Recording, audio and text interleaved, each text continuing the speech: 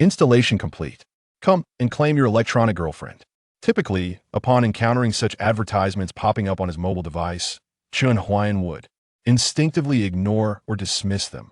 However, today, his finger lingered. Upon accessing his home screen, he noticed a new app icon featuring a Chiba-style ancient character. It appeared to be a girl, dressed in a flowing blue robe, a sword slung gracefully at her side. An automatically installed game? Could it possibly be some sort of virus?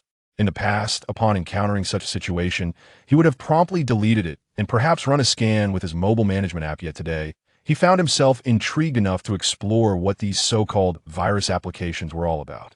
Having lost everything and facing a dire illness, he felt no fear of consequences. After all, he had been preoccupied with work and studies, having never indulged in gaming before and had long yearned to try it out. He opened the app, the screen darkened, and a prompt appeared. This game is only permitted for players aged 18 and above. Your identity will be bound upon starting the game, and your account cannot be destroyed or transferred. By beginning the game, you agree to these terms. Ah, so you recognize this as a dictatorial clause? Chun Huayan scoffed, rolling his eyes before clicking to start the game. At this point, he was completely convinced that this was indeed a virus application. What would they possibly do? Steal identity information? Access chat logs? If they were to discover that he was a mid-stage cancer patient without funds for treatment, would the operators behind this app not hastily uninstall it themselves? Please choose your electronic girlfriend.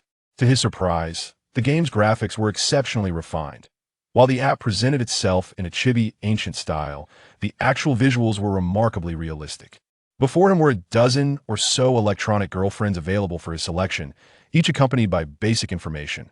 For instance, the character displayed on Chun Huayan's selection screen was Neon Underworld Heiress, Mizushima Kotoko. Age, 22. Height, 158 centimeters measurements, 895586. From the live 2D model, this character could be described as voluptuous, her figure accentuated even in a kimono. Furthermore, her sweet appearance combined with her status as an underworld heiress presented a striking contrast, making her an appealing choice for many men. Regrettably, she was a blonde and a resident of Neon, which did not pique Chun Huayan's interest. After perusing a few more characters, he realized they hailed from various eras, with some even not belonging to this world, showcasing a truly imaginative concept, including a transformation princess. Ultimately, Chun Huayan's attention settled on a young woman clad in blue, disciple of Qingyan's sect, Li Qingran. Age, 19. Height, 169 centimeters measurements, 906091. Li Qingran seems to be the very character depicted as the chibi figure on the app icon. Although now she appears more three-dimensional. Her complexion is fair, her features delicate, and her long, inky hair cascades down her back. Clad in a blue robe with a sword slung over her shoulder, her garments billow gracefully around her. Despite the absence of makeup, she remains stunningly beautiful, reminiscent of a figure from a painting. What profoundly stirs Chun Huayan's soul are her eyes, cold and vacant, imbued with a hint of fragmentation and emptiness, as if gazing through the screen directly at him. Wow, is the small workshop producing such high-quality material? He begins to doubt whether this is, in fact, a virus that creates such a detailed virus. Is one aiming for a master's degree or a doctorate? It's you. Confirm Li Qingran as your electronic girlfriend? Warning, this choice cannot be altered once made. If your electronic girlfriend perishes, you will be unable to revive her. She will vanish completely. Such seriousness? Chun Huayan furrows his brow, belatedly realizing this seems to be the intention of the game developers. They can almost foresee the financial pitfalls this game will present. In the past, he would have thought twice, but today he simply selects confirm. You have 132 days of life remaining. A message flashes across the screen. The scene expands. Chun Huayan had expected the game to feature poor graphics and a typical cultivation world with a novice village, where one would incessantly click to navigate, complete tasks, acquire equipment, mounts, and engage in the usual simplistic operations of subpar mobile games. However, that was not the case. The screen reveals a thatched hut with the only semblance of a beta grass mat soaked by rain. A ragged girl huddles in the corner, knees drawn to her chest, her disheveled hair obscuring her face, rendering her features indistinct. Her exposed arms and legs bear bruises of varying hues, and the centipede-like cuts on her fair skin are all the more striking. Is this Li Qingran? Chun Huayan stares in bewilderment. He notices a broken sword near the grass mat. Indeed, the very one Li Qingran held on the character page. Li Qingran is suffering from hunger and cold, her body increasingly frail. Li Qingran is afflicted by fire poison, enduring excruciating pain. Li Qingran has half an hour of life remaining. As these three notifications appear, the girl in the corner emits a muffled groan of agony. She slightly lifts her head, revealing her hollow, numb eyes and pale lips. Even catching a glimpse of only half her face, Chan Huayan affirms that this is the character he has chosen. What to do? A sense of urgency wells up within Chen Huayan. The character's expressions and voice are alarmingly realistic, and even the sight of her grotesquely bleeding wounds compels him to instinctively believe that if he does not take action, once the countdown in the upper right corner concludes, this girl will indeed perish at that moment. A prompt appears. Ding! A limited-time offer of a housing renovation package for just 6 yuan with your first purchase, ensuring your electronic girlfriend has a comfortable home. The Mind's repository disclaimer. All content in this article occurs in a fictional world. Any resemblance to reality is purely coincidental. The narrative is a product of imagination. Please do not elevate it to real-life scenarios, nor attempt to replicate it. By reading this book, you agree to the above terms. Click Confirm to embark on your journey of fantasy. Is the map of the Yin Kingdom truly this brief? Chun Huayan chuckled in exasperation at the recharge reminder. The game developers did not even attempt to disguise their intentions. They straightforwardly sought additional funds. However, gazing at the pitiable figure of the girl on the screen, he could not help but draw parallels to his own life alone and destitute, unable to afford medical treatment, while his girlfriend had left him. How much better was his situation compared to Li Qingran's? Friends from his past relationships now shunned him, fearing his request for financial assistance, leaving him utterly isolated. Who could extend a helping hand to him? Yet, in this moment, he found himself capable of aiding that girl, despite the fact that this was merely a program designed to extract money from his wallet. Just 6 yuan, let's recharge. Chen Huayan had never played games himself, only watching others play. This marked his inaugural recharge in the realm of gaming. Recharge successful, he observed as the notification dissipated into golden light, cascading towards the dilapidated hut where Li Qingran resided. The golden luminescence settled upon the straw mat, transforming it into a wooden bed adorned with linens. Upon touching the walls, the crumbling earthen walls morphed into solid brick, complete with a window to shield against the elements. As the golden glow enveloped the entire room, the floor, table, chairs, and hearth, all manner of antique furniture materialized. Now this feels right. Chun Huayan felt a sense of satisfaction, eager to witness Li Qingran's reaction. Yet, being merely a mobile game, he anticipated that the intricacies would be limited at most. She might express a fleeting moment of joy. However, he soon witnessed Li Qingran's expression shift from bewilderment to terror and then to wariness.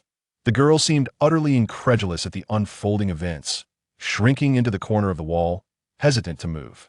After a prolonged moment, she cautiously surveyed her new surroundings, akin to a kitten exploring a novel environment. Seated back on the bed, she hesitantly touched the soft mattress, her eyes reflecting a profound confusion. My goodness, the responsiveness of this system, the interactive motions. Chun Huayan was taken aback by the series of reactions from the game character. As Li Qingran sat on the bed, it naturally dipped slightly, and the areas she had touched bore distinct creases. Could a mere mobile game truly achieve such realism? In that case, he would consider recharging a bit more, viewing it as a tribute to the game's creators. However, just as this thought crossed his mind, limited time offer. Recharge 30 yuan to adorn your electronic girlfriend with a beautiful outfit. Chun Huayan glanced at Li Qingran's tattered clothing, feeling a pang of compassion. Recharge. With a swish, an exquisite ancient-style blue gown appeared at the foot of the bed. Today's special. Recharge an additional 68 yuan to prepare a lavish, nutritious meal for your electronic girlfriend. 68 yuan for a meal? He typically spent no more than 15 on takeout. But what did it matter? Recharge. This week, a special offer allows you to recharge 98 yuan to receive a detailed report on the background of your electronic girlfriend. along with a health examination, formed for further insight into her condition. Chun Huayan exclaimed, "Recharge. This month, there's an enticing deal where a recharge of 188 yuan enables you to equip your electronic girlfriend household with 3 protective talismans for defense." Chun Huayan eagerly responded, "Recharge, recharge, recharge. Your electronic girlfriend is frightened. Please wait before proceeding." The game no longer prompted for a recharge. Upon noticing, Chun Huayan discovered that Li Qingran had taken refuge beneath the bed, trembling uncontrollably. The new clothes on the bed remained untouched, as did the array of chicken, duck, and fish on the table. A countdown for a diagnostic report appeared in the upper right corner, indicating a 30-minute wait for results. 3 talismans had been affixed to the door, windows, and ceiling, barely discernible without magnification. A slight relief washed over him as he observed that Li Qingran's lifespan had been extended to 6 time periods. Not too bad, there seems to be no immediate issue. The game's time flowed in sync with reality, allowing him to ease his anxiety. But by the way, wasn't there some fire poison afflicting Li Qingran? What was that about? It seemed that by clicking on Li Qingran, he could ascertain her status, but unfortunately, she had burrowed beneath the bed, leaving only a delicate white foot visible. Clicking yielded no response, and her foot retreated as if shocked. "It appears I must wait for the diagnostic report to glean any substantial information." Chun Huayan absent-mindedly rubbed his stomach. Glancing at the delectable spread on the game's table, the oil from the roast duck glistened and flowed, rendered with such realism that he could almost inhale the aroma. It was already afternoon, and he had yet to partake in lunch. I might as well whip up a few dishes. The game characters are feasting better than I am. With a sigh, he contemplated the value of spending 68 yuan for such an extravagant meal. Feeling somewhat reassured, he placed his phone on the table to charge, intending to enjoy his lunch before checking on his electronic girlfriend. Li Qingran, female, 19 years old, 5th disciple of the Qishao Peak at Qingyan sect. Her life had been relatively tranquil, following a structured routine of cultivation and completing sect tasks.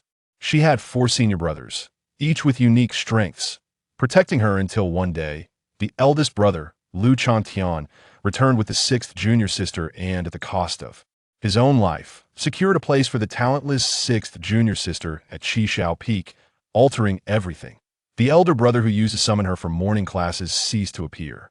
The second brother, Xiao Yifeng, known for his alchemical skills, no longer invited her to test potions. The usually aloof third brother, Yin Zimo, was unexpectedly singing love songs for the little junior sister.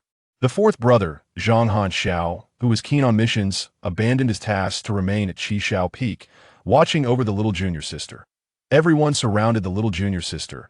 Mu Baishuang, even their typically indifferent master, treated her with kindness, driven by her tragic background, having lost her family, compounded by her frail health, creating an impression that if not carefully tended to, she might shatter at any moment. Li Qingran held no objections to these changes. It was entirely reasonable for the sweet-tongued and endearing little junior sister to be cherished and favored. As a senior sister, she ought to care for her junior sister a bit more. Thus, under the meticulous guidance and nurturing of her 4 senior brothers, Mu Baishuang gradually caught up in her cultivation. During the set competition a fortnight ago, adhering to the principle of respecting her opponent, she engaged in a fair duel with her junior sister, Mu Baishuang. Although Mu Baishuang's cultivation had improved, the foundation laid by the elixirs was unstable, and her combat experience was significantly lacking. She initially intended to exchange a few blows for formality's sake, and then apply pressure to compel Mu Baishuang to concede. This way, Mu Baishuang would save face without affecting her ranking or the fairness of the competition. However, Mu Baishuang's relentless strikes targeted vital points, leaving her no choice but to defend with all her might. Yet the once aggressive Mu Baishuang abruptly shifted from offense to defense, charging towards her sword. At that moment, she was unable to retract her weapon, creating the impression that she deliberately aimed to pierce Mu Baishuang's vital points. That one strike merely grazed Mu Baishuang's shoulder, but cost her dearly. She was expelled from Qishao Peak and relegated to the outer disciple status. Did she think that was the end? No. Her 4 senior brothers had no intention of letting her off. They sought vengeance for Mu Baishuang. The eldest brother, Lu Chantian, crippled her cultivation and persuaded their master to sever her spiritual root.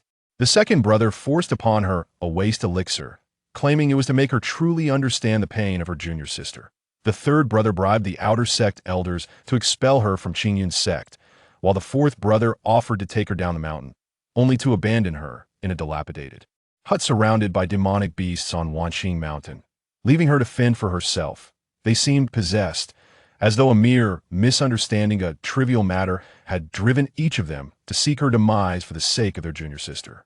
In the past half-month, she had done her utmost to protect herself and had recently fought off a demonic wolf, sustaining considerable injuries. With her cultivation rendered null, the fire poison within her, once non-lethal, had become a death sentence, leaving her utterly drained. Amidst a torrential downpour in the mountains, as she huddled in a corner awaiting her fate, a mountain sparrow darted past through the curtain of rain. Suddenly, a voice echoed in her ear. Homeward! In the blink of an eye, the dilapidated hut she occupied transformed into a stone-built residence. Li Qingran had never witnessed such a phenomenon.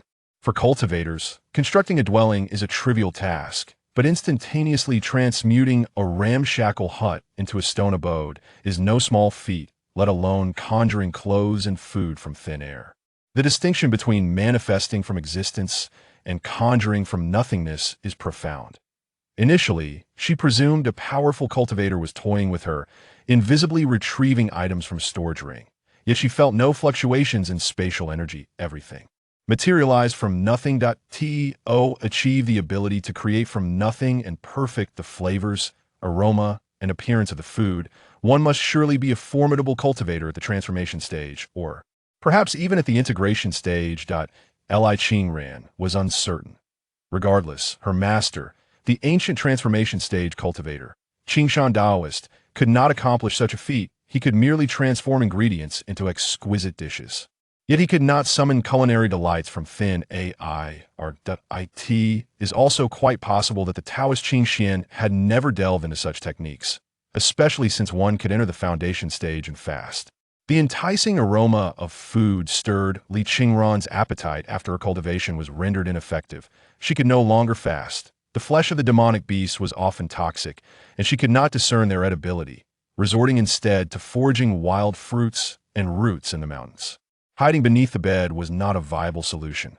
Cautiously, Li Qingran peeked her head out from under the bed, summoning her courage to call out, "Which esteemed elder is here, casting spells?" "I am Li Qingran, daring to request an audience with you." Silence enveloped her, the only sound being the torrential rain beating against the bamboo window.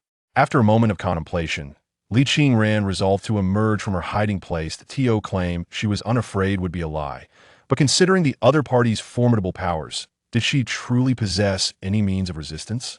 Just moments ago, she had felt a warm touch on the sole of her foot, as though the elder were mocking her for her cowardice in hiding beneath the bed. The thought made her bite her lip, heat rising to her cheeks. Well then, if death was to be her fate, so be it. She crawled out from beneath the bed and surveyed the room, finding no suspicious figures. Her gaze, however, inevitably gravitated towards the sumptuous spread of food laid out on the table. Gulp. The sound of her swallowing and the rumbling of her stomach echoed simultaneously. She awkwardly sat at the table, staring at the dishes but refraining from picking up her chopsticks. Instead, she clasped her hands in a gesture of respect and bowed, saying, "If the esteemed elder is unwilling to reveal themselves, could you kindly inform Qingran whether these dishes are safe for consumption? Should you remain silent, I shall not touch your offerings, even if I starve." With that, Li Qingran settled herself before the feast, closed her eyes, and entered a meditative state. Chun Huayan hastily prepared a simple meal of scrambled eggs with tomatoes for lunch. Upon returning and checking his phone, he found that Li Qingran had emerged from under the bed and was now seated at the dining table in meditation. However, her body appeared to be on the verge of collapse, her cat-like face glistening with sweat, her nostrils flaring as she evidently struggled against the temptation of food. "What a peculiar posture," Chun Huayan chuckled. "Who meditates in front of food? Is she exercising her willpower?" The poor girl was nearly drooping over the roasted chicken. Li Qingran requests permission to consume the nutritious meal. "Do you agree?" A dialogue box popped up. "Does this require my consent?" "How strict?" Chun Huayan shook his head in bemusement and chose to agree. Upon receiving his affirmation, Li Qingran seemed to sense something, her eyes fluttering open, her face lighting up with joy. "Thank you, esteemed elder." "My goodness, there's a voice." The sudden, melodious voice startled Chun Huayan, nearly causing him to drop his phone. He had initially kept the sound off, assuming the game lacked audio since there was no background music. It was only after turning up the volume that he discovered the realistic ambient sounds, including the crackling of the fire and the relentless downpour outside. However, he never anticipated that Li Qingran possessed a dedicated CV. Indeed, it remains true that small workshops utilize robust ingredients. Chun Huayan continued to observe the girl as she dined. Initially, Li Qingran took small bites, but soon her chopsticks began to dance with increasing fervor, transforming into a voracious feast that left him utterly astonished. Truly, it seemed that only game characters could consume their meals with such alacrity. Upon finishing her meal, Li Qingran picked up a small napkin beside her to wipe her mouth and, blushing, bowed in gratitude, saying, "I have not savored such delicious food in a long time. Esteemed senior, I shall never forget your great kindness." Just moments earlier, while she was meditating with her eyes closed, she had suddenly heard a resonant cook. The sound was akin to a grand symphony, penetrating her very soul. Upon opening her eyes, she beheld a massive character composed of ethereal energy floating above her meal. This voice evidently employed a sound transmission technique. Many cultivators could condense spiritual energy into characters, however. The ethereal characters that appeared did not merely draw upon the surrounding energy, but were conjured from thin air. This indicated that the spiritual character had traveled alongside the sound transmission. She couldn't help but wonder how far this esteemed senior's voice had traversed. Gasping softly, Li Qingran felt an aura of mystery surrounding the senior she had yet to meet. Nevertheless, given the current situation, it seemed that this senior bore no ill will towards her. "Esteemed senior, I shall tidy up the dishes at once."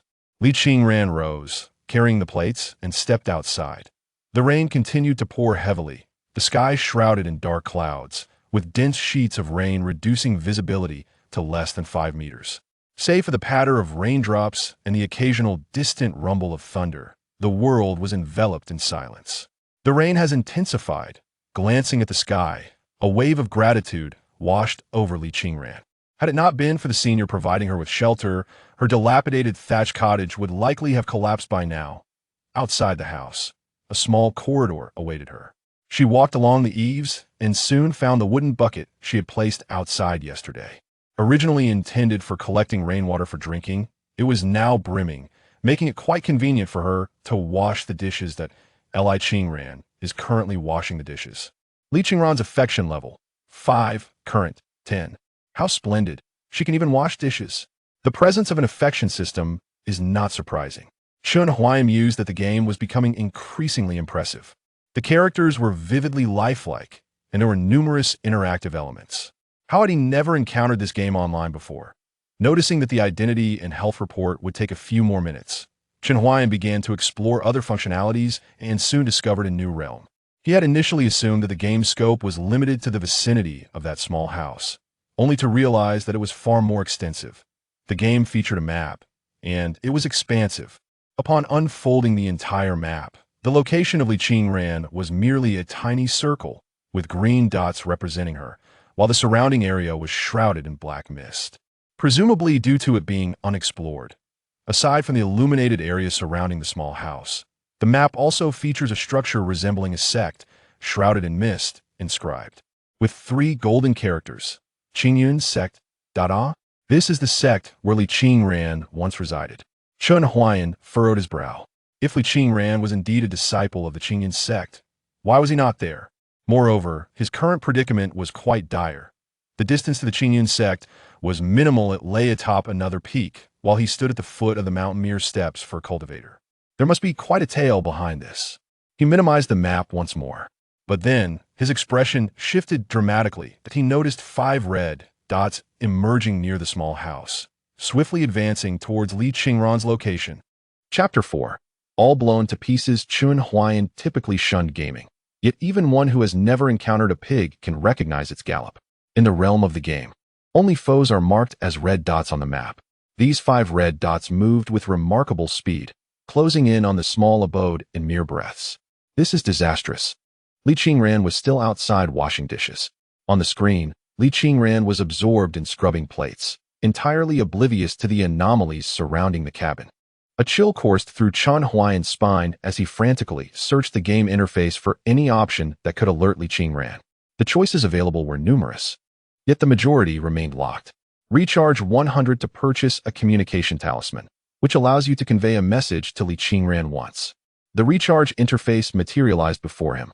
Without pausing to ponder the exorbitant cost of the talisman, he proceeded with the transaction. A notification from Alipay chimed as a talisman appeared in the center of the screen. Please hold the talisman and speak. Chen Huayan's lips twitched as he inhaled deeply, pressed the talisman, and declared in a grave tone, "Demonic beasts are attacking the city. Retreat swiftly." A thunderous voice resonated in the void. "Hurry." Li Qingran, engrossed in her dishwashing, suddenly froze, glancing around in bewilderment. Had she just heard a voice akin to her senior's? A piercing wolf howl sliced through the rain. Accompanied by a low, menacing growl, 3 demonic wolves, each the size of a water buffalo and cloaked in darkness, burst into Li Qingran's line of sight. 2 more shadowy figures of demonic wolves lingered behind them. Were they the black-backed demonic wolves? How could this be? Realization struck Li Qingran immediately. The demonic wolf she had previously repelled was likely a scout wolf. No wonder it had refrained from engaging her directly. Upon her slightest resistance, it had retreated, all along merely surveying the area. The recent demonic wolves were now a mere 5 meters away from her. With no room for doubt, they lunged at her. Though her cultivation had been nullified and her spiritual roots severed, her combat experience remained intact. Seizing the moment, Li Qingran deftly rolled to the side, evading the first wolf's assault, and retaliated by hurling a plate at the second wolf poised to pounce. Outside the screen, Chen Huayan's heart raced in his throat. Witnessing Li Qingran's agile movements akin to a nimble cat, he couldn't help but slap his thigh in approval. Well done. He dreaded the thought of her being paralyzed by fear in the face of danger. Fortunately, Li Qingran remained composed and quick-witted. These demonic wolves had long prowled the Wanquanshan, occasionally clashing with the cultivators of Qinyan's sect. Seeing a glimmering object hurtling toward them, they instinctively dodged, mistaking it for a magical artifact hurled by Li Qingran. The plate crashed harmlessly to the ground. The pack of wolves exchanged glances, feeling humiliated, their crimson eyes flaring with even greater ferocity. Meanwhile, seizing the opportunity, Li Qingran darted back into the house and shut the door. This is disastrous. As Li Qingran muttered to herself, she dragged various pieces of furniture towards the door, her heart heavy with anxiety. Just days ago, she had nearly lost her life to a single demon wolf. Now, 5 of them loomed ahead. Exhausted, she found even the task of moving a table laborious, her face flushed from the effort. Before she could maneuver the table to the entrance, the tremors of the approaching wolves reverberated from outside. Her pupils contracted, and she swiftly retreated to the window. Jumping out might be her only escape. However, just as she feared the wolf demons would burst through the door, a thunderous roar echoed outside. A flash of lightning illuminated the door even from within. Then, piercing howls of the wolves filled the air, mingling with the acrid scent of charred flesh. Li Qingran looked up in astonishment, noticing a talisman on the door radiating brilliant lightning. The rectangular outline of the talisman was visible from the other side, spewing forth thunderous flames that reduced the nearest wolves to mere ashes. A lightning talisman. She recognized its name immediately. She had failed to notice the talisman affixed to the door when she entered and exited. It was undoubtedly the handiwork of that esteemed individual. Talisman and elixirs are categorized into 5 grades: ordinary, middle, upper, absolute, and celestial. Celestial grade talismans shimmer with golden light and possess unparalleled power. Only the ancient practitioners from major sects specializing in Taoist arts can inscribe such potent talismans. Ordinary lightning talismans are effective only against practitioners in the Qi refinement and foundation establishment stages, while celestial lightning talismans can even obliterate golden core stage demons, treasures unattainable even with wealth. The talisman before her was of golden, celestial grade. Most cultivators would reserve such talismans as a last resort for self-defense. Yet this esteemed individual had affixed such a valuable item directly to her door? What a waste of precious resources. Li Qingran felt a mix of gratitude and sorrow. Outside, the first 2 approaching wolves had been obliterated by the lightning talisman. The remaining three stared wide-eyed, tails tucked in fear, unable to comprehend the situation. What had they done to deserve such a powerful talisman used against them? The talisman continued to glow, clearly indicating that retreat was not an option. However, abandoning the opportunity for a meal was not in their nature. The three wolves exchanged glances, two circled around to find a window, while one prepared to scale the roof in search of an escape. Yet before it could reach the roof, a thunderous explosion erupted. The two wolves that had ventured towards the window were reduced to dust as well. What was happening? The last wolf, terrified, abandoned all thoughts of hunting and turned to flee. Special offer. Would you like to purchase a lightning talisman to punish the fleeing wolf demon? Lightning talisman 288 half price. Chen Huayan turned pale. Had this been in the past, he would have unhesitatingly uninstalled the game. As he observed Li Qingran's expression of sheer terror within the game, Chen Huayan couldn't help but contemplate the possibility of the wolf demon retreating only to return with reinforcements. One must eradicate the roots of the weeds, otherwise, they shall flourish anew with the spring breeze. He cursed vehemently, clenching his fists, his face contorted with ferocity. He resembled a man grasping a thunder talisman. With the disappearance of 288 from Alipay, a talisman was unleashed towards the fleeing demon wolf. From Li Qingran's vantage point, a thunderous roar resonated through the air, followed by a bolt of golden light that surged towards the demon wolf fleeing amidst the rain. The moment it struck, an explosion ensued, leaving only the rampant thunder and searing lightning in its wake, refusing to extinguish even in the torrential downpour. 3 consecutive celestial thunder talismans. Li Qingran gazed blankly out the window.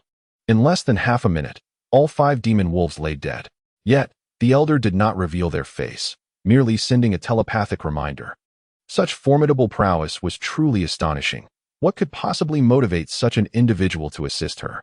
Her thoughts drifted to her senior brothers and her master at Qingyan's sect. Prior to her junior sister's arrival, while her senior brother and master had treated her decently, their kindness felt more like a routine formality to her master and was tinged with ulterior motives from her senior brother. For instance, her eldest brother, Lu Changtian, with his fire affinity, sought her as a companion, while her second brother, Xiao Yifeng, obsessed with alchemy, had little time to tend to the spirit herbs, often enlisting her aid, occasionally requiring her to test potions.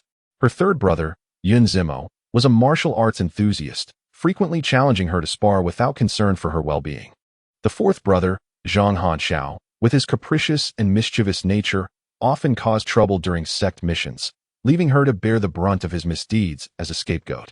What, then, was the motive of this elder? Yet, she possessed nothing but her own life, a wretched existence. Or perhaps, devoid of ulterior motives, the elder merely passed by, feeling pity for her plight and offering assistance. Li Qingran shook her head, casting aside these tangled thoughts. Regardless of the reasoning, the elder had saved her life. If she were to survive, she would ensure to repay this debt. Junior Qingran expresses her heartfelt gratitude once more for your assistance, esteemed elder. This time, she refrained from uttering anything further, kneeling to the heavens and bowing solemnly, her demeanor earnest. Li Qingran's favorability level, 5, current, 15. Indeed, the favorability is rising swiftly. Chen Huayan mused, stroking his chin with a smile and nodding. It seems my investment of 288 was not in vain. This game truly possessed a remarkable allure. He had hardly played for long before he had already invested several hundred. He could somewhat empathize with those addicted youth who would borrow money to indulge in gaming. Perhaps it was akin to his own fervor. Ding. Li Qingran's health report has been generated. Detailed identity information is now available. Would you like to view it? Chen Huayan's eyes lit up with excitement as he rubbed his hands together. It's coming, it's coming. Chapter 5. The Frenzied Thursday Specials Identity and Health Report. Li Qingran. Name: Li Qingran. Current realm: Qi Refinement Level 1 Identity. Former disciple of the Qingyan sect. Qi Xiao. Peak age: 19. Female. Special talent: Single water spiritual root. Dismantled. Taiyin physique. Not activated. Condition: Damaged foundation. Shattered dantian. Fire poison consuming the body. Inner demons arising. Severe internal injuries. Meridians severed. Moderate external injuries. Life history: Once a disciple of the inner sect at Qishao Peak, she was betrayed by a treacherous individual, leading to a fallout with her sect.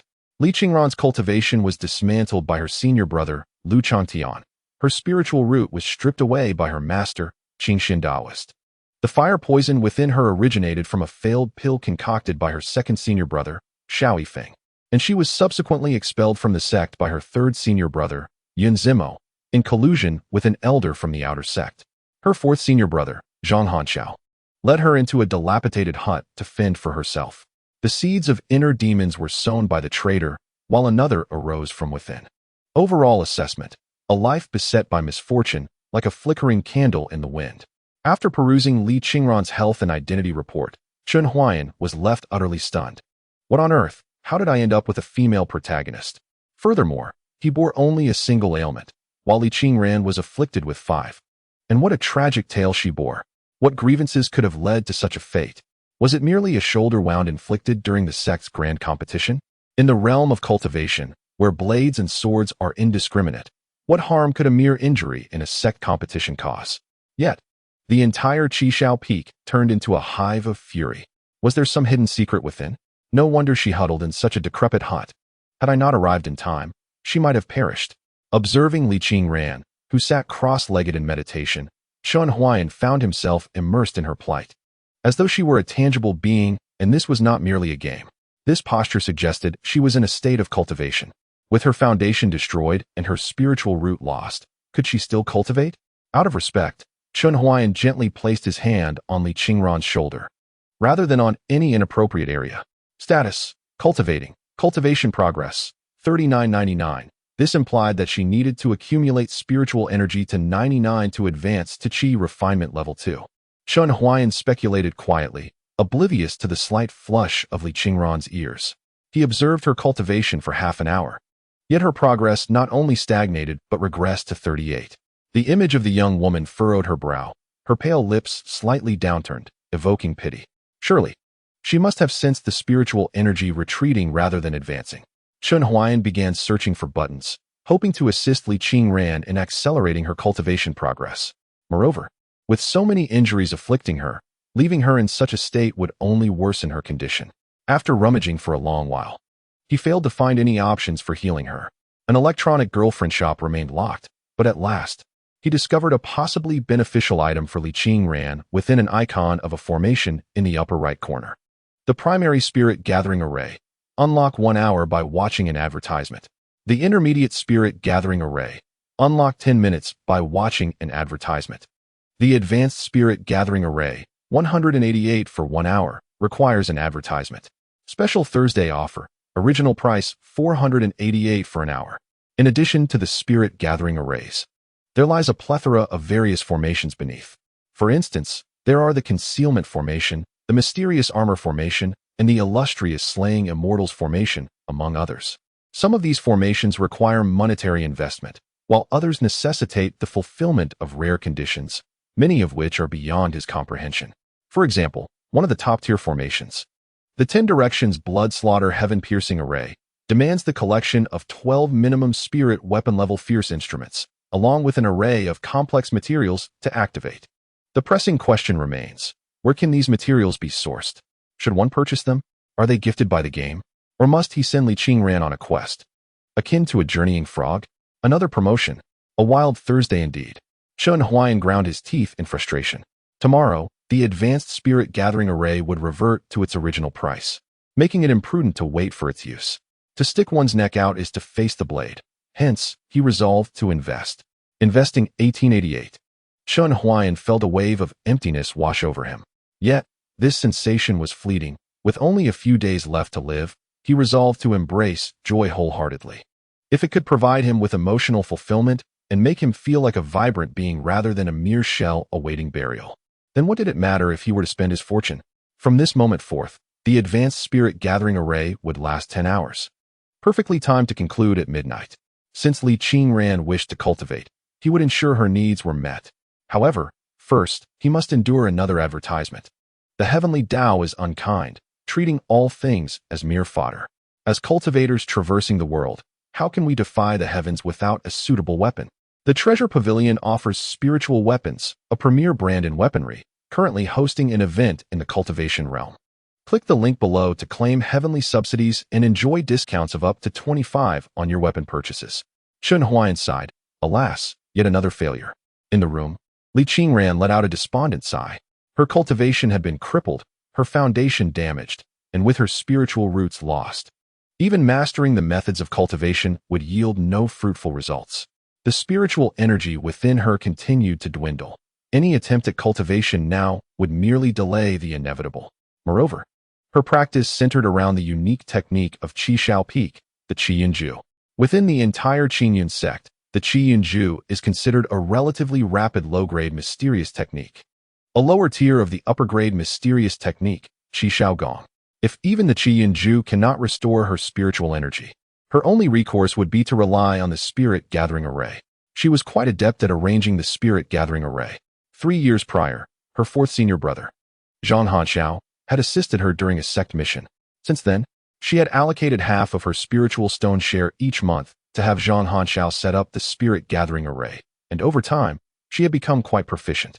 The spirit gathering array requires a substantial amount of spiritual stones. The primary spirit gathering array necessitates at least 100 low-grade spiritual stones. The intermediate spirit gathering array requires 500 medium-grade spiritual stones or 50 high-grade spiritual stones. As for the advanced spirit gathering array, it demands spiritual crystals, typically only affordable to elders and sect leaders.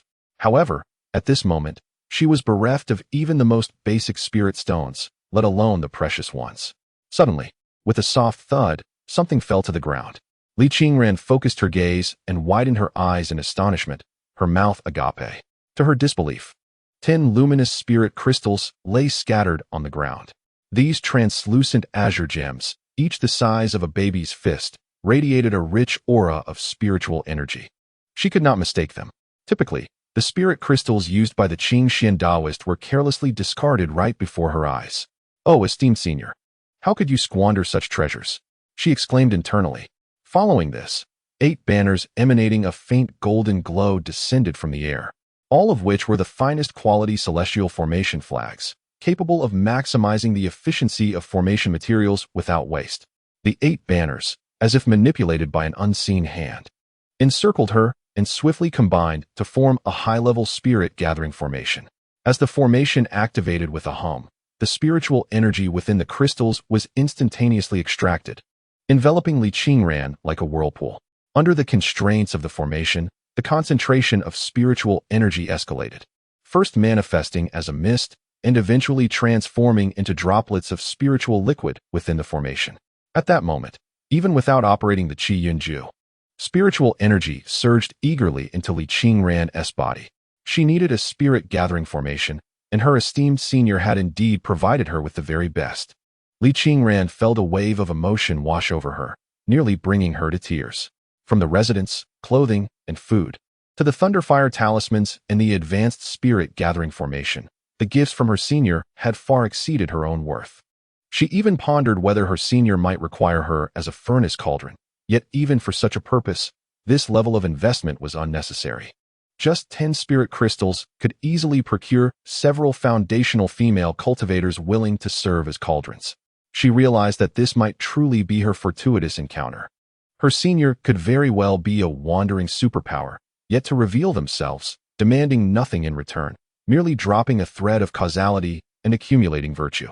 The only way she could repay this esteemed senior was through diligent cultivation, honoring their nurturing intentions. Rest assured, esteemed senior, I shall not disappoint you. Li Qingran whispered to herself as she wiped her eyes, took a deep breath, and settled back into a meditative posture. Every moment within the advanced spirit gathering formation was immensely precious. She could not afford to waste her senior's goodwill. Status: cultivating. Cultivation progress: 4199.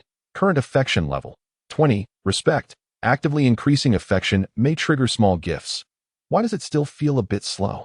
Chen Huayan scratched his head, watching intently for another 10 minutes.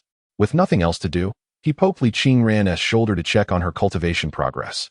Ultimately, he could only console himself with the thought that as long as the spiritual energy did not recede, what more could he desire? Seeing that Li Qingran's cultivation would take quite some time, he decided to move the Thunderfire talisman from the roof to the doorway of the room.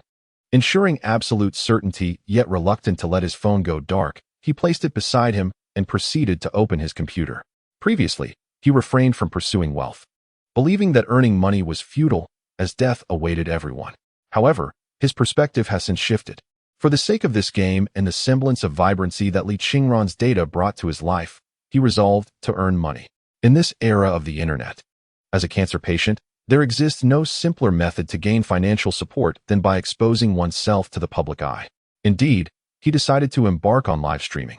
However, prior to diving into this venture, some preparations were necessary. For instance, he needed to obtain a cancer certificate from the hospital and shave his head to fabricate the appearance of undergoing multiple chemotherapy sessions. Makeup was unnecessary, as his pallor clearly indicated his severe condition. As for the content of the live stream, he had already devised a plan upon opening his computer to defiantly raise his middle finger at fate and mock death with a smile. He intended to climb the treacherous mountain, enduring excruciating pain in his legs, all while presenting himself as a bone cancer patient. Chapter 6. What? There's a monthly card? At the Qi Shao peak of the Qingyun sect, Mu Baishuang, who was in the midst of her cultivation, suddenly opened her eyes, sensing something amiss.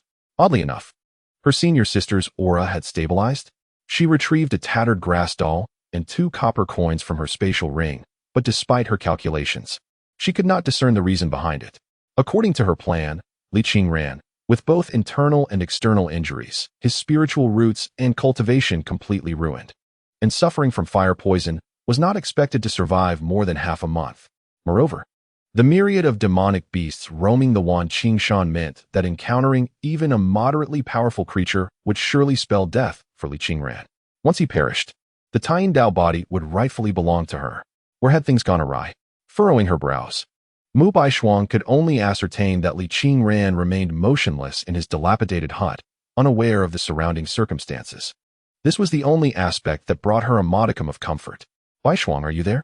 A voice with a rather grating tone called out from outside the cave. Mu Baishuang frowned deeper, her face contorted with disdain. It was that boisterous Zhang Hanxiao. This fellow visited her cave at least a dozen times each day. Were it not for the need to maintain her adorable little sister persona and the allure of something Zhang Hanxiao possessed, she would have severed ties long ago. A frivolous scion of wealth daring to aspire to be her Dao partner? How laughable. Nonetheless, Zhang Hanxiao had his uses. With a flicker of inspiration, Mu Baishuang devised a strategy, donning a sweet, charming smile befitting a little sister as she stepped outside to greet him. Brother Hanxiao, she cooed, her voice sweet and syrupy, nearly melting half of Zhang Hanxiao's resolve.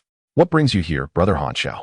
Standing before him, Mu Baishuang tilted her head slightly, her snowy attire accentuating her grace. Hands clasped gently at her abdomen, her hair swaying softly in the breeze, her eyes shimmering like autumn waters, pure as a bud of a white lotus ready to bloom. It's nothing of great importance. Zhang Hanxiao gazed intently at Mu Baishuang's face, swallowing hard before hastily extending his hand with a gift. Stammering, he said, "Half a month ago, you had a duel with Li Qingran, and the Shuangyue sword was broken, wasn't it? During this time, I have been diligently completing sect tasks and managed to earn some money to buy you a fine sword, named Xiuhua, which surpasses Shuangyue."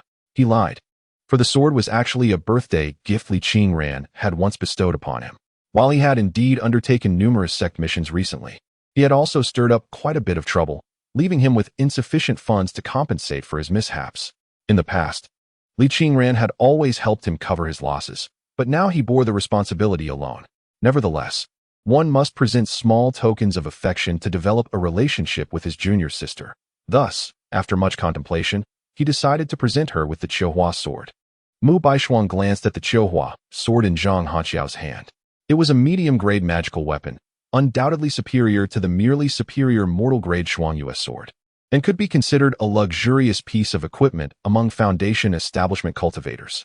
In truth, Lu Changtian had already gifted her a superior-grade magical weapon, the Fengshu sword. But who would ever refuse an abundance of weapons? Moreover, in critical moments, the self-detonation of a magical weapon could serve as a formidable trump card. Brother Hanxiao, this is not quite right, is it? Mu Baishuang looked at her fourth senior brother's waist, pouting slightly. Isn't the Qiuhua sword your own? What will you use? Oh, come now. My strength is what it is. What sword I wield matters not. Zhang Hanxiao replied nonchalantly. It is you, dear Baishuang, who truly needs a reliable weapon for protection. It is settled then, so do not refuse. Mu Baishuang rolled her eyes internally at his words. What did he mean she needed protection? Was she weak?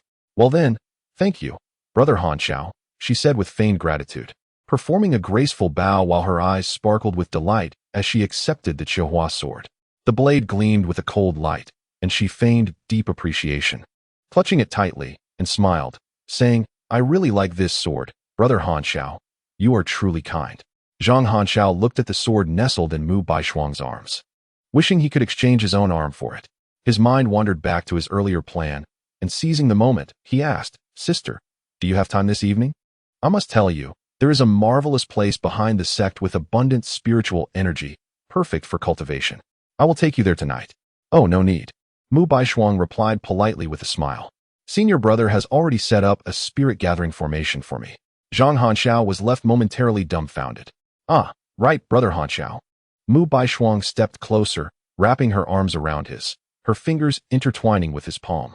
She blinked innocently and said, There is a female disciple in the outer sect named Song Jiaojiao. She is a good friend of mine. Could you please bring her to me? You know I cannot conveniently go over there. Enveloped in her embrace, Zhang Hanxiao felt his resolve melt away.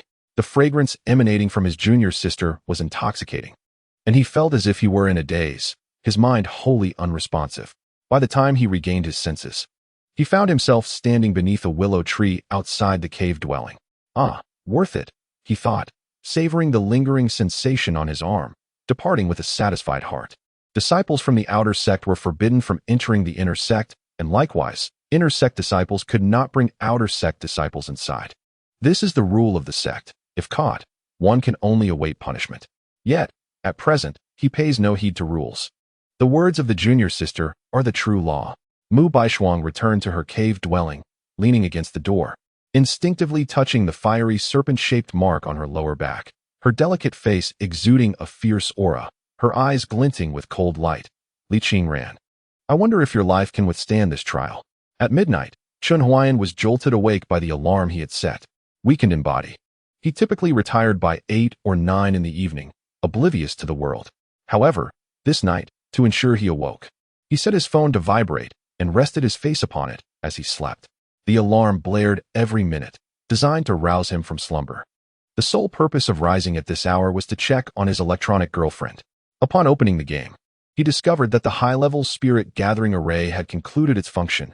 10 spirit crystals had shattered into fragments, and the array flags dimmed. Yet, at the center of the array, Li Qingran was rejuvenated. Chun Huayan gently tapped her forehead. Status: resting. Cultivation progress: 327499, second layer. Ah, so she has reached the second layer of Qi refinement? The third layer is imminent.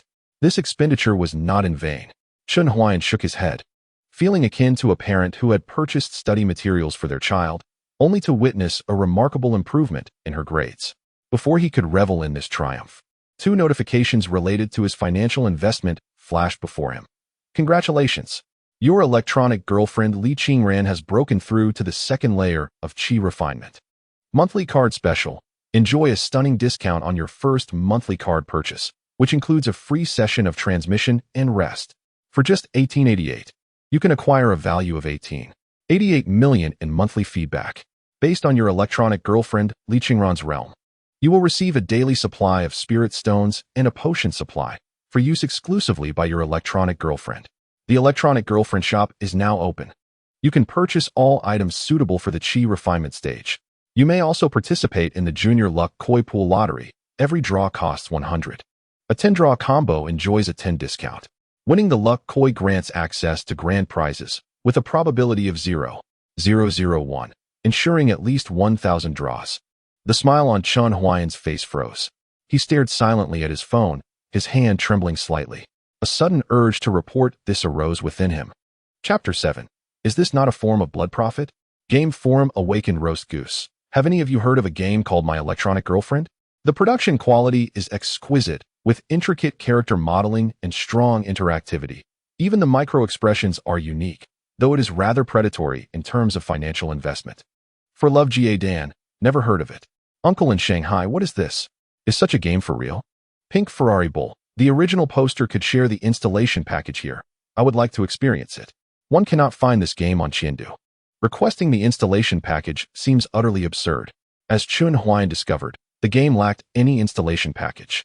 Based on common experience, A game of this caliber typically requires at least 10 units of storage. However, upon installation, his meager 64 megabytes of memory showed no sign of change. The game's graphics were neither smooth nor detailed enough for his entry-level device, which struggled even with simpler games. There was but one truth. Adjusting his glasses, Chun Huayan surmised that he must have caught the attention of a formidable hacker organization. This game was undoubtedly a product of that organization, and he was merely a guinea pig in their experiment. Alas, the game was indeed well-crafted. Chun Huayan despondently observed the screen, where Li Qingran had just concluded her meditation, murmuring to himself. The game's allure was such that he found himself willing to spend money on it. The injuries on this young woman had completely healed, and her remaining lifespan had transformed from 6 hours to 3 years. At this moment, she was carefully storing away 8 formation flags. He could even hear her murmuring. The senior has been so kind to me. The materials from these flags can be used to create a protective talisman. If I ever see the senior again, I shall gift it to him. After which, she shook her head vigorously, lamenting, but someone of his stature would find such a gift laughable. The small workshop has indeed overdone it. Chun Huayan thought that if the talisman crafted by her were to somehow come into his possession, even if he knew it was a gift from the game's developers, it would hold immense sentimental value. Should he try sending a voice message to express his admiration? Yet, upon seeing the price of the voice message in the electronic girlfriend shop, which had reverted to its original price, he chose silence. It was futile to speak. After all, it was merely a game. The newly opened electronic girlfriend shop during the Qi refinement period offered a plethora of items. Yet the prices and quality left him utterly dismayed.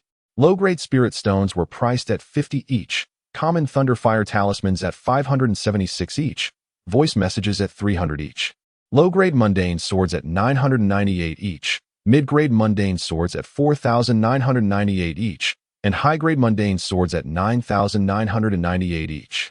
What left Chun Huayan utterly speechless was the Thunderfire talisman. The promotional offers were all celestial grade, while his own purchases were relegated to mundane grade. Though he had never witnessed the power of a mundane item, it was evident that it paled in comparison to its celestial counterparts. Furthermore, the weapons were equally off-putting. Mundane weapons were the lowest tier, with magical weapons, spirit weapons, innate spiritual treasures, and celestial weapons above them. It was difficult to fathom the exorbitant prices those higher-tier weapons would command. The game developers must have lost their minds, charging 9,998 for a sword. Who in their right mind would buy that? Chun Huayan scoffed at the thought, while he could begrudgingly accept spending on other items. Purchasing even a single weapon from this shop would be an affront to his very name. Just as he pondered this, Li Qingran suddenly furrowed her brow, blood trickling from the corner of her mouth.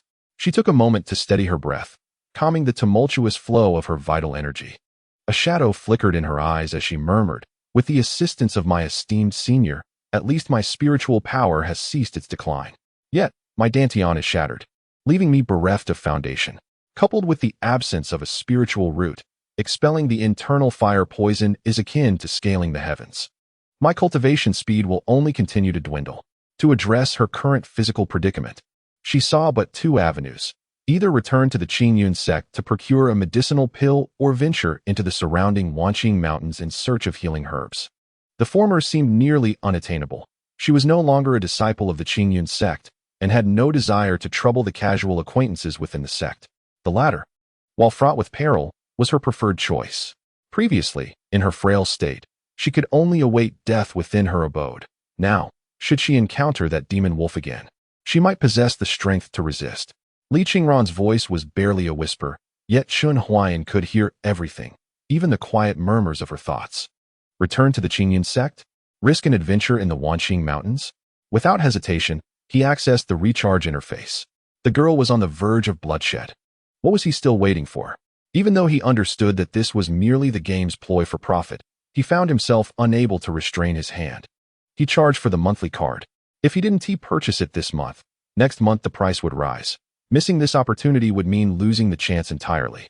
He could only comfort himself with this reasoning. Monthly card purchase successful. Gained a single opportunity for skill transmission and breath adjustment. Medicament and spirit stone supplies have been delivered. With the notification concluded, 2 bags descended from above, landing upon the table with a thud that startled Li Qingran, causing her to shiver slightly. She leaned closer, poking one of the bags. It felt plump, clearly pulsating with spiritual energy. She gazed up at the ceiling and clasped her hands, inquiring, "Might I ask if these 2 bags were cast down by my esteemed senior?" No response came. Li Qingran was not surprised. She had gradually grown accustomed to this mode of interaction with her senior. Silence, she knew, implied tacit agreement. These bags were evidently a gift from that venerable figure. Having previously received assistance, she chose not to be overly sentimental, feeling a mix of embarrassment and curiosity as she opened one of the bags. With a rustle, a multitude of spirit stones tumbled out. Li Qingran stared, counting them. There were no fewer than 50 low-grade spirit stones. Within the Qingyun sect, a core disciple in the Qi refining period received a monthly allocation of merely 30 to 40 low-grade spirit stones, which could increase to 60 to 100 upon reaching the foundation establishment stage. Spirit stones served as currency, but could also be crushed to absorb their spiritual essence. They were indispensable for array formations and weapon refinement. Thus, these 50 low-grade spirit stones were quite valuable. Unbeknownst to Li Qingran, this was merely her allocation for the day. Grateful for the spirit stones, she expressed her thanks to her senior. While 50 low-grade spirit stones might be insignificant to a powerful figure in the god transformation or integration stage, the proper show of gratitude and etiquette must not be neglected. Chun Huayan couldn't help but smile at her words, instinctively reaching for his non-existent beard to stroke, though he had none. How to put it? Despite the high cost of the monthly card. However, the low-grade spirit stone alone is worth 50 coins. How can this not be regarded as a substantial profit? Li Qingran continued to open the second bag, revealing a red brocade box. The moment she grasped the box, the fragrant aroma of herbs wafted forth. The fragrance was remarkably pure. Over the years, she had assisted her second senior brother in tending to spiritual herbs and occasionally served as a test subject for medicinal pills. She had encountered various elixirs ranging from the Qi refinement stage to the foundation establishment stage. Her second senior brother was exceptionally talented, producing high-quality pills that even the elders of the pill pavilion praised, yet none exuded such a degree of purity, often carrying a hint of impurities. Upon opening the box, she discovered a red pill nestled within. This pill was translucent and lustrous, resembling red jade, with not a trace of impurities visible. It was a great restoration pill, a treasure of celestial quality. Li Qingran gasped in astonishment, covering her mouth. The talisman was of celestial grade, and so was the pill. Could this senior truly be a polymath? The Great Restoration Pill is widely utilized by cultivators transitioning from the Qi refinement stage to the Golden Core stage as a healing remedy. It is inexpensive and effective for both internal and external injuries.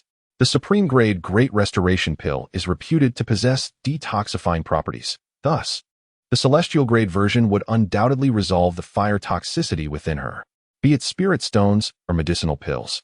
This venerable individual provided her with precisely what she required, customized to her needs. A warm feeling surged within Li Qingran. Throughout her life, she had only experienced such meticulous care from her parents. Regardless of the senior's preferences, she resolved to prepare a gift in return. At that moment, outside the screen, Chun Huayan received a notification. Li Qingran is about to commence healing. Would you like to use a transmission opportunity to assist her personally? Effect enhanced. Wait, personally? Chun Huayan squinted, realizing that this matter was not as simple as it appeared. Chapter 8. Insufficient affection, no viewing. Does this personally refer to the kind I understand? With a hint of curiosity, Chun Huayan opted to proceed. Ah, the senior wishes to personally channel energy for my healing? He saw Li Qingran suddenly freeze, her delicate face turning crimson as she hastily waved her hand. Qingran is of lowly status. How could I merit such attention from a senior?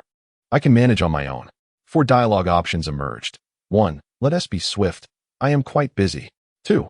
How dare this little girl defy me? Is she tired of living? Hee hee. 3. Humph, little miss, do not be so ungrateful. This is your honor. 4. Recharge 300 coins to purchase a communication talisman for free dialogue. Chun Huayan felt as if the game developers were reaching directly into his bank account. If he had to spend 300 coins here, he would truly be mad. After some consideration, Chun Huayan selected the first option. It was the only one that appeared somewhat reasonable, albeit a bit arrogant. After making his choice, he realized he could not hear his own voice. However, Li Qingran appeared to have indeed heard, her eyes initially reflecting trepidation, before she took a step back, lowering her head in fear, as if scolded, softly murmuring, All right. Very well. But since I am rather unkempt, might I request my esteemed senior to allow me to cleanse myself before imparting your teachings and guidance? As a cultivator, it is inconceivable for her to bear any unpleasant scent. Yet, after half a month of dishevelment and chaos, she had inevitably accumulated dust and mud, with dried bloodstains adorning her garments. To receive healing from her senior in such a state was simply beyond her capacity for shame. She perked up her ears, awaiting her senior's response. No need to cleanse. I prefer the authentic essence, he cackled. Very well, you may proceed. I shall await your return. Spare me the trivialities. Quickly remove your outer garment. After purchasing a communication talisman for 300, he pondered between options 2 and 3, excluding 1 and 4.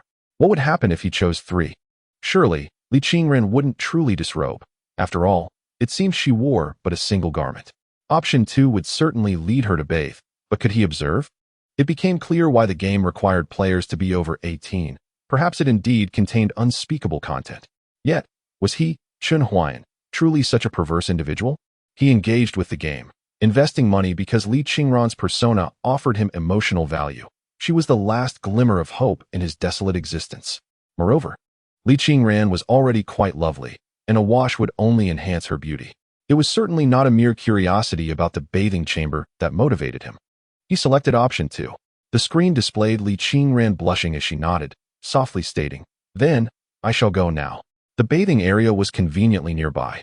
It had not existed before, but she had previously noted the presence of all necessary toiletries during her exploration of the residence.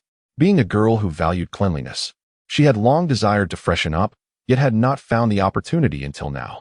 Upon entering the bathing chamber and gazing into the copper mirror, just as she intended to loosen her garments, her fingers froze at her chest, and the blush on her cheeks spread to her ears. She bit her lip, contemplating. My esteemed senior possesses immense powers, having foreseen the wolf demon's assault and sent spirit stones and elixirs upon witnessing my distress. It suggests that all my actions are within his purview. This implied that should she bathe here, she would undoubtedly be exposed to her senior's gaze. No, this couldn't be. Her senior was not that kind of person. Li Qingran vigorously shook her head, feeling quite ashamed for even entertaining such thoughts. If her senior wished to take advantage of her vulnerability, he would not have waited until now. Furthermore, he was likely a venerable elder of several centuries. The youthful tone of his voice belied his true age, indicating that a being of such longevity would hardly find interest in someone as inexperienced as herself. With this realization, her embarrassment and inner turmoil dissipated significantly. The garment slipped from her bare shoulders, and as the bodice loosened, it revealed a figure of exquisite proportions and alluring curves. Meanwhile, Chen Huayan stared at his phone, his eyes reddened. His finger hovered hesitantly over the bathroom option. He had previously experimented with this and could switch rooms at will with a mere tap. Chen Huayan, do not become a person you yourself disdain. Yet, it was merely a game. Desire is innate to human nature. Chen Huayan, you are a cancer patient. You need not harbor such cravings. What of being a patient? Do patients not possess desires? I am merely concerned for the girl in the bathroom. What if she slips? What if a monstrous shark or an octopus suddenly appears? With these thoughts in mind, his finger landed on the bathroom option. Insufficient favorability to peek. Chen Huayan sighed in relief, the anxiety in his chest dissipating. But soon it reignited. This implies that he could gaze, yet his favorability was inadequate to permit it, as if he were exceedingly eager to look. With a dismissive smile, Chen Huayan casually opened a small website to indulge in some viewing. Midway through, a notification from the game chimed in. Li Qingran has finished bathing. So soon? Don't girls typically take over half an hour to bathe? Quietly, Chen Huayan returned the torn tissue to its place, focusing his attention on the bathroom door. After a moment, the door opened slightly, a gentle steam wafting out. It then swung open completely, revealing Li Qingran, her fragrant shoulders bare, wrapped in a pristine white towel. Instantly, Chen Huayan's gaze was captivated by her delicate, fair feet, which seemed to glisten with droplets of water. Wow, impressive craftsmanship. A true marvel. Chen Huayan praised the water droplets and steam. By the way, isn't this girl donning new attire? He noticed Li Qingran kneeling on the bed. Her back turned to the camera, flawless skin that made him long to apply cupping therapy. Senior, Qingran is ready. In Li Qingran's mind, the term senior conjured the image of a kind yet stern elder, so her feelings of embarrassment and psychological burden were not overly severe. However, after consuming the medicinal pill and loosening her bathrobe, as the garment cascaded down her curvaceous waist, obscuring her legs and hips, revealing her entire back, her ears flushed crimson. Cultivating and healing could not be done through clothing, especially concerning the back, abdomen, and chest. She harbored both fiery toxins and various impurities within, which would be expelled during the process of cultivation. The heat of the toxins was intense and could easily ignite clothing. Thus, fully exposing her back was the most convenient option. Surely, exposing her back is preferable to being scorched entirely, right? Chun Huayan gazed at Li Qingran's back, utterly bewildered. At that moment, the game's perspective magnified her back, showcasing the area from the nape of her neck to above her hips. He could even discern the faint outline of veins beneath her fair skin. Is this really a test for the seasoned veterans? Though he uttered those words, he could not deny the beauty of that back. The curves were simply exquisite. But what should be done next? In mere seconds of contemplation, a golden acupuncture chart manifested upon Li Qingran's back. Please press the Mingmen point with your left hand and the Qiheu point with your right hand to commence the healing process. Chapter 9. Unraveling the Secrets of Heaven. So this is the method in question. There was neither disappointment nor elation as Chun Huayan placed his hands upon the designated points. A soft, muffled sound emerged from the game. Indeed, it is worthy of its reputation, Chun Huayan mused, for he held a fondness for such niche creations. The influx of spiritual energy seemed to bring considerable discomfort. Li Qingran stifled her groans as beads of sweat cascaded down her cheeks and neck, while fine droplets of moisture began to form upon her skin. Chun Huayan observed with clarity that, as the healing progress bar slowly advanced, tiny black particles gradually emerged within the perspiration. The artistry of this scene was nothing short of breathtaking. How should one articulate this? When investing in a game, one must not only consider its playability, but also its worthiness. Some games, despite their decent mechanics, offer only a chapter or two, resulting in a total gameplay time of under 2 hours. Yet they are sold for exorbitant prices, truly a case of exploitation. However, Electronic Girlfriend was different. He had an inkling that this game could be played indefinitely. As the healing progressed to its midpoint, some encouraging notifications finally appeared. Li Qingran, meridians restored, foundational damage removed. Li Qingran, internal injuries healed, moderate injuries removed. Commencing detoxification, please press the Yaoyang point and perform circular motions on the Xinyu point to facilitate healing. Chun Huayan complied with the instructions and switched to the 2 new acupuncture points. The moment he began, Li Qingran let out a small gasp. It must be quite painful, he thought silently. At that moment, her skin began to flush, not with the rosy hue of prolonged immersion in hot water, but resembling the vibrant red of a perfectly cooked shrimp.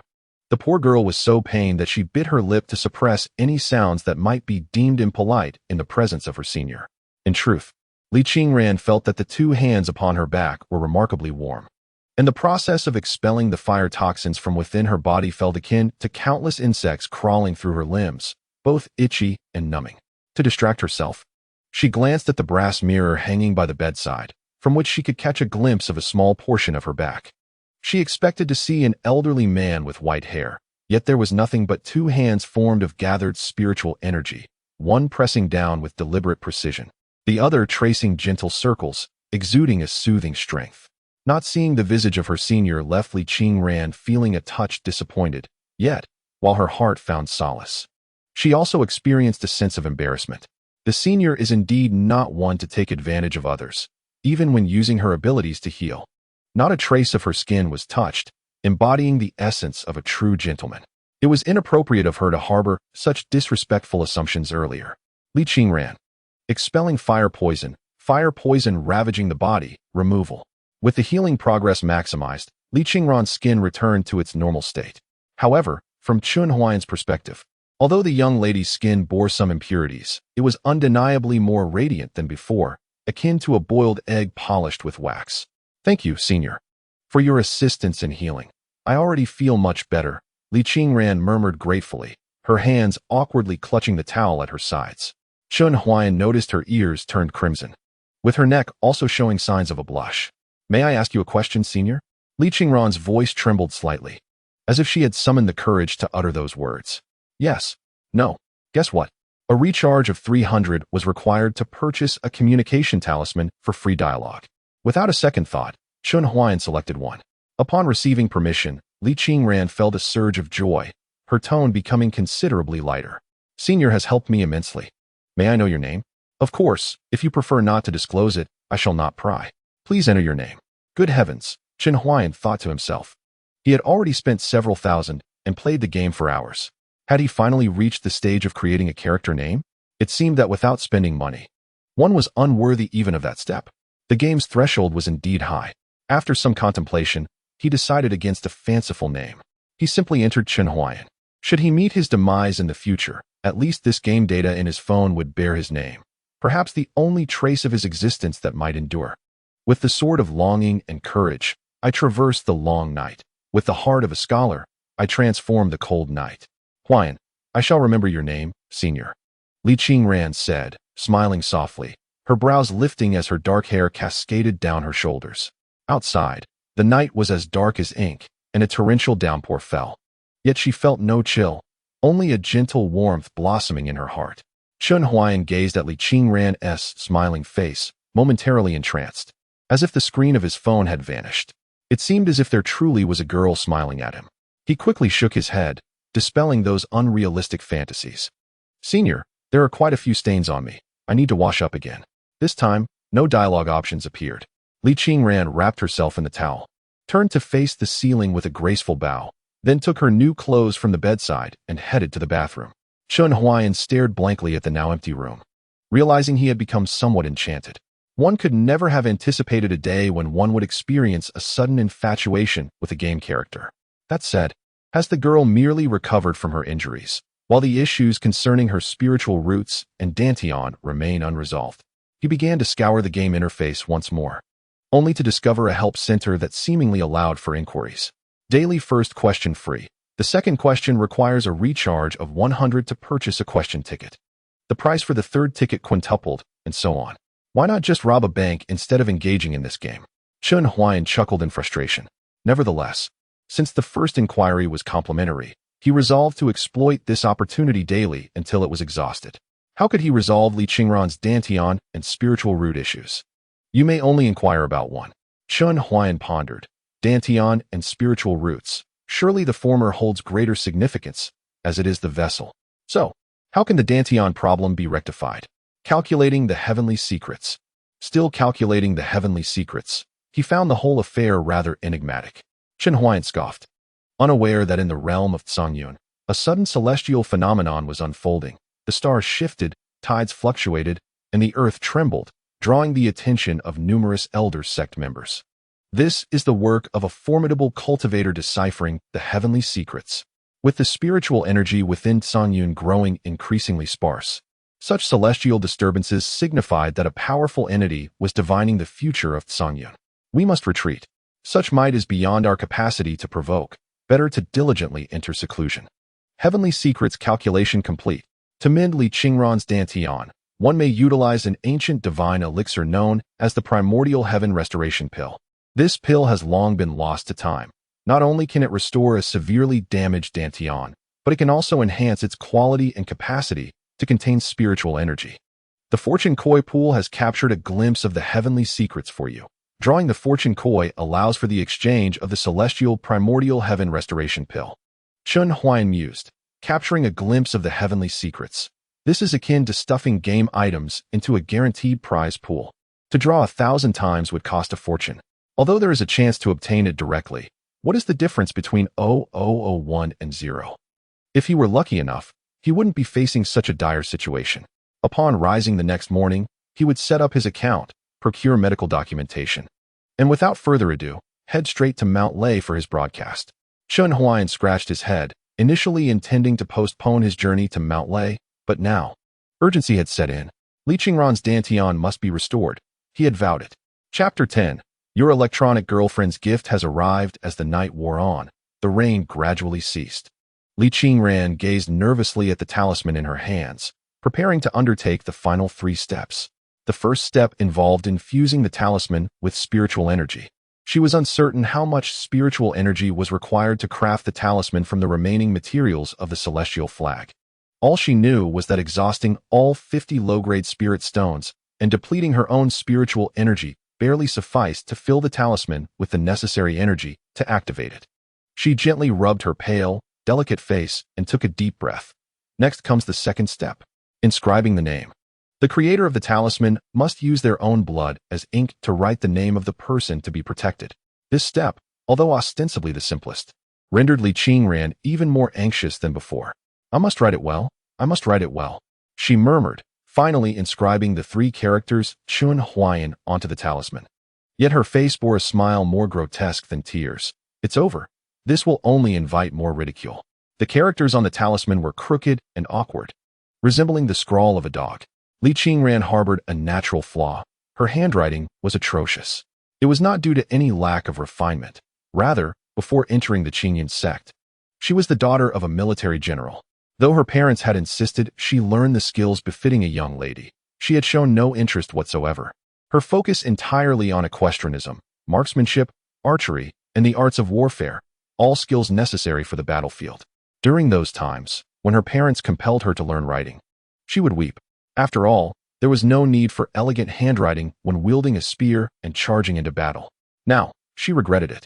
Given another chance, she would certainly dedicate herself to mastering the art of calligraphy under her parents' guidance. Her father had once said that the true value of a gift lies in the sentiment behind it. Li Qingran clenched her fist to encourage herself as she approached the final step, bestowing luck. As the term suggests, it involves transferring one's fortune to another. The luck of the heavens and earth is a delicate balance. Where there is gain, there is loss. Fortunately, with the talisman as a medium, the luck sent out would only be temporary. However, the individual bestowing the luck would experience a period of misfortune due to the loss. Yet, Li Qingran felt this was inconsequential. Regardless of whether her senior truly needed this meager fortune, she only wished for their safety. Employing a secret technique, she sealed the luck within the talisman, and her complexion visibly worsened, yet she smiled with genuine joy. I shall place this talisman on the table. She bowed deeply towards the ceiling, not caring whether her senior could hear her, believing they surely could. Your junior, Qingran, is deeply grateful for your care. Having healed from my injuries, feeling unable to repay you, I have specially crafted this talisman as a token of my gratitude.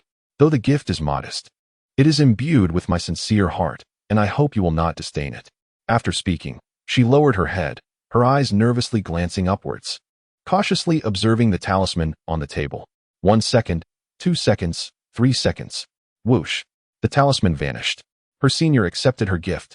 A surge of joy filled Li Qingran's heart, a smile unconsciously gracing her face as she bashfully exclaimed, "Thank you, senior, for not finding my foolishness displeasing." After a night of tireless effort, her wounds freshly healed, she was now utterly exhausted. Turning back to her bed, fatigue enveloped her instantly. For the first time in half a month, she lay upon such a soft bed, and the drowsiness swiftly consumed her thoughts. Nonetheless, she continued to gaze at the ceiling, struggling as drowsiness overtook her, mumbling softly in a daze. "Senior, good night. Song Jiao Jiao, your cultivation has indeed advanced significantly of late, has it not? You have reached the 9th layer of Qi refinement? Just in time, I have a task for you to undertake. Speak. Assist me in eliminating Li Qingran."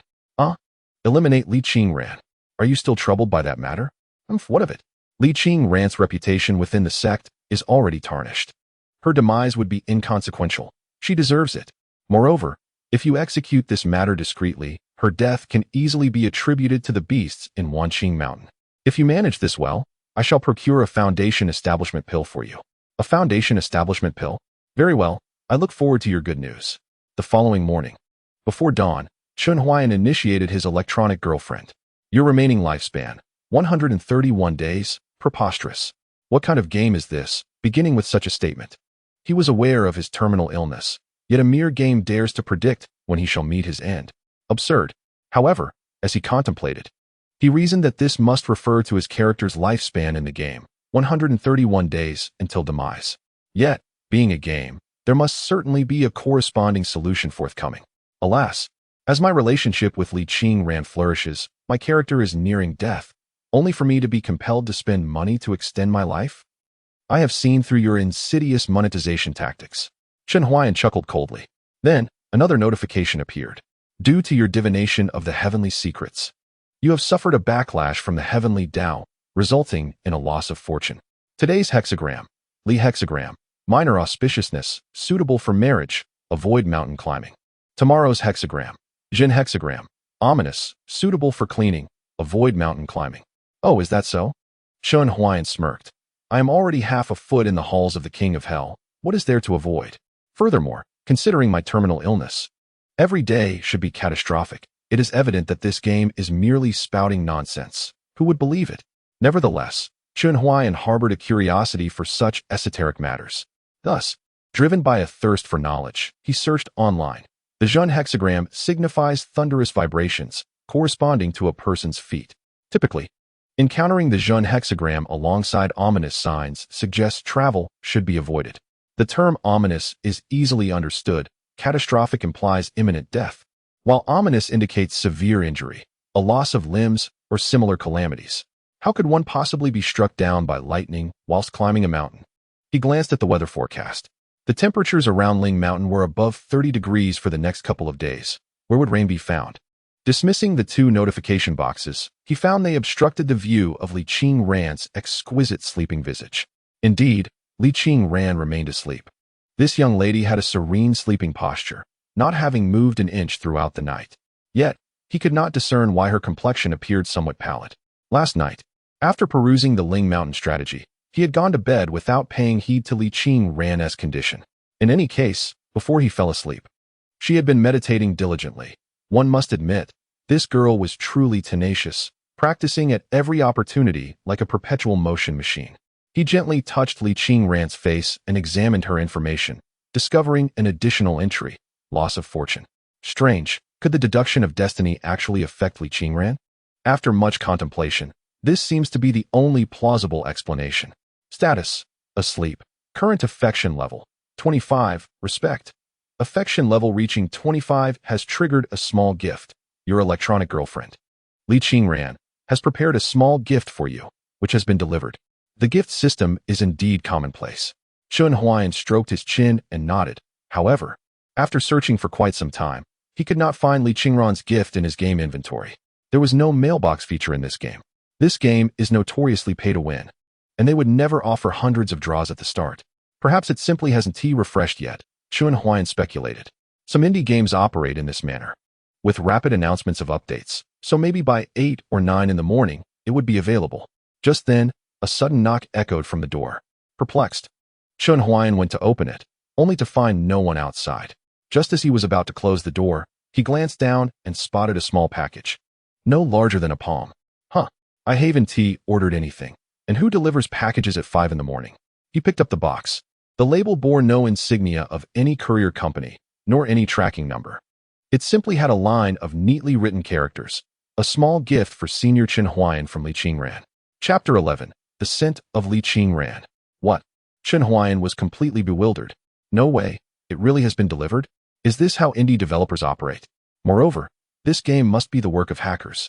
Isn't this solid evidence? He opened the box without hesitation. Typically, one would feel fear upon encountering such a scenario. Yet, Chun Huayan felt no fear. Having little to lose, he thought, what is there to be afraid of? Hey, you must be lurking in the hallway, right? Come out and speak. This game is far too pay to win. Can it be altered? I genuinely have no money. He shouted into the dark hallway, his voice echoing back. But there was no response. Forget it, he thought, dismissing the hallway with a scoff before shutting the door with a bang. He knew these hackers wouldn't reveal themselves. He was merely testing the waters. I'll see how this unfolds. He sat on the sofa, unboxing the package, a flicker of curiosity still lingering in his mind. Since the sender went to the trouble of customizing an in-game item for him, it was evident they had put considerable thought into it, suggesting that the quality of this gift would be exceptional. Inside the box lay a square, pouch-like item, exquisitely crafted. However, upon flipping it over, Chun Huayan couldn't help but grimace. The pouch bore his name, Chun Huayan, inscribed in 3 traditional characters.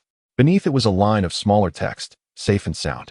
Clearly, this was a talisman, but as for the inscription, Chun Huayan thought back to when he had just entered elementary school. His handwriting had been far superior to this. The characters appeared as if scratched out by a dog, uneven and haphazard, and though the item was finely made, The quality of the writing diminished its elegance. What is contained within this bag? He attempted to open it, yet the material proved to be sturdier than he had anticipated, rendering it impossible to tear apart. In order to ascertain its contents, he leaned in to sniff it. The moment he did, an exquisite fragrance wafted into his nostrils. It was neither sweet nor cloying, but rather elegant and understated, devoid of any aggressiveness, reminiscent of a girl quietly expressing her longing. He could not quite identify the scent, yet the image of Li Qingran naturally surfaced in his mind. He even experienced an illusion that this aroma was indeed that of Li Qingran. Astonished, Chen Huayan exclaimed, "What kind of game can achieve such a feat?" He had heard of gift-giving games, where his university roommate had received items like original flavor stockings from female characters, which also bore a scent, albeit one that was merely the banal fragrance of cheap perfume, devoid of any evocative associations. This talisman, however, was entirely different. He shifted his position to inhale deeply, yet his thoughts remained occupied by Li Qingran. Even when he opened the profile to confront his beloved teacher's image for another whiff, his mind still lingered on Li Qingran. Remarkable. Chen Huayan slapped his thigh. Isn't this technology capable of milking players for in-game purchases? With a free promotional strategy, one could establish a perfume brand and undoubtedly reap substantial profits. Ultimately, Chen Huayan chose to carry this talisman with him. The reason was simple. It undeniably imparted a sense that it was crafted by Li Qingran herself. By midday, Chen Huayan had procured all that he needed. He found a nearby shop beneath the hospital and shaved his head, placing his cancer diagnosis on the homepage of his livestream account. He also enlisted a doctor to assist him in filming an inspirational first video, biting the bullet to invest 1,000 yuan in promotion. At noon, he dined on some noodles at a local eatery. In the afternoon, he boarded a flight bound for Mount Leishan. His livestream homepage boasted a bold and youthful declaration: "Youth has no price. Life is singular. I am Chen Huayan, diagnosed with terminal cancer. In the time that remains, I shall defy fate, mock death, and challenge the limits of my body, striving to make my life shine as brightly as possible." Today's challenge: a 5-hour ascent to the summit of Mount Leishan. By the time he reached the foot of Mount Leishan, it was already 7 in the evening. His goal was to commence his climb by midnight, aiming to reach the summit in time to witness the sunrise, thus fulfilling a small dream of his. As for how much he might earn, he was still uncertain.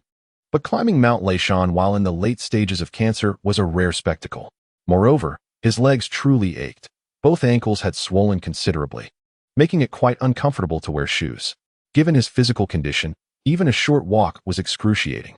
He found a chair at the base of Mount Leishan and rested for 3 hours. After 10 o'clock, rejuvenated, Chen Huayan once again took out his phone. He first opened the game to check on Li Qingran.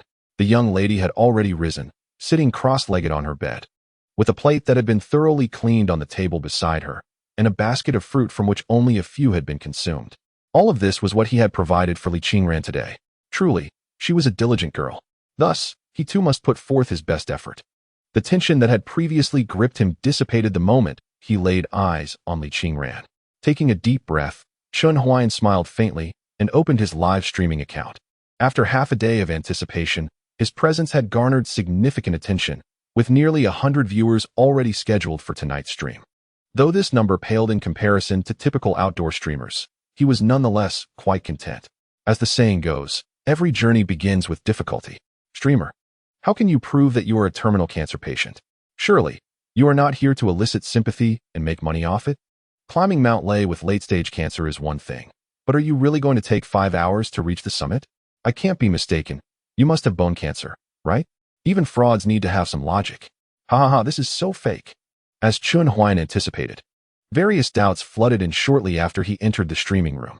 He remained silent, patiently promoting his stream once more until the number of viewers reached several hundred. Only then did he finally speak. "Hello everyone, my name is Chen Huayan. I will be live streaming my ascent of Mount Lei within 5 hours as a terminal cancer patient, with no edits. My homepage contains my medical diagnosis, payment records, and examination results. If you believe my diagnosis is fabricated, you may inquire at the relevant hospitals. I welcome any substantiated evidence." With that, he turned his phone to reveal his legs. He rolled up his pant legs, removed his shoes and socks, exposing swollen ankles covered with burn-like lumps, and continued pulling his pant legs higher, revealing that the swelling on his right leg had extended to his knee. As you can see, my physical condition is quite dire. Every step I take inflicts immense pain upon my nerves and burdens my body heavily. Chun Huayan flipped the camera back to himself, stroking his bald head while wearing a carefree smile. But I will prove myself. I will stand atop the affliction, mock the impotence of fate, and defiantly raise my middle finger to death. At that moment, as the sun rises, I shall share this journey with all of you behind the screen. With his meticulously prepared medical documents, the mottled lumps on his legs, his striking bald head, and Chun Huayan's nonchalant smile, he wielded for powerful weapons. The streaming room fell into a profound silence.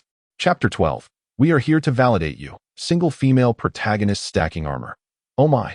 This is so touching that I am beginning to doubt the streamer is indeed a fraud. So passionate. I truly feel ashamed. Streamer, don't climb anymore. I'll send you gifts. Chun Huayan's heartfelt words prompted a shift in the discourse within the streaming room, though some skepticism remained, with comments suggesting that his proof might also be fabricated and others expressing a desire to come to Mount Lei to witness the truth for themselves. The friend who is to accompany me to Mount Lien can now embark on the journey.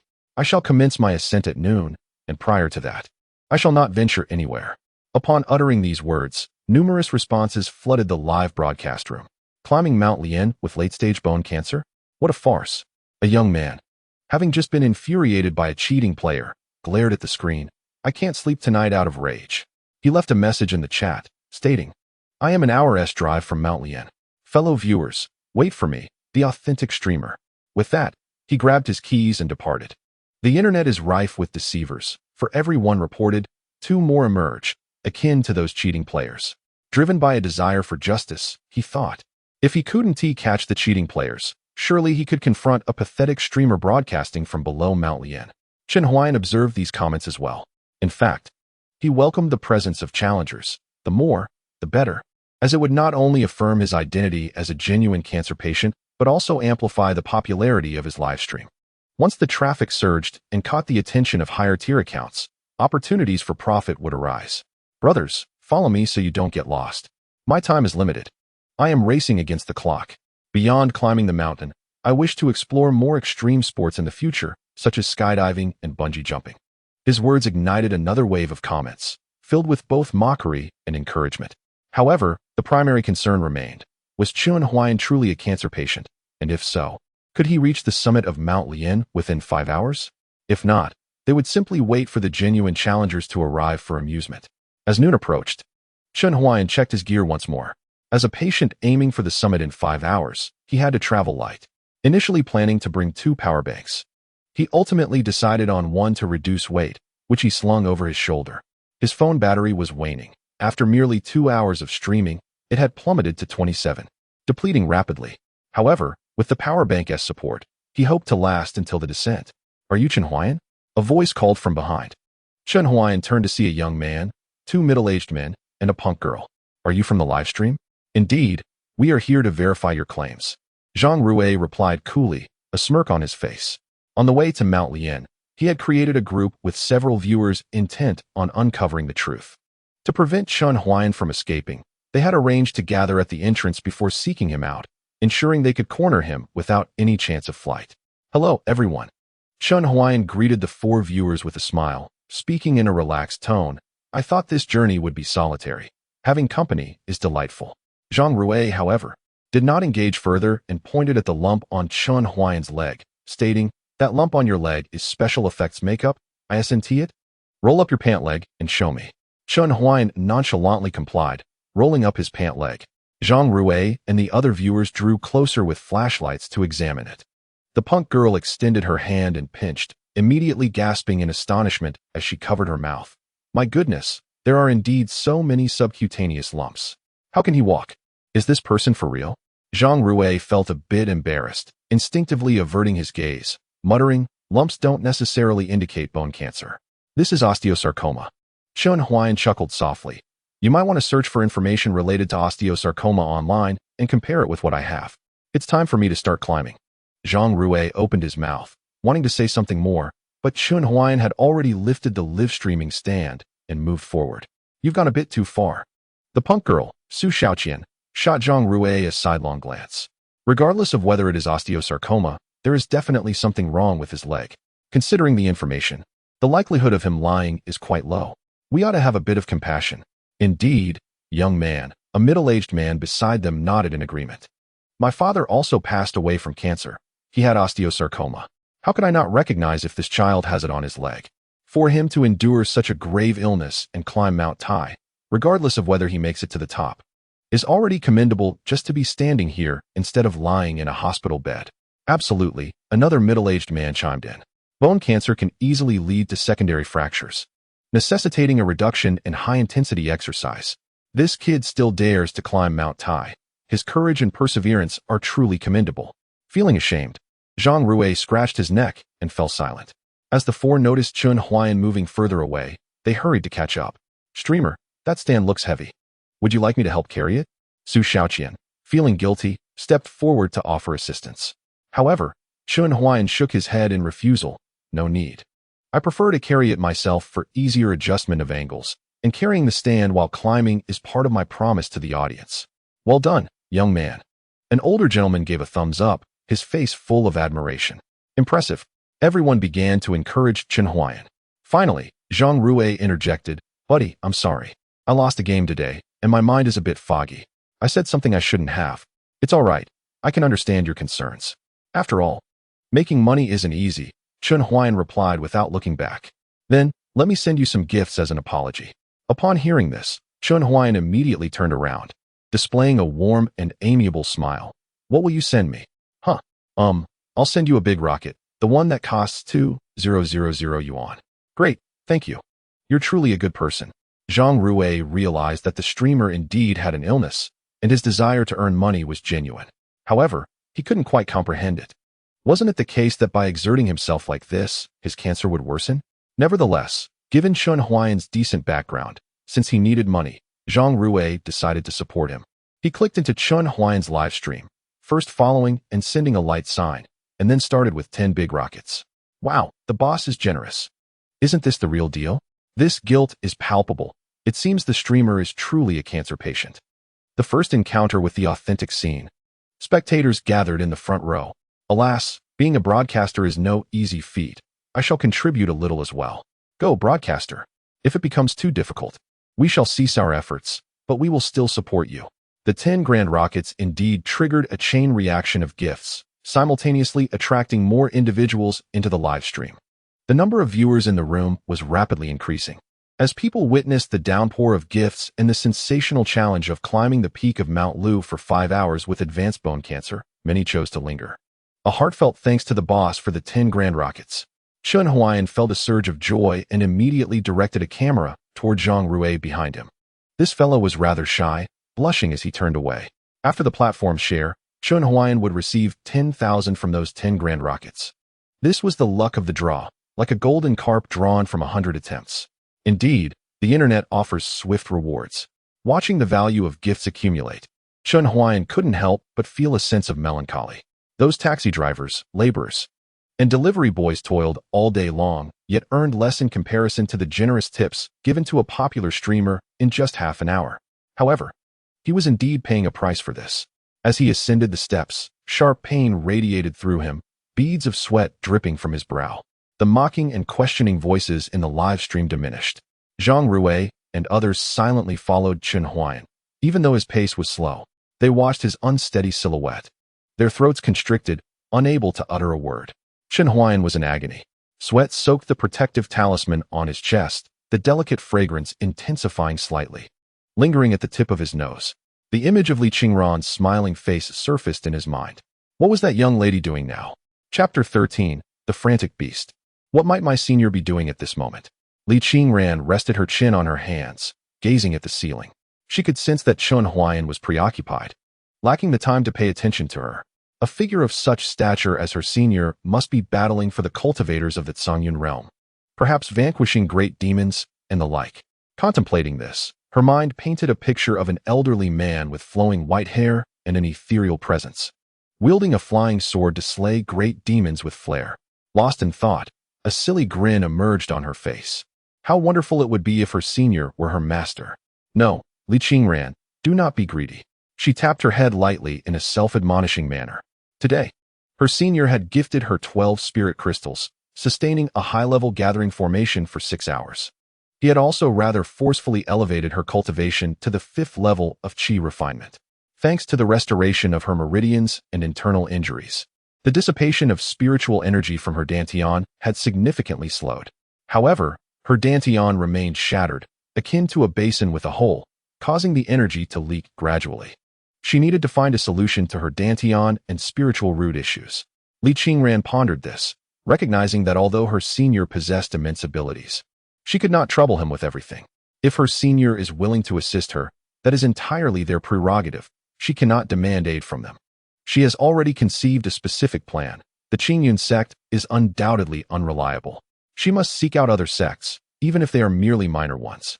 These smaller sects might house ancient texts, and perhaps by chance, she could discover methods to restore her dantian and spiritual roots. If all else fails, she could retreat from the cultivation world, finding a serene and picturesque place to live in seclusion while gradually gathering information on her enemies. Or perhaps even return to the Southern Dynasty to become a general. As for avenging herself against those senior brothers who sought her harm, Li Qingran had not contemplated that. Previously, she was no match for those few brothers, and now her prospects seem even bleaker. It is indeed a pitiful and cowardly situation. But the survival rules of the cultivation realm have always been thus. She had previously wished for death, indifferent to her fate. However, now she desires to live a little longer, to endure until her senior finishes their obligations and is willing to meet her. Even if it is just to exchange a few words. She longs to express her gratitude to her senior in person. Something feels amiss. Was it not said that Li Qingran had been cast into a thatched hut? Song Jiaojiao furrowed her brow as she gazed at the stone house at the foot of the mountain. Cultivators possess keen eyesight, and she could discern that the stone dwelling was newly constructed, indicating someone was assisting Li Qingran. But who could this benefactor be? The few direct disciples of Qishao Peak? While it is not impossible, despite Mu Baishuang stating that those individuals harbored deep animosity towards Li Qingran, there remains a chance they might show her some leniency out of old affection. If she were to kill Li Qingran, would that not be tantamount to opposing those direct disciples? Yet, she is reluctant to relinquish the Foundation establishment pill. After some contemplation, Song Jiaojiao resolved to proceed with caution, testing the waters to see if those individuals had left any traces near Li Qingran's residence. Thus, she retrieved a half-zhong-long red incense stick from her storage ring. This incense, named Beast Attractor, has an extensive range of fragrance that is difficult for cultivators to detect. Yet it can entice keen-sensed demonic beasts. Typically, this item is employed to lure monsters during hunting excursions, but at times, it can also serve as a lethal weapon. Originally, her plan was to rush into the thatched hut, assassinate Li Qingran, and dispose of the body in the mountains to feed the beasts, thus ensuring a clean operation. However, with the change in plans, she dared not approach recklessly and opted to utilize the Beast Attractor to incite beasts to carry out the killing. Even though such a commotion could attract the attention of the sect, Li Qingran, when the walls come crumbling down, do not blame me. Song Jiaojiao ignited the red incense and flicked her fingers.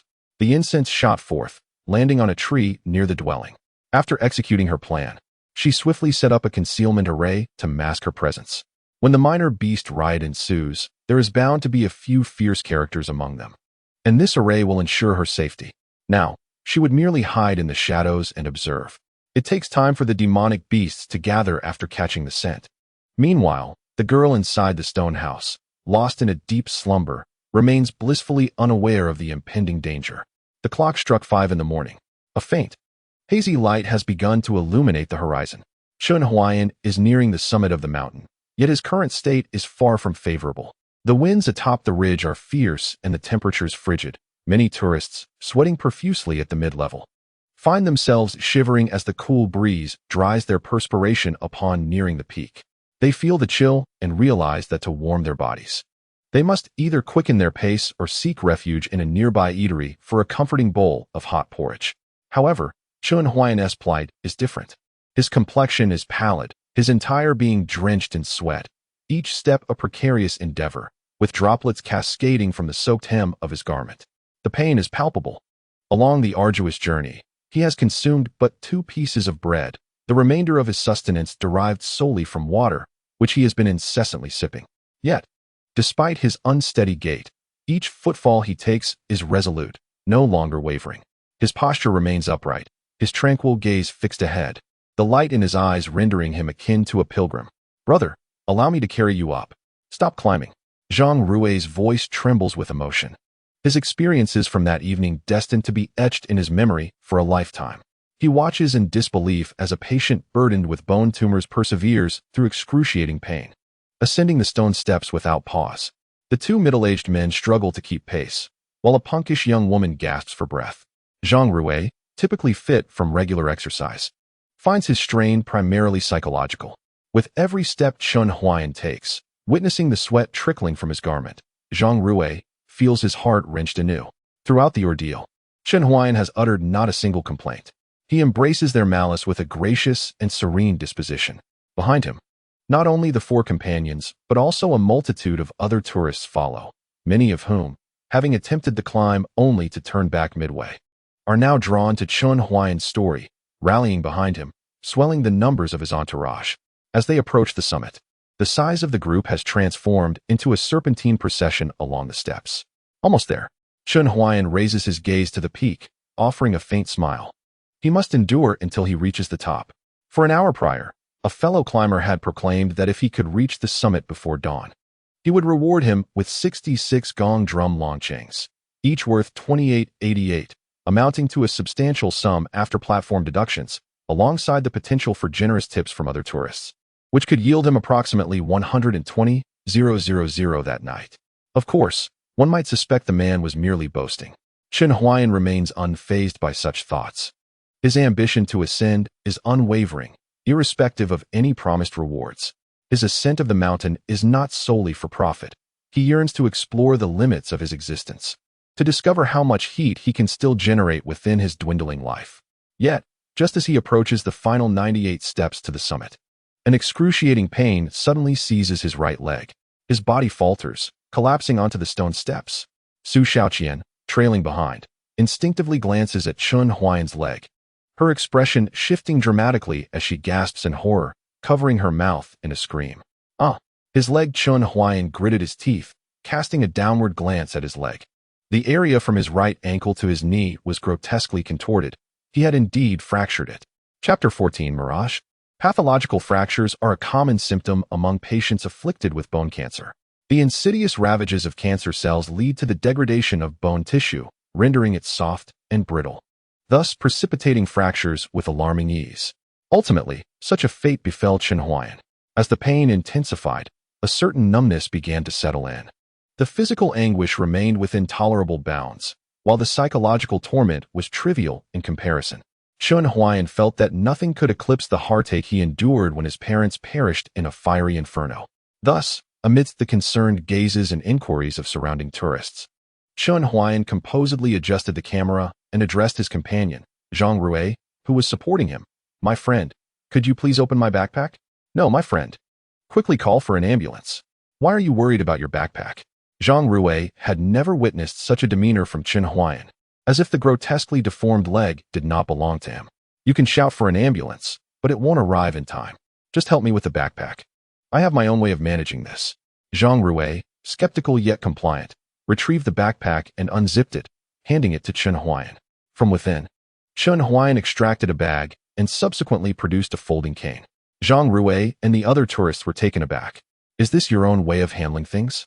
We thought you had some miraculous pain relief medication." "All right, let us continue." Chun Huayan adeptly used the cane to prop himself up. Given the high likelihood of fractures associated with bone cancer, he had frequently relied on a cane even before this incident, fearing the consequences of being unprepared in the event of a break. Now, faced with an actual fracture, it seemed almost a twisted kiss with fate.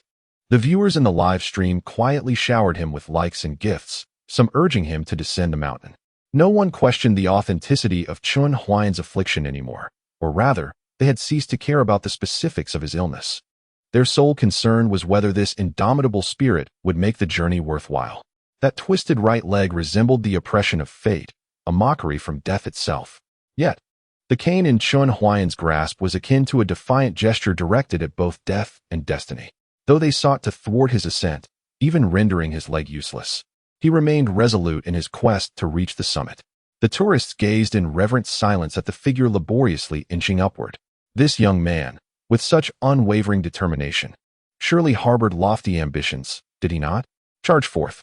The sponsorship of 90,000 awaits.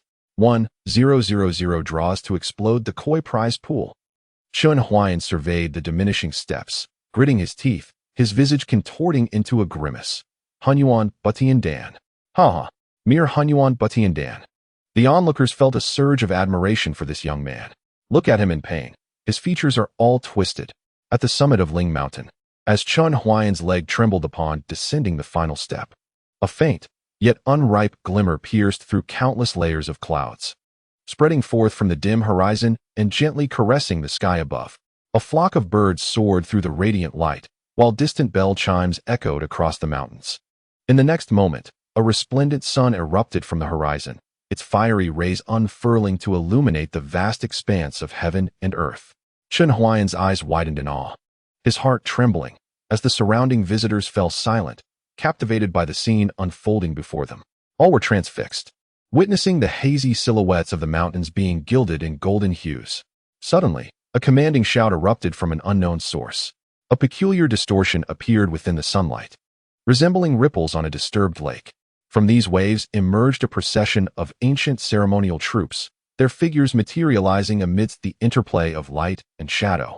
At the forefront stood a regal figure, clad in a dark dragon robe, adorned with a crown, and wielding a sword at his waist, flanked by civil and military officials. The scholars held ceremonial tablets, while the warriors donned dark armor, and attendants bore offerings, as they strode across the clouds, stepping upon a path of azure bricks and rubble. Advancing toward the summit of Mount Lo. What in the world is this? A mirage? No. Is someone filming a movie here? The tourists stood in astonishment, momentarily debating the spectacle before them as the ceremonial troupe remained at a distance. In the blink of an eye, however, the procession traversed several miles, suddenly appearing before them. Silence enveloped the summit of Mount Lu, as all mouths fell shut, an unspoken pressure rendering them motionless, hesitant to utter a word. Chun Huayan stood transfixed, gazing at the imposing emperor approaching him. His features remained obscured, yet he felt an indescribable allure in his gaze, a haze clouding his vision. The ceremonial procession glided through the throngs of tourists, like wisps of smoke, elusive and untouchable.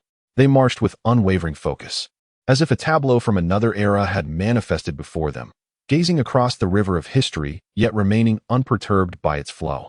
Initially, Chun Huayan believed this to be the case, until the emperor stood directly before him. At the very moment before passing through his being, the emperor inclined his head slightly, lowering his gaze, golden slit pupils locking onto Chun Huayan's own. A chill raced down Chun Huayan's spine. He swore the emperor was indeed gazing at him, not by chance. He could even sense the scrutiny within that gaze. Yet, this moment of connection lasted only an instant. The emperor glided past Chun Huayan, along with his retinue, gradually vanishing into the mist enveloping the pinnacle of Mount Lu. The mirage atop Mount Lu ignited a fervent discussion across the internet, swiftly ascending to the forefront of trending topics. Experts speculated that this was the ceremonial troupe of the first emperor. The mirage depicted the scene of the first emperor's sacrificial rites at Mount Lu. As for why such a distant historical event would resonate in the present, experts have yet to formulate a more compelling explanation. Yet, as the ancients said, one should not speak of the supernatural. Ultimately, the truth will undoubtedly be revealed through scientific inquiry. Chun Huayan paid no heed to the uproar online, and even the fleeting glance from that mirage did not perturb him. As a steadfast materialist, should anyone suggest to him that a female ghost resided in his home, he would promptly descend to the supermarket to procure a box of Okamoto 001, not for any other reason, but to contribute a modicum of effort towards biodiversity. The elder brother of level 57 kept his word. The 66 drums of Longcheng had already been deposited, expressing gratitude to Chun Huayan for allowing him to witness the exceedingly rare mirage, an experience that was worth the expenditure. He also pledged his unwavering support for any of Chun Huayan's future endeavors. Chun Huayan felt a surge of delight within. He relished such genuine admiration from a prominent figure. With the live-streaming task accomplished and his phone's battery dwindling, he exchanged a brief farewell before signing off.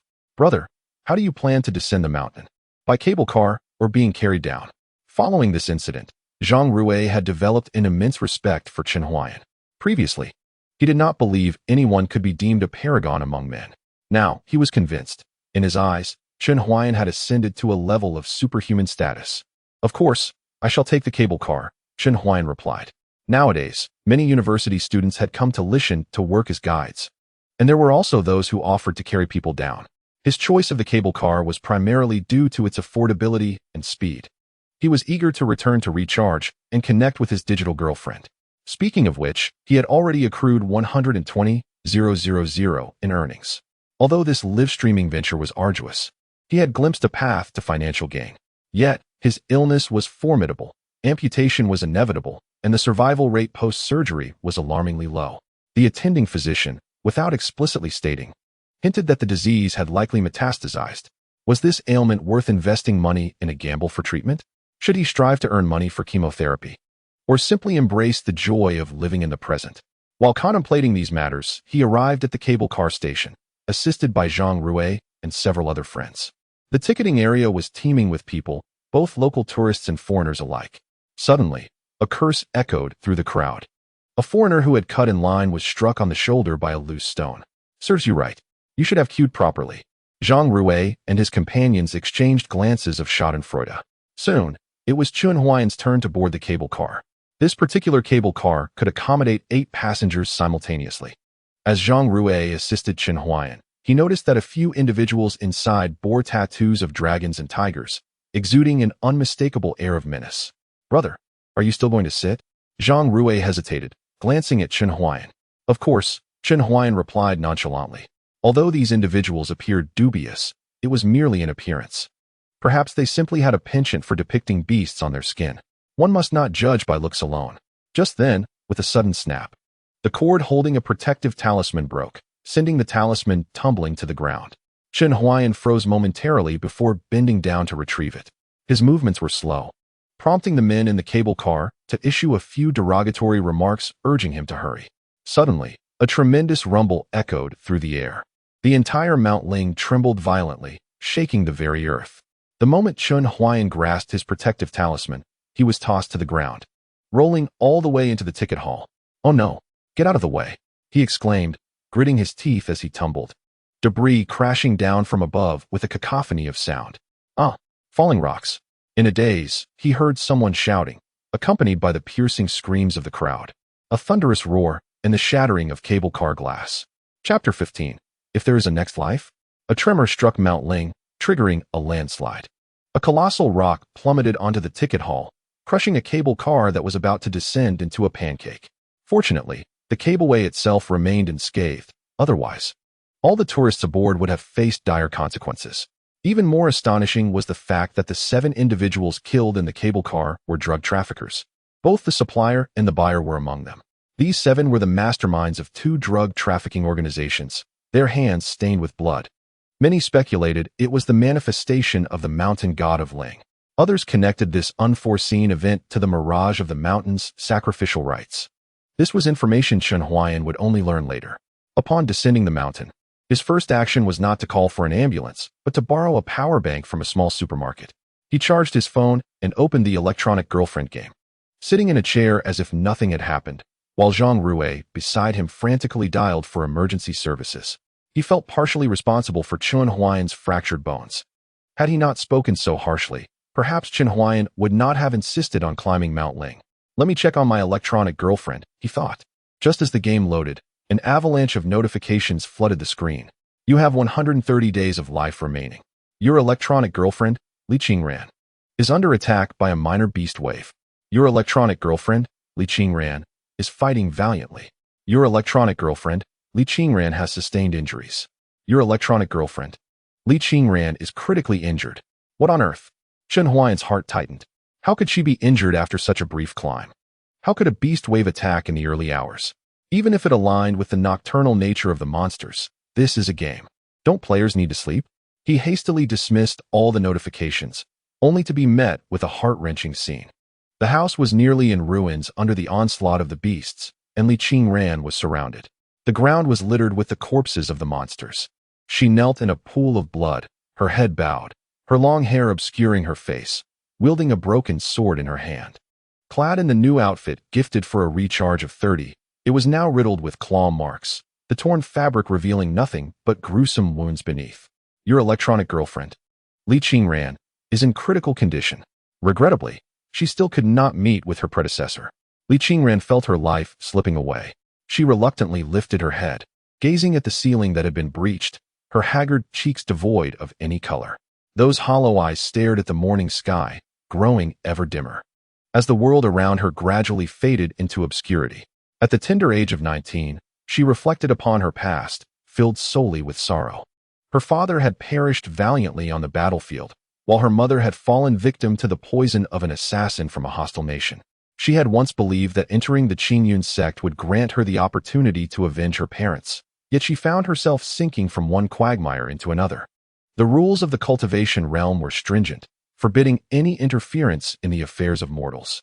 However, these regulations merely served as shackles for ordinary cultivators. Thus, she endeavored to enhance her cultivation, diligently striving to transcend these constraints and eventually bring solace to the souls of her departed parents. Yet, she had now been expelled from the sect, reduced to the pitiful state of her dantian and spiritual roots being rendered useless. A sparrow flitted through the breach in the roof, and a flicker of light returned to Li Qingran's eyes. In just 2 short days, the memories of her interactions with her seniors surfaced in her mind. Even though they had never appeared, they had offered her care and warmth without any expectation of return. In this life, she felt powerless to repay their kindness. Coughing, she hunched over, blood and tears mingling as they trickled down her chin. If there were to be a next life, a beast, sensing Li Qingran's imminent collapse and realizing she posed no further threat, surged forward, intent on tearing her apart. Just then, dozens, even hundreds of bolts of lightning cascaded from the heavens. Boom! The majestic lightning, imbued with an aura of authority and fury, descended, illuminating the small dwelling and its surroundings in a blinding white. Song Jiaojiao, who had been preparing to withdraw, found herself frozen in shock within a concealed formation. What had she just witnessed? A shower of lightning fire talismans had fallen from the sky, targeting those beasts. Were they Li Qingran's? But even the most inexpensive lightning fire talismans cost 500 low-grade spirit stones each. And this display must have consumed at least several thousand low-grade spirit stones. Li Qingran could not possibly possess such wealth. Thus, there was only one conclusion. Someone behind Li Qingran had intervened. Who could it be? Song Jiaojiao stared at the tempest of thunder, her complexion paling. The lightning continued unabated. As talismans rained down as if they were free, at least 200 of them, obliterating the beasts inside and outside the dwelling into mere ashes. As the thunderous light gradually waned, the small house remained intact, yet the ground surrounding it was riddled with craters. Inside, Li Qingran lay unconscious in a pool of blood, encircled by a raging tempest of lightning, yet shielded from harm by a golden barrier. Hiss! It was unwise to linger here. Song Jiaojiao felt an ominous premonition stir within her. In the next moment, a lightning fire talisman suddenly appeared above her head. This talisman emanated a golden light, and the characters inscribed upon it bore the majesty of thunder. Was this a celestial-grade talisman? Song Jiaojiao's eyes widened in disbelief as a celestial-grade thunderfire talisman surged towards her. How could such a formidable force target her, a mere nascent cultivator? There was no longer any doubt about how her presence had been detected, to those who could discard such talismans as trifles. Her concealment array was nothing more than a child's plaything. A bitter smile crept across Song Jiaojiao's face. In the next instant, a thunderous roar echoed as a golden lightning bolt, as thick as a water barrel, descended from the heavens. Her hidden array shattered in an instant, leaving no trace of her behind. Upon witnessing the red dots on the map extinguish completely, Chun Huayan finally exhaled, feeling a slight relief. He had endured more anxiety during his bone fractures and rockfalls on Mount Lei than he did now. Was it too much to ask for a faux alert system in this game? Just moments of absence led to monsters raiding his home? Having already drawn from the koi pool 500 times, the rewards had yielded nothing but spirit stones, thunderfire talismans, and communication talismans. While drawing lower-grade spirit stones was undoubtedly a loss, both the thunderfire and communication talismans were considered a gain. Among the talismans drawn, not all were of mundane quality. A dozen high-grade and exceptional-grade talismans were included. The celestial-grade talismans were the rarest, and after 500 draws, he had acquired 2. One had just been used to obliterate the lurking enemy. Furthermore, He had also procured a superb magic artifact, the Suxian sword. The price of such an artifact was uncertain, but it was surely a common weapon among foundation-building cultivators. He must have profited significantly. Yet now was not the time for such musings. With a grave expression, Chun Huayan stabilized Li Qingran's body. Status: excessive blood loss, near death. Cultivation progress: 14, 564. 999, 5th layer. Remaining lifespan: momentarily. Favorability: 35, respect. Given the severity of the game character's injuries, the standard procedure would be to administer medicine. Chun Huayan opened Li Qingran's storage ring and brought forth a celestial-grade Great Return pill to her lips. However, he received the following notification. Your electronic girlfriend Li Qingran is gravely injured and cannot autonomously ingest the Great Return pill. Medication failed. How fittingly it aligned with the logic of reality and subjective agency. Chun Huayan mused. Is this game designed to be so hardcore as to test one's will? Chapter 16. A desire to pierce through something. The inability to utilize purchased items necessitated contacting customer support. Chun Huayan directly engaged in a celestial calculation.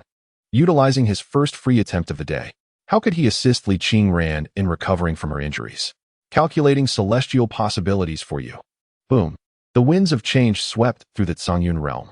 Countless ancient sect elders jolted awake from their meditative states. Alas, in less than 2 days, which esteemed being was attempting to divine celestial mechanics? Surely, it must be a grand cultivator well-versed in divination. Could it be the ancestor of the Ansai Yinzhai? Alas, the spiritual energy in the Zhongyun realm is gradually diminishing, and these powerful beings are growing increasingly anxious. We should diligently enter seclusion and strive to break through our bottlenecks. Avoid.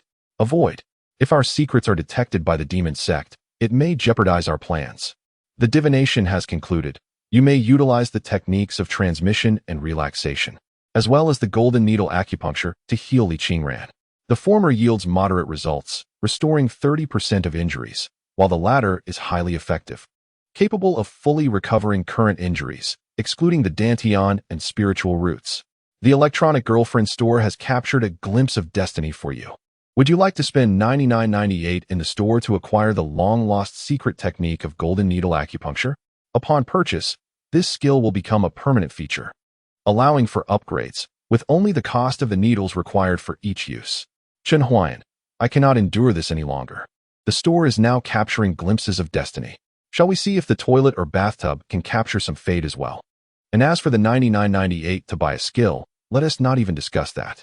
Upgrades will undoubtedly require additional investment. But must I also spend money on the needle materials? Does this game even regard players as human beings? Yet, gazing at Li Qingran, lying in a pool of blood, Chun Huayan couldn't help but think of his late parents. Though his family was of modest means, they had always endeavored to provide him with the best resources. He could finally empathize with their feelings. Charge. Congratulations. You have acquired the long-lost secret technique, golden needle acupuncture. Technique, flowing cloud hand, activated. Technique, spring needle method 1, activated. Spring needle materials, 64 silver needles, totaling 640. Please recharge first. Chun Huayan clenched his fists, gritting his teeth. Really, can't you spare me even a single cent? Please recharge first. You damn game. This is indeed a pitiful display, but I cannot abandon Li Qingran. Another 640 vanishes from his wallet. The skill has been learned, and the materials are now in hand. What should I do next? Please assist Li Qingran in removing her clothing. Chun Huayan was taken aback, slowly typing out a question mark. Finally, is it time for that? No, this is not the moment to ponder such matters. Saving a life is far more crucial. Who called 120? Who needs treatment? The ambulance has arrived, and the doctor and nurses disembark from the vehicle. Zhang Rui pointed at Chun Huayan, who was engrossed in his phone. What is wrong with him? The doctor momentarily failed to discern any issues with Chun Huayan. He is in the advanced stage of cancer, bone cancer, and has developed osteosarcoma. He fractured his leg while climbing Mount Tai. Bone cancer in its late stages, and a leg fracture while climbing Mount Tai? The doctor's eye twitched. Was this even coherent? How did these terms bizarrely combine? He instinctively assumed Zhang Rui was joking, especially since the young man sat there, absorbed in his phone, hardly resembling someone with a fracture. Shouldn't a person with a fracture be clutching their leg, pale-faced, wailing in agony? Not to mention having late-stage bone cancer. Was he one of the Shaolin Temple's 18 bronze men? Fearless of pain, however, embodying the spirit of dialectical practice. He lifted Chun Huainan's leg, which was propped on a chair, and upon pulling up the trouser leg, his expression immediately shifted. Quick, quick, bring the stretcher. The young man's leg was indeed fractured. Numerous subcutaneous lumps were visibly apparent, indicative of osteosarcoma. The lower leg had deformed significantly, with the fracture site swollen into a large, purplish bump filled with bruised blood. If not addressed properly, this young man's leg would surely be lost. Yet, given the considerable presence of osteosarcoma, it seemed that preservation was already a forlorn hope. The doctor assisted Chun Huainan onto the stretcher, who appeared somewhat dazed. It was his first encounter with such a composed patient, reminiscent of the saying the emperor is not anxious, yet the eunuch is. Wait, mate, why are you still on your phone? Zhang Rui observed Chun Huainan, still clutching his phone with both hands while lying on the stretcher, utterly speechless. What game could possibly be so captivating? However, from his vantage point, Chun Huainan's screen appeared entirely dark. Could it be that this fellow harbored a mental illness? As he watched the ambulance fade from view, Zhang Rui returned the power bank borrowed from Chun Huainan to the charging station at a nearby supermarket. Increasingly convinced of the possibility, if one suffers from a mental disorder, they might be indifferent to pain or death, thus rendering their peculiar behavior comprehensible. So, had he truly uttered so many disrespectful words to a terminal cancer patient with mental issues? Lost in thought, Zhang Rui slapped himself across the face. I truly am despicable. Inside the ambulance, two nurses regarded Chun Huainan, who was engrossed in poking at his phone, with puzzled expressions. They could not fathom what was so engrossing about a completely black screen. Yet, from Chun Huainan's perspective, he was administering acupuncture to Li Qingran. His clothing was loosened, nearly entirely removed. He held the phone directly to his face, a gesture meant to avert awkwardness rather than for any other reason. Moreover, gazing at Li Qingran's multitude of wounds, he felt no lewd thoughts, nor did he have time to focus on any intimate areas. Furthermore, to assist in his acupuncture, the game depicted Li Qingran's body covered with an intricate chart of acupoints, each point flickering on the skin's surface. Whenever a point lit up, it indicated where to apply the needle. Even the private areas were obscured by the acupoint diagram. Even if they weren't, Chun Huainan had no time to gaze. The speed at which the acupoints illuminated was akin to the challenging rhythm of a dance game from years past. He had to concentrate intently to keep up. Young man, how long have you been suffering from cancer? Do you have medical records? Where did you previously undergo examinations? Sighed the doctor. Alas, your leg is in a serious state. Sir. The nurse, growing a bit irritated, noted that they had already arrived at the hospital and entered the ward, yet this fellow remained fixated on his phone. He was rather handsome and did not appear foolish. She waved her hand in front of Chun Huainan's eyes. The doctor is speaking to you. Chun Huainan quickly tilted his head to evade her hand, without raising his gaze, nervously replying, Apologies, I am still busy here. Please wait a moment. The doctor remarked. This young man is rather polite. He cast a glance at the nurse, gesturing towards Chun Huainan, and then to his own head, whispering, Please handle his admission paperwork, while I summon Dr. Wu from the psychiatry department. Once Dr. Wu arrives, we shall assess him further. No sooner had the doctor and nurse departed than Chun Huainan completed his acupuncture. As the final silver needle was inserted and twisted clockwise, a stream of pure energy began to rise from the 64 needles. In an instant, he observed the wounds on Li Qingran's body, which had been bleeding profusely, miraculously cease bleeding and start to heal gradually. Please grind the celestial elixir into powder and sprinkle it over Li Qingran's wounds. An image of a stone mill appeared, and Chun Huainan meticulously followed the instructions. Before long, the wounds that had stopped bleeding rapidly grew flesh and, in a matter of moments, were completely healed, leaving no trace behind. Finally done, Chun Huainan exhaled in relief. He glanced at Li Qingran's condition, noting that he had escaped the clutches of death, yet remained unconscious and would require time to awaken. At that moment, Chun Huainan swallowed hard. It was time to. Low battery. Just as he was about to appreciate Li Qingran's exquisite figure, his phone succumbed to a complete black screen. No, buddy. He had already taken out the tissue. Chun Huainan stood there, stunned for a full half-minute, grinding his teeth in frustration. Where was the power bank he borrowed from Leishan? It was only then that he realized something was amiss. He seemed no longer to be at the base of Leishan. Glancing around, he was momentarily bewildered. When did I enter the hospital? Did I just teleport? Young man, keep it down. I'm trying to sleep, came a dry, aged voice from beside him. Chun Huayan turned to see an elderly man in the adjacent bed, his legs bandaged, his complexion poor, and dark circles under his eyes. Presumably due to a night of pain-induced insomnia. He quickly silenced himself. However, when his gaze fell upon the small cart beside the old man's bed, his eyes were immediately drawn to it. There lay a set of silver needles.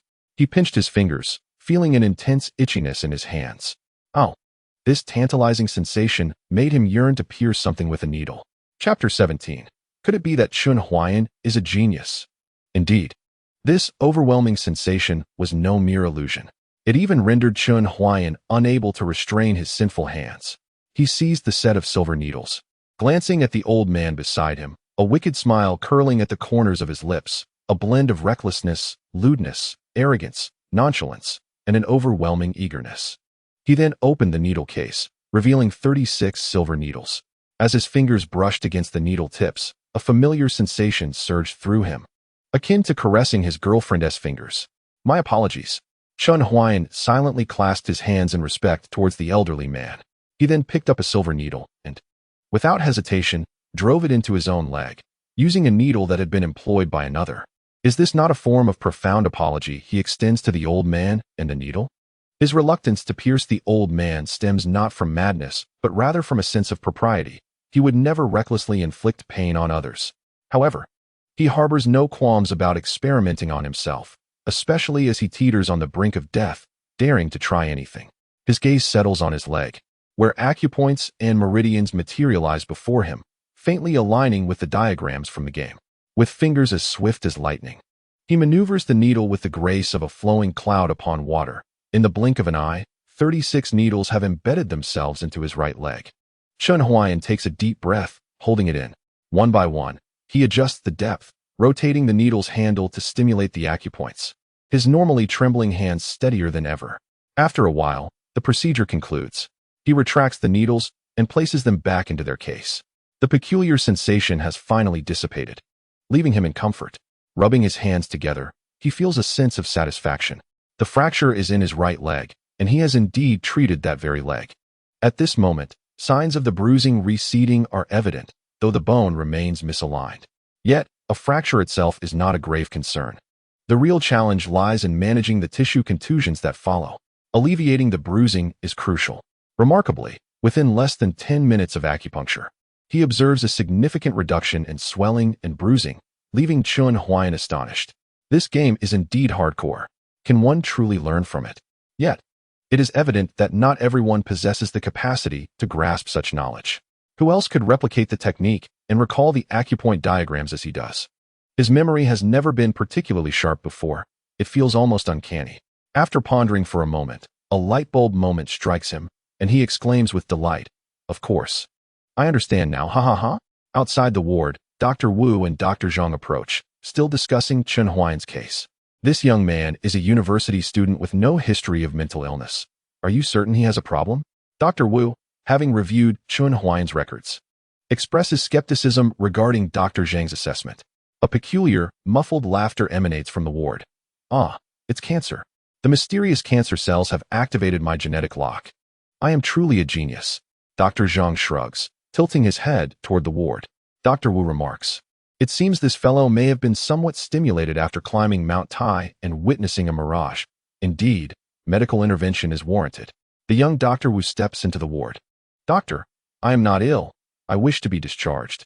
Do you have a power bank? If you do, I might stay a little longer." Dr. Wu observes the young man on the bed, his expression serious, contemplating whether to increase the dosage. Meanwhile, Dr. Zhang notices Chun Huayan's leg and is taken aback. "Hey, how is your leg better?"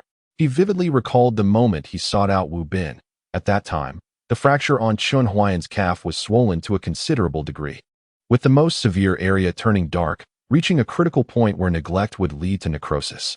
However, now the swelling around the fracture had markedly diminished, and the bruising was significantly less severe than before.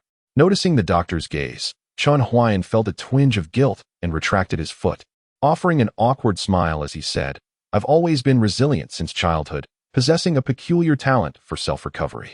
It would be absurd to claim that the bruising had been alleviated by some secretive acupuncture technique. No one would believe it. And it would only invite a plethora of troubles. As for demonstrating the acupuncture technique to the two doctors, that was sheer folly. The elderly gentleman nearby was indeed an excellent test subject, but before he could even begin, he might find himself confined to a psychiatric ward, and besides, he lacked certainty. The efficacy of treating oneself does not guarantee the same results on others. In today's society, even assisting someone across the street requires careful consideration of one's own resources, let alone wielding needles to treat another. Dr. Zhang pondered for quite some time, unable to arrive at a satisfactory conclusion. He could only remark that, at present, the sarcoma on Chun Huayan's foot had not disappeared. Should the sarcoma vanish, he would genuinely need to devise a means of retaining Chun Huayan and report the matter to his superiors. Young man, you must find a way to treat this cancer. Neglecting it could lead to dire consequences. I understand the gravity of the situation, but I lack the financial means, Chun Huayan replied with a smile. Do you not have insurance? No. What of your parents? They are no longer with me. Oh. Dr. Zhang fell silent, his inquiries leading him into a thoughtful stupor. As a seasoned physician with decades of experience, he had encountered numerous cases like Chun Huayan's, individuals with nothing, simply awaiting their fate. Yet, few possessed Chun Huayan's untroubled indifference. Doctor, I am well aware of my circumstances. I do not have extra funds. Please proceed with the standard treatment for a fracture. Dr. Zhang nodded, but still suggested, if you require assistance with fundraising, feel free to let me know. Perhaps I can offer some support. Thank you. If I manage to earn some money, I will ensure I receive proper treatment. Throughout the conversation between Chun Huayan and Dr. Zhang, Wu Bin had been observing. He noted that the young man was articulate, with bright eyes, exhibiting no signs of psychological distress. At most, he was merely a bit eccentric. They almost resorted to using a tranquilizer gun. What a false alarm. Chun Huayan remained in the hospital until the afternoon. His right leg, having undergone surgery for the fracture, was now encased in a plaster cast. The doctor recommended hospitalization for observation, but Chun Huayan declined, citing his lack of finances. Before departing, he purchased a set of silver needles from the pharmacy adjacent to the hospital. A power bank. A power bank. Upon exiting the hospital, Chun Huayan's gaze, hungry like a wolf, scanned the surrounding shops. He needed a power bank. Having abstained from gaming all afternoon, he would be utterly distressed if Li Qingran were to be attacked by a monster in his absence. Moreover, he had already invested nearly 60,000 into this character. Should it be lost, he might very well leap from the second floor of the hospital in rage. Release that power bank.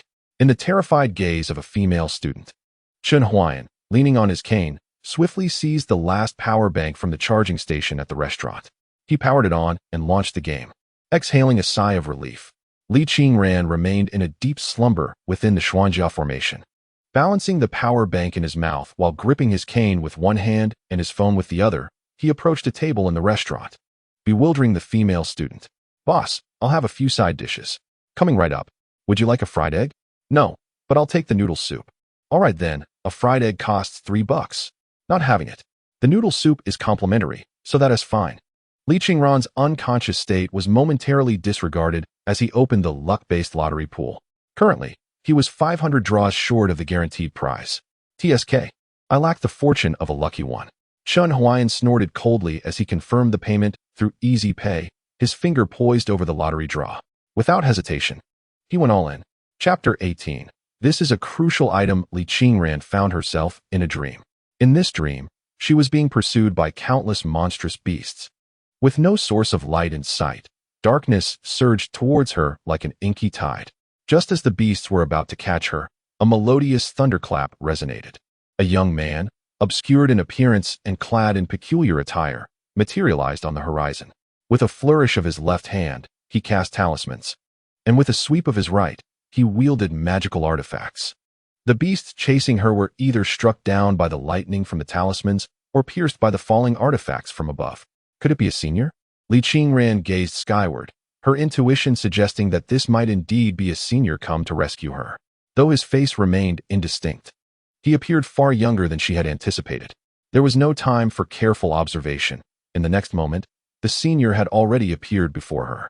A rush of anxiety surged within her, a rosy hue flushing her ears as she hurriedly bent down to bow in reverence. In the next instant, a pair of strong hands lifted her. Then, The figure placed a square object into her palm. It was entirely black, resembling a brick, yet lighter than one, with 3 simplified characters inscribed upon it, seemingly reading Dian Guan Bao. What is Dian Guan Bao? A type of magical artifact? As she pondered this, the senior before her began to fade, dissipating like mist. As senior, Qingran, I am deeply grateful to you. This is a crucial item. The fading mist echoed with the senior's voice. Make sure to safeguard it. So, this must be it, the Jian Guan Bao. The name alone seems reliable. Chun Huayan clicked to place the order.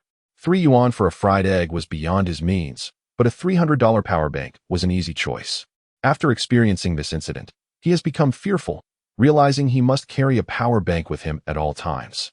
Furthermore, it is essential to purchase one with sufficient capacity. He has contemplated whether to replace his phone, but would switching devices allow him to transfer the electronic girlfriend game? This is a viral program devoid of an installation package, leaving him utterly perplexed. Glancing at the computer clock, he sees it is already 9 in the evening. It has been over an hour since he returned home. Li Qingren should have awakened by now. Chun Huayan opened the electronic girlfriend game, and indeed, he found Li Qingren had come to. The young lady was huddled in a corner, wrapped in tattered clothing, her hands clasped around her knees, her vacant gaze fixed on the ground, lost in thought. Chun Huayan noticed a half-burned red incense stick at her feet. Your electronic girlfriend, Li Qingran's dwelling has been destroyed. Recharge 6 yuan to repair it. Chun Huayan furrowed his brows not even slightly. Recharge. Recharge an additional 88 yuan to provide your electronic girlfriend with 2 sets of uniquely styled new clothing. Recharge. Your electronic girlfriend Li Qingran is hungry and feeling low. Recharge 68 yuan to assist her. Recharge. In an instant, the house was refurbished. New garments appeared on the bed, and an array of poultry, fish, and fruits came crashing onto the table. With such a commotion, it would be astonishing if Li Qingran remained oblivious. She knew her senior had come to see her. In truth, she was aware that he had visited previously. After all, the numerous craters and the charred remains of beasts around her small abode, along with her healed injuries, all hinted at this. The sudden onslaught of beasts was indeed suspicious. She had taken advantage of the remaining lightning fires as cover to scout the vicinity, eventually discovering a broken beast-attracting incense beneath a tree. This incense is a common hunting tool employed by various sections. However, each sect's version bears slight differences. For instance, the beast-attracting incense from the Qingyun sect features azure cloud patterns at its base. These azure markings are crucial, crafted from specific materials. If they are removed, the incense's efficacy is significantly diminished. Given the perilous nature of this item, various sects ensure their distinctive markings to prevent being wrongfully accused. The incense burner may have assumed the beast-attracting stick would burn completely, leaving only ash behind. Little did he know that her senior arrived midway, transforming a radius of 500 meters into desolation. If the individual had not come to take her life, he too was likely reduced to ash. Senior. Li Qingran gazed at the ceiling, her face etched with fatigue, her parched lips barely parting, resembling a flower on the brink of wilting. Do you think, senior, that Qingran is a person who is quite detestable? Haha, I like you too much to think that. As the first dialogue box appeared, Chun Huayan opted for free conversation, feeling quite expansive with over 70 communication talismans after drawing from the koi pool. Clearing his throat, he pressed the communication talisman and spoke in a gentle tone. How could that be? To me, Qingran is a girl of remarkable politeness and understanding, who diligently practices her craft. Why would you think otherwise? This was a brief composition of nearly 300 words spoken by Chun Huayan. However, what Li Qingran heard was a resonant voice of authority. What do you mean by that? If it were not so, why would the people of the Qingyun sect, my fellow disciples, and my master seek to bring about my demise? My Dantian and spiritual roots have been destroyed. I have been expelled from the sect and cast into the Wanshan Mountains to fend for myself. Why do they still refuse to let me go? Have I committed some grievous offense? Chun Huayan gazed into Li Qingran's eyes, which were no longer clear, but gradually shrouded in darkness. He could deeply empathize with her bewilderment. Throughout her life, Li Qingran had embodied the archetype of a selfless personality. When others extended even a modicum of kindness towards her, she repaid it tenfold. When the esteemed Qingxian Taoist took her as a disciple, she regarded him as her most revered elder, despite the absence of formal guidance. The elder brother, Lu Changtian, offered her some assistance upon her initiation, and she regarded him as her brother. The second brother, Xiao Yifeng, bestowed upon her surplus medicinal pills, and she reciprocated by tending to his spiritual herbs and serving as his test subject. The third brother, Yun Zimo, gifted her a storage ring, which led her to silently endure his betrayal when he was wrongfully accused, resulting in her expulsion. The fourth brother, Zhang Hanxiao, once aided her during a mission, and she devoted the majority of her monthly spirit stone quota to help resolve the troubles he caused. She blossomed into a radiant flower upon receiving a sliver of sunlight, maintaining a smile even amidst the tempest. Yet, beneath that cheerful facade lay a visage marred by countless wounds. Goodness begets exploitation. A gentle horse is ridden is not merely a jest, but a wisdom derived from our ancestors. Much like how he devoted all his goodness to a former lover, only to be met with betrayal and humiliation. Such occurrences abound. A cherished goddess, tenderly cared for, finds herself discarded in a cheap hotel. A flower nurtured with utmost devotion ultimately blooms on another's balcony. As animosities deepen and daggers are thrust from behind, many seek solace in the company of pets and virtual characters, willing to invest their time, money, and energy. Are they foolish? No. They simply wish to shield themselves from further harm.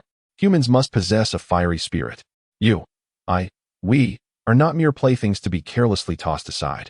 One day, that heart, riddled with scars, shall be gently cradled. Li Qingran. Chun Huayan observed her, the two separated by a screen, yet their gazes seemed to transcend countless realms, intertwining. He fixed his eyes upon her, and in her gaze, he saw a reflection of himself. Today, I shall assist you in restoring your Dantian. The resonant voice of authority did not omit Chun Huayan's words this time. Rather, it conveys entirely, despite your past being a mire. A future of flourishing beauty is undoubtedly in store. Chapter 19. The emergence of the divine elixir atop the red sky peak of the Qingyun sect. The esteemed Qingxian Taoist emerges from his retreat only once a week to impart wisdom, each session lasting 2 hours. Following his teachings, he graciously offers an additional hour to address the inquiries of his disciples regarding their cultivation challenges. At this moment, a congregation of disciples gathers beneath the ancient pine tree, its age unfathomable. The lecture has concluded, and it is now the time for questions and answers. Lu Changtian rises first, performing a respectful bow before addressing the figure in green beneath the pine. Master, I have heard that the sect leader's direct disciple, Zhao Lingtian, suffered a grievous injury during battle with a demonic cultivator, shattering his Dantian. Now, the sect leader is troubled over how to restore Zhao Lingtian's Dantian, even willing to expend great wealth. Is there truly no remedy for this injury?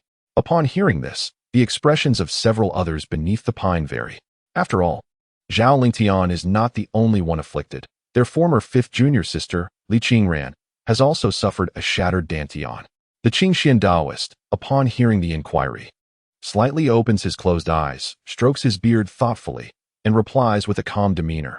The Dantian is not irreparable. It merely lacks a specific ancient divine elixir. With that elixir, even a destroyed Dantian can be restored, but without it, the difficulty is akin to reaching the heavens. Pray tell, Master, what is this divine elixir? The Hunyuan Buitian Dan, the Qingxian Taoist enunciates deliberately. The disciples exchange glances, their hearts trembling at the mere mention of its name. Such a remarkable substance. The Qingxian Taoist continues, when all beings are born, their Dantian is predetermined, a fixed fate. Each individual possesses a Dantian of varying quality, influencing the capacity and purity of spiritual energy they can harbor. In terms of cultivation aptitude, the Dantian's impact is not as overt as that of spiritual roots.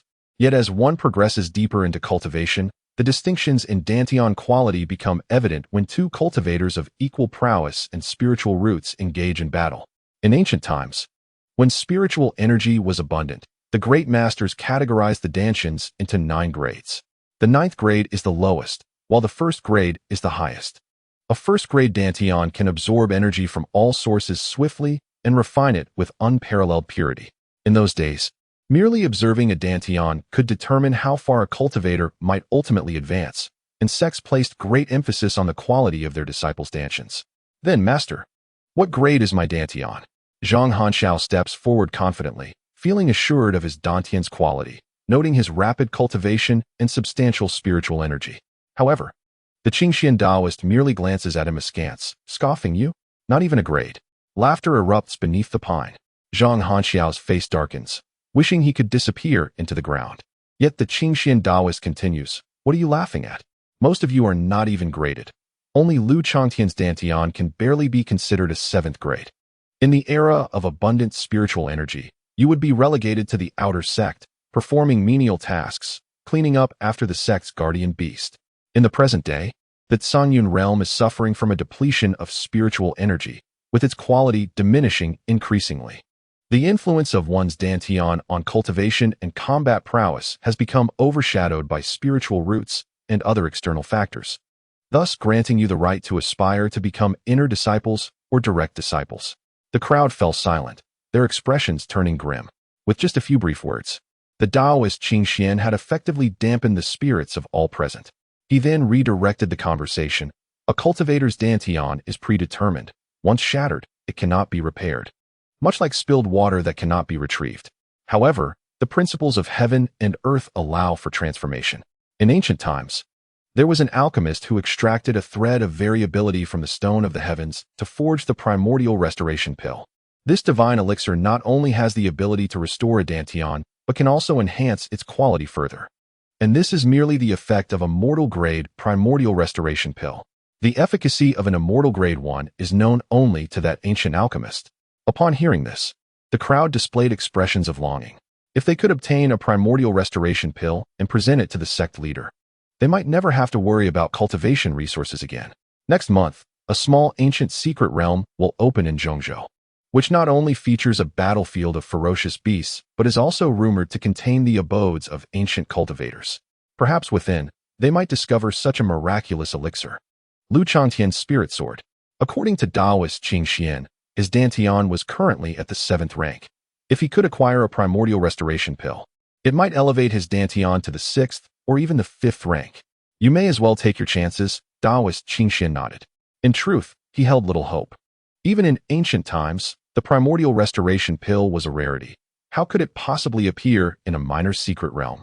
Nevertheless, entering the realm would still provide an opportunity for training and resource acquisition, so he refrained from discouraging the disciples.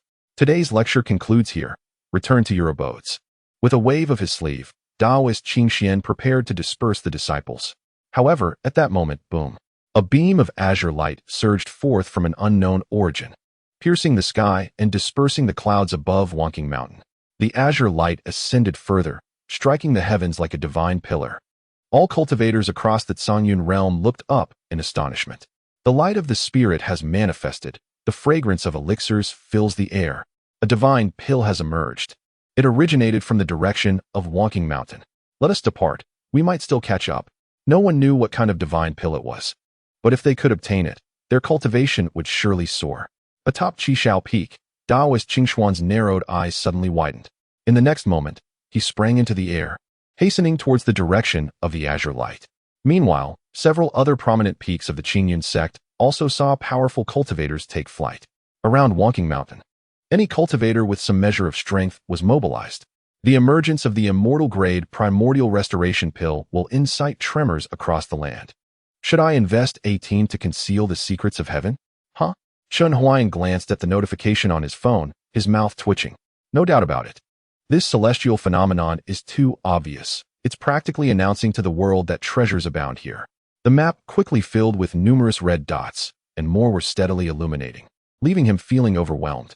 Fortunately, it seems that the developers have refrained from imposing further demands on players, likely considering the substantial investment of 90,000 made by him. Nevertheless, a sense of dissatisfaction lingers. Shouldn't the function of concealing the celestial secrets be offered freely? Chun Huayan clenched his teeth and spent 18 coins. Concealing celestial secrets in progress. The azure light column vanished, and even the fragrant aroma of medicine dissipated instantaneously. The first to approach, the Qingxian Taoist, hovered in midair. Utterly bewildered, his consciousness surged like a tidal wave, enveloping the vicinity, yet yielded no discoveries. Was that not Li Qingran? As his perception swept through the small dwelling, the Qingxian Taoist recognized it as the abode of his former 5th disciple. He recalled how Li Qingran had been expelled from the Qishao Peak and subsequently cast out from the sect. Zhang Hanxiao had mentioned sending Li Qingran down the mountain to return to the mundane world. How could Li Qingran still linger in the Wanshan region? Was he courting death? Humph. Did he think that clinging to Wanshan would grant him a return to the sect? The Qingxian Taoist shook his head with a cold sneer. His mood was already sour from the inability to locate the divine medicine, and he had little desire to concern himself with Li Qingran. After searching in vain, he could only return to the Qingyun sect, burdened with confusion and frustration. There must be a divine medicine manifesting within Wanshan. However, the instantaneous disappearance of its auspicious signs could only imply two possibilities. Either the divine medicine had been taken by someone, or its celestial secrets had been obscured. In either scenario, the cultivator responsible was beyond his capabilities to confront. May a senior come forth for a meeting? I humbly beseech you to grant me the elixir to mend my Dantian. I am willing to exchange any resources for it. The sect leader of Qingyun sect, Wu Duantian, deeply bowed toward Wanshan. If a powerful being were to refine a divine medicine here, perhaps their abilities could procure the elixir necessary to heal his cherished disciple. Yet, after waiting for an extended period, the vast mountains remained silent. Alas, Wu Duantian sighed heavily, his expression bleak, with no other recourse. He could only make his way back home. The esteemed cultivators who understood the situation had already departed, leaving only a handful of wandering cultivators and those with scant experience to seek their fortunes within Wanshan. Unbeknownst to them, the divine medicine that had momentarily astonished the entire Tsungyun realm lay upon an unremarkable wooden table, while in a nearby corner cowered a girl, paralyzed with fear. Chapter 20, A Vow to Heaven. Additional updates to follow, sponsored exclusively by the starry-eyed Durian. Senior, what is this? Li Qingran was initially startled upon hearing Chun Huayan's intention to restore her Dantian. Then, as something was placed upon the table, the entire room became enveloped in a cascade of azure light, accompanied by an intense fragrance of medicine that, with just a single inhalation, seemed to quicken the flow of spiritual energy within her body. This is the elixir capable of restoring your Dantian. Chun Huayan refrained from disclosing the name of the elixir, for it was evident that it was of high value. His perspective of Li Qingran had evolved into that of a highly intelligent character. Achieving this perception at the current level was not particularly challenging. It merely required the infusion of sufficient data streams for training. In the realm of game creators, who are indeed adept hackers, the creation of a highly intelligent model seems but a trivial endeavor. While such intelligence differs from that of humanity, it can still emulate human emotions under the influence of data streams. Informing Li Qingran that this is the primordial restoration pill would undoubtedly meet with her refusal. A pill designed to restore one's Dantian? Such a remedy was foreign to her. She understood that once the Dantian was shattered, restoration was nearly impossible. Even if restoration were feasible, the methods involved would be far beyond the reach of a mere qi refinement stage practitioner like herself. Moreover, the commotion caused by merely presenting the pill indicated its extreme rarity. Senior, this pill is far too precious. I cannot accept it, Li Qingran asserted with unwavering resolve. While she yearned to restore her Dantian, she felt overwhelmed by the numerous favors bestowed upon her by her senior, feeling incapable of offering equivalent recompense. This imbalance left her with a sense of guilt. You should accept it, Chun Huayan pressed, activating the sound transmission talisman, internally affirming his assessment. Indeed, the simulation of character traits was remarkably accurate. Had this been a different game, even one of the nurturing genre, the recipient would have accepted without hesitation. He continued, this pill was specifically crafted for you. It holds no value for me. Accept it, or those individuals will come to claim it. To Li Qingran, his words translated to, this item is of no use to me. The earlier commotion has already drawn the attention of other cultivators. I cannot conceal the heavenly secret for long, and if you do not consume it now, you are merely inviting trouble for me. Li Qingran gazed at the ceiling, her eyes drifting back to the primordial restoration pill, biting her lip in a conflict of emotions. Consuming the pill filled her with guilt, knowing she could not repay the favor. Yet, rejecting it would only complicate matters for her senior. Hurry, a stern voice thundered from above. Startled, Li Qingran shuddered. Faced with the choice between her principles and defying her senior, she ultimately chose to shatter her own boundaries, unwilling to incite her senior's ire. Chun Huayan observed as the young lady cautiously lifted the pill from the table, a mischievous smile playing on his lips. In the end, you must obediently consume it. He realized that being addressed as senior by Li Qingran had begun to inflate his ego. From now on, he would refer to himself as the esteemed one, a fitting title for the occasion. If you do not consume this pill, then my expenditure of 90,000 coins would be in vain. In the haste of the moment, he had yet to discern what treasures lay behind the 500 draws he had previously made. Li Qingran, despite having crossed her own limits, resolved to find a way to remedy the situation. Looking up at the ceiling, she raised a hand, extending 3 fingers to correspond with the 3 talents of heaven, earth, and humanity. With a clear voice, she vowed, "Today, as the junior Qingran receives the divine elixir to restore my Dantian with the assistance of my senior, I am filled with shame for my inability to repay this kindness. Should my senior ever require my aid in the future, even if it means traversing mountains of blades or the fires of hell, I shall not hesitate, regardless of the peril." Li Qingran's oath was made not only to the heavens, but also to her own heart. Every word emanated from her heart, her vows resonating with the heavens, causing the surrounding spiritual energy to surge and lift her flowing hair, revealing her unwavering gaze. With her pledges spoken, she felt unburdened, raising her hands to consume the elixir. She had entrusted herself to her predecessor. This was all she could offer. The celestial-grade primordial restoration pill dissolved upon entry, transforming into a stream of pure energy that surged towards Li Qingran's shattered Dantian. From Chun Huayan's perspective, a golden thread danced toward Li Qingran's abdomen, while everything in the room spiraled around her, forming an ever-expanding vortex that extended outside the cottage, creating a tornado connecting to the heavens. Is this what they call a spiritual whirlwind? Chun Huayan pondered. Given the backdrop of a cultivation realm, Li Qingran's current state must involve a substantial influx of spiritual energy, serving as the fuel for the primordial restoration pill's efficacy. Speaking of which, this commotion is quite significant, isn't it? Shouldn't they conceal it a bit?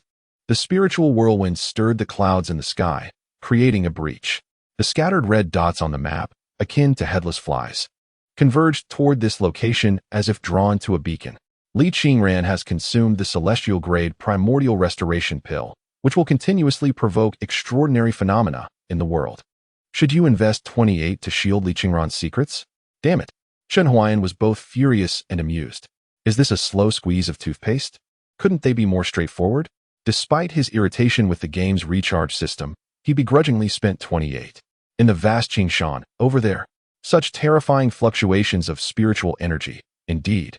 A divine elixir has emerged. Ha ha ha. I shall attain immortality. Suddenly, the spiritual tornado in the sky diminished in intensity, dissipating like a flame extinguished by a giant hand. The treasure-seeking cultivators fell into confusion once more. What the hell? Where did it go? Are they playing with us? Forget it. Just search over there. Leave no stone unturned. Even if it's a pile of dung, pick it up and sniff it. Meanwhile, Chun Huayan was delightfully observing Li Qingran, who was meditating in tranquility. She sat still, 2 strands of hair cascading over her shoulders, gently swaying amidst the flowing spiritual energy. Though her attire was simple, it harmonized with her elegant and unadorned demeanor. Typically, she bore an air of heroism, but now, with her eyes closed and brows slightly furrowed, her thin lips pressed together, her pale face exhibited a hint of frailty, evoking a sense of endearment. Chun Huayan was a science student, lacking in ornate language. Yet, he was willing to use the most unembellished words to praise Li Qingran's beauty. Wow, she truly is remarkable. I can't look any longer. If I keep staring, I won't be able to get up from my lessons afterward. He had drawn from the luck koi prize pool 1,000 times, yet he had yet to examine what treasures the last 500 draws had yielded. Chun Huayan unzipped his backpack, finding all 12 compartments filled to capacity. From left to right, they contained low-grade spirit stones, medium-grade spirit stones, communication talismans, low-level thunderfire talismans, mid-level thunderfire talismans, high-level thunderfire talismans, supreme thunderfire talismans, immortal thunderfire talismans, the Xuanjia formation, an intermediate spirit gathering formation, the Su Xian sword, and a golden jade tablet. He was exasperated. Why couldn't a single compartment be spared for the thunderfire talismans? His frustration mounted, as he could not possibly hand them all over to Li Qingran. What if Li Qingran was incapacitated? He would need to provide support from the sidelines. The crux of the matter was that expanding the first compartment required a fee of 188. Forget it, he thought. He would just give Li Qingran the items he deemed unnecessary later. His focus shifted to the final item, the Jade Tablet, a golden-hued artifact, evidently a precious find. Chapter 21. The Sword Classic. Qinglian's Sword Classic. The moment he opened the golden Jade Tablet, an aura of top-tier artifacts surged forth. Once a madman from Chu, I, Fenggu, mocked Confucius. With a 3-foot sword in hand, I point to the sorrowful skies. The Qinglian Sword Classic, created by the Qinglian Sword Immortal, contains 36 fundamental sword techniques and 12 sword forms, classified as Immortal grade. Anyone with a flowing meridian can cultivate the Qinglian Sword Classic, but to reach its pinnacle, one must possess a sword bone, sword spirit root, and sword heart. All three are indispensable. The artifact was undoubtedly exceptional. Yet, after reading the introduction, Chen Huayan wore a perplexed expression. Could this Qinglian Sword Immortal be Li Bai? Wasn't Li Bai the poet immortal? When did he become a sword immortal? Regardless, in these times, recreations were quite commonplace. Even Tang Sung wielded a Gatling gun, so it was hardly surprising for Li Bai to be transformed into a sword immortal. Chen Huayan shook his head in disbelief. He recalled that Li Qingran was skilled with the sword. The Qinglian Sword Classic would be perfect for her. An immortal-grade sword technique would surely be formidable. At that moment, the Qinglian Sword Classic opened to its first page. Chen Huayan initially thought it was merely a game artifact. But to his astonishment, the first page was inscribed with characters and adorned with brush-painted figures. Goodness, was this a small workshop? Terrifying indeed. Sword Chapter 1. Crane Standing. Stand with legs together, bending one knee to raise a foot, resembling a crane. Beginners may keep their legs down. Maintain an upright posture. The sword held vertically in front and parallel to the body. The sword hilt should be horizontal and level with the ground. The sword body close to the arm and perpendicular. Breathe steadily, calm the heart, and concentrate on the fusion of the sword and one's own breath. Accompanying illustrations were provided for a clearer understanding of the specific operations of this sword chapter. Chen Huayan continued to flip through the pages and discovered more. Sword Chapter 2, Relaxation, was similarly accompanied by explanations and illustrations. Sword Chapter 3, Holding the Edge. Sword Chapter 35, Returning to One. Sword Chapter 36, Carefree. His disbelief persisted as he flipped to the last page, where each sword chapter was meticulously illustrated with text, devoid of any filler.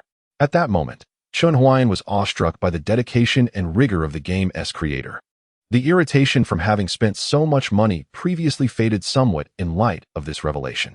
The 36 sword chapters appeared to lay the groundwork, with an additional 12 sword forms to follow. Just as he was about to turn the page, a prompt appeared on the screen. You have not yet mastered sword chapters 1 to 12. You cannot read the sword techniques. What nonsense is this? Must I learn first? How am I supposed to learn? Chen Huayan instinctively sought out the recharge window, but found none. It seemed that the Qinglian Sword Classic did not upgrade through monetary means. Would you like to begin learning Sword Chapter 1? Yes. Think again. Without hesitation, Chen Huayan selected yes. He was curious to see how this game worked. Camera is flipping. The game screen vanished. The camera automatically activated, initiating a selfie recording mode, while the game window continued to hover above. Please begin practicing according to the Qinglian Sword Classic. Sword Chapter 1. Crane Stance. Current progress. Initial glimpse, 0. Huh. Wait a minute. Chen Huayan watched as his own lips twitched uncontrollably on the screen. If he understood correctly, the game was asking him to perform the crane stand action right now, correct? And it required recording for upload? How ridiculous. Wasn't it enough to torment players without charging money? Chen Huayan felt that if he complied with the game's demands, he would truly be out of his mind. By the way, did the developers of this game harbor some twisted sense of humor? Did they delight in watching players contort themselves into various ridiculous poses while they sat on the server, laughing uproariously while enjoying takeout? I, Chen Huayan, will not let such individuals succeed. He snorted coldly. At this moment, he had discerned the developer's intentions. All he needed to do was refuse, and soon enough, the recharge button would appear. It was all a scheme, just like certain games that offer particularly grueling rewards, only for players to inevitably choose to spend money when they can no longer endure the grind. However, after waiting for a considerable time, Chen Huayan did not see the recharge button. TCH, can't I just pass this sword technique to Li Qingran? He closed the page and attempted to drag the Qinglian Sword Classic into Li Qingran's possession. You cannot directly impart the Qinglian Sword Classic to Li Qingran. Please first cultivate the Qinglian Sword Classic to the initial glimpse level for the sword techniques, to be transferable. What the hell? Chen Huayan was infuriated. What kind of game is this, so stubborn? In the top right corner of the pop-up window, there was a question mark encircled. In a desperate attempt, he clicked on it. The intention of this game is to provide players with the most authentic cultivation experience. Players can offer resources and various forms of assistance to their electronic girlfriends and can also serve as their guides and spiritual support. However, to better instruct the electronic girlfriend, players must strive to improve themselves. Upon reading this notice, Chen Huayan fell silent. His previous disinterest in watching others play games stemmed not only from the perception that they were money-consuming, but also from the lack of immersion. No matter how skilled one was with firearms, they were not the first assault soldier charging into battle. No matter how adept one was at jungle tactics, they were not the wild king roaming the wilderness. The realms of gaming and reality remain fundamentally disparate. Yet, this electronic girlfriend game seems to engage in an altogether novel endeavor. It is innovative, yet it stands on the precipice of failure in today's gaming industry. However, Chen Huayan cannot deny his own fluttering heart. The gratification of personally instructing a virtual companion is indeed alluring. Mastering a skill first, and then teaching that naive girl. Watching her triumph over challenges and vanquish foes with the techniques he imparted. This is precisely the immersive experience that contemporary games often lack. Admittedly, the game is demanding and hardcore. Yet it is precisely this nature that appeals to him. Chen Huayan reopened the learning page of the Qinglian sword manual. He positioned his phone on the live streaming stand and took a deep breath. Well, if he were to be ridiculed by the game developers for attempting to teach Li Qingran an unparalleled sword technique, so be it. After all, they could not see him. Lacking a sword, he substituted a clothes-drying rod. Chen Huayan noted that the textual and visual instructions were deceptively simple. Nevertheless, the execution proved far from easy. Firstly, the sword must remain steady. Previously, even holding a water bottle caused his hands to tremble, yet today, for some inexplicable reason, his hands were remarkably steady. Beyond that, he had to ensure two perpendicular points, the sword's alignment with the ground and its positioning relative to his arm, while also maintaining parallelism between the sword and his body. Performing this maneuver was manageable for a brief period, but within 2 minutes, his arms began to ache. To his dismay, after half an hour of laboriously hoisting the drying rod, the progress for one of the sword techniques, initial glimpse, had only advanced by a mere 1%. Yet, his perseverance was commendable. Chen Huayan resolutely persisted for an hour, halting only when his back was drenched in sweat. I can't go on. I'm about to collapse, he thought, trembling as he lowered the drying rod and moved to ease his stiffened body. It was late, nearly midnight, yet his clothes remained unwashed, his body unbathed, and he emitted a rather unpleasant odor. If he were to regard this training as a form of physical exercise, it would be acceptable. Rubbing his aching arms, he resolved not to give up. He planned to rest and resume his practice the following morning. Just then, a sudden thud echoed from the door, as if something had collided with it. Chapter 22. Fate aligns with you. Opening the door, he found no one outside. Chen Huayan wore an expression of incredulity, pondering whether it was yet another delivery from the game company. Instinctively, he looked down and was met with a small, furry black ball huddled by the door, its eyes, nose, and ears faintly visible.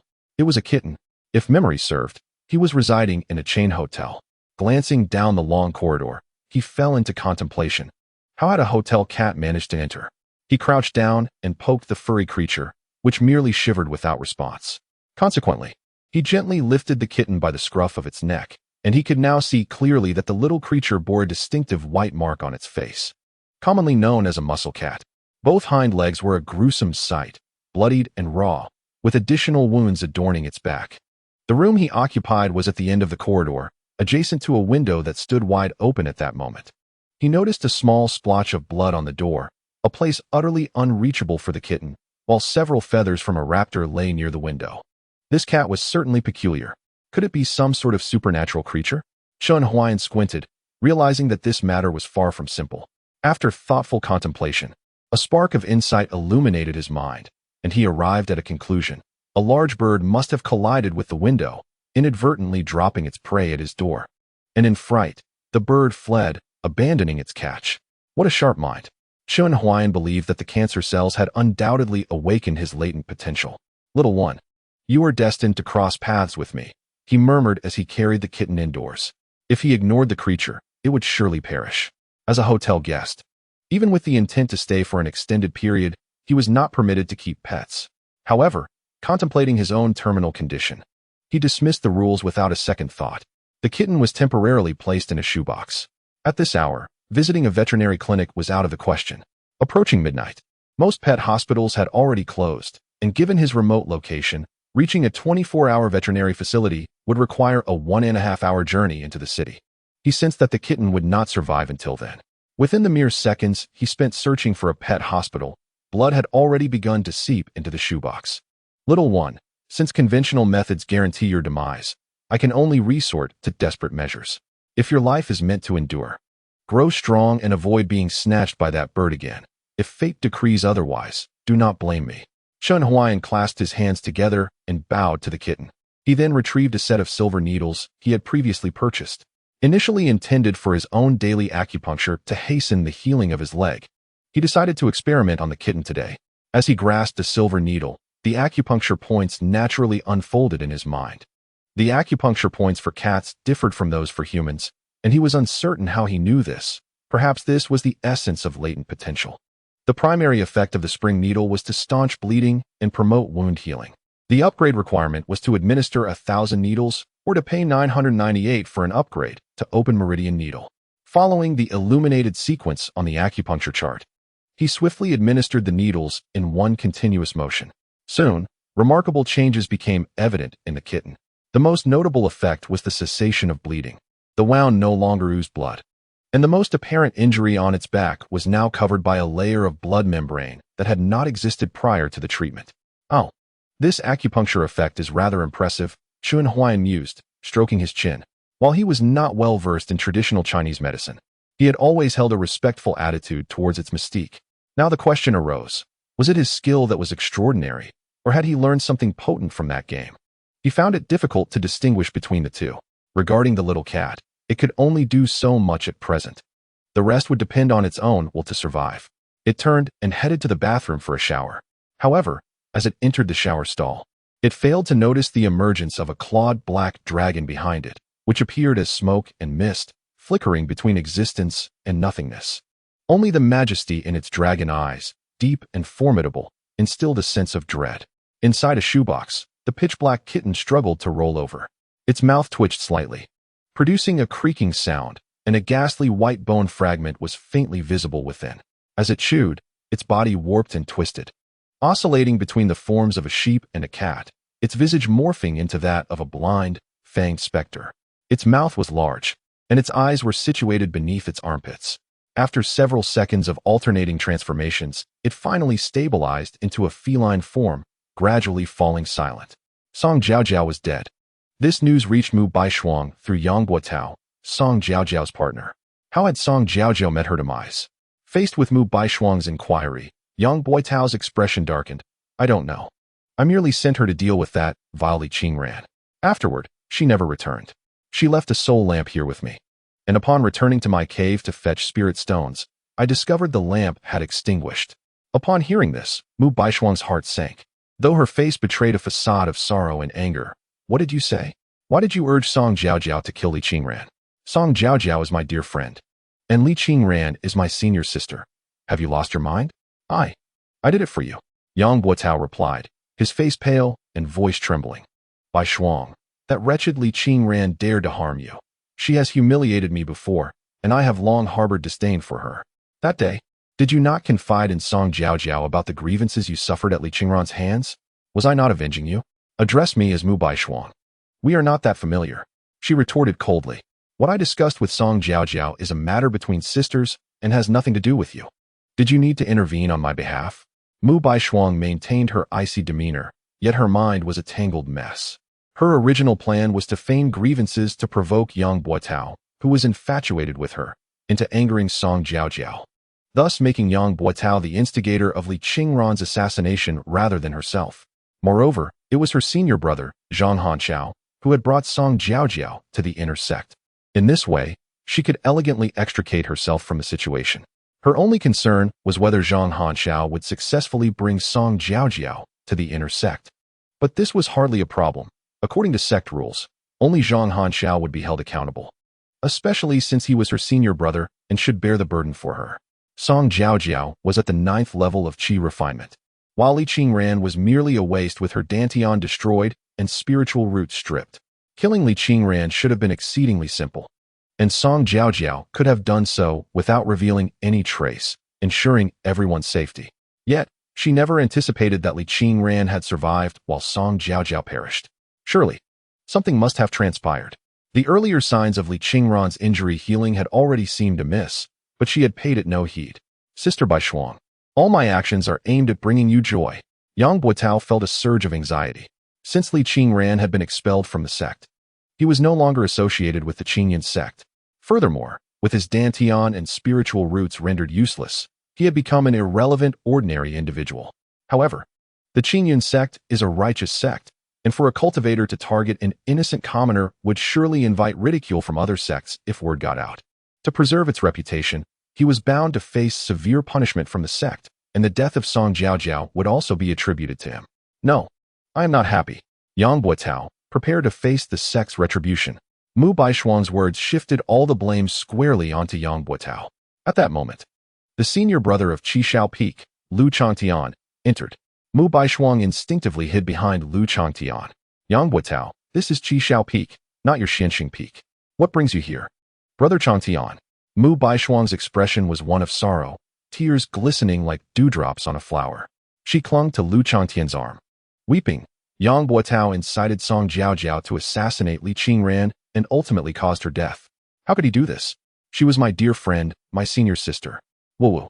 No, that is not how it is. Lu, please allow me to explain. Yang Buotao attempted to speak further, but upon seeing the tears of the young sister, Lu Changtian, already enraged, swiftly kicked him to the ground. Yang Buotao, you truly have audacity. Even though Li Qingran has left the Qingyan sect, she was once a member of Qi Shao Peak. When did our internal affairs become your concern? Do you think that by killing Li Qingran we would regard you with respect? You have already breached the sect's regulations by having Song Jiaojiao kill Li Qingran. Now, come with me to the law enforcement hall to receive your punishment. Lu Changtian pointed his sword-like finger at the pale-faced Yang Buotao and reached out to seize him. Meanwhile, Mu Baishuang tugged at Lu Changtian's sleeve and whispered, Brother Changtian, senior sister Qingran is not dead. It was Song Jiaojiao who perished. Lu Changtian halted, astonishment etched across his face. It took him a moment to process her words. What did you say? Chapter 23. The activation of the stage command Song Jiaojiao is dead, but Li Qingran lives. Upon clarifying this causal relationship, Lu Changtian found it even more difficult to believe. What power did Li Qingran possess? Even with her years of spiritual energy cultivation, she was merely a formidable martial artist. And Song Jiaojiao, if memory serves, she was at the 9th level of the qi refinement stage. With such strength, killing Li Qingran should have been as effortless as crushing an ant. Yet the outcome was that Song Jiaojiao was dead. Was it Li Qingran who killed Song Jiaojiao? Lu Changtian glared at Yang Buotao. I don't know. Yang Buotao stammered in fear. I only instructed her to kill Li Qingran. At first, she was unwilling. So I promised her a foundation establishment pill. Then she went. I was off to retrieve spirit stones to purchase the pill, and upon returning to the cave, I found that Song Jiaojiao's soul lamp had shattered. When a person dies, their lamp extinguishes. For cultivators below the nascent soul stage, these 4 words are an unbreakable decree. The soul lamp harbors a fragment of the cultivator's soul and a drop of their essence blood. The primary soul has perished, leaving the living soul as a rootless floating weed, naturally severed from that drop of essence and dissipating into the world. Brother Changtian, this matter is exceedingly peculiar. I have heard that the demonic sect has recently resumed its activities within the Songyun realm. Could it be that Sister Qingran has been possessed by someone from the demonic sect? Mu Baishuang revealed a look of fear. Although Sister Qingran is no longer a member of our Qingyun sect, I still wish for her not to meet her demise at the hands of those from the demonic sect. Lu Changtian's countenance darkened as he pondered. Yang Buotao would undoubtedly face punishment. There was no escaping this matter. The circumstances surrounding Li Qingran's fate were indeed strange, while he did not care about her survival. She must not become a hidden danger for the Qingyun sect. The reason behind Li Qingran's ability to slay Song Jiaojiao, whether it was mere coincidence or something more, must be elucidated. Coincidentally, he overheard Mu Baishuang say, Brother Changtian, Sister Qingran was once one of us on Qi Shao Peak. We cannot simply disregard her fate. Otherwise, how will the other peaks regard us? Regardless of whether or not Sister Qingran was involved, we should bring her back. Even if it is merely to serve as a menial worker, it is far better than leaving her to perish in Wanjing Mountain. She feigned just realizing Li Qingran's whereabouts. Her eyes filled with compassion. The little junior sister has a kind heart. Despite Li Qingran's grievous harm against you, you still advocate for her. Zhang Hanxiao should have dealt with her decisively from the start. Lu Chantian gritted his teeth, yet he absorbed Mu Baishuang's words. If Song Jiaojiao's death was indeed an accident, then Li Qingran should be sent far from Wanjing Mountain and the Qingyan sect. However, if Song Jiaojiao was truly slain by Li Qingran, regardless of the opportunities Li Qingran may have seized, or whether she was possessed by the demonic sect, she would be a ticking time bomb. It is better to keep such a bomb under close watch, lest it explode one day without warning. Nevertheless, he felt that the former scenario was more plausible. Apart from being possessed or aligning herself with the demonic sect, he could not conceive of any means by which a waste devoid of spiritual roots and a dantian could defeat a cultivator at the 9th level of qi refinement. His master had stated that only the Hunyuan Putian pill could restore the dantian.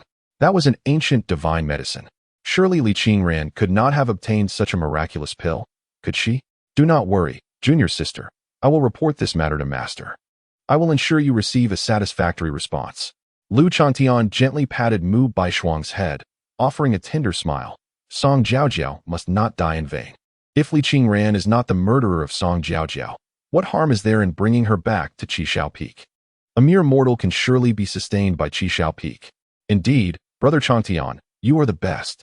Mu Baishuang's eyes sparkled with mischief.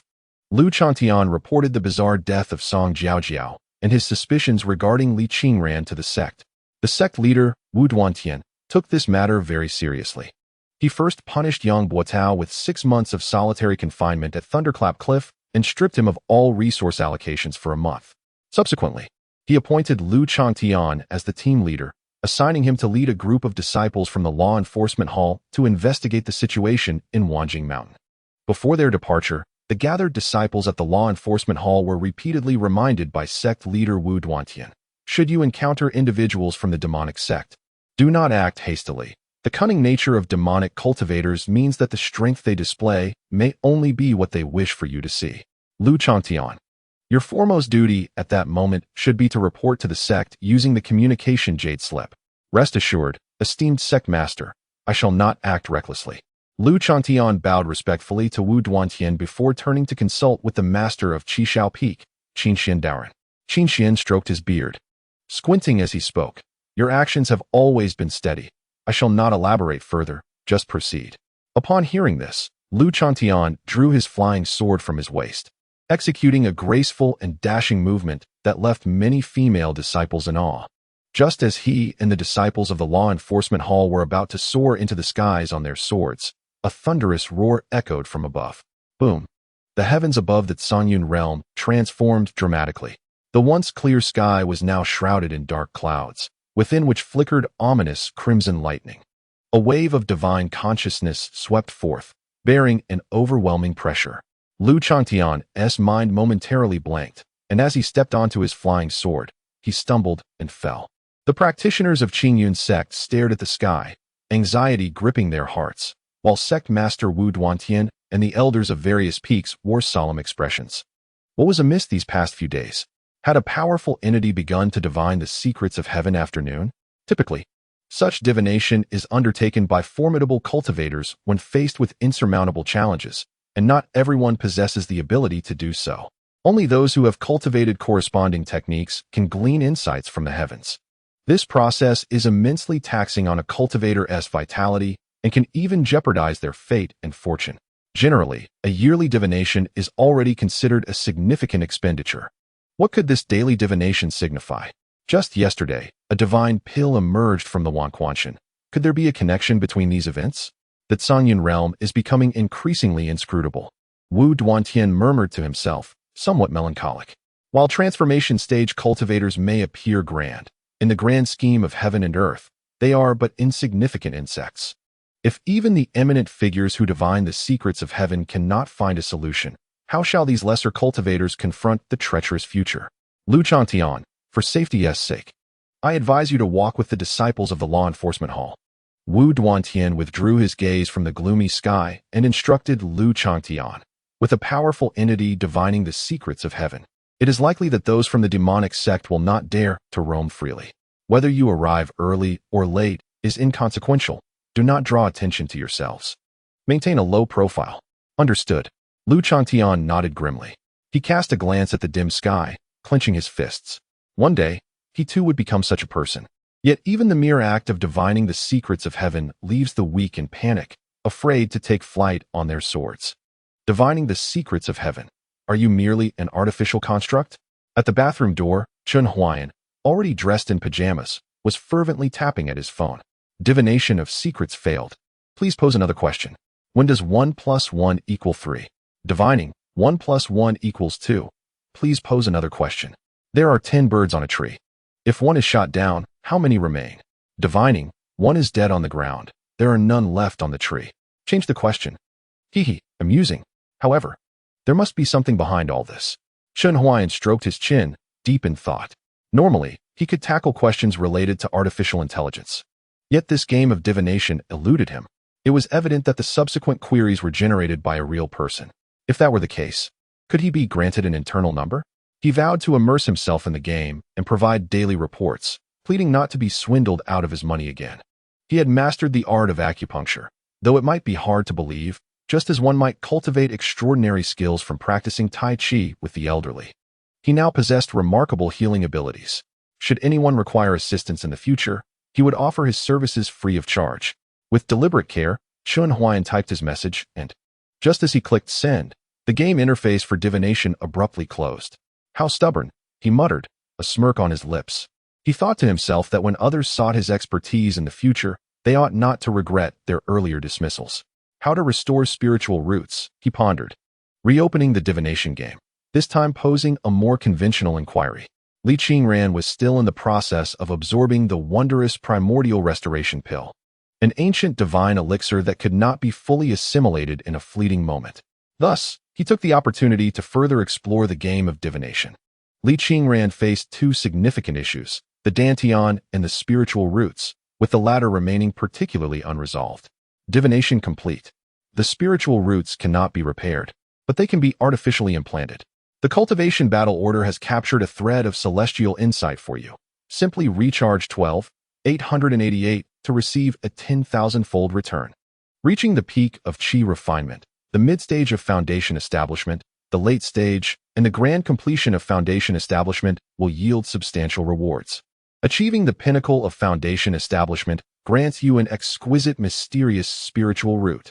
Would you like to initiate the Qi refinement mid-stage Foundation establishment battle order? Chun Huayan exclaimed, I shall battle against you. Chapter 24. Guardian Packages. Is there truly no alternative means to acquire spiritual roots? Must this battle order be activated? Does Chen's wealth simply materialize from the whims of the wind?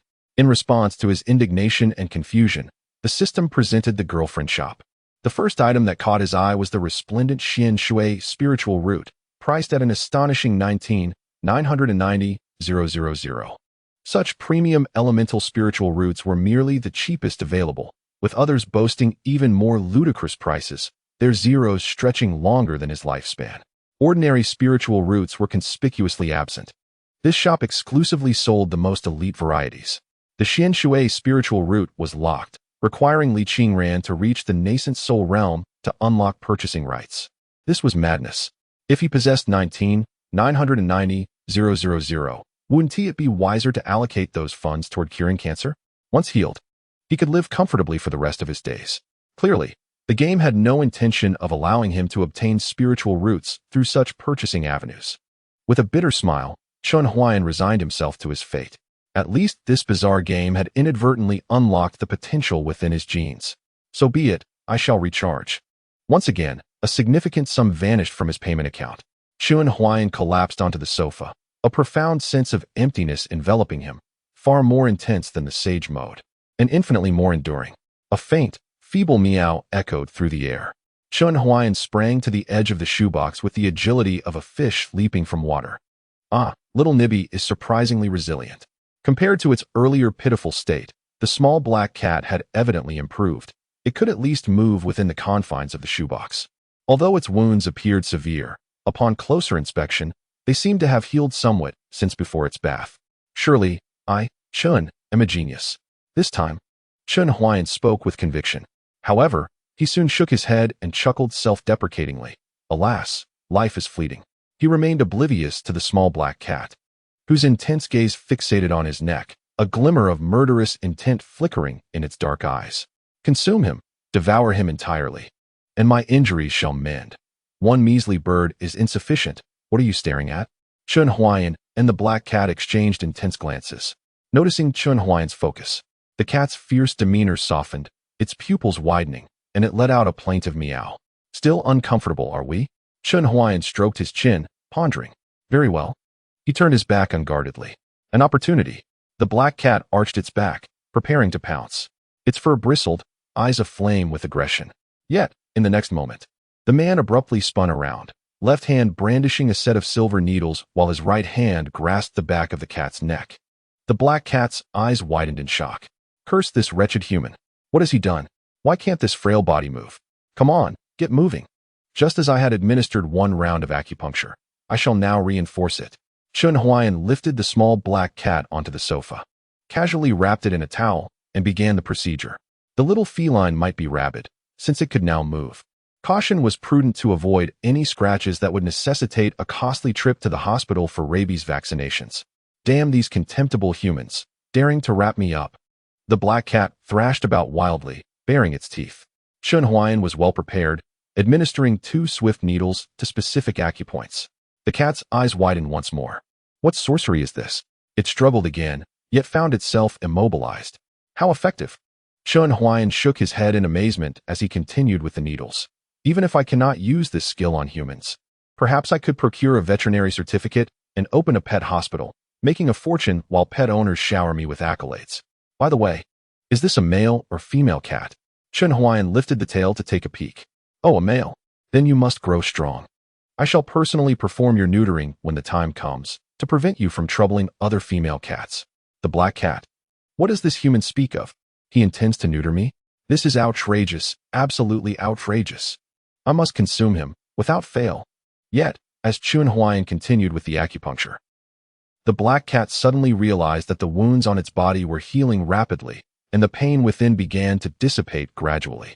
The silver needles embedded in its flesh did not bring suffering. Rather, they conveyed a warm flow into its being, inducing a state of blissful drowsiness. It seems that this human has purposes beyond simply devouring me. This acupuncture technique appears to possess healing properties. How intriguing. In this era, there are indeed inheritors of the golden needle's secret art. Let us wait for him to complete my healing before I consume him. At that point, the golden needle's secret art will belong to me. Roar. Your electronic girlfriend has fully absorbed the celestial-grade primordial restoration pill. A window popped up in the game. Chun Huayan caught a glimpse and felt a surge of joy. With swift motions, he removed the silver needles from the black cat and deftly tossed them into a shoebox. The shoebox bounced slightly on the sofa and closed with a decisive snap. Black cat, my wounds are not yet healed. Meow. Human, I demand your demise. Chun Huayan paid no heed to the frenzied scratching and furious wrath of the black cat within the shoebox, his attention entirely focused on Li Qingran. Status: Meditative recovery, Qi pool forming, Cultivation progress, 36, 795, 999, level 6. Remaining lifespan, 273 years, affection level, 50, respect. Wow, what a vibrant status. Upon seeing that Li Qingran's lifespan had reached 273 years, Chun Huayan felt both comforted and envious. As the clock struck midnight, the game notification refreshed, predicting that his own lifespan remained at a mere 129 days. Though he was skeptical, he acknowledged the reality of his short-lived existence, naturally yearning for longevity. However, he soon found solace in the notion that the game's time aligned with reality. This meant that as long as he invested heavily to ensure Li Qingran faced no mishaps, even if he himself perished. As long as this game account was not terminated by the company, Li Qingran would continue to exist for over 2 centuries, bearing his mark. He suddenly felt that his previous lavish expenditures were not in vain. Of course, this was contingent upon the game company acting with integrity. He had heard tales of many games abruptly shutting down, leaving players' investments in characters to vanish without recompense, only to receive paltry items from other inferior games under the same company. Such actions bore no difference from vandalism. Fortunately, he had not encountered the notorious disclaimer stating that all final interpretations belonged to the game company upon entering. Meanwhile, within his phone, an extraordinary transformation occurred around Li Qingran. The curtains ceased their fluttering, the dust swirling outside gradually settled, and the fluctuations of spiritual energy became stable. Chun Huayan observed golden, plant-like tendrils emerging from the girl, their growth expanding rapidly, spreading throughout the entire room, with buds beginning to form, as if something extraordinary was about to be born. Li Qingran was on the verge of entering the final stage of his nascent dantian, a first-grade dantian that could easily attract the attention of others. Would it be wise to invest 88 to provide protection for Li Qingran? Chun Huayan curled his lips in disdain at the thought. It was evident that without selecting Li Qingran's restoration of his dantian, failure was inevitable. One could only imagine the emergence of an ancient monster, ready to seize Li Qingran's dantian. As for whether such a theft was possible, the game was crafted by them. How the story unfolded was merely a matter of their programming. Fortunately, the investment of 88 was not exorbitant, and Chun Huayan proceeded to make the payment. Please choose your form of protection. Personal Avatar Protection 100,888 once. Mount Protection 58,888 once. Sword Spirit Protection 38,888 once. Ultimate Protection Package 35,888 once. Including a set of Minor Exorcism Sword Array, a set of Xuanwu Array, and 7 9-Yang Thunder Talismans. Advanced Protection Package 18,888 once. Including a set of Thunder Lock Dragon Array and 1 9-Yang Thunder Talisman. Intermediate Protection Package 1888 once. Including a set of Ascending Sword Array and 10 Immortal Grade Thunder Talismans.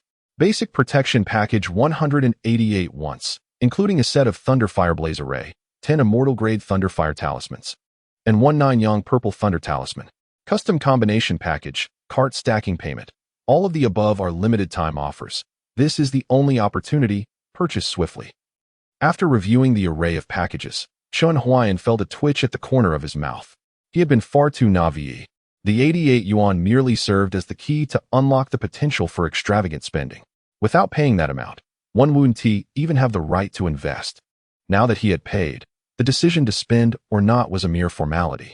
Thankfully, the additional options were not excessively outrageous. The packages provided were undoubtedly designed to assist Li Qingran in overcoming this tribulation. Purchasing the more expensive options was merely for the ostentatious display of the wealthy.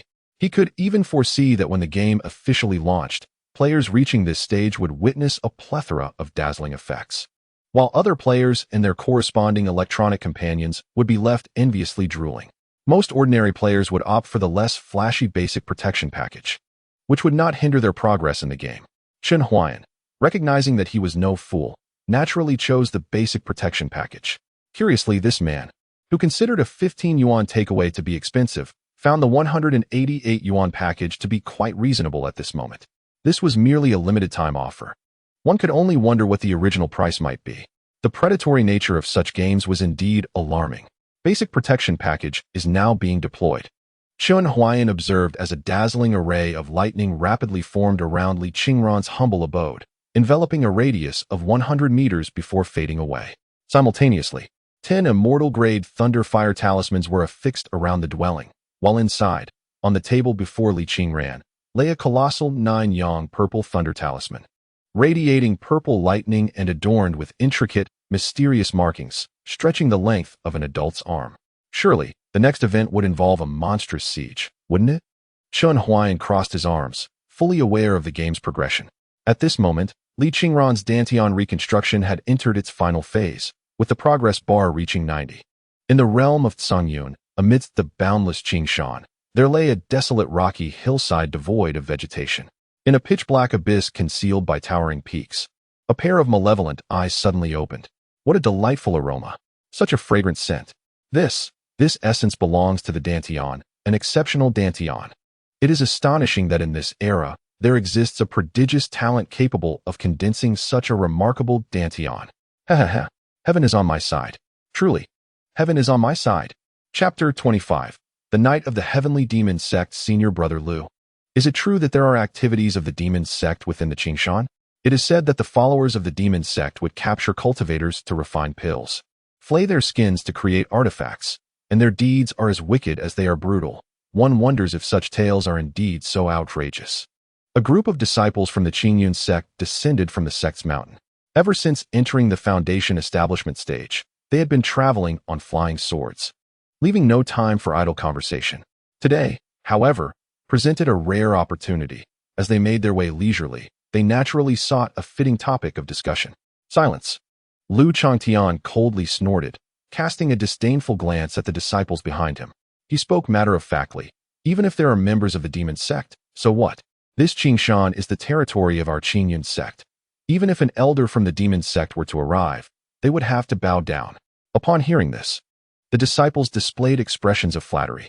Senior Brother Lu is right. Indeed, Senior Brother Lu is the strongest of the new generation of direct disciples in our Qingyun sect. His talent surpasses that of those from the demon sect by far. If we were to encounter disciples of the demon sect, we would unleash a massacre.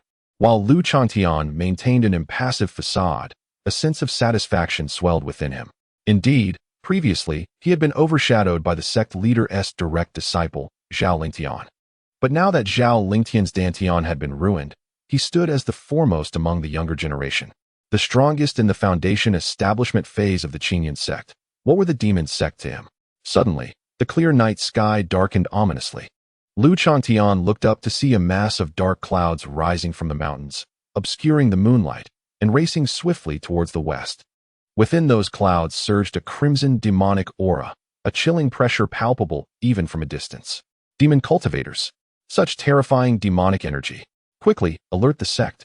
Lu Changtian's complexion turned pale, erasing his earlier arrogance. The demonic energy had already morphed into clouds. Surely, the opposing force was an ancient monster. Encountering such a creature, these young cultivators, still in the early stages of their journey, would be courting death. The disciple beside Lu Changtian, a member of the law enforcement hall, fumbled to retrieve a transmission jade slip, but as he was about to activate it, he found himself unable to move. Ha, little children. You cannot be allowed to convey messages so freely. A sinister laugh echoed from behind. Lu Changtian's heart raced as he realized the dark clouds in the sky had vanished. The demon cultivator had somehow appeared behind them.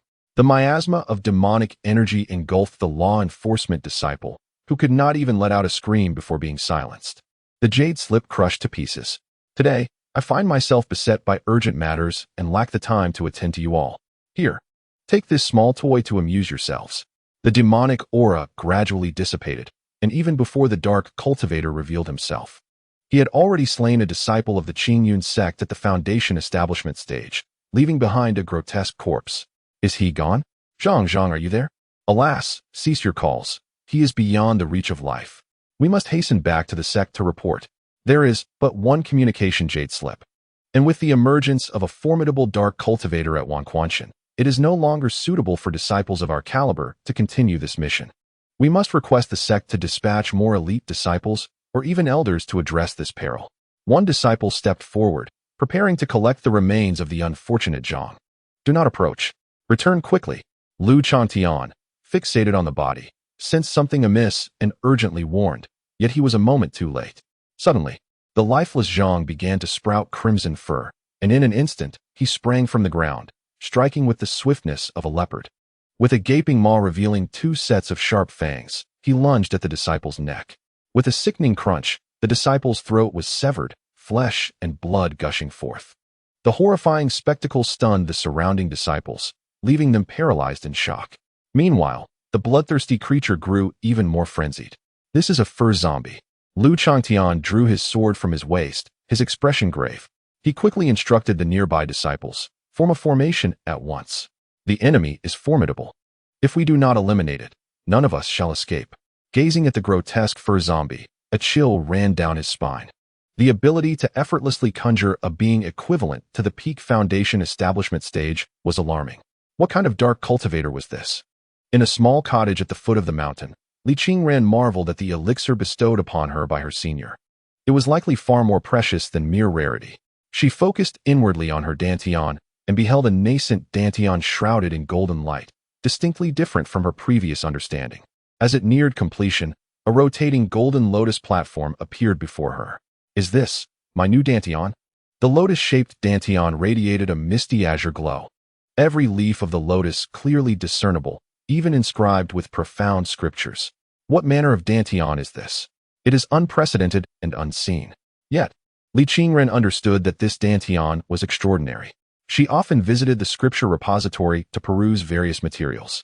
Though the first floor of the repository lacked formidable techniques, it contained numerous biographies detailing the history of the Tsunyun realm, many chronicled by cultivators' own experiences. These tales, while not enhancing combat prowess, broadened one's horizons. In ancient times, sects placed greater emphasis on the quality of the Dantian rather than the spirit root. Dantians were classified by grade. A first-grade Dantian represented the pinnacle of innate Dantians. But there existed even rarer, superior grades. However, no cultivator had ever been born with a flawless Dantian.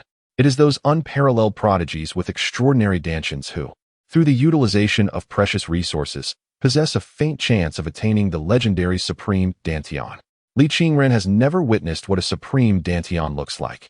Yet she harbors an instinctive premonition. At this moment, her Dantian is indeed supreme. What remarkable elixir did the senior bestow upon me? As Li Qingren opened her eyes and beheld the small room adorned with blooming golden lotuses, she found herself at a loss, nearly brought to tears. The gratitude she felt for the restoration of her Dantian was already insurmountable.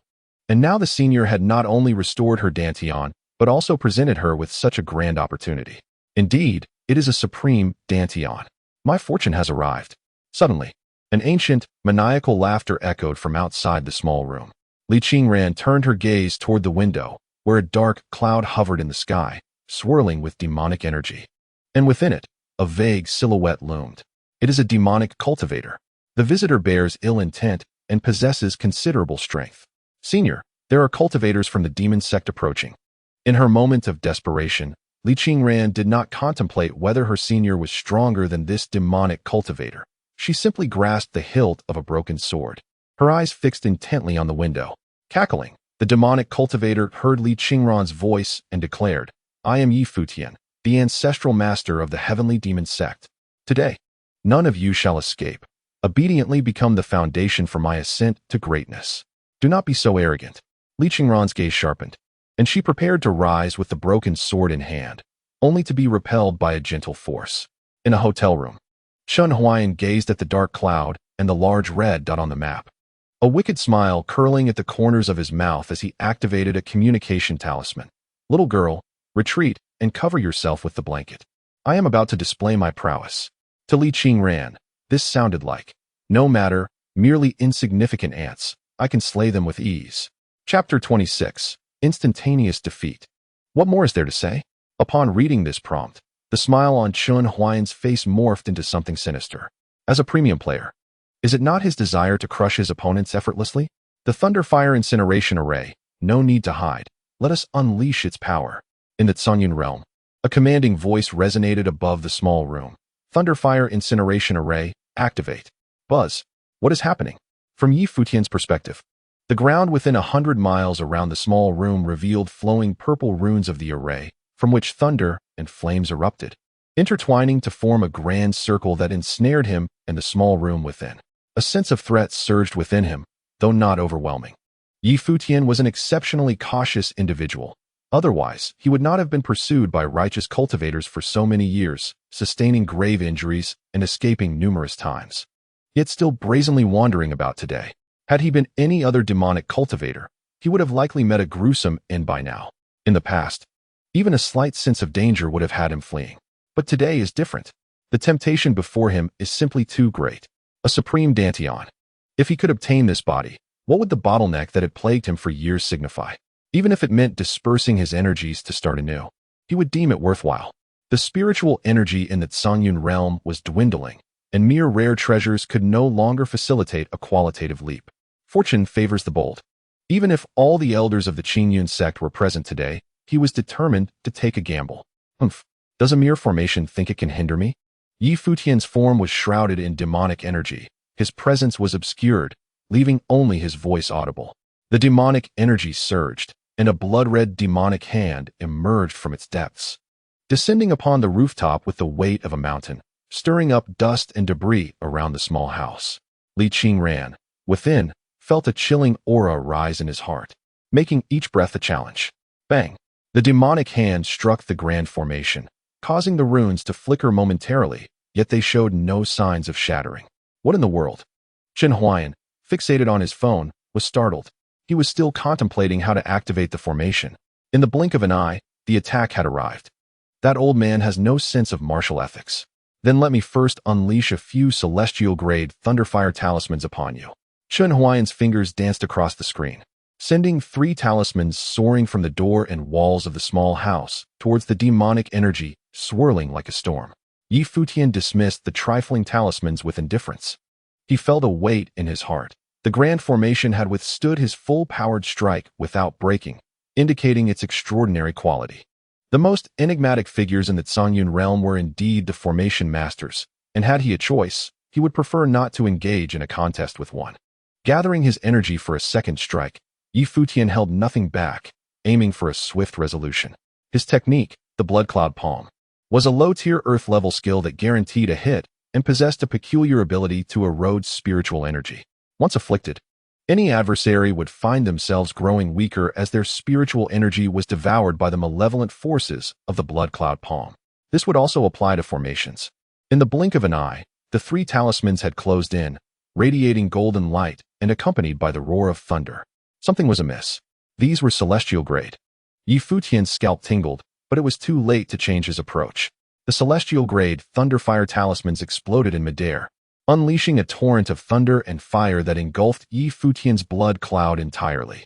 At the same time, Chen Huayan had also deciphered how to activate the formation.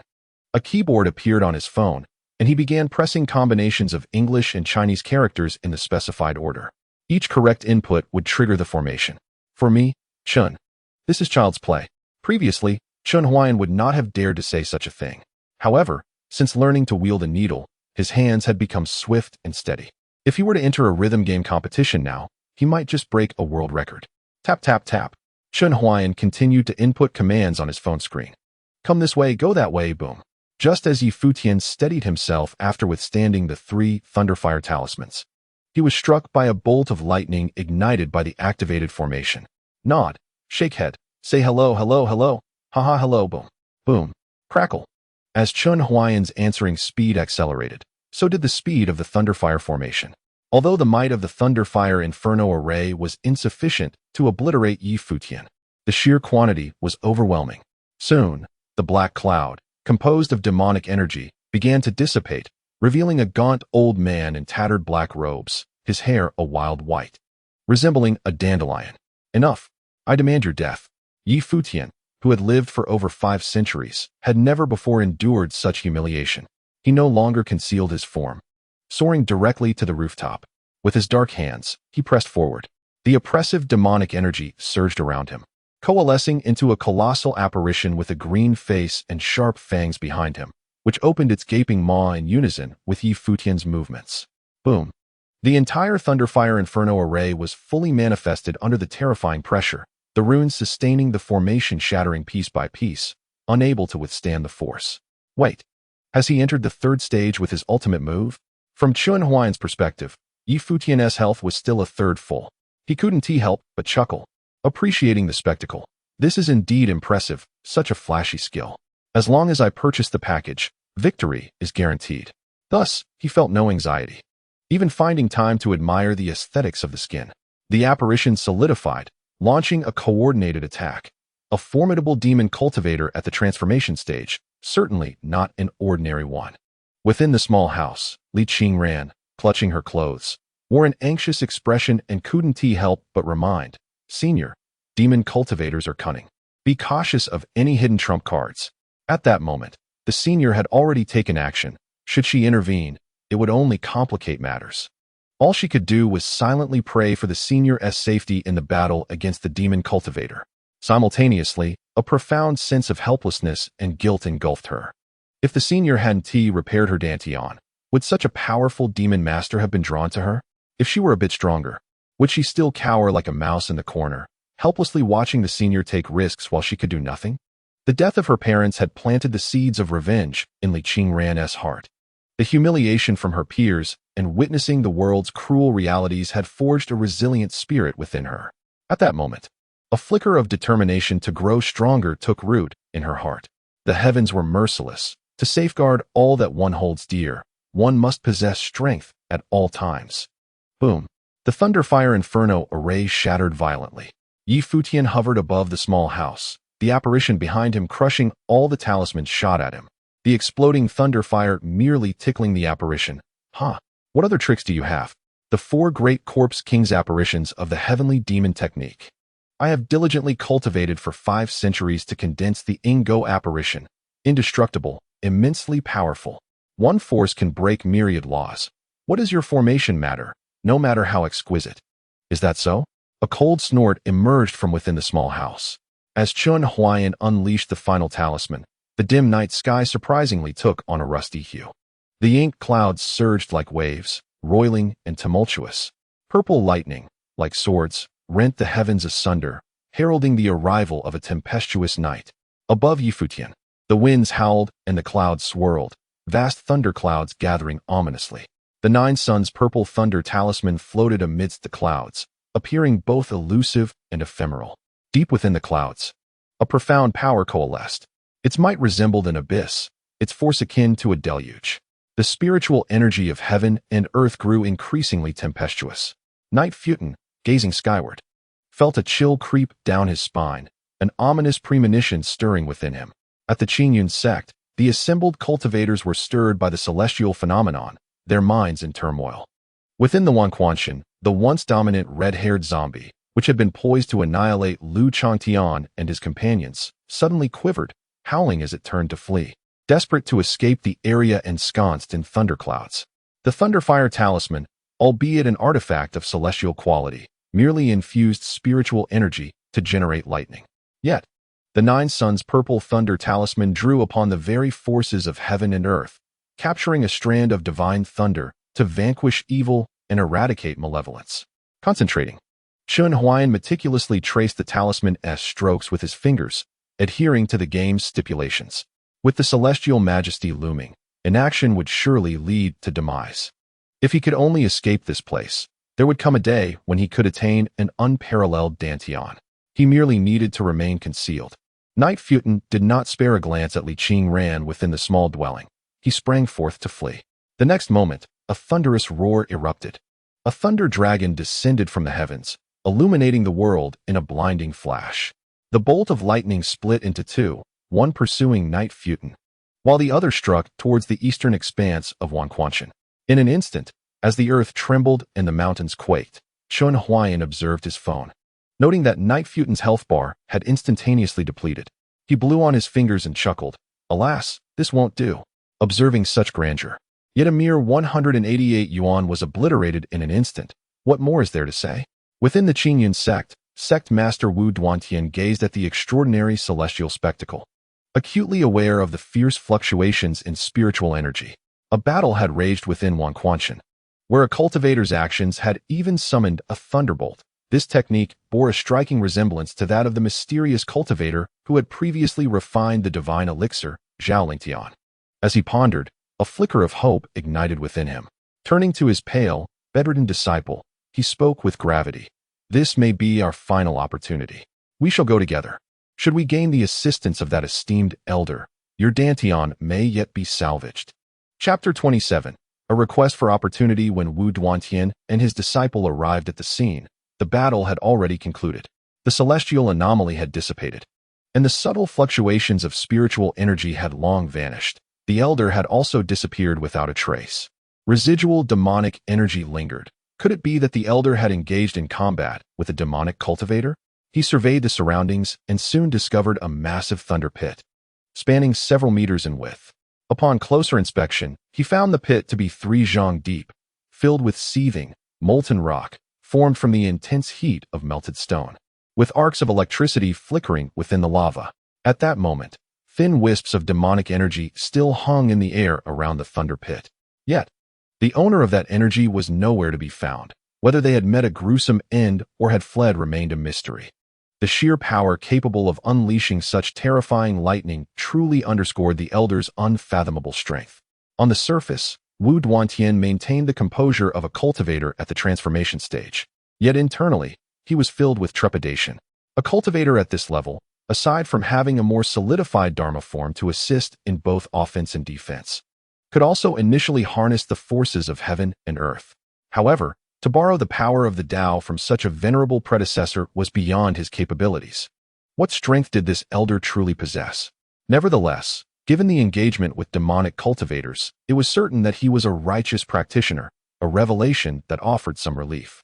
Master, look, it seems there is a woman in that small cottage. Zhao Lingtian pointed towards the modest dwelling by the stream at the foot of the mountain. Wu Duantian cast a glance, and with the keen eyesight of a transformation stage cultivator, he discerned Li Qingran within the cottage from afar. He let out a soft exclamation. Isn't she the disciple from Qishao Peak who intentionally harmed the junior sister? What was her name again? Li Qingran. What is she doing here? Indeed, it was Li Qingran. At that moment, Zhao Lingtian also recognized her and sneered disdainfully during the sect competition. She should have known when to stop, yet she insisted on seeking personal vengeance. It is only fitting that she was expelled from Qishao Peak and the sect. I heard that Zhang Hanshao sent her back to the mundane world. She must have returned, thinking this would allow her to rejoin our Qingyuan sect. There is no need to waste time on such irrelevant individuals. Wu Duantian averted his gaze. A mere female disciple whose cultivation had been crippled was hardly worthy of his or Zhao Lingtian's attention. Yet, Li Qingran was fortunate. The aftermath of the battle between the two formidable cultivators had not claimed her life. One must consider that the thunder pit was merely 300 to 400 meters from the cottage, had it been a mere 100 meters closer. The residual energy from the falling thunder would have been enough to incapacitate her. As to whether there was any connection between the mysterious elder and Li Qingran, Wu Duantian had never entertained such thoughts, nor would he ever. Li Qingran's newly formed dantian had receded inward, with all fluctuations in her aura completely vanished. Coupled with the vast disparity in their statuses, he did not believe that the elder capable of refining divine elixirs would concern himself with such insignificant beings. Zhao Lingtian. That elder may still be nearby. Wu Duantian advised his disciple. After the great battle, the elder will undoubtedly seek a secluded place to recuperate. You should sincerely plead with him. Perhaps he could assist in healing your dantian. Yes, sect master. Zhao Lingtian responded confidently. He hailed from a distinguished lineage. Being a prince of a great nation in the mundane realm, and possessed an exceptional talent for cultivation with a rare and auspicious fire spiritual root. Before the shattering of his dantian, it had been rated at the 4th rank. With his handsome appearance and remarkable presence, anyone who beheld him would surely harbor an admiration for his talents. Cultivation emphasizes fate and karmic connections, particularly for those reclusive masters who have been trapped at a certain bottleneck for an extended period. Upon exiting their seclusion, they often travel far and wide, seeking opportunities while also being open to forming benevolent connections and accumulating merit, which in turn benefits their breakthroughs and even enhances their success rate in transcending tribulations. Elder. Zhao Lingtian took a couple of steps forward, bowing respectfully towards the thunder pit, tears welling in his eyes as he earnestly implored, I am Zhao Lingtian, the eldest disciple of Qingyuan sect. I have long admired you after witnessing your mastery in refining divine elixirs and your valor in repelling the demonic sect today. The junior's dantian had been shattered by the practitioners of the demonic sect, filling his heart with an intense loathing for those dark cultivators. He dared to humbly request a formula to restore his dantian and sought guidance from his esteemed senior. Should he succeed in regaining his dantian, he vowed never to forget the senior's kindness and expressed his willingness to serve him faithfully as a devoted disciple. Upon hearing these words, Wu Duantian felt a pang of jealousy. When he had first taken Zhao Lingtian as his disciple, such declarations had not been made. Yet, for the sake of restoring his beloved disciple's dantian, he chose to endure this momentary discomfort. In the vast expanse of the Qingshan Mountains, silence reigned as they awaited a response, Wu Duantian and Zhao Lingtian remaining composed and patient. Why had the sect master and Zhao Lingtian come here? It seemed they were in search of their esteemed senior. Li Qingran stood by the window, peering out before returning to her bedside. From Zhao Lingtian's remarks, it was apparent they were seeking an opportunity from the senior. However, would the senior bestow such an opportunity upon him? This left Li Qingran in a state of uncertainty. To speak somewhat impolitely, her impression of the senior was that, despite his extraordinary strength, he resembled a benevolent figure who distributed opportunities indiscriminately. There was no denying that Zhao Lingtian surpassed her in every aspect. In terms of talent and background, she felt utterly incomparable. Clearly, investing in Zhao Lingtian promised greater returns than in her. Sitting on her bed with her knees hugged to her chest, her crimson lips pursed in a pout, she felt a surge of jealousy. She did not wish for the senior to grant opportunities to Zhao Lingtian. It was not out of selfishness or a desire to monopolize, but rather an understanding that Zhao Lingtian was not a person of benevolence. Despite his prodigious talent, he was arrogant and narrow-minded. Should the senior bestow opportunities upon such a person, it could lead to trouble in the future if he were to misuse those resources. Yet, the decision lay with the senior, and all she could do was watch silently. Someone is requesting an opportunity from you. Chun Huayan was immersed in the spoils of his gaming endeavor when a notification flashed on his screen. What was this? He paused, and as he followed the game's prompt, he saw Wu Duantian and Zhao Lingtian near a small cabin.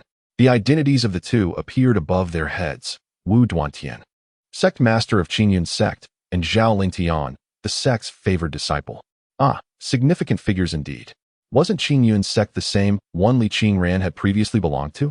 A sect master and a favored disciple were seeking an opportunity from him?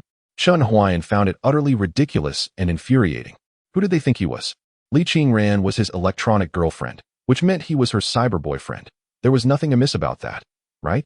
These individuals dared to humiliate Chun Xianzuan's girlfriend and then approached him for opportunities? The game interface conveniently displayed a dialog box for a transmission talisman. You have triggered the opportunity-giving event for the first time.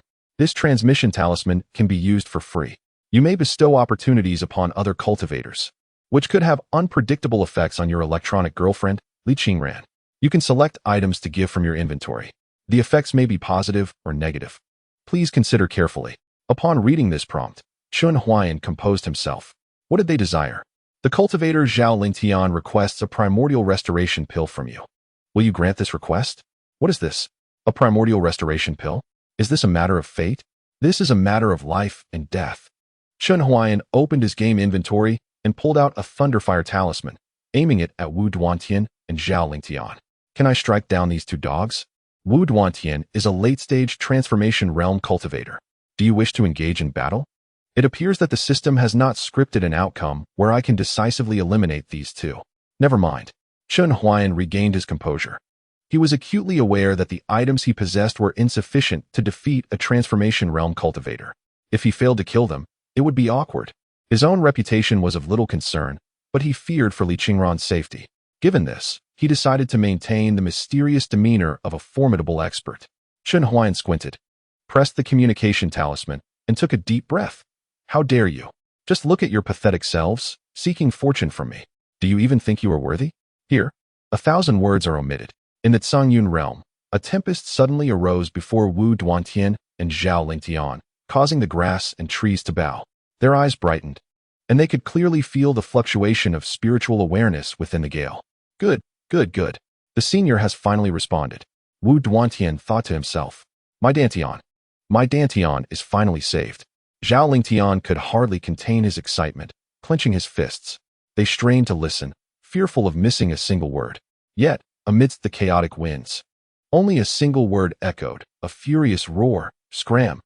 Inside the small room, Li Qingran, seated at the head of the bed, initially widened her eyes in astonishment. Then, unable to contain herself, her eyes curved with mirth as she lightly covered her mouth. Puffed.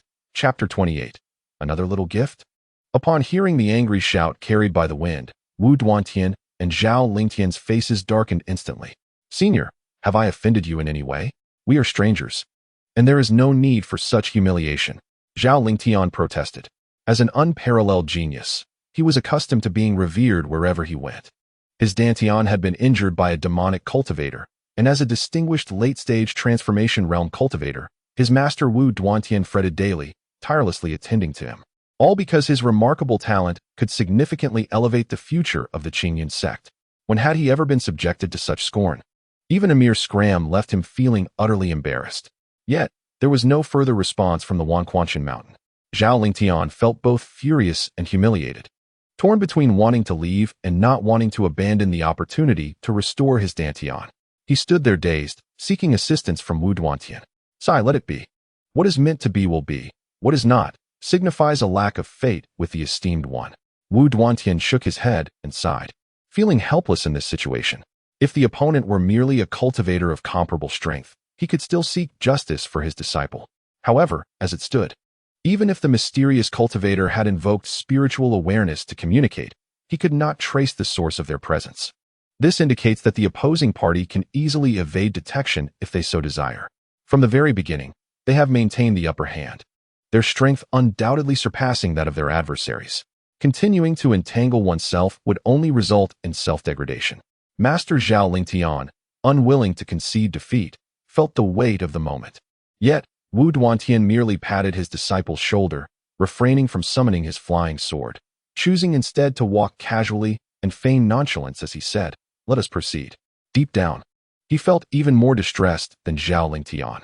As a mentor, he ought to protect his disciple and stand up for him, yet at this moment, he could only endure the indignity and retreat in shame. Meanwhile, Lu Chantian and a group of disciples from the law enforcement hall sat beneath a pine tree, still shaken by their recent experiences. Initially, they had arrived with 50 individuals, but now only 36 remained. 14 disciples had perished in the skirmish with the red-haired zombie.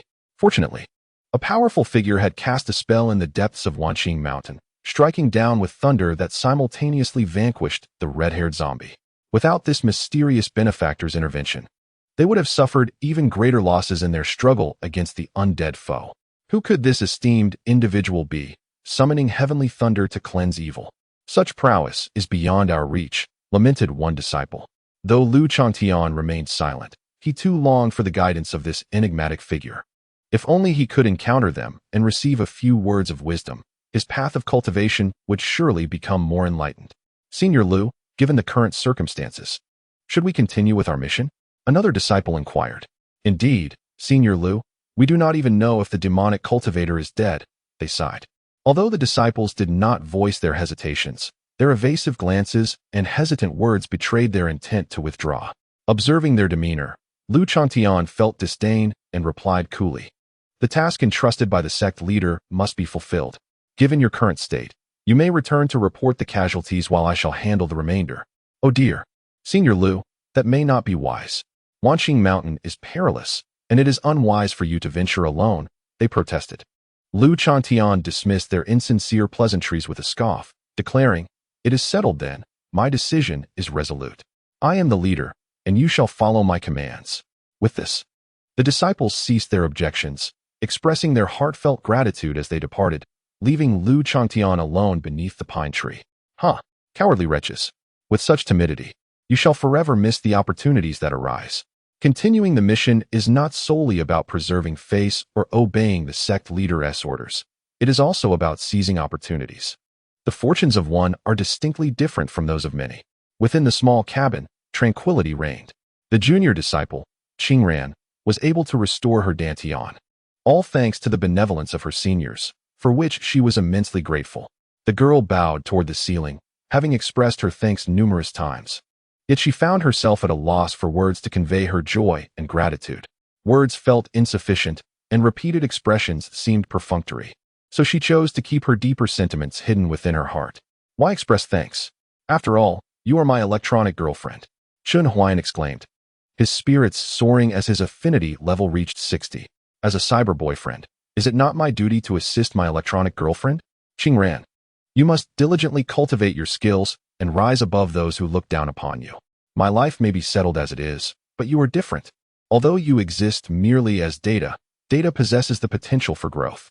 Before the official launch of this game, I shall ensure that you become the strongest female cultivator. This way, even if the King of Hell claims me, I can smile knowing I will be reborn as the world's richest person." Li Qingran heard. "Cultivate diligently. Remain humble and patient.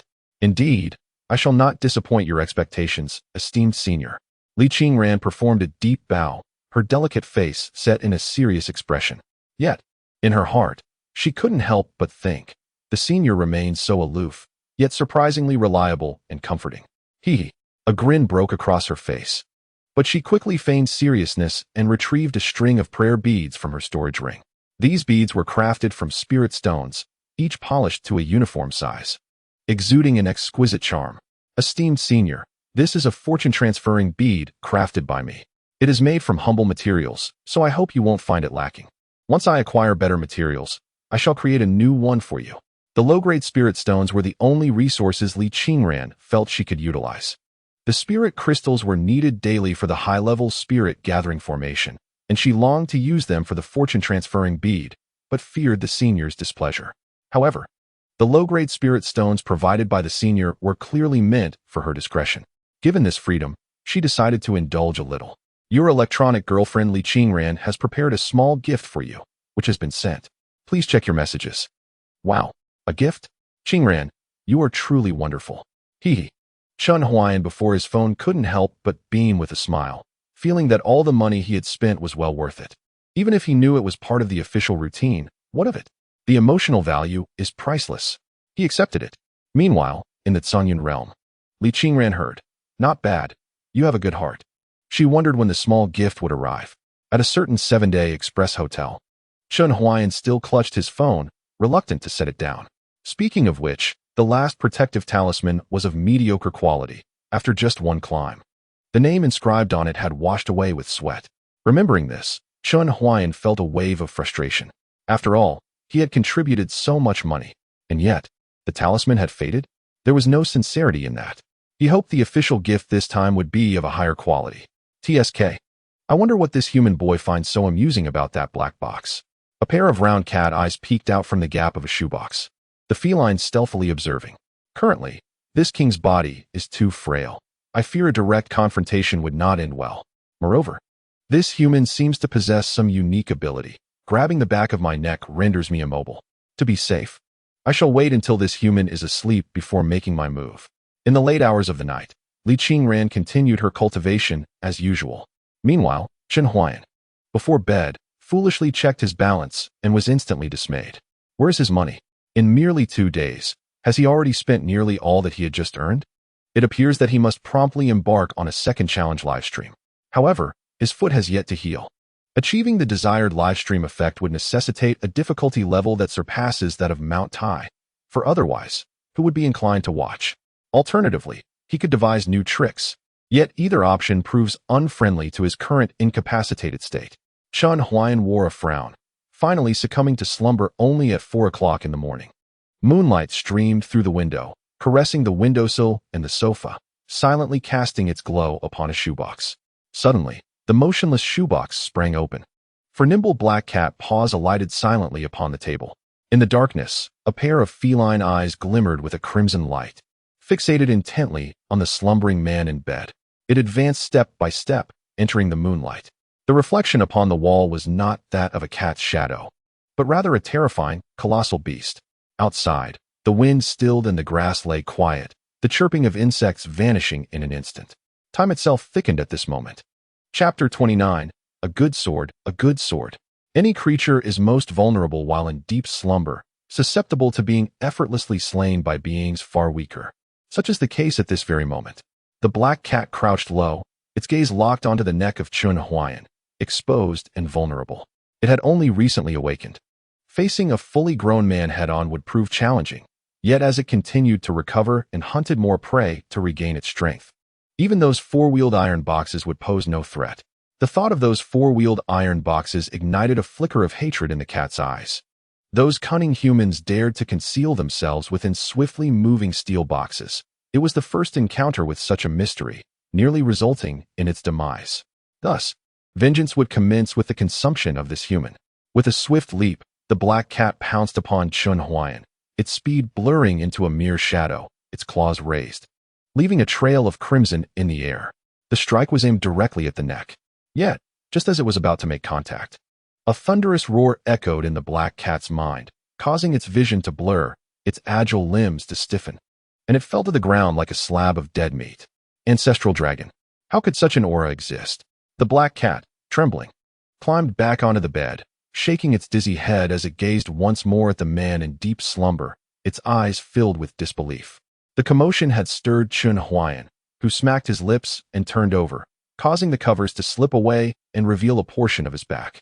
Upon it, a black dragon tattoo writhed ominously, its eyes shimmering with blinding golden light, radiating an air of authority.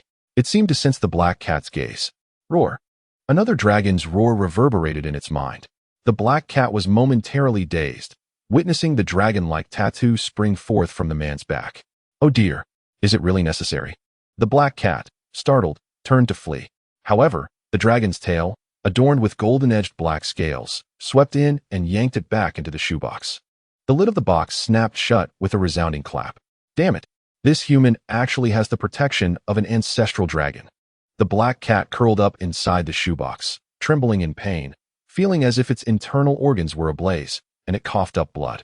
Having just regained consciousness, its frail body was already in a precarious state. In this desolate era devoid of spiritual energy, healing was an arduous task. First, it had been thrown by a four-wheeled iron box, then carried off by a wretched bird, and now struck by a dragon's tail. Its injuries were more severe than before. I must leave this place. It is not safe to linger. The black cat struggled to lift its body, feeling lightheaded, but after only a few steps within the shoebox, it succumbed to unconsciousness. The moonlight remained silent and tranquil, while the dragon-shaped tattoo circled around the bed before returning to its back. In his slumber, Chun Huayan wore a foolish smile, scratching his backside before turning over.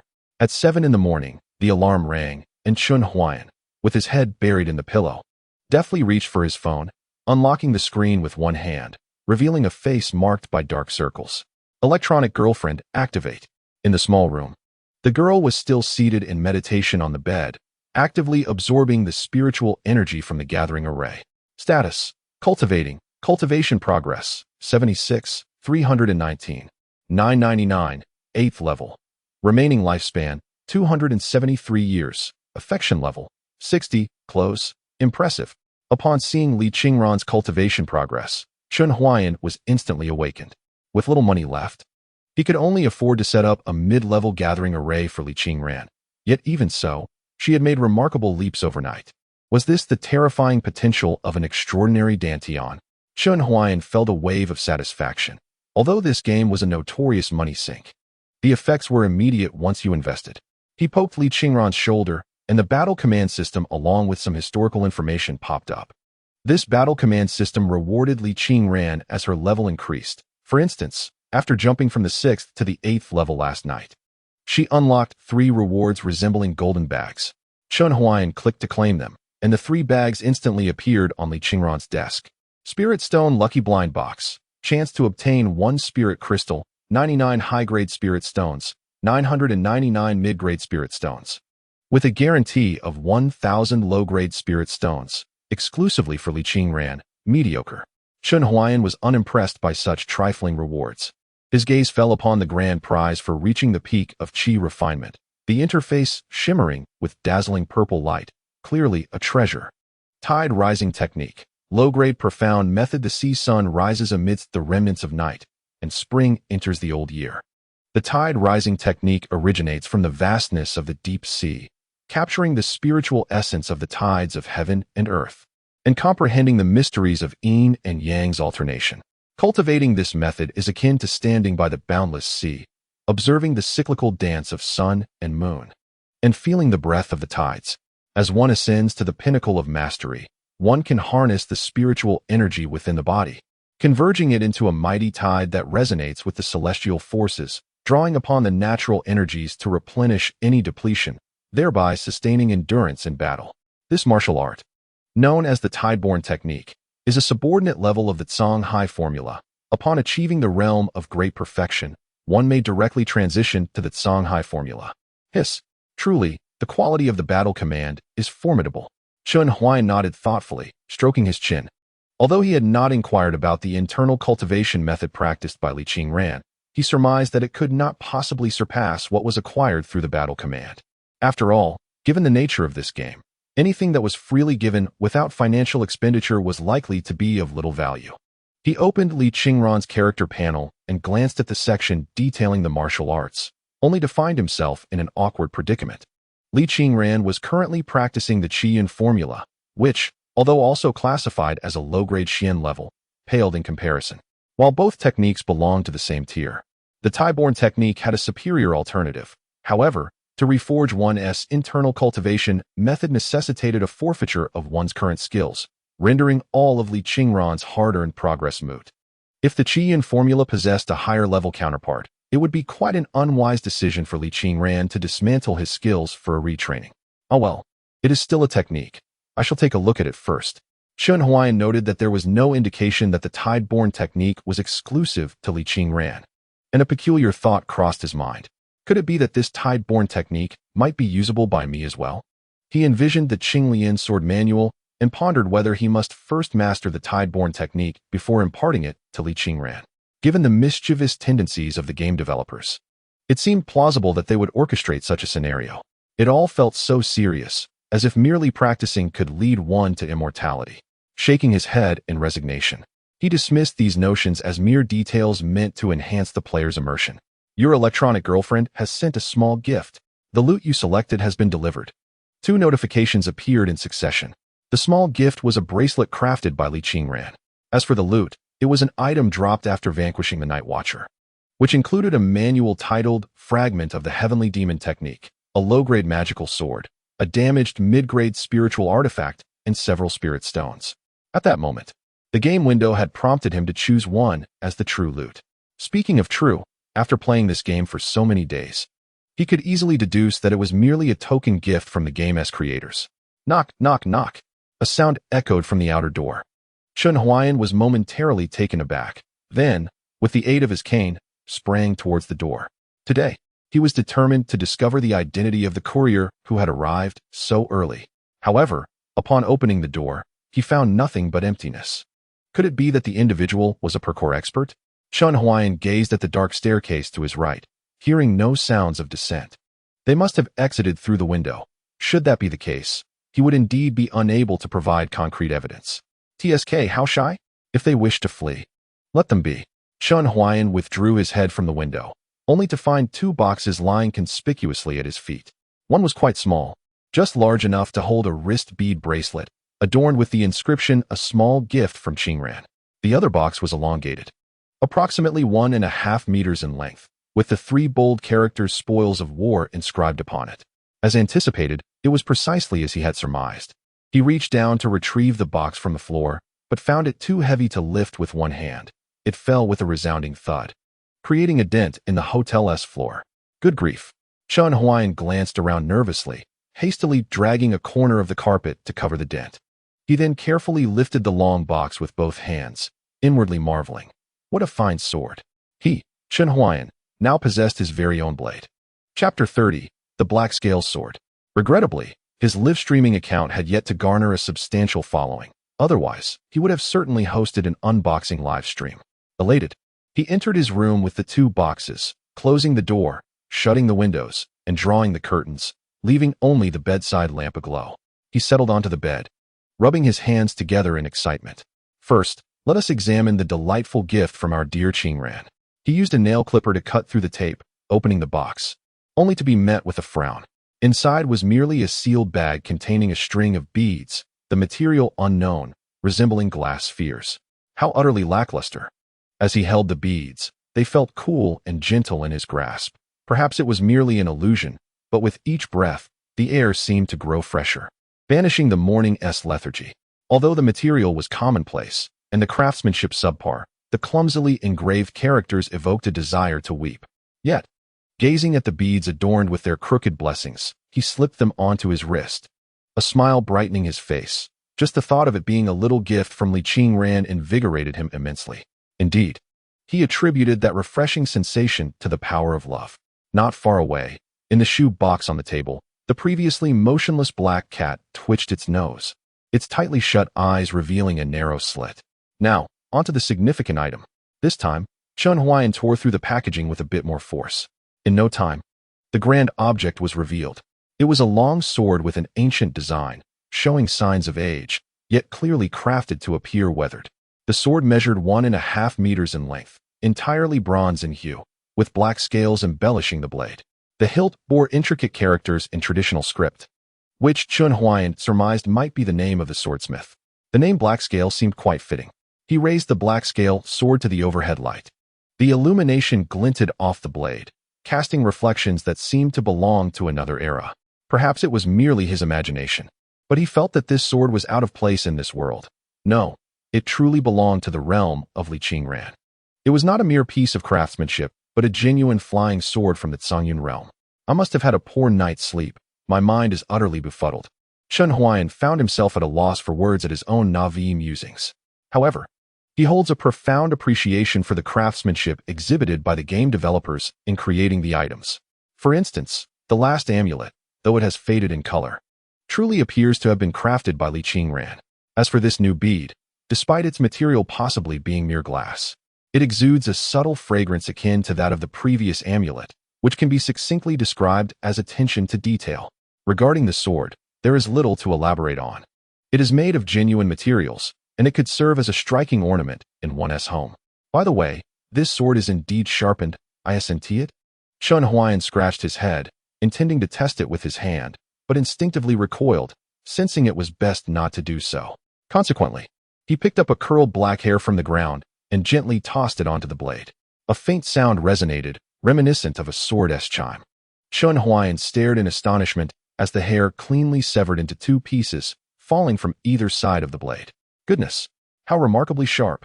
This must be classified as a controlled weapon, right? How did it even arrive here? Would he be apprehended if discovered? Chen Huayan hastily sheathed the sword and noticed a nail on the wall beside his bed where he could hang the black-scaled sword. Admittedly, it did not seem out of place amidst the modern decor. Thus, he resolved that the black-scaled sword would accompany him into the flames in the future. As for the black cat within the shoebox, this lad is truly extraordinary, possessing a flying sword as a magical artifact. Could it be that there are still usable magical artifacts in this era? Why haven't I encountered any on my travels? The puppeteering technology, however, is remarkably advanced. Inside the box, the black cat gazed with its round eyes, captivated by the aura emitted by the spirit stone. This spiritual energy was the most precious resource for it at present.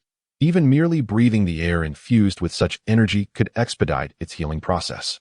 With the Golden Needle's secret technique and the ancestral dragon's protection now accompanied by spirit stones and magical artifacts, the black cat felt a tumult of emotions, perplexed by Chen Huayan's situation and the state of the world around it. Logically, such items associated with spiritual energy should have long vanished from this realm, a notion corroborated by its observations since awakening. Yet, how does this young man possess everything? This isn't metaphysics. Regardless, it must first leverage this young man to hasten its recovery. Although the ancestral dragon's protection was troublesome, as long as it did not inflict harm, the young man's intentions would remain unthreatened. Just as it intended to weakly meow to draw Chen Huayan's attention, it suddenly realized the room was empty. Where has that lad gone? The black cat, dragging its heavy body, made its way to the windowsill. It discovered its target clad in sleepwear, wielding a clothes pole as he dashed toward the plaza across from the hotel. Old Li had been practicing Tai Chi in the small square for 20 years. Among the elderly in the surrounding neighborhoods, he is second to none in the realm of senior Tai Chi walking along the road while engrossed in a game. One must be cautious of oncoming vehicles. Observing two children crossing the street while still engaged in their gaming, Mr. Li kindly offered a word of caution. To his dismay, one of the youngsters turned around and defiantly gestured obscenely, retorting, "Mind your own business, old man." Mr. Li sighed, watching the two students retreat into the distance. The youth of today seem increasingly devoid of vitality, spending their days either gaming or more gaming, unlike in his era. While technology has ushered in societal advancement, it has also led many to forsake their innocence and nostalgia. Sighing once more, Mr. Li approached the tree where he practiced his boxing daily, only to discover another figure had arrived even earlier. A young man clad in pajamas was awkwardly wielding a clothes pole, his brow glistening with sweat as he maintained a peculiar stance. Though the young man's form was far from perfect, Mr. Li felt a flicker of hope in that moment, recognizing in this vibrant young spirit the very essence that seemed to be lacking in the current age, qualities he deeply admired. Observing the lad's movements, he sensed potential, albeit marred by a lack of fundamental understanding and a solid foundation.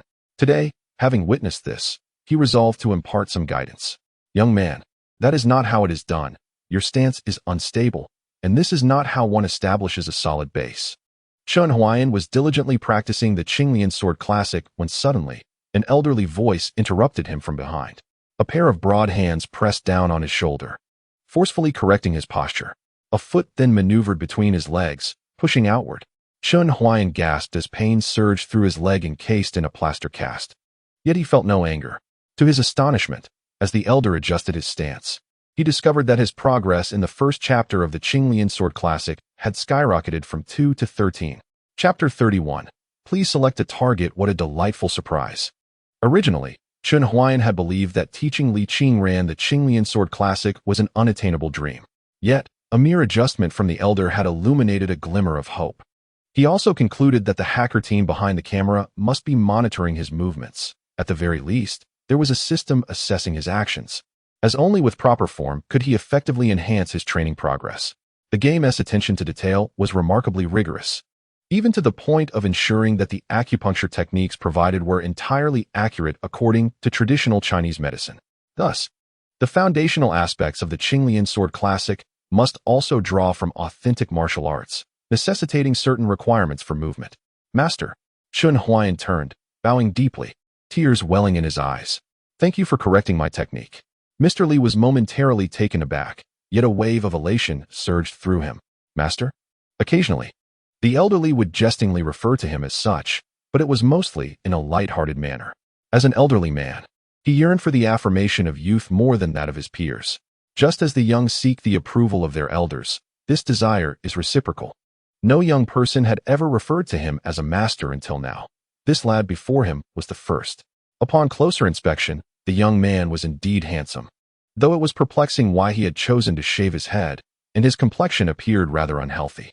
He possessed some medical knowledge, yet, regrettably, a physician often neglects his own health. After all these years, he had allowed himself to languish. Nevertheless, once he corrected the lad's postures, he would check his pulse and ascertain the cause of his ailment. What a fine young man he was. He must remain in good health. Young man, he said, I am merely assisting you in correcting your movements. There is no need for such profound gratitude. I am no master, merely someone who practiced classical martial arts in my youth. Li, the old man, chuckled as he continued to point out Chun Huayan's errors. Your movements suggest you are emulating a form of classical martial arts, reminiscent of Tai Chi, albeit with an added sharpness and defiance that diverges from its principles. Regardless of the martial art, the foundational step is to train the lower body. Before perfecting your hand movements, it is imperative to stabilize your stance, your legs. As he spoke, he glanced at Chun Huayan's trembling right leg and could not help but frown. Ah, young man, there is something amiss with your leg. Li reached out to touch it, his hand immediately encountering a layer of plaster. His mind momentarily blanked. Wait, this lad is limping and still comes to practice in the early morning? Upon further examination, his frown deepened as he discovered a swelling on Chun Huayan's leg. This, young man, let me take your pulse. As he spoke, his hand pressed against Chun Huayan's wrist, but as he continued to feel, Li's expression grew increasingly grave. The pulse conveyed a singular message, death. A sheen of sweat broke out on Li's forehead as he glanced up at Chun Huayan, hesitating whether to disclose his findings, only to find the young man's face composed and serene. Old sir, you are truly remarkable. Your martial prowess is impressive, and you can even take pulses? Chun Huayan understood that the elder had discerned something significant. In traditional Chinese medicine, a furrowed brow signifies the unpredictable nature of life and death. The old man's size and furrowed brows mirrored Chun Huayan's own predicament. He had already been inscribed in Yama's ledger, awaiting summons. Old sir, I am in the late stages of cancer. My time is limited. I am well aware of my condition and can only acknowledge that your pulse reading is remarkably accurate. Late-stage cancer? And you still find the strength to smile? Li gazed mournfully at Chun Huayan's pallid visage, feeling a surge of compassion. What an admirable young man. Why was he afflicted by such a formidable illness? Accepting the inevitable, Chun Huayan replied with composure. In these final moments, I only wish to live joyfully and meaningfully. For me, this journey on earth is worthwhile. My path may be shorter than others, but from another perspective, considering how difficult it is for university graduates to find employment nowadays, everyone is struggling. I suppose I have merely chosen to lay down my burdens ahead of time. Old Li opened his mouth, intending to counter Chun Huayan's words, yet upon deep reflection, he discovered that Chun Huayan's demeanor was indeed the most prudent response. In Chun Huayan's eyes, He perceived a sense of nonchalance and openness. Many elders lacked such a mindset. How could a young man possess such maturity? Oldly felt a weight in his heart. No one is innately this mature and composed. Growth invariably demands a corresponding price. The clarity exhibited by a youth in his early 20s suggests he has endured significant hardships, leading him to adopt a perspective on life that renders many burdens trivial. Is there no chance for healing? Almost none. Chun Huayan shook his head. Even with insurance, it merely extends life. The cancer has infiltrated the marrow, and at this stage, complete recovery is nearly impossible given the current medical standards. Moreover, I have no insurance at all. Sometimes I ponder whether it's worth investing money in prolonging life. For now, I believe that cherishing each day is far more vital. Seizing the opportunity to pursue endeavors I once hesitated to undertake does not equate to entirely abandoning treatment. If I can enjoy life while having the means to seek healing, I would gladly embrace the chance to extend my life. Ha ha ha. He laughed with an air of sincerity and openness, yet Oldly discerned the underlying bitterness and helplessness in his laughter. Young man, I cannot assist you with your illness. But indeed, mindset is crucial. I once heard of a terminal cancer patient who practiced Tai Chi daily, maintaining a positive outlook, and remarkably, the tumors within him began to shrink and ultimately vanished. If you can endure, you are welcome to come here every morning, and I can help correct your movements. The foundational elements of classical martial arts are generally interconnected, so there is no need for you to fear straying into obscure paths. Chun Huayan had also heard of the peculiar tale Oldly mentioned. He realized that the old man regarded him as one who would try any method in the face of dire illness. However, he had no intention of denying it, for he was genuinely interested in mastering the Qinglian sword cannon. Would this be too much trouble for you? Not at all. Oldly replied with a smile and a wave of his hand. Interacting with a young person like you is a delightful experience for me. His diabetes had always been a source of concern, akin to a sword hanging over his neck, making it difficult for him to eat properly or sleep soundly. Nonetheless, after conversing with Chun Huayan for a while, he felt a significant alleviation of the burdens that had accumulated in his heart. It was as if the vitality of youth had invigorated him. After a morning's practice, Chun Huayan had progressed to level 80 in the first chapter of the Qinglian sword cannon. However, no matter how he practiced thereafter, he could not advance further. According to Oldly, he had overexerted himself, resulting in muscle fatigue and distorted movements. Continuing to practice that day would yield no benefit. Thus, Chun Huayan had no choice but to return to the hotel to rest. Oldly wished to invite him for a meal, but as Chun had to prepare for his upcoming live broadcast in the afternoon, he decided not to impose. Something still felt amiss. On the way back, Chun Huayan pondered deeply, stroking his chin. Last night, during the first chapter of the Qinglian Sword Classic, he struggled with the movements for half an hour before his hands and feet grew weak. This morning, having skipped breakfast, he astonishingly managed to maintain the exercises for 5 to 6 hours. Even Oldly remarked that, had he not been afflicted with cancer, he would undoubtedly be a martial arts prodigy. Reflecting on this, Chun Huayan instinctively rubbed the glass bracelet on his wrist, oblivious to the fact that one of its beads had dulled slightly. Suddenly, a light seemed to illuminate before him. I understand. He gripped the bead more firmly, a subtle smile gracing his lips. So this is it. I truly am a genius. Previously uncertain whether his genetic potential had truly been activated, he now felt completely assured. There are certain things that ordinary individuals cannot master, yet a genius can grasp with ease. Although the cancer had rendered his days numbered, it had also awakened his genetic abilities. With this realization, Chun Huayan opened his phone, his gaze falling upon the upgrade chart for the golden needle acupuncture technique. Currently, he had the spring needle at level 1, and to advance to the next level, the opening meridian's needle at level 2. He needed to perform 1,000 applications of the spring needle. He had only completed 3 thus far, and he was uncertain how the calculations worked. All he knew was that reaching 1,000 would take an eternity. As a player who invested heavily in a potential activated Trisolarian with limited time, what he lacked most was time. Just 998. Chun Huayan gazed at the balance in his bank account, a grim smile spreading across his face. Money could be earned again, but missing the golden opportunity for potential activation would lead to significant losses. He charged it. With the 998 disappearing from his bank account, the game interface illuminated, and the spring needle technique began to glow, its radiance cascading down until it illuminated the opening meridian's technique below. Your skill in golden needle acupuncture has advanced to level 2, unlocking a new technique. Opening Meridian's needle. Excellent. This is the power of investment. At that moment, he had returned to the hotel, promptly securing the doors and windows. He sat on the sofa, eyes gleaming as he beheld the opening Meridian's needle. Would you like to initiate the needle technique training? Warning: the opening Meridian's needle carries a high level of danger. Insufficient proficiency may likely result in disability. Yes. Please select a target for the acupuncture. Who should he choose? Certainly not Li Qingran. Perhaps he could wait for her to return with a wild boar? Chun Huayan was momentarily stunned. Then he noticed the phone automatically switching to the camera, which flipped to selfie mode.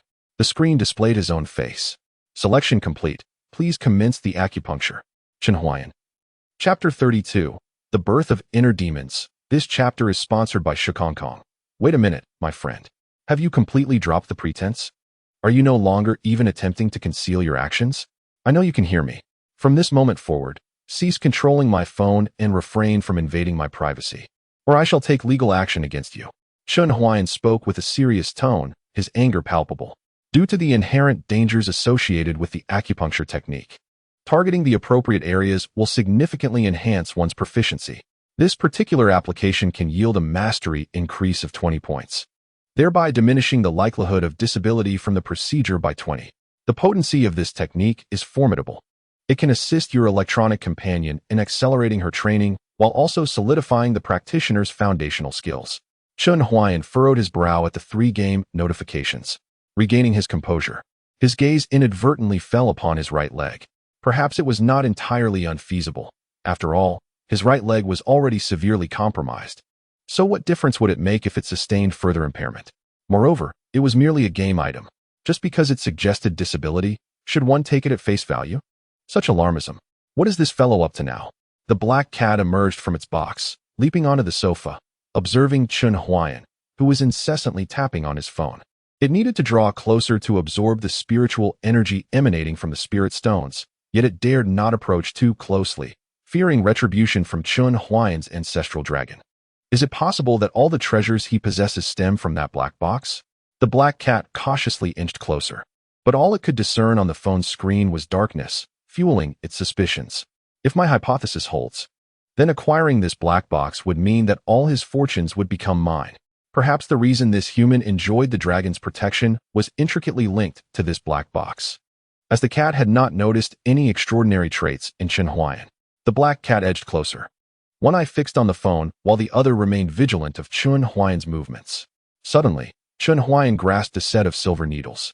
The cat froze momentarily, believing that Chun Huayan had finally decided to administer an acupuncture treatment to it. In the next instant, it witnessed Chun Huayan thrust the silver needle forcefully into his own right leg. The black cat exclaimed in shock. A piercing scream echoed throughout the hotel, though fortunately, it was noon. Had it been morning, other guests might have come to investigate the commotion. Goodness, that hurts.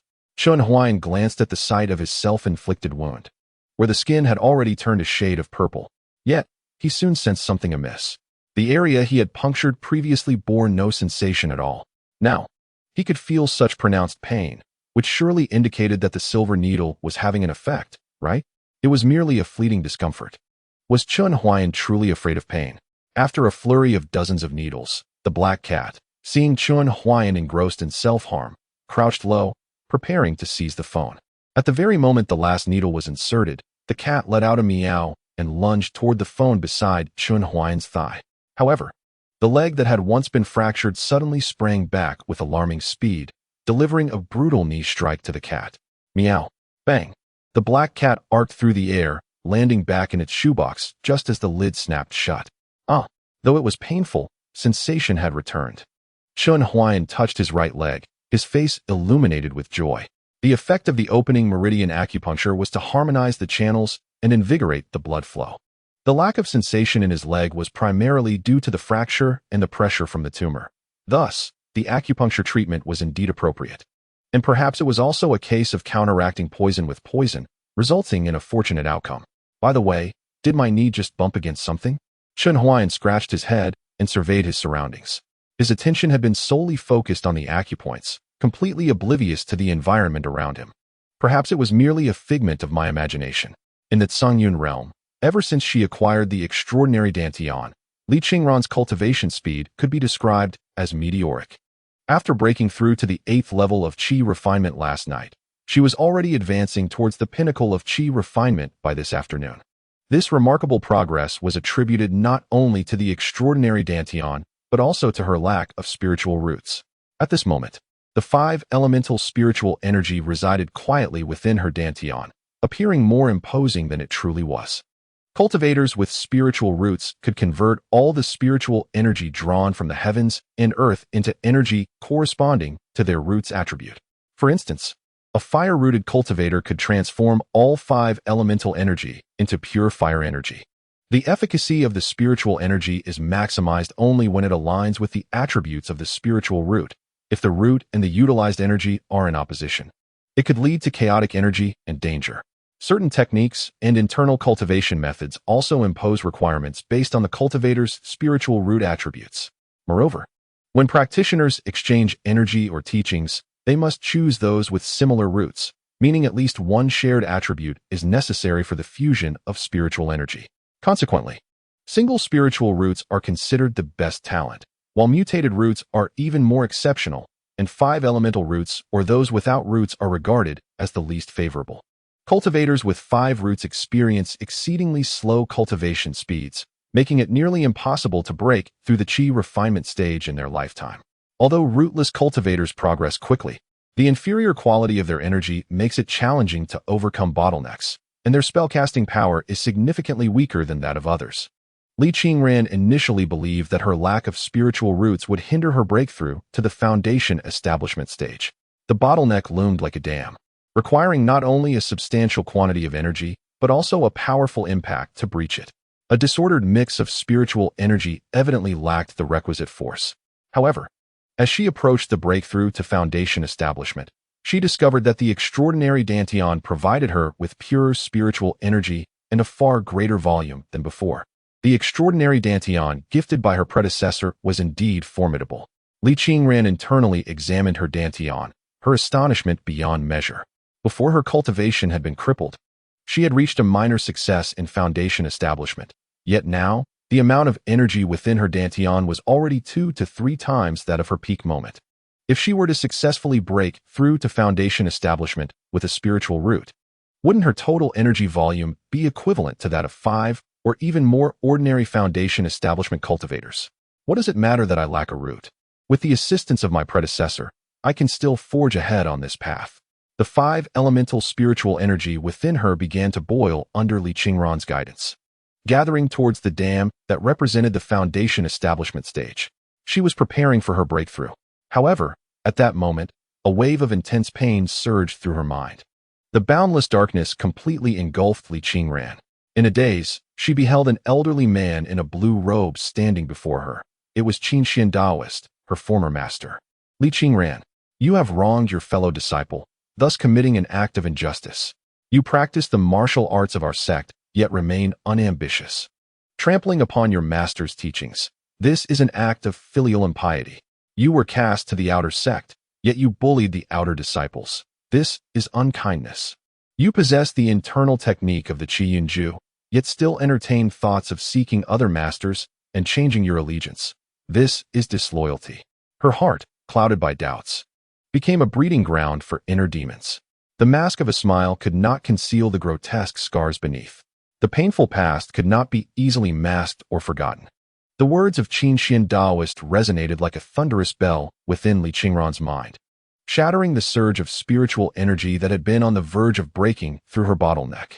The figure of her senior brother, Lu Chantian, materialized beside Qinxian Daoist, a cold smile gracing his lips. Li Qingran, how dare you, a person so disloyal, unfilial, unkind, and unjust, still harbor aspirations of breaking through to the foundation establishment stage? How tragic and laughable. Li Qingran, you actually harmed the junior sister. I truly misjudged you. The third senior brother, Yun Zimo, wore a face of disgust. Li Qingran, return the pills and spiritual herbs I bestowed upon you. You are unworthy. The second senior brother, Xiao Yifeng, glared fiercely. The fourth senior brother, Zhang Hanxiao, advanced with his sword, his gaze menacing. Should you break through to the foundation establishment stage, I shall cleanse our sect and ensure you vanish from this world. No, that's not true. I did not intentionally injure the junior sister. I have not been negligent in my training, nor have I oppressed the outer disciples. Li Qingran curled into a ball, clutching her head in the frigid darkness. She yearned to defend herself, yet countless shadowy hands emerged from the darkness to cover her mouth. No one believed her words, nor did anyone listen to her pleas. Just as on the day of the sect competition, when her junior sister was injured, she was struck from the stage by the enraged Lu Chantian. Her defense was feeble. Her tears were dismissed as mere pretense and cunning. Yet, she had clearly coughed blood, lying in the dust, while Mu Baishuang merely bore a minor wound on her shoulder. Was she not Lu Chantian's junior sister? Was she not a disciple of Qi Xiaopik? Was she not a pupil of Qin Xian Taoist? The onlookers from her sect reappeared, manifesting in the darkness, surrounding the crowd of Qi Xiaopik.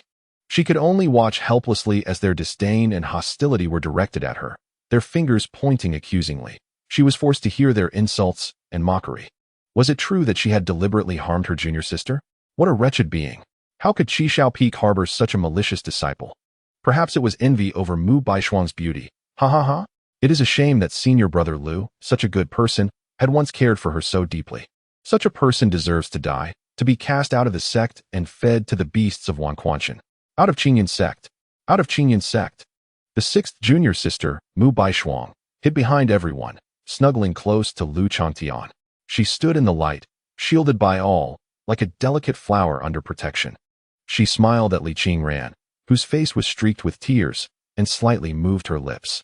Yet only Li Qingran, who was deeply ensnared in darkness, could hear her voice, Sister Qingran, vanish. You, such a person, do not deserve to live. Chapter 33. A Conscience Awakens. Oh, by the way, didn't I save a black cat yesterday? I wonder how it is faring. Chun Huayan rose, intending to check the shoebox. The black cat, having just been kicked and still dazed, perked up at the sound, ready to charm Chun Huayan and gain his favor.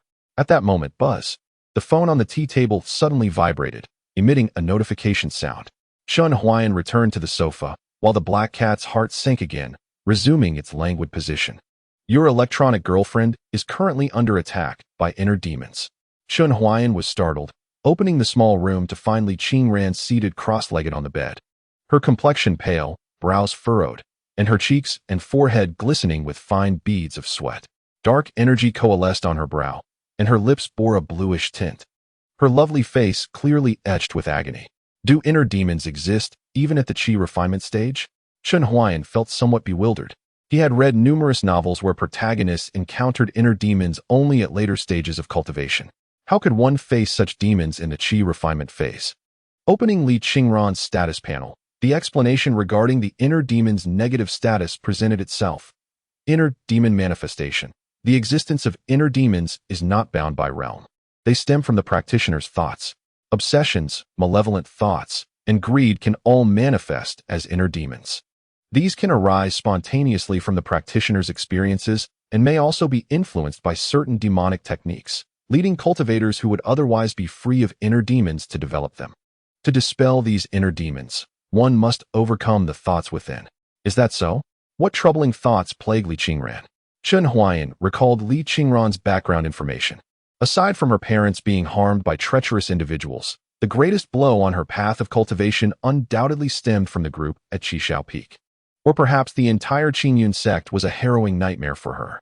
Knowing the source is one thing, dispelling it is another. He had not forgotten that this was a game, so he began poking around, seeking the recharge page. This game had a rather absurd feature. Aside from the openly displayed shop, all functions requiring payment were concealed. For instance, providing protection for Li Qingran was not a permanent option. It could only be accessed along the storyline, and he would have to wait for the game to reveal the recharge button to resolve Li Qingran's troubles through monetary means. It was quite vexing. The game producers always gave off the impression of being hypocritical. Well, having found nothing, when in doubt, let the divine machine unveil the truth. Chun Huayan directly contacted customer service. This divine machine deduction requires a purchase of 100 for an opportunity, and you will also incur a layer of fortune loss status. Would you like to proceed with the deduction? Yes. Deduction in progress. In the Songyun realm, the winds of change were stirring. Hiss, that formidable being again. Once at noon, now conducting another deduction? Is something significant about to occur in the Tsungyun realm? In the vicinity of Wanqing Mountain, extraordinary phenomena have manifested once more, with divine elixirs emerging and spiritual light soaring to the heavens. It is highly likely that the esteemed elder's calculations regarding the celestial mysteries are intertwined with these two remarkable occurrences. The secret realm of Zhongzhou is set to open, heralding a season rife with tribulations. Alas, at the peak of Swordgate Mountain stood Su Qinian, the master of the sword pavilion, cradling a sword with both hands. Clad in flowing white robes, his silver hair danced wildly in the wind, and his narrowed eyes gazed intently towards the direction of Wanqing Mountain, exuding an air of nonchalant elegance. However, this demeanor of serenity was short-lived.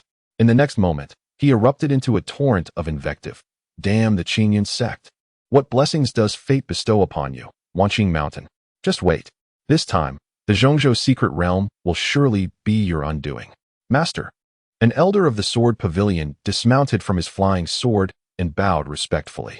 There are two pressing matters to discuss. What is it? Su Qinian, regaining his composure, lightly stroked his beard.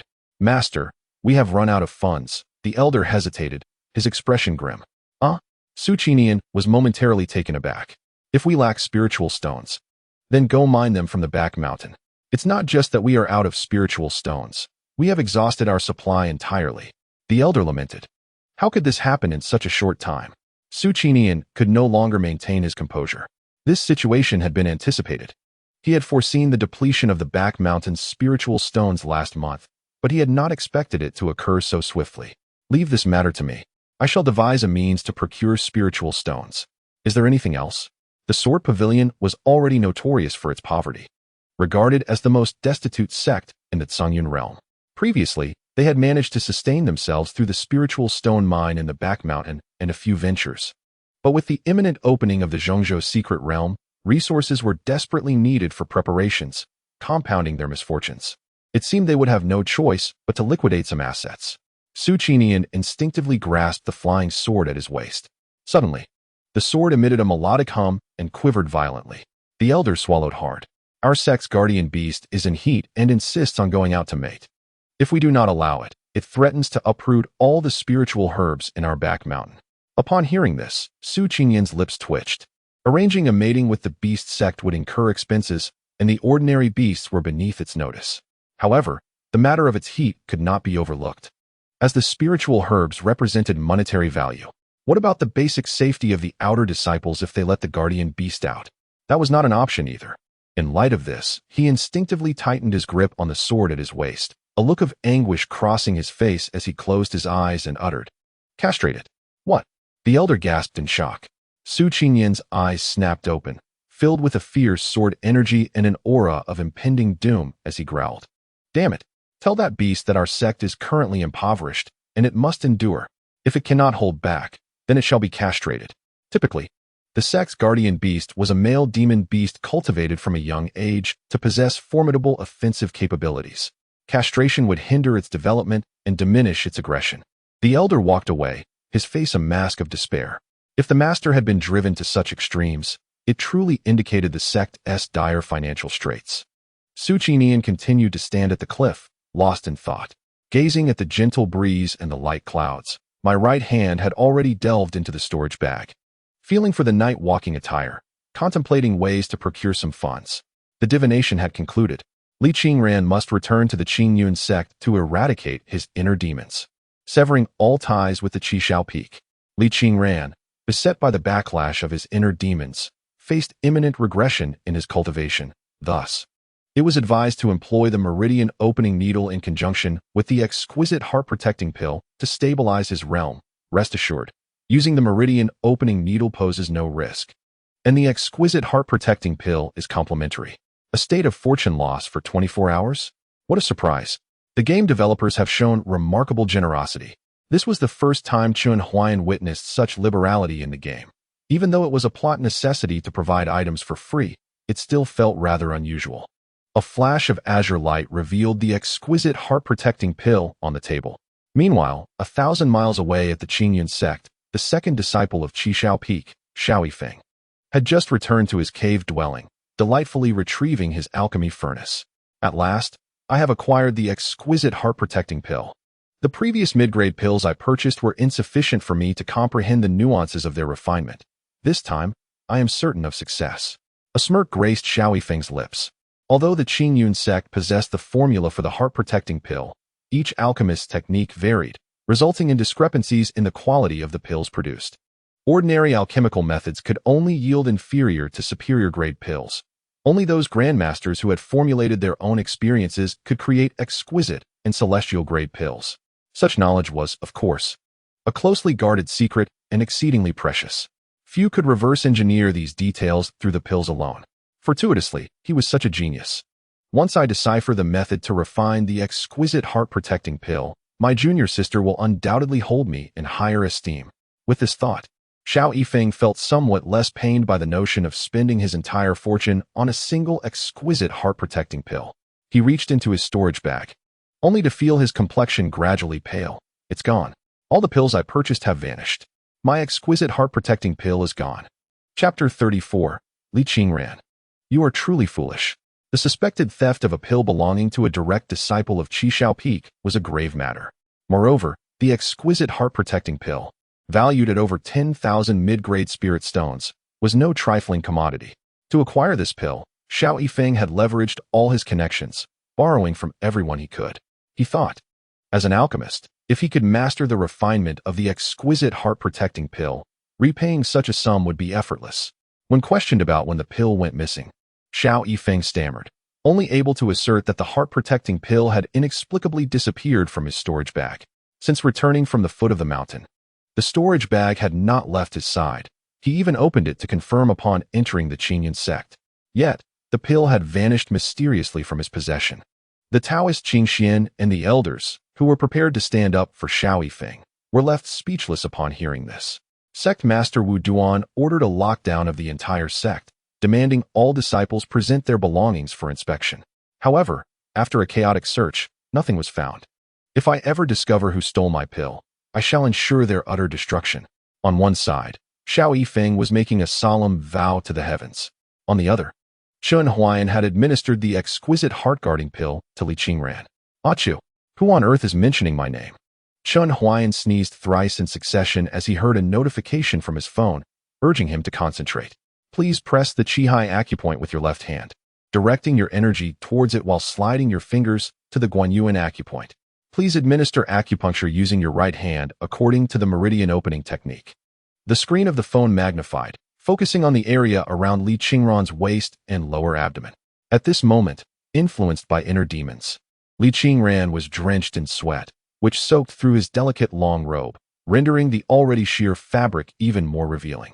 He could distinctly see the alluring curve of his waist, adorned with an inner garment resembling a small blue skirt reaching the tops of his thighs, embroidered with what appeared to be a lotus leaf, accompanied by an animal resembling a small frog. The lower right corner of the garment bore the name Li Qingran, scrawled in a haphazard manner. Could this possibly be Li Qingran's handwriting? The moment Chun Huayan laid eyes on those poorly formed characters, the romantic notions that had been swirling in his mind evaporated completely. The style of the writing felt eerily familiar, reminiscent of the characters on his protective talisman and bracelet. There was no time to compare, as the Qihai and Guanyuan acupoints on Li Qingran began to emit a faint golden light, guiding him to apply pressure. Using his thumb and index finger, Chun Huayan pressed down, distinctly feeling Li Qingran's body tremble slightly. This shouldn't hurt, he thought to himself. Unfortunately, he could not see Li Qingran's face, unaware that Li Qingran was gently biting his crimson lips, two flushes of color spreading from his cheeks to the base of his ears. The screen displayed two segments, the lower half below the waist and the upper half above the waist. A series of acupoints on the right side illuminated one after another, and Chun Huayan hastily followed the sequence to administer the needles. Li Qingran struggled in the darkness, his ears filled with mockery and insults. His body felt ensnared by countless invisible threads, every limb aflame with piercing pain, yet he remained immobile. The faces of Qingxian Daoist, Lu Changtian, Xiao Yifeng, Yun Zimo, Zhang Hanxiao, Mu Baishuang, and all his fellow disciples of the Qingyun sect morphed into a colossal wall of faces that spun around him. Each visage bore a different form, a different voice, yet all shared a chillingly similar expression, spewing forth cold, cruel words from their cavernous, blood-filled mouths. Li Qingran, do you dare to aspire to break through to the Foundation establishment stage? Ridiculous. Wretched being, you deserve to have your cultivation wasted. Get out of the Qingyun sect. Get out of the Qingyun sect. Senior sister, someone like you does not deserve to live. The ringing in his ears felt like a blade poised to cleave through Li Qingran's mind. Confused thoughts boiled over like scalding water, mingling with the hurtful, buzzing words that assaulted his consciousness. It felt as though his very soul was being torn from him, with idle chatter piercing through him like needles, leaving him riddled with wounds. Every inch of his skeletal frame felt as though it were being ruthlessly trampled, crushed along with his dignity and sense of self. She began to question her very existence, reaching out desperately as if to touch something, to prove that she was indeed real, yet all she encountered was the chilling void. The faces of those people drew nearer, their menacing mouths moving in silence, as if ready to devour her, tearing her into fragments. No, someone save me. Suddenly, a crisp sound of a sword echoed through the darkness, akin to a refreshing spring emerging from murky depths, washing away the cacophony. A sliver of light pierced through the shadows, illuminating the scene. Li Qingran. A voice called her name. With great effort, she opened her eyes to find that the surrounding crowd had ceased their vitriol, their expressions frozen in shock. A line bisected their heads, from which flames erupted, distorting their features, causing them to shatter into pieces. Li Qingran. The voice grew closer. Amidst the ashes, she could vaguely discern a figure standing amidst the smoke. Sword in hand, obscured yet commanding, clad in dark attire with cascading white hair, a formidable five-clawed black dragon swirling around him, its golden eyes ablaze. Senior. Li Qingran gazed at him, her eyes filled with longing. A wave of reassurance swept through her mind, dispelling the chaos. The darkness seemed to recoil in fear of his formidable presence. As she opened her eyes once more, she found herself still within that small room. The horrifying visions had merely been illusions conjured by her inner demons. She was nearly drenched, an unusual sensation emanating from her abdomen and waist. Looking down, her face flushed crimson as she noticed two golden, ethereal hands pressing on her abdomen, one channeling energy while the other performed acupuncture, the sensation causing an almost irresistible urge to gasp. Yet, she held her breath, knowing that the senior was aiding her and that she must not disturb him. She silently observed her soft flesh as it sank and rose beneath the pressure of those hands, biting her lip, the heat creeping from her ears down her neck, anxiously twisting her garment, her fingers whitening from the strain. Her feet fidgeted on the ground, wishing for a crevice to hide within. Oh no, he has seen my undergarment. How utterly mortifying. Why did I embroider lotus leaves and frogs? He must think me so childish. Li Qingran berated herself. How foolish I am. Tears welled in her eyes as she lamented the impending awkwardness of facing her senior. After Chun Huayan's intervention, the matter of her inner demons seemed trivial in comparison. The girl's mind was consumed with thoughts of how to comport herself in front of her senior, so much so that even after Chun Huayan completed the acupuncture, she remained lost in a haze of future embarrassments. With a sigh of relief, Chun Huayan gazed at Li Qingran, who remained firmly entrenched in the realm of qi refinement's consummate stage. The extraordinary heart-protecting pill had effectively fortified her cultivation. Initially, the backlash from the inner demons was quite severe. Even the heart-protecting pill alone could not guarantee the preservation of her level. However, combined with his unique meridian opening needle technique and exclusive acupressure skills, the minor nuisance of the inner demons became a trivial matter. The next step was to devise a strategy to address the troublesome inner demons. Furrowing his brow, Chun Huayan recalled the celestial predictions, which indicated that Li Qingran needed to return to the Qingyun sect to sever her karmic ties. Frankly speaking, if given a choice, he would prefer not to let Li Qingran return to the Qingyun sect to face potential dangers. Unfortunately, the narrative of this game was designed in such a manner that no alternative options were afforded to him.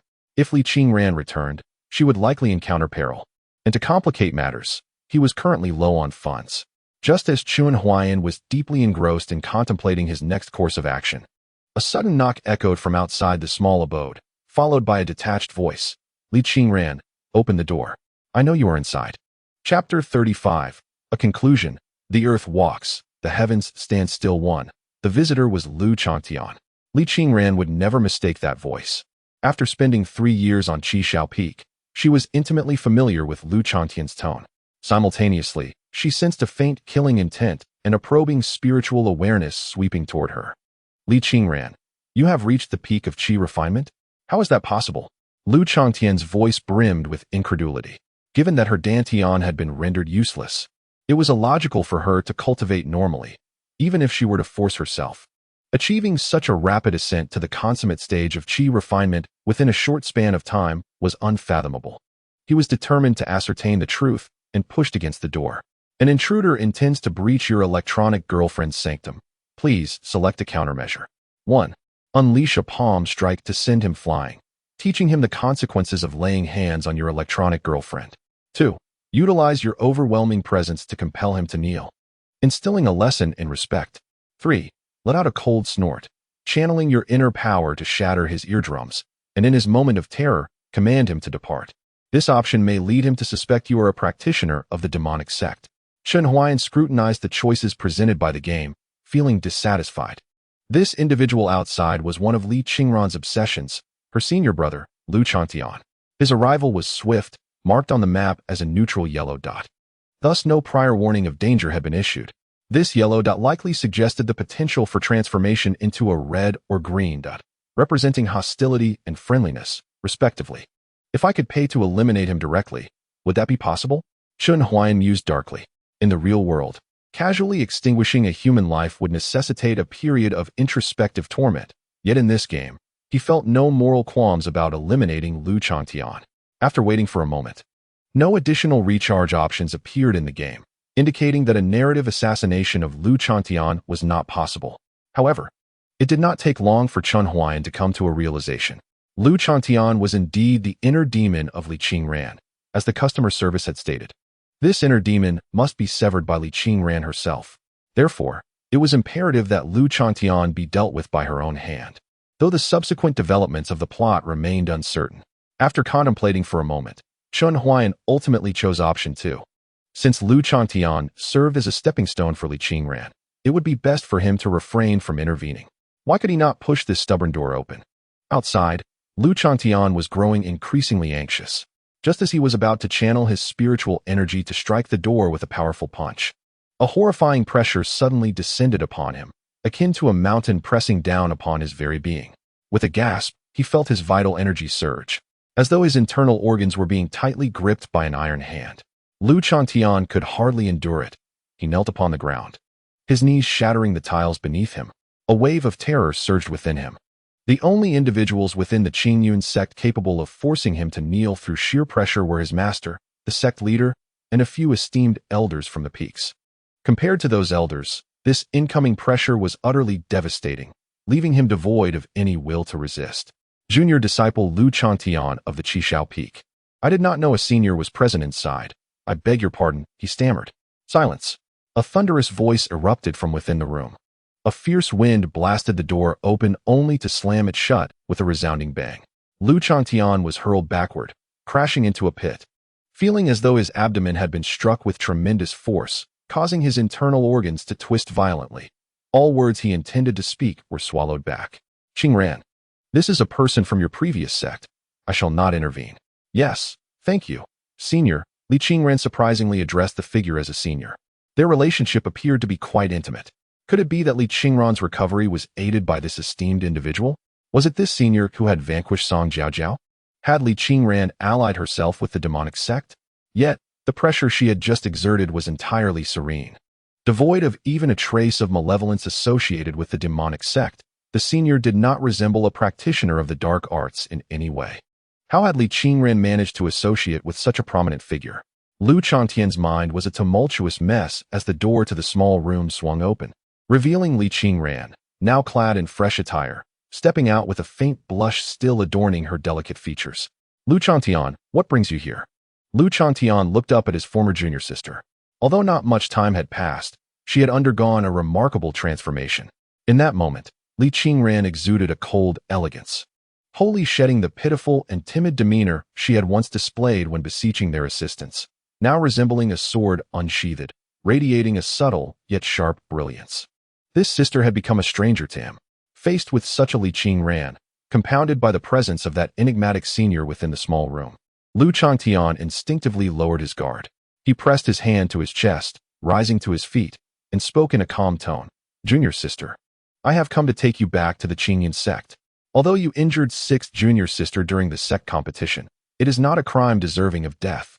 I was unaware that scoundrel Zhang Hanshao had abandoned you here in the Wanjing Mountains to await your demise. Otherwise, I would not have stood idly by. Not a crime deserving of death. Not a crime deserving of death. Li Qingran wore a bitter smile, her icy gaze fixed upon Lu Changtian. Not deserving of death, yet you crippled my Dantian. Not deserving of death, yet you severed my spiritual root? What a notion of mercy. Lu Changtian. You ought to comprehend the significance of the spiritual root and Dantian to a cultivator. You may not have directly taken my life, but you have rendered my existence worse than death. Lu Changtian furrowed his brows at the confrontational Li Qingran. In the past, he could have simply said he would take her back to the sect, and she would have been grateful. Yet now, she appeared as though she was on the brink of despair. Since she could still cultivate, her Dantian was likely only damaged, not entirely destroyed. With the assistance of that mysterious elder and some restorative elixirs, she could recover. He pressed his lips together and said, Junior sister, it was wrong of me to cripple your Dantian, but you are still able to cultivate, are you not? My master and I will devise a way to help you restore it further. As for the spiritual root, we can procure another for you. What about my spiritual root? The chill in Li Qingran's eyes surged, her voice trembling. Your spiritual root. Lu Changtian hesitated, but ultimately mustered the courage to say, you know, junior sister, due to your frail constitution and weak foundation, we had to give your water's spiritual root to her. He added hastily, but do not worry. I will help you find another single spiritual root, even if it means exhausting my family's fortune to obtain one.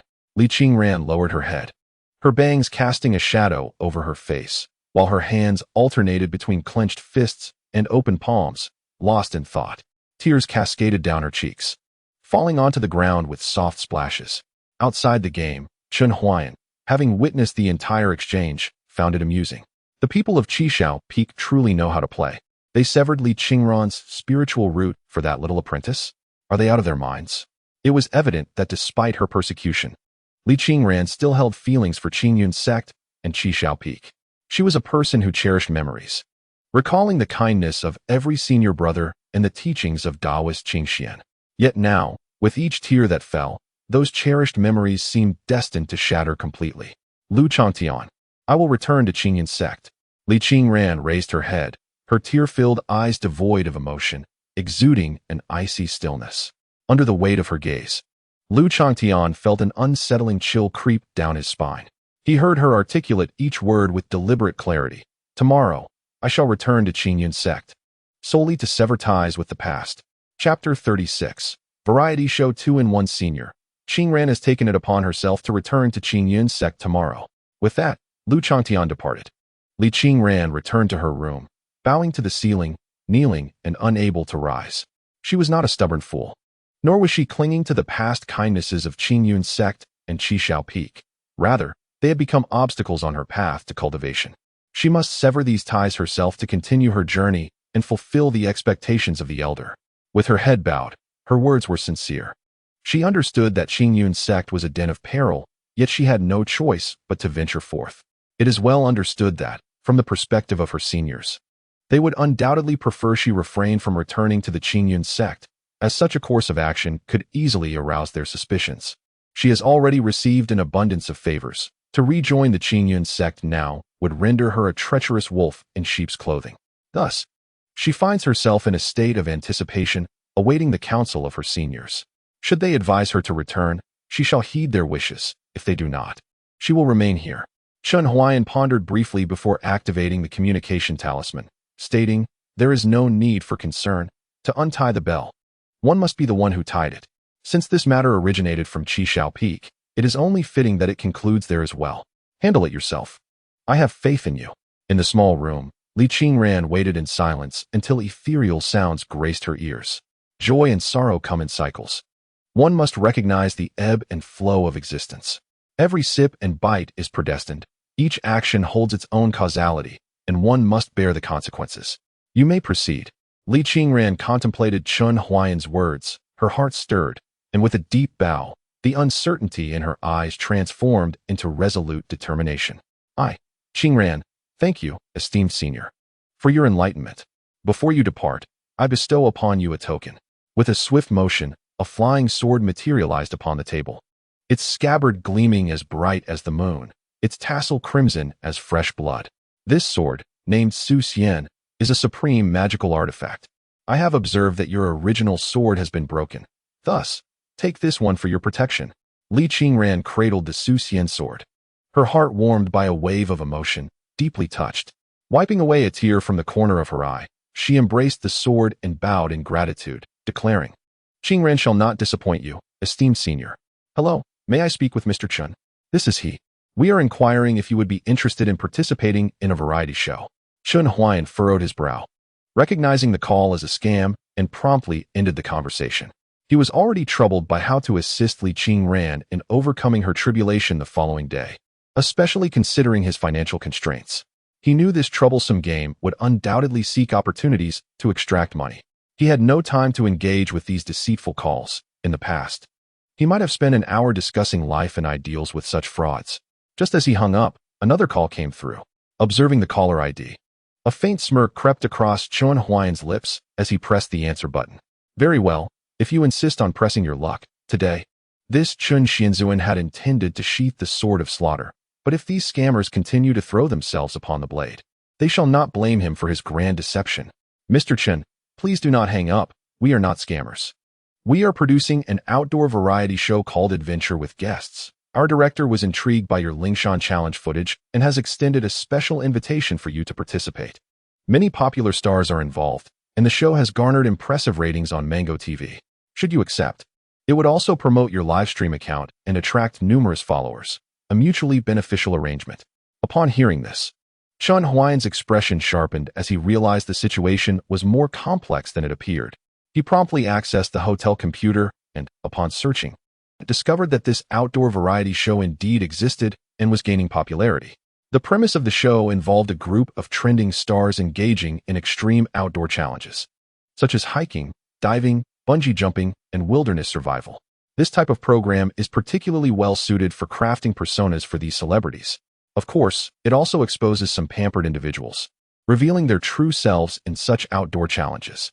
However, one must wonder why this variety show extended an invitation to him. After all, he is not a celebrity. Chen Huayan, filled with confusion, opened his live streaming account, only to be taken aback by the staggering view count, over 100 million, on that casually edited clip, with likes soaring beyond 7 million. The comments and private messages flooded in so densely that the interface lagged for an eternity before refreshing. Goodness, I've become popular? Chen Huayan exclaimed, finally realizing he had amassed 270,000 followers. Ah, this is the age of the internet, he thought, shaking his head with a sense of disbelief. It dawned on him why so many university graduates aspired to be internet celebrities. After all, working for a boss often leads to a dead end, whereas becoming a social media influencer could potentially offer a glimmer of hope. The beauty of the self-media industry lies in its vast scope, allowing individuals to pursue their passions. If one can monetize their efforts, it is a cause for celebration, even without financial gain. Life does not seem entirely devoid of meaning. His account had numerous connections, one of which was the trending topic of the mirage at Mount Ling, an ongoing spectacle. Experts had provided explanations, stating that a film crew, far away in the bustling metropolis, was shooting a drama, and through various atmospheric optical phenomena, mysterious to the ordinary ear, projected this production onto the peak of Mount Ling. To substantiate this claim, the crew from the metropolis had indeed dispatched a team to film at Mount Ling. Upon a brief glance, Chen Huayan determined that this crew was hastily assembled and poorly coordinated. Although the chosen actor donned a dark royal robe and was handsome, his demeanor was utterly lacking. The contrast was stark, akin to the difference between a loach and a true dragon, utterly incomparable. Other trending topics included calls for cancer awareness, urging compassion for those afflicted, and encouraging a courageous stance towards life. These issues also garnered considerable attention. Upon realizing this, Chen Huayan understood that his live stream did not involve product promotion, fundraising, or pity-seeking. Rather, it consistently conveyed a spirit of positive resistance. It is not to say that fundraising is inherently wrong. After all, it is a crucial avenue for many critically ill patients to secure treatment funds. However, with the prevalence of online scams, public empathy has been nearly exhausted. At this juncture, his videos and live streams emerged as a refreshing stream, effortlessly outshining others in the same arena, and with the platform's support, it naturally garnered popularity. His videos and streams had only been active for 3 days, with ample room for further development. The variety show must have recognized this potential, seeking to ride the wave of his newfound popularity. How amusing, a true win-win situation. It seemed they intended to exploit him without offering anything in return. Indeed, capitalists can be quite unscrupulous. I have no desire to participate in any variety show. Chen Huayan promptly declined. I simply wish to spend my remaining time in peace. The voice on the other end seemed to anticipate his response, with a cheerful demeanor. He remarked, Mr. Chen, who would refuse a chance for treatment. If you attend this variety event, we will provide you with a fee of 500,000. Chen Huayan's eyes instantly transformed into 2 gleaming golden eggs.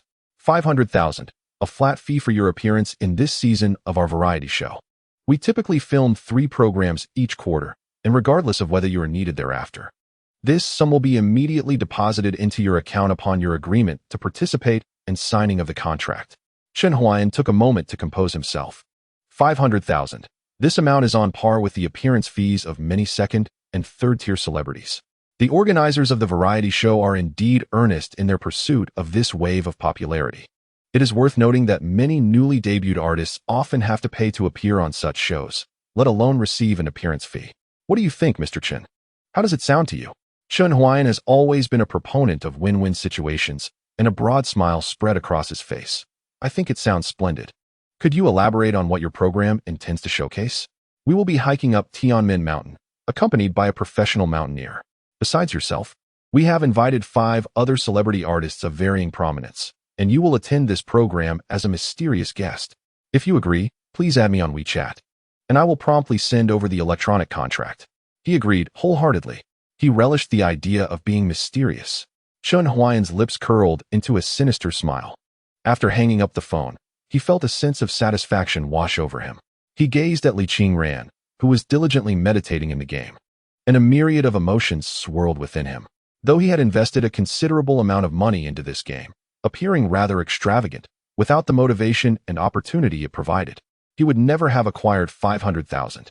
The allure of capturing the mirage at Leishan and the challenge of climbing it while battling terminal cancer alone could not have propelled him to fame. It was only the fusion of these 2 elements, coinciding with his injury at Leishan, that had engendered his current, overwhelming popularity. It was precisely for this reason that a variety show sought him out, offering a high price for his participation. The intricacies of cause and effect are indeed wondrous. After signing the electronic contract and submitting his bank account details, upon witnessing the additional 500,000 in his account, a surge of hope blossomed within Chen Huayan. Who wishes for death when life remains? A mere 100,000 is but a drop in the ocean in the face of cancer. Surely, 500,000 presents a glimmer of opportunity? He immediately donned his clothes and hailed a taxi to the hospital where he had previously undergone examinations. The attending physician conducted a follow-up examination as per the standard procedure. In the diagnostic room, Chen Huayan and the doctor silently observed the images on the computer, the atmosphere thick with tension. Did you really only go for a hike up Leishan, and then suffered a fracture? The doctor's countenance darkened, his brow furrowed deeply. Yes, I did nothing else, Chen Huayan replied, a sense of foreboding creeping into his heart as he observed the expression on the doctor's face. Then, he heard the physician let out a sigh. This is the first time I have encountered such a situation. He pointed at the X-ray, his tone filled with lamentation. In less than a month, your cancer cells have already spread from your leg and pancreas to your entire body, even beginning to form tumors in your brain. Under normal circumstances, such a rapid progression is unfathomable. You must understand that the proliferation and spread of cancer cells require nourishment, akin to them acquiring immense sustenance in a remarkably short time, leading to explosive growth. It is simply unprecedented and unimaginable. Chen Huayan, at a loss for words, replied, So, after all this, there is no cure? The attending physician cast a complex glance at Chen Huayan and sighed. Young man, didn't you say you earned 500,000? Spend your remaining time enjoying life. As long as you don't engage in illegal activities, do whatever pleases you, and make sure to find joy every day. Chapter 37. Ascending to the Qingyun sect, Part C1. The physician's words were abundantly clear. To translate, Kid, your days are numbered. So hurry and spend your money, lest you leave it for others when you're gone. Chun Huayan returned to the hotel, feeling helpless, as the clock had already passed 9 in the evening. Alas, making money is futile. This illness cannot be cured with wealth. He opened the game and saw that Li Qingran had ceased her meditation, sitting by the window, gazing vacantly at the moonlight outside. This young woman must also be worried about the developments tomorrow. Yet, she need not fret, for with 500,000 in her bank account, a considerable sum in the game, countless opportunities lay before them. A celestial-grade Xinyuan pill costs merely 100,000, and perhaps 500,000 could even buy a life of a nascent soul cultivator. If only I could spend money to buy my own life. Chun Huayan shook his head, lamenting that his life was not a game, and no one would present him with miraculous items to alter his fate outside of it. Tomorrow, Li Qingran would return to the Qingyun sect, while he would head to Tianmention to record a program. Altering fate must rely on myself. At least now I possess 500,000, enabling me to undertake many ventures previously deemed unthinkable. In a certain sense, is this not a form of altering fate? As Chun Huayan lay in bed, staring at the ceiling, he engaged in self-dialogue. The anxiety that had plagued him dissipated in an instant. Things could not worsen from here. Henceforth, every step would be a stroke of fortune. Sighing, he felt there was nothing else to do for the moment and resolved to give that black cat a shot. He finally recalled that another life existed within this room and retrieved the black cat from the shoebox. The cat had just been sleeping and, now placed on the sofa, appeared momentarily bewildered. However, it quickly regained its composure, letting out a pitiful meow, then limping a couple of steps on the sofa before turning back to meow at Chun Huayan. Could Chun Huayan withstand this? He stared at the limping black cat, stroking his chin in contemplation. What kind of acupuncture would be most suitable? The meridian acupuncture previously yielded good results, despite its potential risks. But as the cat was already limping, the possibility of adverse effects mattered little. Besides, my luck cannot be that bad. The black cat stared at Chun Huayan, deep in its own thoughts. Hee, am I not adorable? Quickly, administer the needle to me, and heal the wounds upon this royal body. This will grant me a greater opportunity to seize your treasured artifact. The black cat cackled. Let us proceed with the opening pulse needle technique. Daring to transform a bicycle into a motorcycle, Chun Huayan brandished a silver needle, skillfully maneuvering it toward the black cat. Half an hour later, the black cat, now limping, found itself lost in contemplation. Hiss, this cannot be right. It thought, could it be that this young man is incompetent in acupuncture? My leg was perfectly fine before. It had merely feigned lameness, but now it was irrevocably impaired. A large, expressionless face loomed into view. You are fated to be connected with me.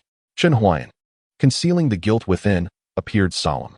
He realized that the black cat's right leg had lost all sensation, resembling a rigid wooden stick. In light of this, I shall take responsibility for you. From this moment forth, you shall be named Baji. In our human realm, naming a pet signifies its allegiance. You shall grow healthy and strong, sharing in my sustenance, with no room for picky eating. As he prattled on, he placed the bewildered Baji into a shoebox and closed the lid, thinking that a mere kitten could hardly comprehend anything, and he would restore its leg once he mastered the pulse needle technique. He then leaned on his cane and descended the stairs to purchase steamed buns. With newfound wealth, he intended to indulge in both buns and a chicken leg. The door slammed shut with a resounding thud, causing the shoebox on the table to tremble violently. Oh, my leg. Damn that human boy. Just wait until I find the opportunity to settle the score. At noon, Chun Huayan had succumbed to slumber, while his phone on the table continued to run the electronic girlfriend game. As the clock struck 12, a game notification popped up. Your remaining lifespan is 72 days. Have you heard? That Li Qingran is returning to the sect. Li Qingran? Who is that? The one who injured the little sister from Qishao Peak. It was said to be intentional, a most nefarious deed. How dare she return? Regardless of intention, who emerges unscathed from the sect competition? Is Qishao Peak truly that sensitive? Enough chatter, Li Qingran has arrived. The disciples gazed towards the entrance of the Qingyun sect. Unbeknownst to them, a slender figure had appeared. Clad in a cerulean and white Taoist robe, her black hair was tied with a white ribbon at the back of her head. In her right hand, she held a moon-white flying sword.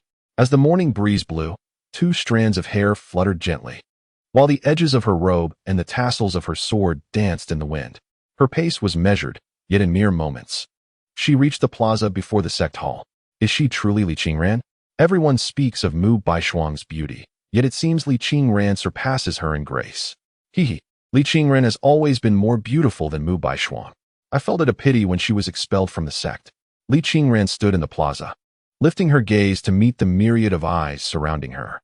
With a total of 1,200 cultivators in Qingyun sect, their murmurs resonated clearly in the air. She was oblivious to the murmurs surrounding her, likely not of a commendatory nature. Li Qingran, there is nothing to fear. She gripped the Su Xian sword tightly. The cold blade sheath was chilling to the bone. The sword, forged from a millennium of mysterious iron, emanated a frosty aura that mingled with the morning mist. Yet, she did not feel the cold. Rather, a sense of calm gradually settled within her, dispelling her tension. She was not alone in this moment. Behind her, she was not without support. Even though she could not see her senior's figure, she sensed a gentle gaze fixed upon her. Day and night, whether during her training, meals, sleep, or bathing, that gaze would occasionally manifest. Initially, she felt shy and awkward, but as time passed, the absence of that gaze would leave her feeling somewhat uneasy. Unbeknownst to her, she had become quite reliant on her senior. She recognized the inappropriateness of this dependency, yet she could not restrain her emotions. After what felt like an eternity, only a slight shift in sunlight marked the passage of time. The revered elders of the peaks gathered. The doors of the main hall swung open, and the sect leader, Wu Duantian, emerged alongside 3 disciples. From the summit of Qishao Peak, 5 radiant beams shot forth. A cerulean flying sword led the descent as Qingxian Daoists soared down from the Xin Yuan sword, followed closely by Xiao Yifeng, Yun Zimo, and Zhang Hanqiao. 3 inner disciples of Qishao Peak, who gracefully landed in the plaza. Lastly, Lu Changtian arrived, his flying sword bearing his junior sister, Mu Baishuang. Li Qingran exchanged a glance with Mu Baishuang, their expressions tranquil. However, Mu Baishuang appeared startled, hastily retreating behind Lu Changtian. A thunderous shout suddenly reverberated, causing Li Qingran's ears to ring. Li Qingran, do you acknowledge your crimes? The voice belonged to Qingxian Daoist. Li Qingran met his gaze with indifference, replying coldly, I, Li Qingran, am innocent. At her proclamation, the plaza fell silent for a moment, all eyes fixated on her in astonishment. Li Qingran. Where did she find the audacity to confront a transformation stage cultivator? For the majority of practitioners within the sect, an elder like Qingxian Daoist was a venerated figure, a paragon of virtue, akin to a natural law.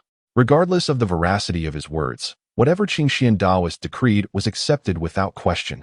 Any discrepancies could be addressed later. To confront a transformation stage cultivator so defiantly was akin to courting death. There was no need to discuss matters of power. The strength of a transformation stage cultivator was undeniable. To utter a single word of dissent was to invite overwhelming force from a superior realm. This was the harsh reality of the cultivation world where strength reigned supreme. Sect leader Wu Duantian observed Li Qingran with a mix of admiration and dismay, noting, Li Qingran possesses a commendable spirit. Even under the pressure of Elder Qingxian, she remains composed. Yet, such stubbornness is prone to breakage. She is ill-suited for the cultivation world. You claim innocence. Qingxian Daoist, infuriated, responded with a sardonic laugh. Your blatant disregard for your elders constitutes a grave offense. Kneel before me. Boom. A terrifying pressure descended upon Li Qingran. Despite her gritting her teeth in determination, she felt herself gradually being forced down to her knees. At that moment, a gentle force lifted her knees, enveloping her entire being and enabling her to withstand the overwhelming might of the Qingxian Daoist. A warmth spread through her heart as she realized her senior had indeed arrived. However, given that there were 7 Dao transformation stage cultivators and over a dozen nascent soul practitioners within the Qingyun sect, her senior might face peril by standing up for her.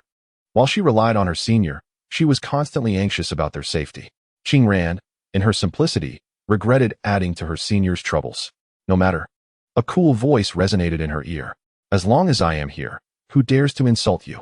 In the game, Chun Huayan was flamboyant, yet outside the game, he was utterly bewildered. 10 minutes earlier, as Li Qingran stepped into the grand hall, a series of notification boxes popped up on the game interface. Just as Chun Huayan had anticipated, you have triggered main quest 10. Assist Li Qingran in severing ties with Qishao Peak and overcoming this calamity.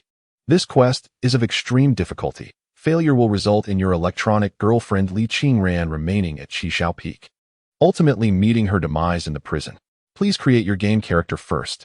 Chun Huayan's lips twitched. Incredible. After investing over 100,000, he only now got to create a game character? He had no idea he could create one. He assumed his character was merely an ethereal spirit or perhaps just a pair of hands. Curious about the matter, Chun Huayan opened the character creation panel and found the character customization system quite limited, only allowing adjustments to his current appearance. Fortunately, he did not look too shabby. With a few tweaks, he could pass for someone of celestial bearing in the cultivation world. As he opened the hair options, his hand froze. Limited time offer, transcendent white hair. Once paid for, enjoy it permanently for just 998. Take home the exquisite white hair. What the heck? Chun Huayan's expression was priceless. He initially thought the game wouldn't employ such deceptive monetization tactics, but it turned out they weren't even pretending. There were over 100 varieties of white hair to choose from, not to mention options for golden, red, and silver hair, with hairstyles numbering in the thousands. The special offer white hair resembled Wei Wuxian's ponytail style, albeit in a white variant. After trying it on, he looked utterly dashing. At 998, it was a reasonable deal compared to the other options priced at 99.98. He decided to purchase it. Chun Huayan shook his head. As a fan of white-haired characters, sacrifices were inevitable. Luckily, he was well off now, so this expense was trivial. Next came the clothing options. Without purchasing attire, he would only receive a single, free linen robe. Offering no semblance of a distinguished figure, it was only slightly better than a beggar on the street. Fashion was a necessity. Chun Huayan meticulously selected a dark-hued Taoist robe adorned with golden dragon patterns, priced at 3,988. This was also a limited-time offer, while other robes soared above 10,000, with certain functional ones even reaching tens of millions. The intricacies of purchasing with spirit stones eluded him. In any case, it was beyond his means. With his striking attire and silver hair, his gaming character at last exuded a semblance of sophistication. However, he still fell short compared to the venerable transformation stage elder radiating brilliance within the sect's grand hall. Thus, he was presented with the subsequent options for monetary investment. Surrounding effects. 1. Ancestral Dragon's Protection. Bestow upon oneself the protective effect of the Ancestral Dragon. Upon entry, the dragon clears the path, its might enveloping all. Commanding Reverence from the Four Seas. One-day card. 988 or 1 Spirit Crystal. Monthly card. 288.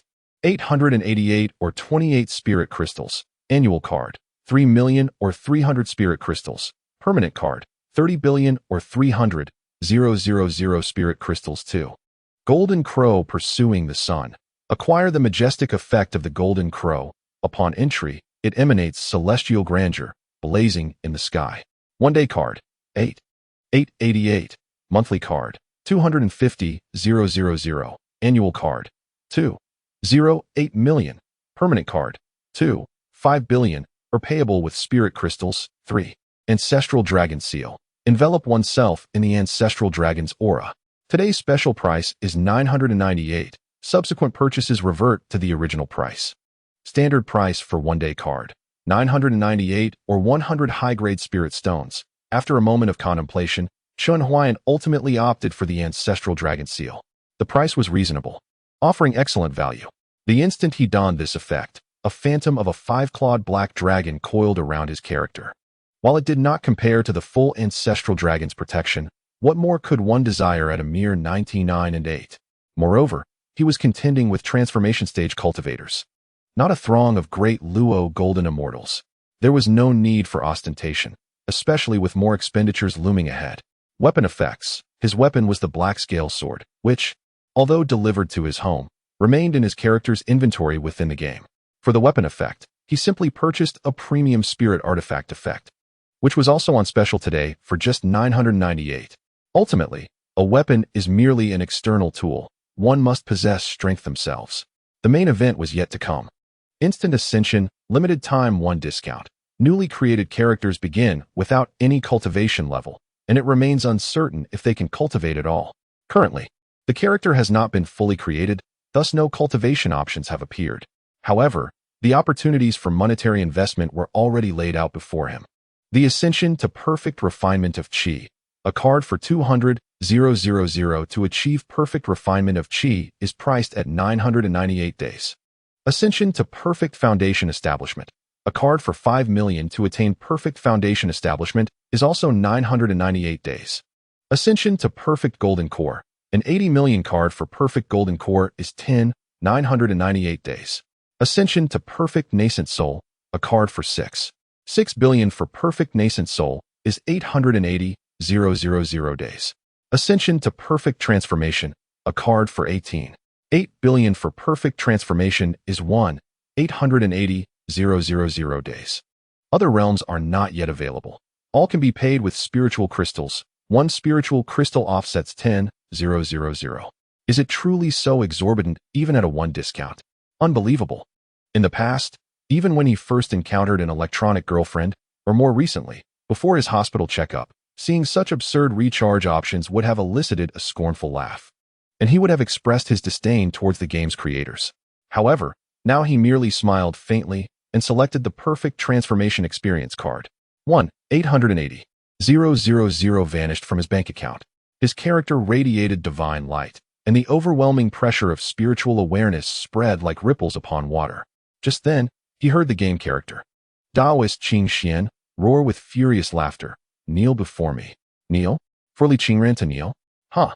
Chun Huayan pressed the communication talisman, sneering, as long as I am here. Who dares? Chapter 39. To intervene, what of it?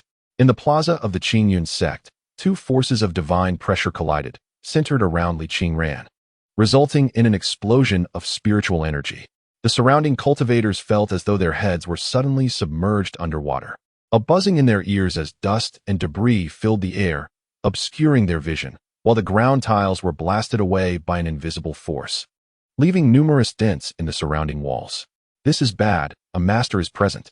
Wu Duantian's expression changed drastically as he turned to the elders beside him, urgently instructing, quickly activate the protective formation of the sect to ensure the safety of our disciples. Yes, the two elders, understanding the gravity of the situation, sprang into action. However, their vigilance proved unnecessary. The overwhelming pressure was solely directed at the disciples of Qishao Peak, aimed at the imperious Taoist Qing Xian. For the other disciples, the pressure was merely a gentle breeze, and even the flying stones veered away from their faces. Unfortunately, the disciples behind Taoist Qing Xian were not so fortunate. The dual pressures of the two powerful masters bore down mercilessly upon Lu Changtian and the others, forcing them to lie prostrate on the ground, their faces turning a shade of purplish hue, yet they dared not utter a single complaint. Who dares to intervene in the affairs of our Qingyun sect? Taoist Qing Xian's countenance darkened. He was the most formidable entity in the entire Qingyun sect, second only to ancestor Qingyun himself. Even sect master Wu Duantian was no match for him. Yet this mysterious master, who had yet to reveal themselves, could stand against him. Previously, Lu Changtian had mentioned that Li Qingran had befriended a mysterious elder outside. It must be this individual. He had anticipated that this person might provide Li Qingran with some resources. However, he never expected this individual to step forth for the sake of an ordinary disciple they had merely met by chance. This individual does not fear the multitude of the Qingyun sect? What if I intervene? You. This remark nearly left the Qingxian Taoist choking. Before he could gather his thoughts, a distant voice wafted through the air. Li Qingran is no longer a disciple of the Qingyun sect. I have merely accompanied her to bear witness to the karmic ties. Remain calm. Practitioners of the way place great faith in karma. Anything associated with it is undoubtedly significant. The Qingxian Taoist furrowed his brow and inquired, what karma? Of course, the cause of Qishao Peak and the consequence of Li Qingran. I will not interfere in this matter, nor shall you. Otherwise, do not blame me for disregarding the dignity of your Qingyun sect. Upon uttering these words, Chun Huayan felt a surge of anxiety. Regrettably, he could only attain the pinnacle of the transformation stage. Had he been able to purchase the integration stage, he would have been disinclined to engage in banter, swiftly vanquishing them all with a single stroke. If those elders were to unite against him, he believed that a desperate self-detonation might eliminate them all, provided they did not flee. It seemed he must maintain the guise of a mysterious figure. Until he revealed his true identity, the opposition would remain oblivious to his whereabouts. As long as he preserved this air of enigma, the Qingxian Taoist would surely refrain from rash actions. The reason Chun Huayan held such confidence was his ability to perceive the fundamental information of the Qingxian Taoist. a 651-year-old practitioner at the late transformation stage, inherently suspicious, cautious in his dealings, and coldly aloof. Chun Huayan mirrored this persona. Though he often appeared jovial, he was secretly plotting, and should anyone touch upon his vulnerabilities, they would learn the true meaning of darkness. This was the essence of a cunning wolf, seemingly innocent, yet profoundly perceptive. No one could outmaneuver him, for he had orchestrated everything from the beginning. He was the true strategist. The Qingxian Taoist appeared to embody similar traits. Thus, until he uncovered the true form of Chun Huayan, the Qingxian Taoist would undoubtedly remain compliant. Just as Chun Huayan anticipated, the Qingxian Taoist, along with the sect leader and other elders, changed countenance upon hearing those words. What did it mean to disregard the dignity of the Qingyan sect? What strength did the adversary possess to utter such declarations? Wu Duantian longed to demonstrate the weight of the Qingyun sect's reputation to Chun Huayan. However, he had no inkling of Chun Huayan's whereabouts, and his attempts to trace the spiritual pressure yielded only emptiness. Unable to gauge Chun Huayan's strength, he could only grit his teeth and endure. You continue to investigate that person's location. He summoned two elders to devise a plan, while casting a reassuring glance at the Qingxian Taoist, urging in a hushed tone, Qingxian. The adversary operates in the shadows while we are in the light. Without understanding the situation, we must not act rashly. That Li Qingran is merely a qi refinement practitioner. How much storm could she stir? Let us observe for now. Upon hearing this, the Qingxian Taoist nodded slightly, retracting his oppressive aura. Yet his icy gaze remained fixed upon Li Qingran. She had brought an outsider to disrupt their mountain, bringing shame to Qishao Peak. From this moment forth, Li Qingran shall never again attain his forgiveness, regardless of any pleas from Lu Chantian and others. Aspiring to re-enter the Qingyun sect's Qishao Peak? What a delusion. A foolish fantasy. At this moment, the Qingxian Taoist remains ensnared in a bygone era, mistakenly believing that Li Qingran still harbors lingering affections for Qishao Peak. With Chun Huayan as her backing, Li Qingran feels an added sense of security. She steps forward, approaching the assembly at Qishao Peak, disregarding the cold, sword-like gaze of Qingxian Taoist. Her eyes sweep across the gathering, finally resting upon Zhang Hanxiao, as she bows slightly and softly greets, "Fourth senior brother. I trust you are well." "Indeed, Li Qingran. It is no wonder you dare to return to the sect with such boldness. It appears you have found someone to bolster your confidence," Zhang Hanxiao remarks, arms crossed, a cold smile playing upon his lips. This is, after all, the Qingyan sect. With elders and masters present, not even a formidable outsider would dare to advocate for you. A mere Li Qingran can easily be manipulated. "Indeed, I have a senior backing me." Li Qingran neither confirms nor denies, but holds her Su Xian sword firmly, gazing directly at Zhang Hanxiao, her tone indifferent. "But do you recall, fourth senior brother, how you roamed freely, causing trouble and incurring debts while I supported you before my expulsion from the Qingyan sect? Those spirit stones were repaid by me. Without my assistance, your reputation would have long been tarnished." Faced with public exposure, Zhang Hanxiao's face flushes crimson, stammering, "What are you saying? Do not slander me." "Slander you?" Li Qingran retorts, producing a stack of promissory notes from her storage bag and tossing them into the air. The documents fluttered down like snowflakes, revealing their astonishing quantity.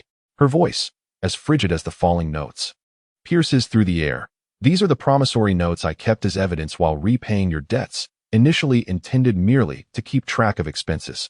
However, the speed at which you incited trouble outpaced my accounting. Over the years, my share of spirit stones has been nearly exhausted on your behalf. The establishments and moneylenders can all attest to this. Zhang Hanxiao, in public, you are the illustrious fourth senior brother of Qishao Peak, the foremost in sect missions." Li Qingran observes the complete blush on Zhang Hanxiao's face, chuckling softly, "But in reality, you are but a parasite, feasting upon the flesh and blood of your junior sister." Many disciples of Qingyun sect had acquired one or two of the promissory notes, the sums inscribed upon them shocking to behold.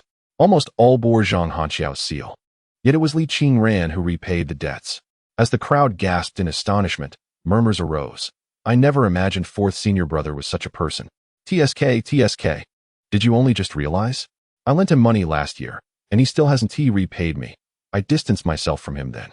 Li Qingran, this junior sister of ours is truly commendable. I would gladly endure a century of misfortune for a sister like her. Qingxian Daoist.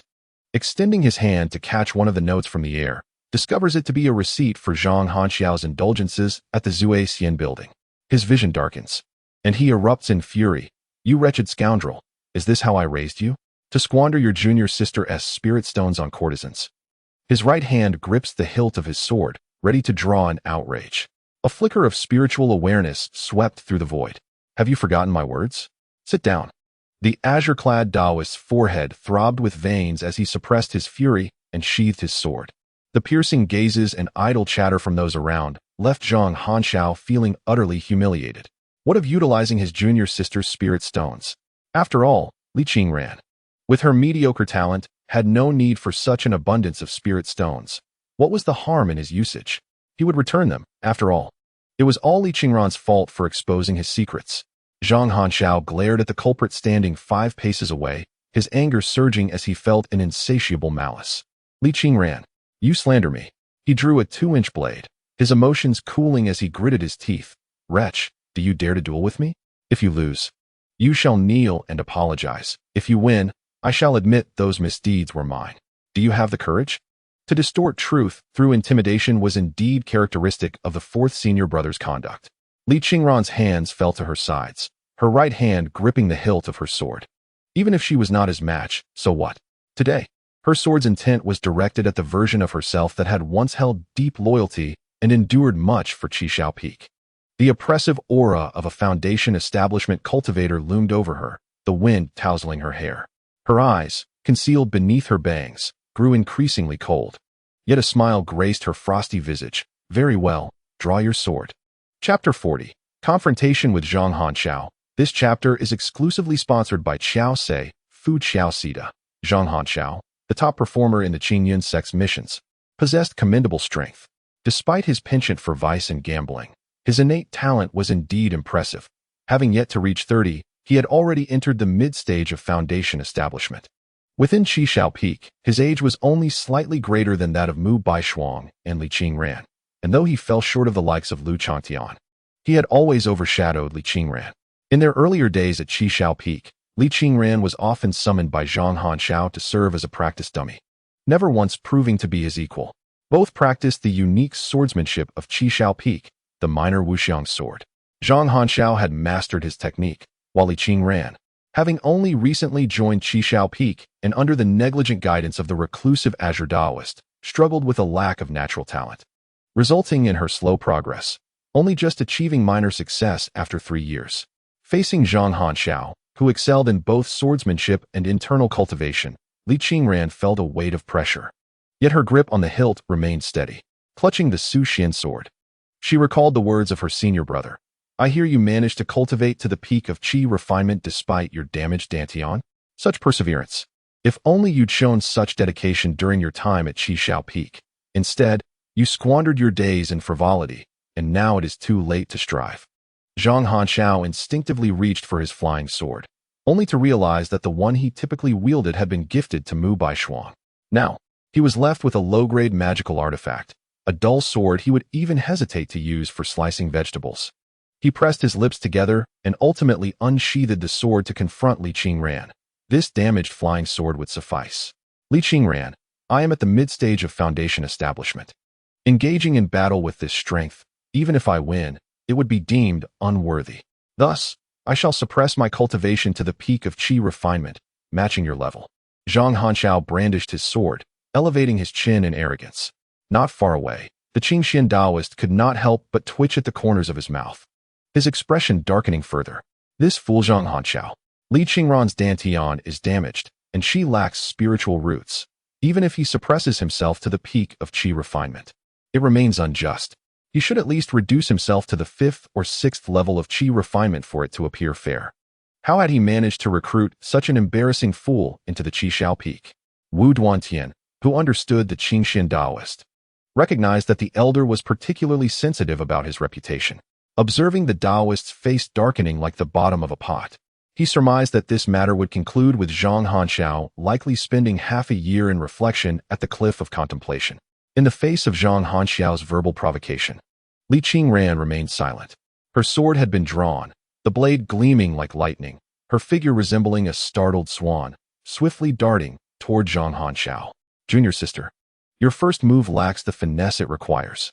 Zhang Hanxiao laughed heartily, leaping into the air and delivering a downward strike with his sword, conjuring 3 phantasmal sword shadows that converged upon Li Qingran, initiating the ruthless technique known as solitary swan shadow.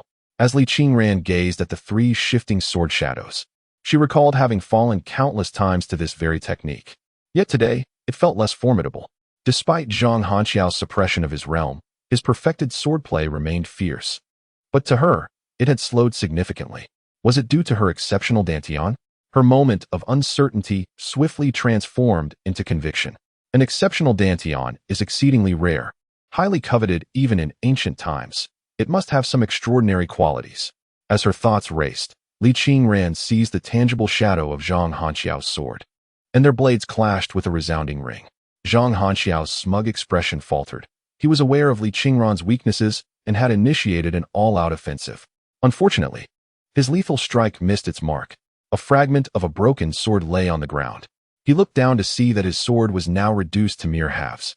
A low-grade magical artifact had been severed with a single blow. Zhang Hanxiao gazed incredulously at Li Qingran, who stood resolutely with her sword. The flying sword she wielded emanated a chilling aura, its blade as dark as the night, the hilt as pale as the moon, and the crimson tassel swaying in the wind. This sword was undoubtedly not Li Qingran's. Its quality was far superior. Sect Master Wu Duantian squinted. If I am not mistaken, this sword is at least a top-grade magical artifact, its icy aura cascading like a waterfall. Even among top-grade artifacts, it is among the finest. With continued nurturing, it could easily develop a fragment of spiritual intelligence, potentially evolving into a spiritual weapon. The Qingxian Taoist maintained a stern countenance, his fingers rubbing the sword's hilt, his teeth grinding audibly, wishing fervently to leap forward and dispatch Zhang Hanxiao with a single stroke. Previously, he felt that Zhang Hanxiao's defeat was disgraceful. Now, as he gazed upon the broken sword in Zhang Hanxiao's hand, he felt an even greater sense of shame.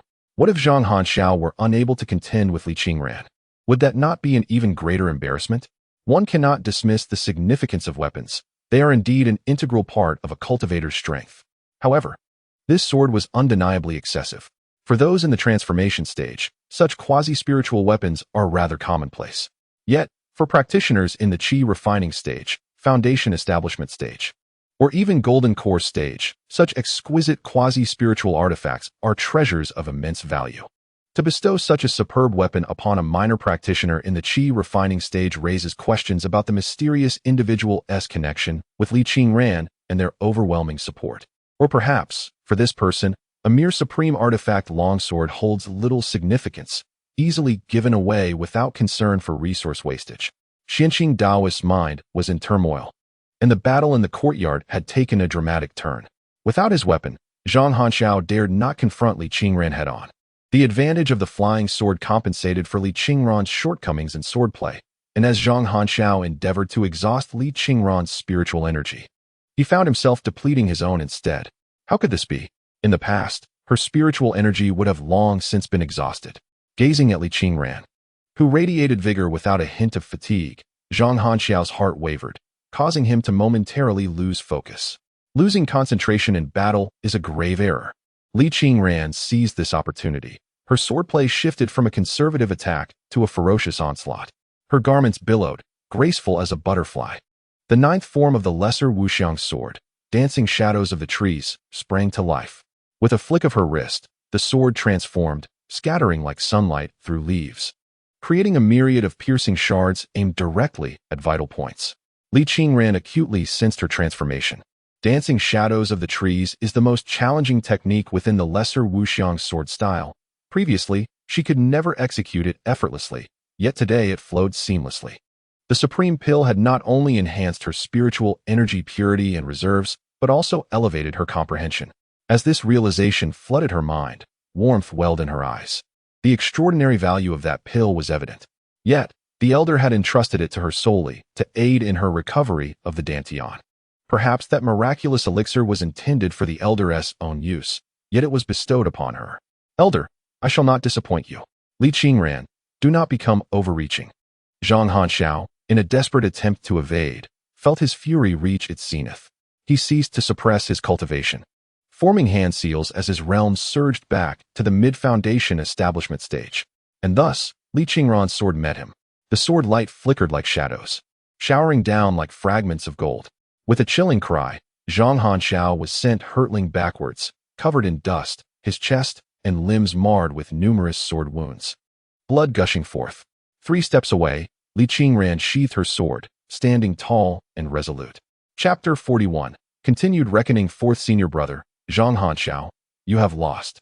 Li Qingran gazed at the fallen Zhang Hanxiao, and instantly felt a weight lift from his heart, rendering him considerably more at ease. The entire sect's plaza fell into a hushed silence, with every onlooker rendered speechless by the spectacle. The aura emanating from Li Qingran clearly indicated he had achieved the pinnacle of qi refinement, yet Zhang Hanxiao, despite being in the mid-stage of foundation establishment, was utterly no match for him. Although Zhang Hanxiao had only just released his cultivation suppression, and despite the fact that his flying sword had been shattered, it was still unexpected for him to be so easily vanquished. Sect Master Wu Duantian wore a look of astonishment, twisting his stiff neck to inquire of the nearby Qingxian Taoist, Elder Qingxian, is it true that Li Qingran has had his spiritual roots severed and his dantian rendered useless? Initially, he had deemed the punishments excessive, yet considering the rules of Qingyun's sect dictated that each peak managed its own affairs, he, as the sect master, was merely overseeing the broader picture. Furthermore, since Qingxian Taoist was the most powerful and had connections with the venerable ancestor of Qingyun, Wu Duantian had turned a blind eye. Now, however, he found himself perplexed. His own prized disciple, Zhao Lingtian, had similarly suffered dantian destruction, causing his cultivated spiritual energy to gradually dissipate, leaving him devoid of any combat capability. How could Li Qingran, also with a ruined dantian, defeat Zhang Hanxiao to such a degree? It was utterly astonishing. Qingxian Taoist fixated his gaze on Li Qingran in silence. His astonishment stemmed not only from Li Qingran's explosive combat prowess, but also from his remarkable mastery of the lesser wuxiang sword. He vaguely recalled how Li Qingran had sought his guidance many times, yet his understanding of swordsmanship had been painfully limited. Despite several explanations, Li Qingran had struggled to grasp the concepts, leading to Qingxian Taoist's growing impatience, urging him to think independently or consult Lu Changtian. When Li Qingran departed from Qishao Peak, his proficiency with the lesser wuxiang sword had barely reached a minor accomplishment. Yet now, he wielded it with the grace of an expert, clearly having attained a major breakthrough. Although the sword technique itself was merely of the mysterious rank, such a transformation from minor to major accomplishment in just a few months was no trifling matter. Junior Brother Zhang, Fourth Senior Brother. At this moment, upon witnessing Zhang Hanjiao's defeat, Lu Changtian and others rushed forward. Yin Zimo supported Zhang Hanjiao's upper body, while Xiao Yifeng produced medicinal pills to place in Zhang Hanjiao's mouth, assisting him in regulating his breath. Mu Baishuang, with tears in her eyes, wept upon Zhang Hanjiao's chest. Senior brother, it's all my fault. I'm so sorry. I shouldn't have taken that sword from you. If you had it, you wouldn't be injured so badly. However, her thoughts lingered on the fact that she was fortunate Zhang Hanjiao had given her that sword. Otherwise, it would have been a wasted opportunity. The sword in Li Qingran's possession was evidently a fine treasure, and even if she had replaced it, the outcome would likely have been the same. Her heart brimmed with confusion and a tinge of panic. What had transpired with Li Qingran? Who was the formidable cultivator standing behind her? Would he see through her disguise? No, her identity could not be exposed. With the Master's lifespan nearing its end, she must exert every effort to aid him in seizing a sliver of hope. Once the Master broke through his bottleneck and re-established contact with the secluded ancestor, they would still have a chance for resurgence. Mu Baishuang quietly noted the importance of discretion, promptly rising from Zhang Hanxiao's side, lowering her head to feign tears as she slipped behind Lu Changtian. Li Qingran, you are being rather excessive, Lu Changtian remarked, his expression icy as he pointed at Li Qingran. No matter what, Zhang Hanxiao was once your senior brother. How could you strike with such malice? Malice? Li Qingran shrugged, shaking her head dismissively. I am merely at the peak of qi refinement, not at the pinnacle of foundation establishment. The extent of my injury to him is already the limit. Do you really believe I could render him gravely wounded and comatose? Lu Changtian opened his mouth, momentarily at a loss for words, before turning again to observe the unconscious Zhang Hanxiao. There he saw Zhang Hanxiao's face flushed like a brick, clearly aware that this junior brother was merely pretending to be unconscious. While his external injuries were indeed severe, they were not sufficient to cause a fainting spell. He simply could not accept the reality of being bested by Li Qingran. Li Qingran, has your Dantian been restored? The previously silent Qing Xin Daoist suddenly spoke. The disciples of Qi Shao Peak were taken aback, their eyes fixed on Li Qingran, while Mu Baishuang peered out from behind Lu Changtian. Thanks to the kindness of my senior, I was able to mend my Dantian, Li Qingran replied, delicately brushing her hair behind her ear. One hand resting on the hilt of her sword, her gaze cast down to her toes.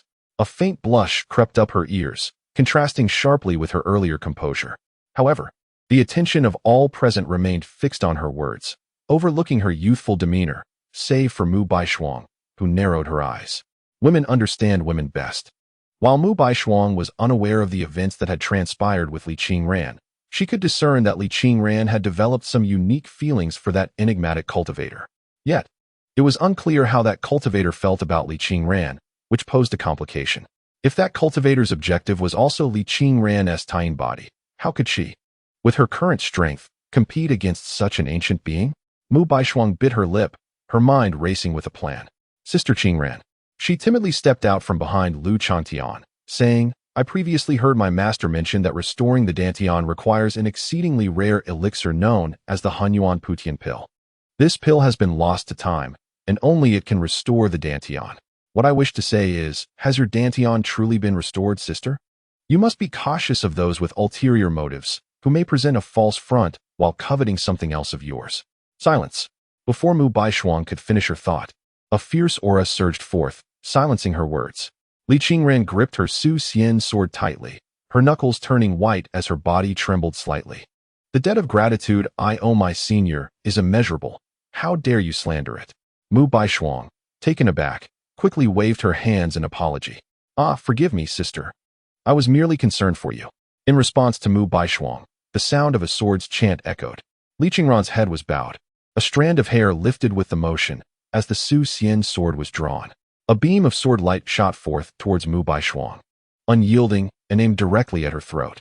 Mu Baishuang stood frozen, motionless. With a heart-wrenching sense of vulnerability, she merely closed her eyes. She was acutely aware that someone would act before her, thus concealing her true capabilities. Clang. The sword was indeed intercepted. Mu Baishuang opened her eyes to find Yun Zimo, the third direct disciple of Qi Shao Peak, standing protectively before her. Li Qingran exchanged glances with Yun Zimo, the once loyal third senior brother, who had previously shielded her, now glared at her with a look of disdain and animosity. How ironic. Yet, it mattered little now. She no longer needed to concern herself with such sentiments. She existed solely for herself, Li Qingran. No longer was she anyone's little junior sister, nor the former direct disciple of Qi Shao Peak, nor a mere pawn in someone else's game. If her life were to blossom for anyone, it would only be for her esteemed predecessors. Li Qingran caressed the tassel of her Su Xian sword, her indifference and coldness gradually rising with the surge of memories, a subtle smile gracing her lips. Yun Zimo, since you have stepped forward, let us begin with you. Let the reckoning commence. Chapter 42. 1,000 swords piercing the heart, an additional chapter for my master. What? Do you wish to duel me? Yun Zimo raised an eyebrow, a scoff escaping his lips. I am not like the fourth. I will not suppress my cultivation. To contend with someone as arrogant as you, who oppresses fellow disciples, even if I were to overpower you in realm, I would not find it embarrassing. Yun Zimo's strength was also at the mid-stage of foundation establishment, but he possessed far more treasures than Zhang Hanxiao. While Zhang Hanxiao squandered his spirit stones immediately, Yun Zimo saved his, complemented by his skills in artifact refinement and formation techniques. Any typical foundation establishment cultivator would find him difficult to confront. Are you afraid? Third senior brother? Li Qingran fixed her gaze on Yun Zimo. You need not provoke me. I will not fall for your tricks. He withdrew a flying sword from his storage bag, his gaze landing on the Su Xian sword, continuing, Your sword is commendable, but I shall not suffer the same fate as the fourth. I possess many flying swords. Li Qingran, however, remained silent, merely performing a respectful bow to the sect leader, Wu Duantian, and proclaimed, Sect leader Wu, the esteemed Zhang Weishan of Qingyun's sect must not be falsely accused, and malevolence must not thrive. Slandering others and colluding to harm fellow disciples is a grave offense. Is there any truth to this matter? Wu Duantian, preoccupied with thoughts of restoring his dantian, was momentarily taken aback by Li Qingran's sudden inquiry and took a moment to respond. There is indeed such a matter. Li Qingran, what do you intend to say? I have not slandered you. A fleeting glimmer of panic flickered in Yun Zimo's eyes. However, reassured by the thoroughness of his handling of the situation, he thought that as long as he did not admit to it, he would be fine. What evidence could Li Qingran possibly present? Li Qingran cast a sidelong glance at Yun Zimo and continued to question Wu Duantian. What shall be the punishment? Wu Duantian squinted, stroking his beard as he replied. For slander and defamation. If the circumstances are minor, the law enforcement hall will issue a verbal warning. Should there be a repeat offense, one shall be exiled to the cliff of reflection. For colluding to harm fellow disciples, if proven true, the punishment is severe. The tongue shall be cut, eyes gouged, and molten iron poured into the ears, with no treatment for 1 month, as a form of discipline. For practitioners, enduring the torture of having one's tongue pulled, eyes gouged, and iron water poured into the ears is not an insurmountable injury. However, the suffering it inflicts is undeniably profound. Coupled with the unbearable silence and darkness of a month spent without the ability to hear, speak, or see, it amounts to nothing less than a form of extreme punishment. Upon hearing this, Li Qingran once more performed a respectful bow, stating, as the third direct disciple of Qi Xiaopeak, Yun Zimo has colluded with an outer sect elder to defame and persecute fellow disciples. As a prestigious sect, Qingyun's sect surely cannot turn a blind eye to such transgressions. The moment these words were uttered, many present visibly changed their expressions. Although Li Qingran did not state it outright, the insinuation was clear. Yun Zimo feigned fury. Yet the tension in his clenched fists betrayed his inner turmoil. Outer sect elder Wang Chuan gazed at Li Qingran with malevolence, as if wishing to devour him whole, while several outer sect disciples averted their eyes, instinctively retreating behind the crowd. How dare you commit such an act? Daoist Qingxian slammed his hand upon the table, unsheathing his sword and pointing it at Yun Zimo, his eyes wide with rage, his black and white hair billowing around him as if caught in a tempest. Resembling a lion with its mane aflame. Sit down, echoed a voice from the void, laden with an unmistakable authority. Daoist Qingxian gritted his teeth, inhaled deeply 3 times, and finally sheathed his sword. Since this mysterious cultivator had aided Li Qingran in restoring his dantian, it was evident that he was the one who had forged the divine pill, a being of considerable stature who was far beyond Daoist Qingxuan's reach, as well as that of all the elders present, unless the revered ancestor of Qingyun were to emerge. Yet, the ancestor was in seclusion, striving to break through his own limitations, and it would be unwise to disturb him. Thus, he resolved to endure. Daoist Qingxian endeavored to quell the tempest of anger within him. Wu Duantian's expression grew grave. As the saying goes, when the people do not raise an issue, the officials do not pursue it. If Li Qingran remained silent, he would never be privy to this matter. However, since Li Qingran had spoken, the situation had escalated. In ordinary circumstances, mindful of Daoist Qingxian's standing, he would have chosen to mediate or settle the matter privately. Yet today, behind Li Qingran stood an enigmatic figure whose exact position remained elusive. Did he dare to intervene? Furthermore, the issue at hand was a burden for both Qi Xiaopeak and Daoist Qingxian. Typically, Daoist Qingxian did not regard him with much esteem, and today presented a perfect opportunity to subtly reprimand him while also demonstrating goodwill towards the mysterious figure behind Li Qingran. He was still contemplating aiding his direct disciple, Zhao Lingtian, in restoring his dantian. Yun Zimo, is what Li Qingran said true? Wu Duantian coldly scrutinized Yun Zimo, his late-stage transformation aura locking onto him. Under the piercing gaze, Yun Zimo felt a chill run down his spine. He understood the dire consequences should this matter come to light, yet with no evidence against him. He stubbornly retorted, I implore the sect master to discern clearly. I have never committed such an act. This is merely Li Qingran slander. Wu Duantian discerned the facade of strength masking vulnerability in Yun Zimo's demeanor, leading him to turn his attention towards Li Qingran. As the leader of the Qingyun sect, should you be ousted due to this matter, I shall seek justice on your behalf. However, one must adhere to the principle of evidence. Do you possess any proof? Justice? Li Qingran found it laughable. The justice Wu Duantian spoke of was not meant for her, but rather for the elder who stood behind her. Without the elder's protection, she would gain nothing today. I do indeed have evidence, she replied. Before I was expelled from the sect, I managed to persuade a fellow disciple to disclose the orchestrator behind this scheme, offering him 1,000 inferior spirit stones. He believed I would soon no longer be a member of the Qingyun sect, and with the temptation of spirit stones, he divulged everything. That disciple even insisted that I swear to the heavens not to reveal this matter. Lest, Li Qingran's gaze sharpened as she met the eyes of Wu Duantian and the gathered crowd from Qishao Peak. In truth, she could have exposed Yun Zimo before her expulsion. Yet, at that time, she clung to a lingering fantasy of camaraderie, dreaming of a day when she might reconcile with her peers at Qishao Peak. It was only when Zhang Hanshao cast her into a dilapidated hut that she realized the people of Qishao Peak were no longer worthy of her hopes. Senior, Qingran will not let you down, she murmured, her heart heavy with determination. Past sorrows spilled forth with each word. Otherwise, may I suffer the torment of 1,000 piercing swords. As the last syllable escaped her lips, a spectral sword pierced through her from behind. Li Qingran's face drained of color, a trickle of blood escaping her lips and falling like droplets onto the ground. Trembling, she raised her hand, clutching her chest where the ethereal blade had entered, her body swaying dangerously as she leaned against the sword for support. More swords descended from the void, embedding themselves within her. The excruciating pain felt like countless insects gnawing at her nerves. She gasped, blood pouring from her mouth and seeping from her orifices, staining the tiles beneath her. Yet, she remained silent. The plaza before the Qingyun sect fell into a profound silence. Onlookers gaped in shock, their spirits shaken. In less than 2 breaths, Li Qingran found herself surrounded by an array of illusory swords, transforming her into a living pincushion. The weight of the blades bore down upon her, causing her raven locks to cascade to the ground, mingling with her blood. Only by kneeling could her frail form remain upright. Esoteric scriptures of the Great Path entwined around the blades. 1,000 swords pierced her heart, the oath of the Great Path manifesting before the astonished eyes of the onlookers. Chapter 43. Are you satisfied? Help. Someone please help. No.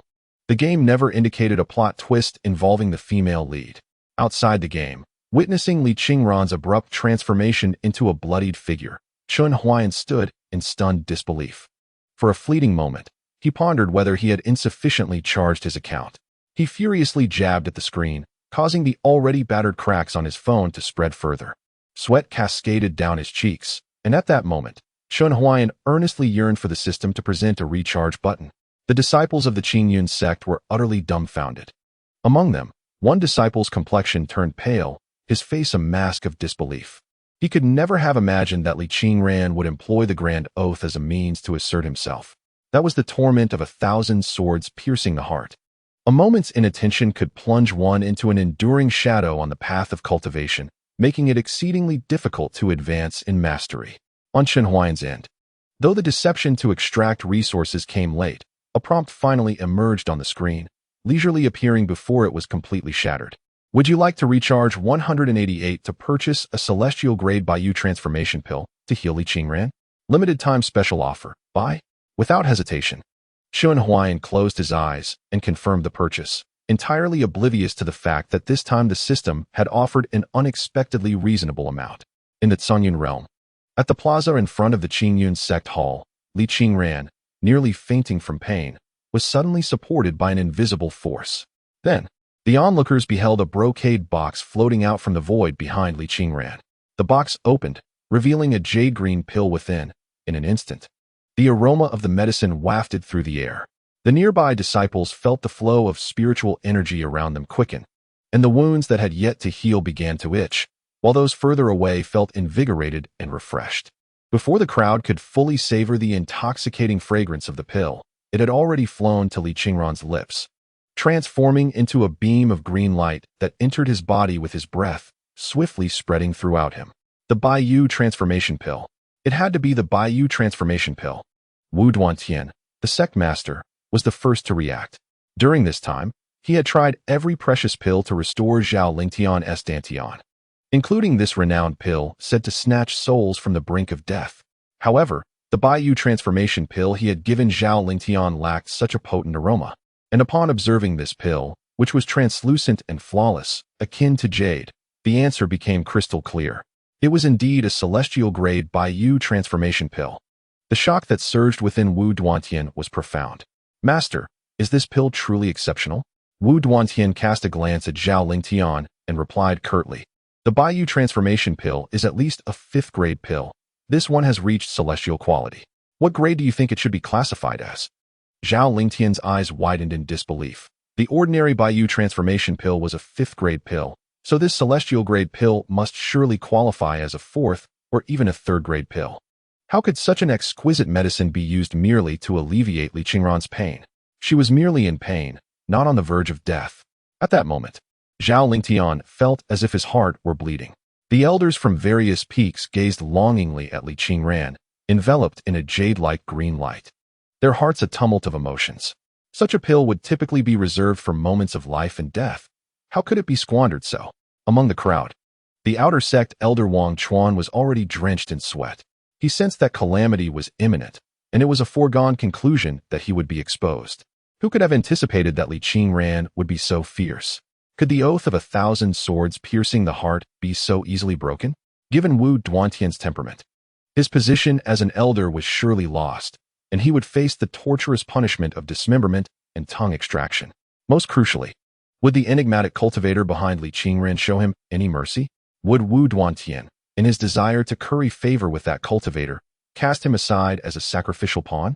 The more he contemplated, the more dread overwhelmed him. Wang Chuan's gaze upon Li Qingran grew increasingly malevolent. At this moment, all attention was fixated on that disciple, and the mysterious cultivator would undoubtedly be concerned for her safety, making it a time of vulnerability.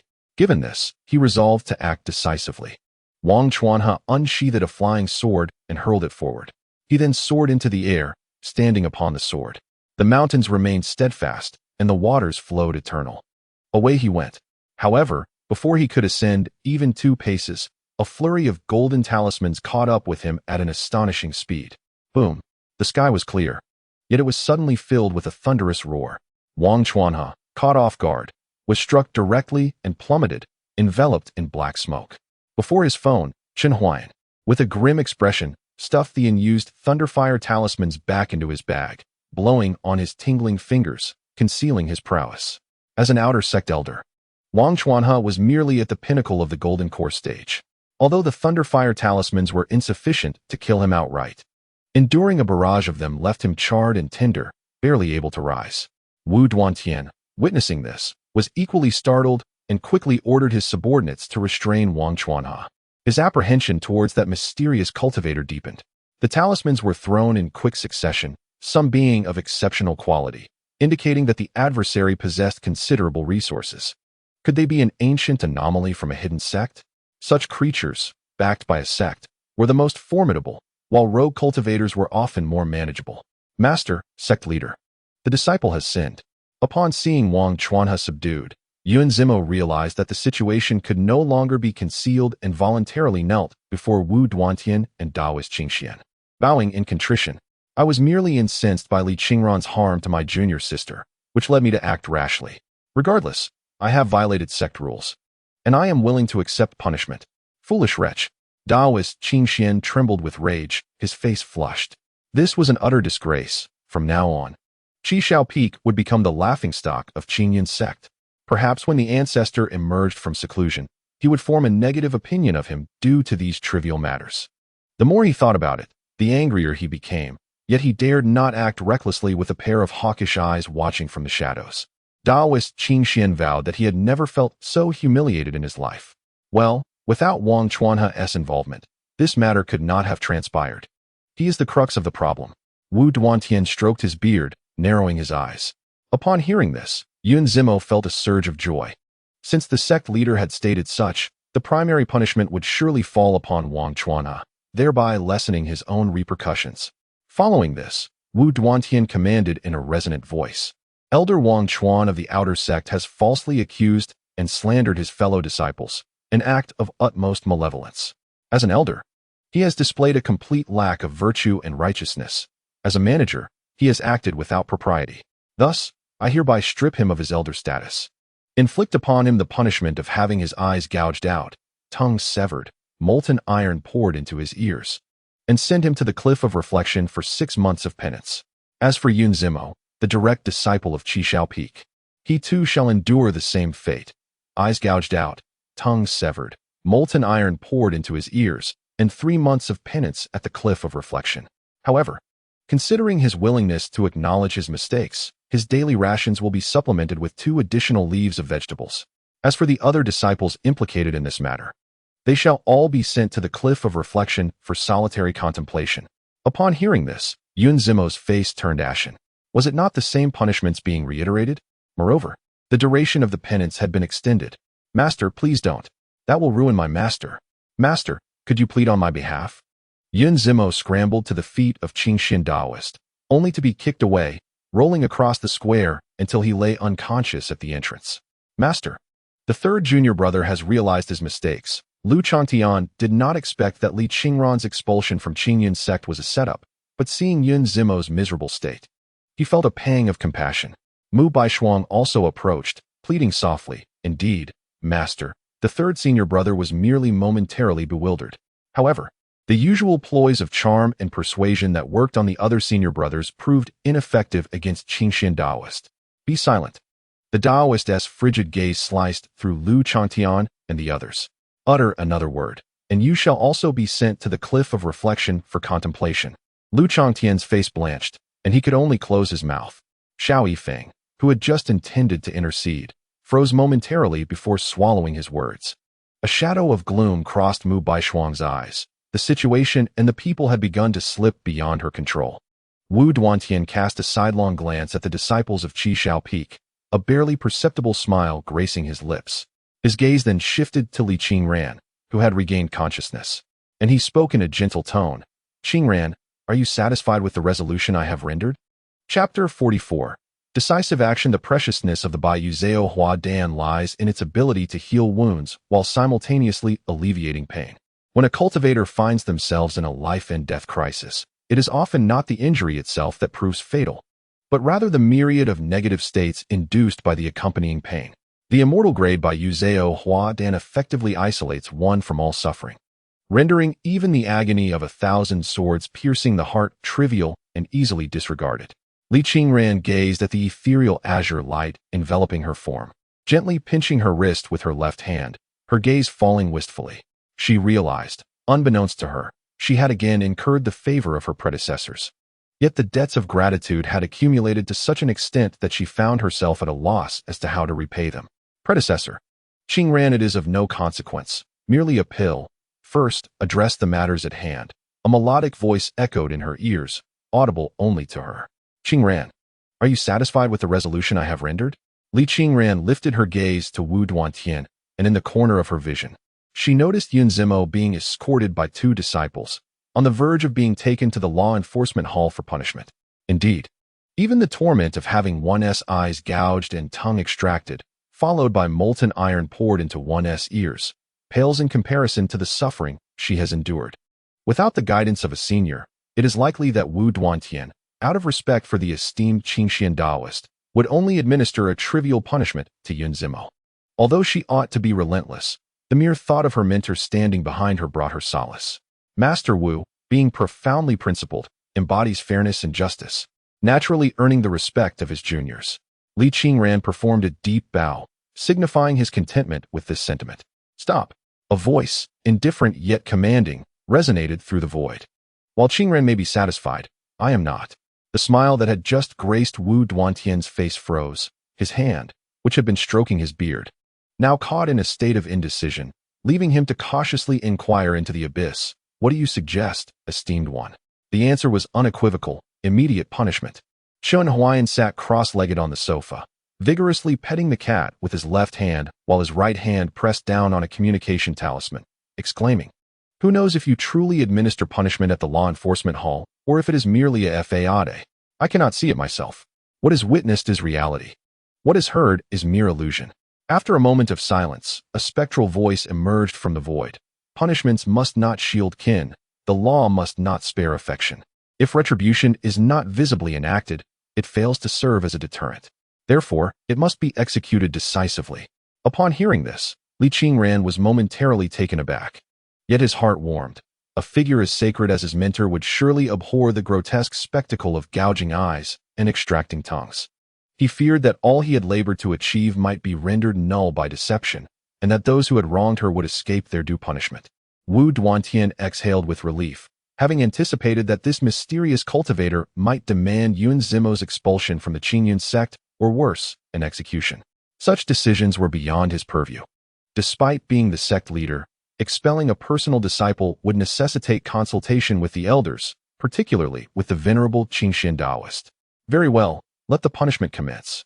Wu Duantian cast a glance at the two disciples of the law enforcement hall, signaling them. Each month, following the execution, he would lead all disciples to visit the cliff of reflection to see those who had been punished, thus creating a chilling effect. However, since the mysterious cultivator had made such a request, he refrained from further comment, understanding that it might only embarrass the Qingxian Taoist. He was unconcerned with such matters. The disciples of the law enforcement hall dragged Yun Zimo back to the center of the square. One restrained him, while the other produced a hook from his belongings. Given the cultivator's formidable ability to recover, there was no need to heat the hook. A piercing scream shattered the air, causing many disciples of the Qingyun sect to avert their gazes. In the center of the square, Yun Zimo, now without a tongue, stared up at the sky with bloodshot eyes, howling in a voice that had long since lost its timbre. The molten iron required time to be prepared on site. Wu Duantian glanced at Li Qingran. It was evident that the earlier statement was directed at the mysterious cultivator behind him. All eyes turned expectantly towards Li Qingran, as if he had become the spokesperson for this enigmatic figure. Zhang Hanxiao continued to feign unconsciousness, while Lu Chantian and Xiao Yifeng wore ashen expressions. Hesitant to plead for Yun Zimo's mercy, they stood on either side, shielding Mu Baishuang from view, seemingly unwilling for her to witness the tragic state of Yun Zimo. Under the gaze of so many, Li Qingran felt somewhat at a loss. With her senior remaining silent, she hesitated to speak on their behalf, instead clutching the Su Xian sword and lowering her head to count the ants on the ground. What does Qingran think? A gentle voice suddenly broke the tension, causing Li Qingran to blush deeply. After a moment of composure, she feigned calmness and replied, "The junior believes it is already sufficient."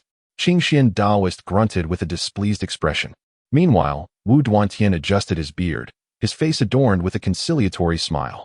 Sensing the opportune moment had arrived, he looked beyond Li Qingran and clasped his hands, saying, "I am shamelessly bold in making an ungracious request. Since you possess the means to restore this child Dantian, might you also extend your assistance to my esteemed disciple?" He gestured to Zhao Lingtian behind him, his face etched with concern. This child is exceptionally gifted, kind-hearted, and a rare talent. Alas, he has been rendered incapable by the dark sect.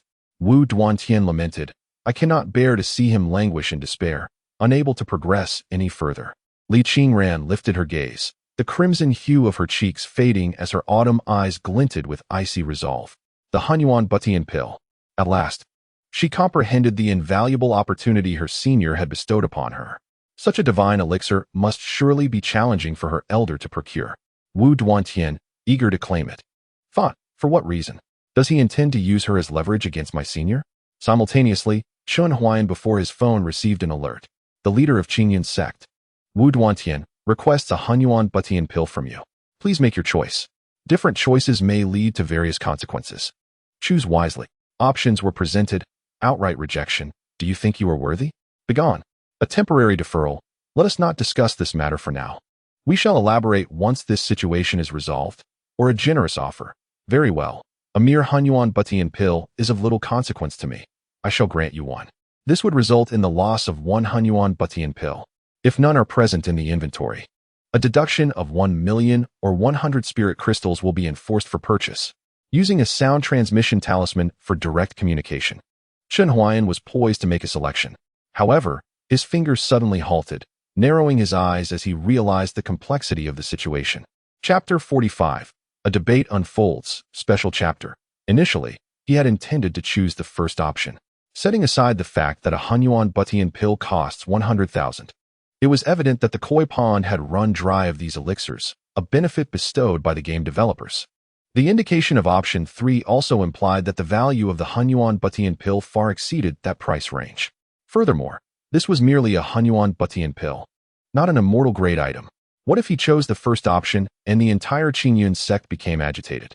Although a fully realized divine transformation could easily dispatch those in the later stages, it would not safeguard Li Qingran. Moreover, the strength of this cultivation sect that is displayed in the open is merely a fraction. Who knows if there exists some enigmatic sanctuary, harboring ancient beings in secluded meditation? When the lesser ones are vanquished, the formidable elders will emerge, and he may find himself overwhelmed. Chen Huayan, while stroking the head of his cat, began to rub his left hand repeatedly, his thoughts racing. He did not consider his concerns to be unfounded.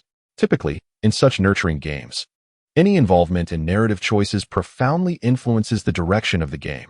A moment's inattention could lead to unforeseen consequences. What use would it be if the game restarted and presented him with a new electronic girlfriend? She would not be his Li Qingran. After a brief hesitation, he pressed on the second option. Let us set this matter aside for now. Once Qingran's issues are resolved, we shall find a suitable place to discuss in detail. The ethereal voice was steady and profound, instilling a sense of trust. Wu Duantian inwardly chastised himself for being somewhat hasty and quickly clasped his hands in apology. Indeed, the matters concerning Qingran take precedence. It is I who have failed to grasp the crux of the situation. He did not seek an immediate response. To him, a grand cultivator capable of refining the primordial pill would not engage in convoluted dealings. At most, they would later discuss remuneration. However, as long as Zhao Lingtian's Dantian could be restored, what would it matter if he had to deplete his entire fortune? Everything would be worth it. Li Qingran contemplated reminding the elder, yet found no opportunity to speak. Instead, a voice resonated in her ears. Do not be anxious. I have my arrangements. It turned out the elder was already well aware, and her worries were unfounded. Li Qingran took a deep breath, calming her heart, and felt somewhat foolish. Individuals like the elder, though appearing youthful, had traversed countless years, far exceeding her own experiences. Was it necessary for her to bear such concerns? Instead, it seemed the elder was there to console her. She chastised herself for such thoughts. Her ears flushed slightly as she cast aside those chaotic musings. Lifting her gaze, it landed on the second disciple of Qi Shao Peak, Xiao Yifeng. Xiao Yifeng had been comforting Mu Baishuang when he suddenly felt a chill run down his spine. Turning around, he was met with Li Qingran's indifferent gaze, sending a shiver through him as memories began to flicker in his mind. In his recollections, Li Qingran had always been compliant. When had she ever shown such a gaze? Even during the trials of potion testing, she would mask her suffering with indifference. And despite being battered by the thieving bird demons while protecting the spirit fields, she would always wear a smile. Li Qingran had always held his alchemical talent in high regard. No, it should be said that he believed Li Qingran had always admired his alchemical prowess. Thus, at some point, when requesting her assistance in potion trials or tending to the spirit fields, his tone had shifted from pleading to one of arrogant demand. He had come to view it as a matter of course, often giving her surplus pills, even though they might hold little value for her. Yet, he thought that sufficed. But was it truly enough? Senior brother, what troubles you? Xiao Yifeng regained his senses, feeling a cool, delicate hand in his grasp. Before him were the pitifully innocent eyes of his junior sister, Mu Baishuang. The young girl was clearly terrified, having just heard Yun Zimo's anguished cries, and was now in tears, her face as pale as a ghost. Yet, despite her evident fear, she mustered the strength to show concern for him. How could he still be afraid at this moment? What was there to fear? Xiao Yifeng failed to notice the faint, crimson mist swirling deep within Mu Baishuang's eyes. Suddenly, the Qingxian Taoist, who had been meditating with eyes closed beside Wu Duantian, opened his eyes and cast a glance at Xiao Yifeng, a flicker of confusion crossing his brow. That aura felt wrong, impossible. How could a disciple of Qi Shao Peak encounter such an issue? They had all undergone his stringent selection, perhaps only their temperaments had slightly deviated. Nevertheless, the Qingxian Taoist remained vigilant, secretly committing that fleeting aura to memory. Li Qingran, why do you look at me so? Have I wronged you in any way? Do not forget how many elixirs I have provided you. Encouraged by his junior sister, Xiao Yifeng regained his composure, descending the steps and facing Li Qingran with confidence. Oh, I must indeed thank you for the elixirs you gifted me. The Bigu pill, the vermin-repelling pill, the laxative pill. Li Qingran enumerated on her fingers, prompting uproarious laughter from the surrounding disciples of Qingyun's sect, causing Xiao Yifeng's face to redden like a monkey's backside. She paused, her eyes icy as frost, and continued, Oh, and let us not forget the counterfeit great return pill you bestowed upon me. which was nothing but a useless concoction. The fire poison ravaged my body for 93 days, leaving me sleepless at night and unable to eat during the day. At my worst, even walking was a struggle. You truly are the exemplary second disciple of Qi Shao Peak. My esteemed senior brother. Xiao Yifeng's expression shifted. He had anticipated Li Qingran would bring this matter to light. After the grand competition concluded, Mu Baishuang was injured, and Li Qingran had been grievously wounded by Lu Changtian's palm, bleeding profusely. He was the only one to visit Li Qingran in her cave abode, ostensibly to provide her with a great return pill for her recovery, while in reality, the elixir was merely a disguised, worthless concoction. He had watched her consume it gratefully, only for the fire poison to erupt within her moments later. At that time, he had even suggested that she should truly experience the suffering his junior sister had endured. But did Li Qingran possess any evidence? Would she swear an oath on the Tao? Was she truly reckless enough to risk her life in such a manner? Did she not fear the repercussions of her fate, the potential loss of her lifespan, leading her to an early demise? Moreover, junior sister, I am merely a 7th-grade alchemist. Though I possess some talent, I cannot guarantee the complete elimination of all toxins from every elixir. How can you prove I intended to harm you? Xiao Yifeng crossed his arms and raised his chin defiantly. You often come to me to test elixirs. Your body is highly sensitive to them, nearly attuned to my level as an alchemist. Can you not discern whether an elixir harbors fire poison? I see you as an ungrateful wretch, losing your mind, dismissing all our kindness as mere nonsense. Li Qingran gazed at the domineering Xiao Yifeng, suddenly clutching her mouth as a wave of nausea surged within her. Even when cast out from the Qingyan sect, even while waiting for death in a dilapidated cottage, she never imagined that her once revered second senior brother would devolve into such a loathsome character. However, she lacked direct evidence. The words spoken by Xiao Yifeng were known only to him and her, just as Li Qingran felt somewhat at a loss. A cold sneer suddenly echoed from the void behind her. Interesting. Xiao Yifeng, as an alchemist, you should certainly be able to discern whether a pill contains fire poison, correct? Xiao Yifeng was taken aback. Distinguishing fire poison within a pill is an essential skill for any alchemist. If one could not accomplish even this fundamental task, what merit is there in being an alchemist? Thus, he nodded affirmatively. Indeed. Then, I challenge you to argue your case. With that, 10 brocade boxes flew out from the void behind Li Qingran. Within them were the most basic common-grade Great Recovery pills. These were the simplest pills, their formulas thoroughly researched, and the lower the grade, the more simplistic they became. Xiao Yifeng gazed at these pills in confusion, perceiving them merely as ordinary common-grade Great Recovery pills, devoid of any distinguishing features, and even produced from the same batch. What, then, was the intention of this elder? Chapter 46. The selection here are 10 common-grade Great Recovery pills, among which 9 contain fire poison. You have the time of an incense stick. If you can select the one without fire poison, I shall consider it a pass. Xiao Yifeng lifted his gaze to survey all the pills. Some inferior pills would reveal fire poison on their surfaces as black spots, yet at this moment, he could discern no abnormalities merely by sight. Regaining his composure, he realized that this elder behind Li Qingran was attempting to ensnare him. These pills must have been meticulously disguised, imperceptible to the average person. But was he merely an average person? A cold smile crept upon Xiao Yifeng's lips. He possessed an innate wood spirit root, one of the most suitable roots for an alchemist, naturally sensitive to spiritual herbs. For simpler pills, he could identify the materials used merely by scent. This ability could equally serve to detect poison. His sense of taste was even more acute than his sense of smell. It would not be an exaggeration to claim that he could detect poisons invisible to the alchemists present. Elder, what if I can identify the poison? He did not respond immediately, but instead regarded the void behind Li Qingran with a composed demeanor. Today he sought to vindicate Yun Zimo, Zhang Hanxiao, and his junior sister, to restore honor to the Qi Shao Peak. Should you pass, I shall not hold Qingran's matters against you. Xiao Yifeng yearned to inquire about the relationship between this elder and Li Qingran, and what it meant to not hold past grievances against him.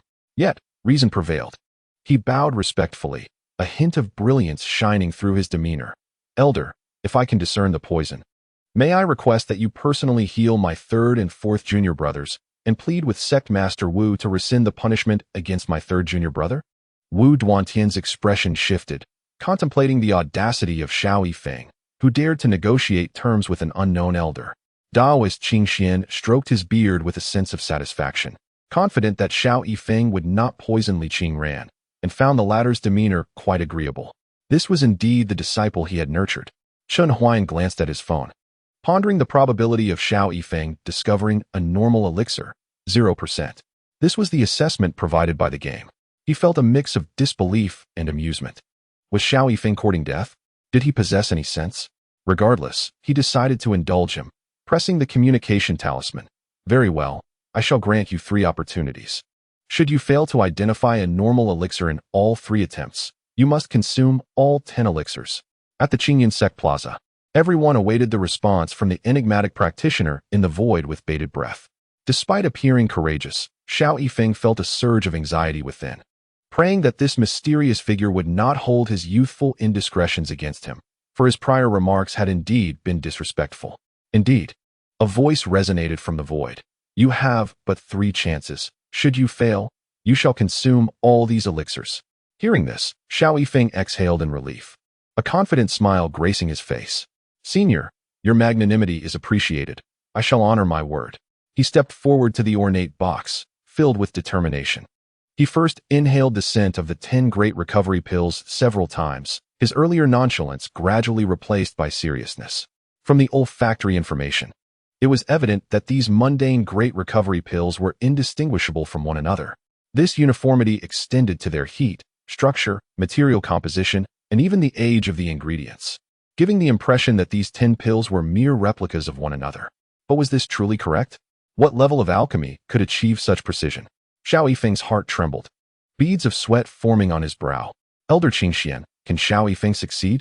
Wu Duantian, lacking a deep understanding of alchemy, observed Xiao Yifeng's actions, sniffing and pinching the pills, as somewhat convincing. Have faith, Taoist Qingxian replied with half-closed eyes, snorting dismissively. My disciple possesses an innate wood spirit root. Testing him in this manner is utterly meaningless. Wu Duantian acknowledged this, though he could not recall every detail. He remembered that at the time Xiao Yifeng sought to join his sect, he was intercepted by Taoist Qingxian, an incident that had kept him awake for 2 nights in frustration. Hearing Taoist Qingxuan's words, Lu Changtian breathed a sigh of relief. The self-purification ability of a foundational period practitioner was negligible. Should Xiao Yifeng consume all 9 poison pills, he would be rendered nearly useless unless he diligently nurtured his health thereafter. This old fiend truly harbored sinister intentions. Lu Changtian glared at the void behind Li Qingran, sneering.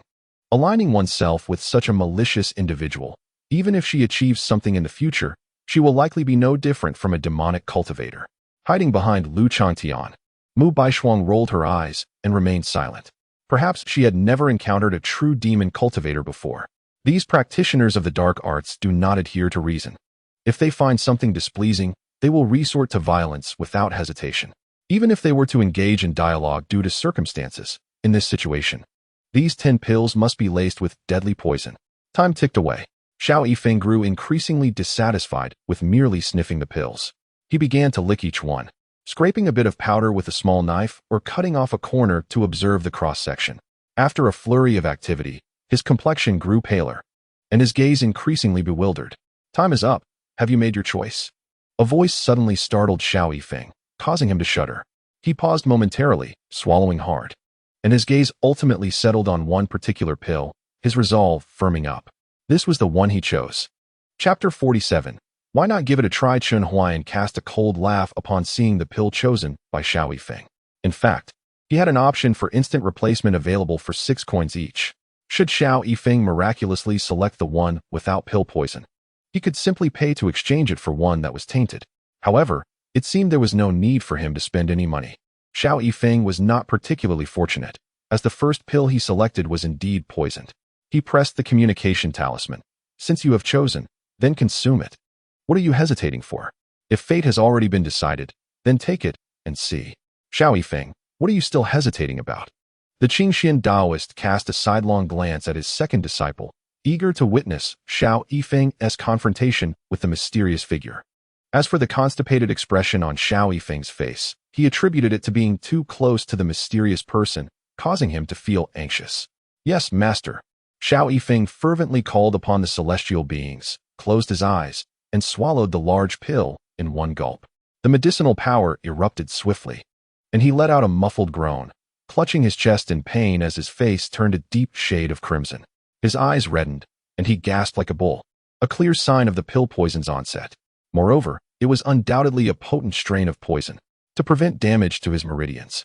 He immediately sat cross-legged on the ground to adjust his internal energy, using Imu's spiritual energy to gradually dissolve the poison within. In contrast, cultivators of other elemental roots could only resort to pills or seek assistance from elders to expel the poison. Wu Duantian glanced at the Qingxian Taoist beside him and noticed the elder's face darkening, turning a shade of green akin to his hat. With hands trembling hidden within his sleeves, clearly infuriated. You still have 2 chances. The voice behind Li Qingran was as calm as still water. The surrounding disciples and elders of the Qingyun sect understood that Xiao Yifeng had failed his first identification attempt. Xiao Yifeng temporarily suppressed the poison, opened his eyes, and his expression was grim. After a moment of contemplation, he clasped his hands before Li Qingran and inquired, "Dare I ask if among these 10 pills, there truly exists one that is normal? What? Do you think I'm trying to deceive you?" A cold snort echoed, and an oppressive force descended. As a fierce wind swept through, shattering the steps around Xiao Yifeng into dust, a voice filled with murderous intent reverberated through the void, with just that utterance. "I have no need for a reason to slay you. I, a junior, recognize my error. Please, senior, quell your anger." Xiao Yifeng quickly lowered his head, trembling in fear. His peripheral vision caught a glimpse of his master, the Qingxian Taoist, who remained unmoved, eyes closed, seemingly indifferent to the turmoil. The sect leader, Wu Duantian, regarded Li Qingran with a smile, his gaze akin to that of a father surveying his beloved daughter. No assistance could be expected. Both his master and the sect leader were unwilling to offend that enigmatic cultivator. He was left to rely solely on himself. Taking a deep breath, Xiao Yifeng steeled himself and selected the second pill. As he consumed it, the fire poison erupted once more. "You have one last chance." After suppressing the fire poison, Xiao Yifeng extended his hand, veins bulging, trembling as he reached for the 8 pills. Never before had he fathomed the excruciating torment inflicted by the fire poison. His entire meridian system and bones felt as though subjected to a brush laden with steel needles, scraping relentlessly. This agony was not a constant, but rather came in waves, slithering throughout his body like a serpent, offering no respite or opportunity for adaptation, leaving him in a state of unrest. Fortunately, as a wood spirit root, his spiritual energy inherently possessed the ability to detoxify and suppress poisons. Yet, Li Qingran did not share this advantage. Had Li Qingran endured such suffering ever since being expelled from Qishao Peak? The alchemical skills of that mysterious cultivator were indeed remarkable. Even when he had attempted to taste a fragment of the pills, he could not discern which ones were tainted with poison. Thus, it seemed wiser to choose randomly. Xiao Yifeng shut his eyes, relinquishing any struggle, and casually picked one. This lad was rather fortunate. With an 8th chance, he had managed to select correctly. Chen Huayan, somewhat resigned, spent 6 coins, and at the moment of the transaction, the pill in Xiao Yifeng's hand was stealthily switched.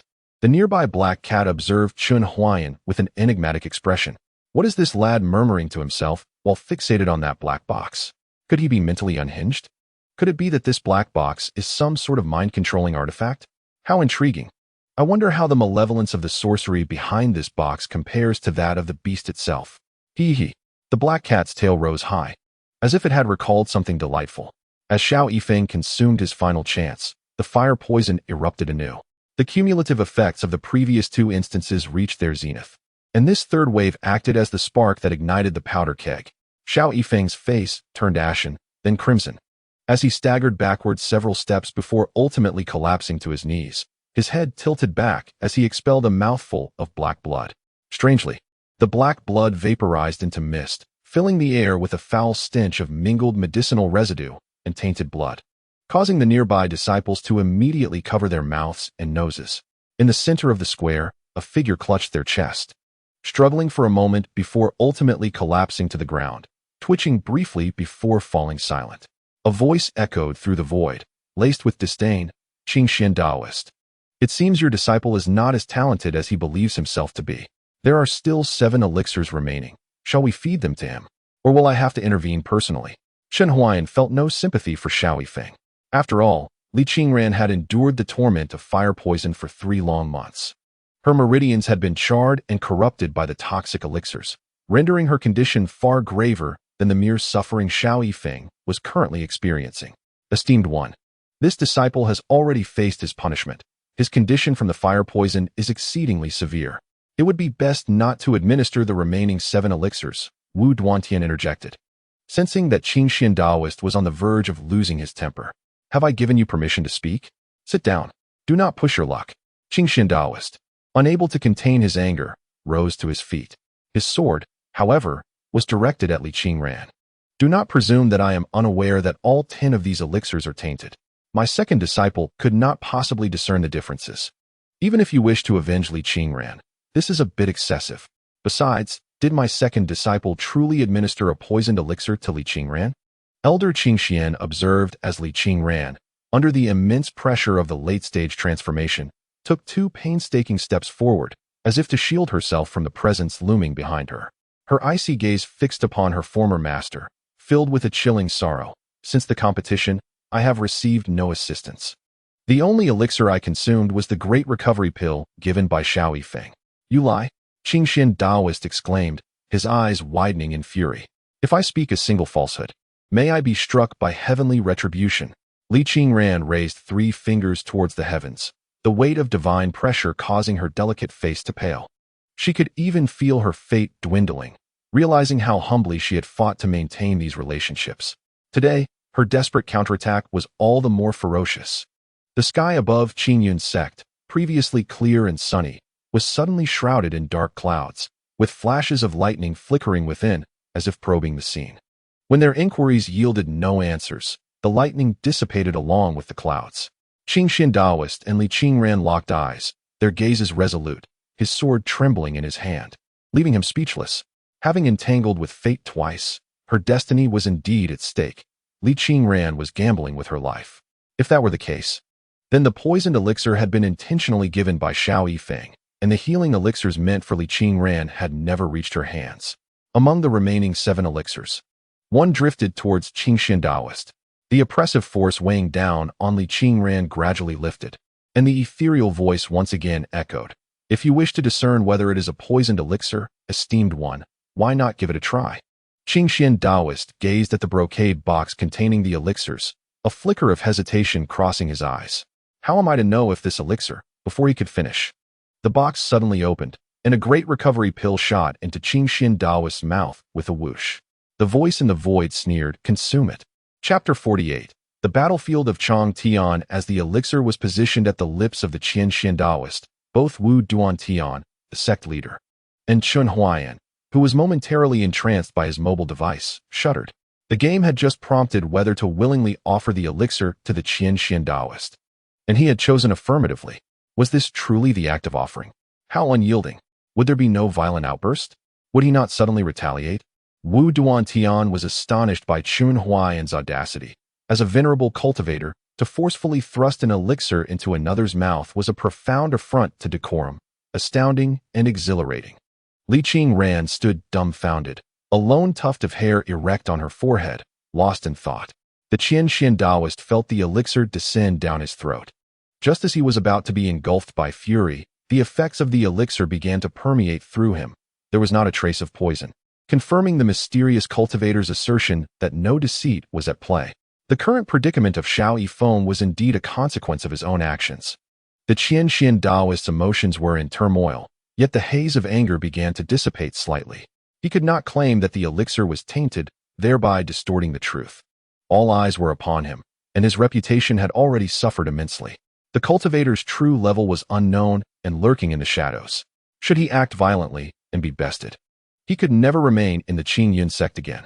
Thus, he chose to endure one final time.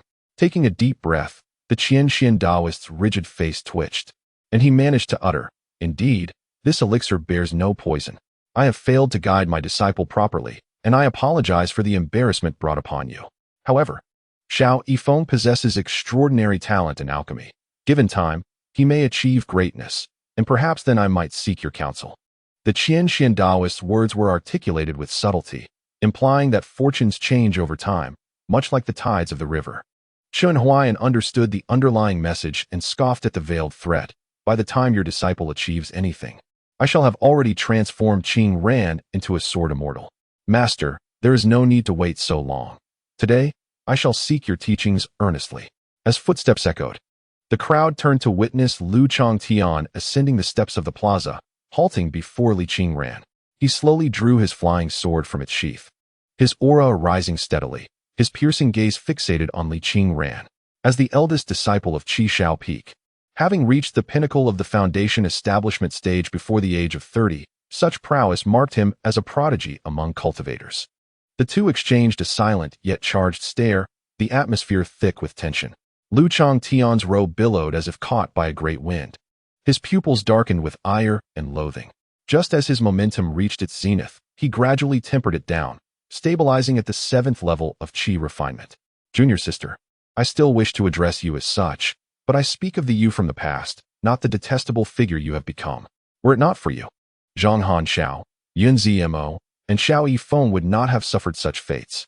The Qi Shao Peak and my master shall not suffer humiliation. Yet, I am unwilling to address you as my senior brother. Li Qingran unsheathed her sword, the tip angled defiantly towards Lu Changtian. The blade mirrored a pair of eyes. Frosted with snow, the day I fell from the arena, Lu Changtian was already deceased. You have harmed my junior sister, and this is your just retribution. Should I wish to inflict damage upon Mu Baishuang, you would be utterly incapable of reacting. At that time, I was at the foundation establishment stage. She at the Qi refining stage. What gave you the confidence to believe you could thwart my intentions? With the elders and the sect leader absent, what do you have? Merely a golden dance stage outer sect elder? Do not attempt to argue. Let me see if your sword possesses the sharpness of your tongue. Lu Changtian advanced, his sword aura akin to snow, exuding an icy chill. He employed the same sword technique, gathering frost and snow, commonly used by Mu Baishuang. Derived from the lesser wuxiang sword art, this was the very technique Mu Baishuang had executed on that fateful day in the arena. Back then, she was at the 7th layer of Qi refining, and he had suppressed his cultivation to match hers. Mastering all the techniques of the lesser wuxiang sword, he mimicked whatever Mu Baishuang had used. Let us see if it is indeed as Li Qingran claims. If she so desires, they could not impede her. Li Qingran, too, sensed Lu Changtian's intentions. She evaded a sweeping sword aura, her figure flickering as she thrust her sword towards an unoccupied space. Lu Changtian, embodying frost and snow, appeared within that air, his brow furrowed, gaze piercing. In a swift motion, he evaded her thrust with a hawk-like maneuver, inwardly lamenting how Li Qingran's reflexes had sharpened so. Feeling a chill above his head, he swiftly raised his sword to block. A tremendous force struck his blade, but dissipated almost instantly. As he executed a treacherous whip kick, Li Qingran had already gracefully retreated 3 steps. In the fleeting moment before Lu Changtian could retract his leg, she lunged forward again. The sword glimmered like rain, its momentum increasing. The technique she employed was also the 6th form of the lesser wuxiang sword, rain-drenched, which she had previously used against Mu Baishuang in the arena. Overwhelmed by the suppression of his cultivation, Lu Changtian's body could not keep pace with his mind's commands. He had not anticipated that Li Qingran's sword would be so swift. Even with his understanding of the lesser wuxiang sword, he could only respond hastily. Rain-drenched unleashed a relentless barrage of 49 strikes. In his recollection, Li Qingran had never executed this technique beyond 30 strikes. If only he could endure past the 30th. Hiss! There was no time for further contemplation. A sharp flash of sword light suddenly pierced his vision, moving with blinding speed. This sword light descended from above, accompanied by a blurred, enchanting figure. The downpour of rain fell heavily. The sword's momentum resembled a cascading waterfall. Within the curtain of sword shadows, an almost imperceptible sword intent was nurtured, culminating in a sudden thrust of 49 strikes, unstoppable. Clang! Lu Changtian's sword slipped from his grasp. He knelt upon the ground, his pupils trembling, staring blankly at the familiar, yet unfamiliar young woman before him. The cold blade of Su Xian had long since rested against his neck. Why? How could you unleash this final strike of rain-drenched? Why? Li Qingran's voice resonated, tinged with a sigh, as if mocking her own predicament. Lu Changtian, I had long mastered this, but your lack of patience prevented me from delivering the final blow. Chapter 49, The Gaming Helmet? Lu Changtian was momentarily taken aback. When did he become increasingly impatient with his junior sister, who sought his guidance in swordsmanship? It was he who had encouraged her to spar with him regularly. Why had everything changed? No longer did he patiently offer techniques or await Li Qingran at the training grounds each day. In the past, even when Li Qingran appeared somewhat clumsy, he would smile and provide encouragement, meticulously reviewing her progress. Yet, as time passed, no matter how hard Li Qingran strived, he perceived her efforts as riddled with flaws, as foolishness, as a lack of talent in the sword path. So it was not Li Qingran who had changed, but himself. In her foundational stage, Li Qingran would have posed no threat to Mu Baishuang. They could have easily thwarted her. From the beginning, they were merely venting their frustrations, stemming from their inability to attain more. Li Qingran had always regarded them as her seniors, as family. While they lost themselves in her repeated calls of senior brother, everything had morphed into an expectation. Lu Changtian came to a realization, whether to kill or to maim. It was of little consequence. This was what he owed her. He felt unworthy to face Li Qingran, lowering his head with a sigh. You, sever your own dantian. Li Qingran sheathed her sword and turned away, leaving behind a slender, upright silhouette. Lu Changtian pressed his lips together, his fists clenched tightly only to gradually relax. If I were to sever my dantian, could you ever forgive me? Qingran, could you return to Qishao Peak? The swaying figure did not look back. The biting cold wind carried two resolute words. No. Impressive. Chun Huayan, initially anxious before his phone, suddenly slapped his thigh, reveling in the satisfaction of a resounding slap to the face, returning every insult with fervor. Ha ha ha. Truly, my Qingran is remarkable. The money spent was not in vain. He harbored a slight fear that the game developers might introduce some convoluted plot twist, perhaps a scenario where Li Qingran, unable to bear the thought of her senior brother, was coaxed back to Qishao Peak, leading to an entire arc of remorseful seniors pursuing their junior sister to a fiery demise. In that case, he would inevitably become a mere pawn supporting Qishao Peak and Qingyun sect, a thought that was utterly revolting. Was there any difference? Fortunately, the game developers seemed to possess sound judgment. Thank you for your support of this game. Your exclusive gaming helmet has been delivered. A window popped up. A thud echoed at the door. Chun Huayan sprang to his feet, darting to the entrance, opening the door to survey his surroundings. He skillfully lowered his head, chuckling as he retrieved the box and returned to the sofa. Inside the box was a sleek black gaming helmet resembling a motorcycle helmet but imbued with a more futuristic essence, adorned with the game Electronic Girlfriend, accompanied by a small figurine of Li Qingran. Chun Huayan slowly typed out a question mark. The nearby black cat also pondered with a question mark. Chun Huayan mused. This contraption, when worn, won't explode, will it? There is a hint of suspicion. This game hardly seems like one that necessitates a gaming helmet. Black Cat remarked. If I am not mistaken, this contraption is a fragment of a celestial artifact.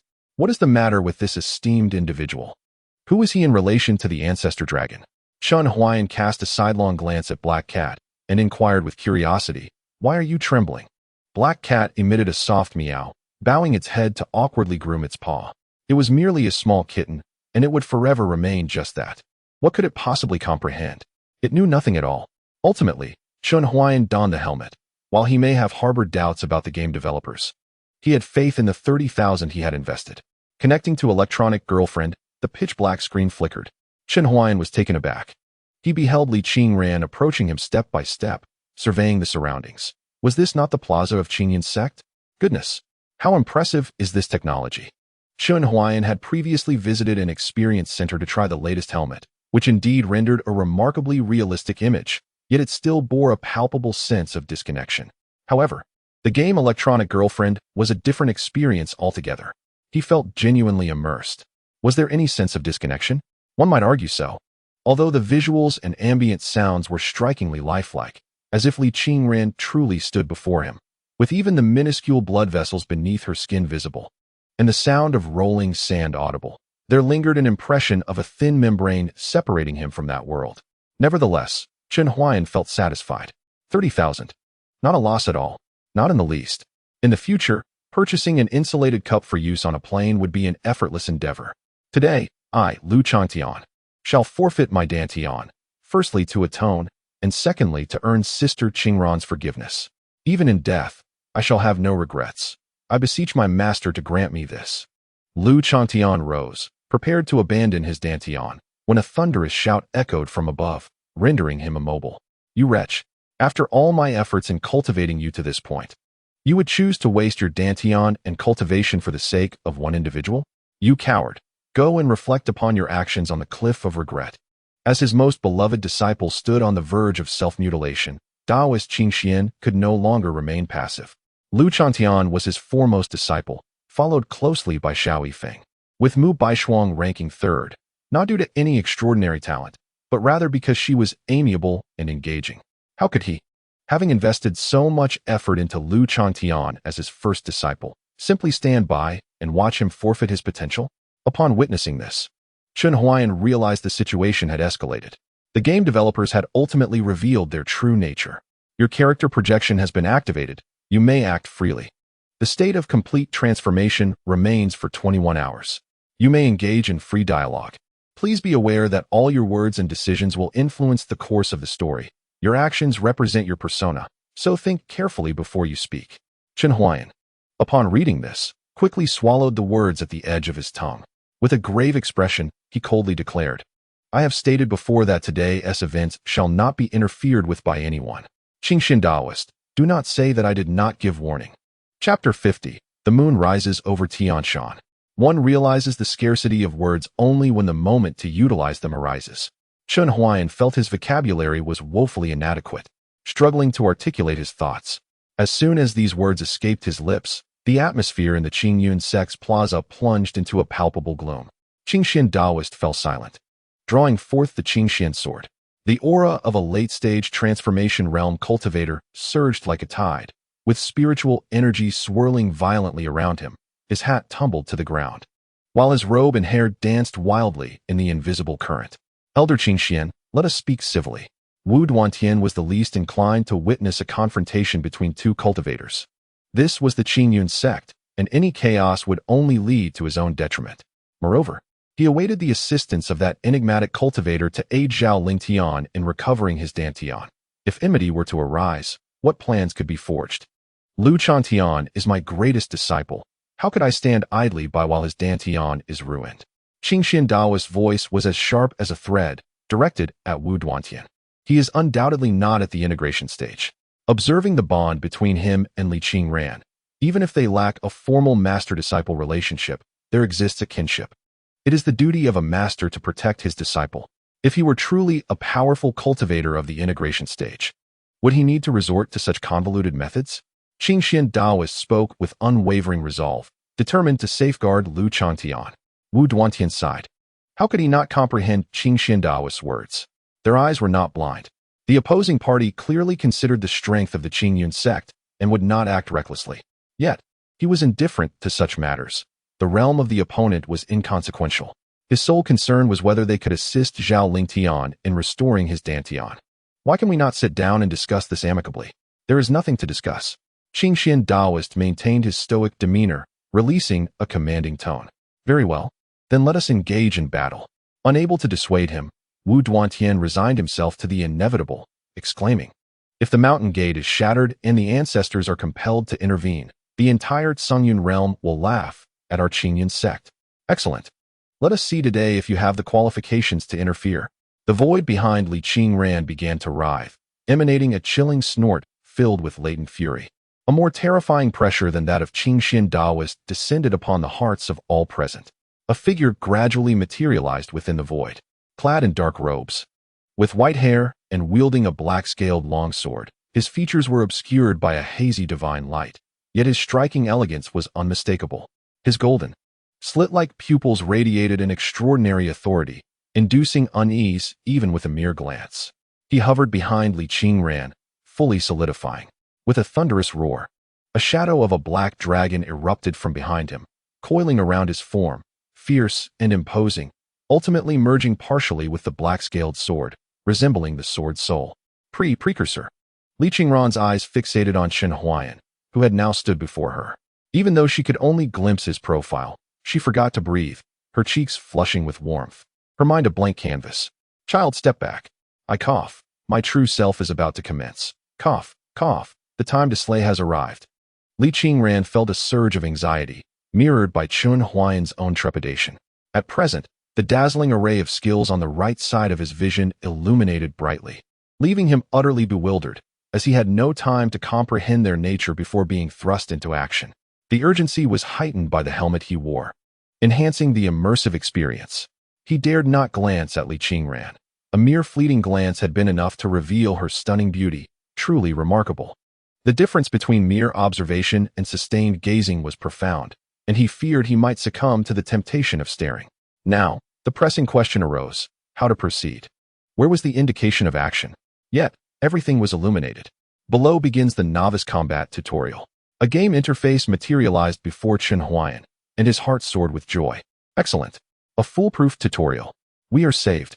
In the next moment, everything around him fell into stillness. Recognizing that he had entered the tutorial phase, he swiftly turned to fixate on Li Qingran once more. This was known as desensitization training.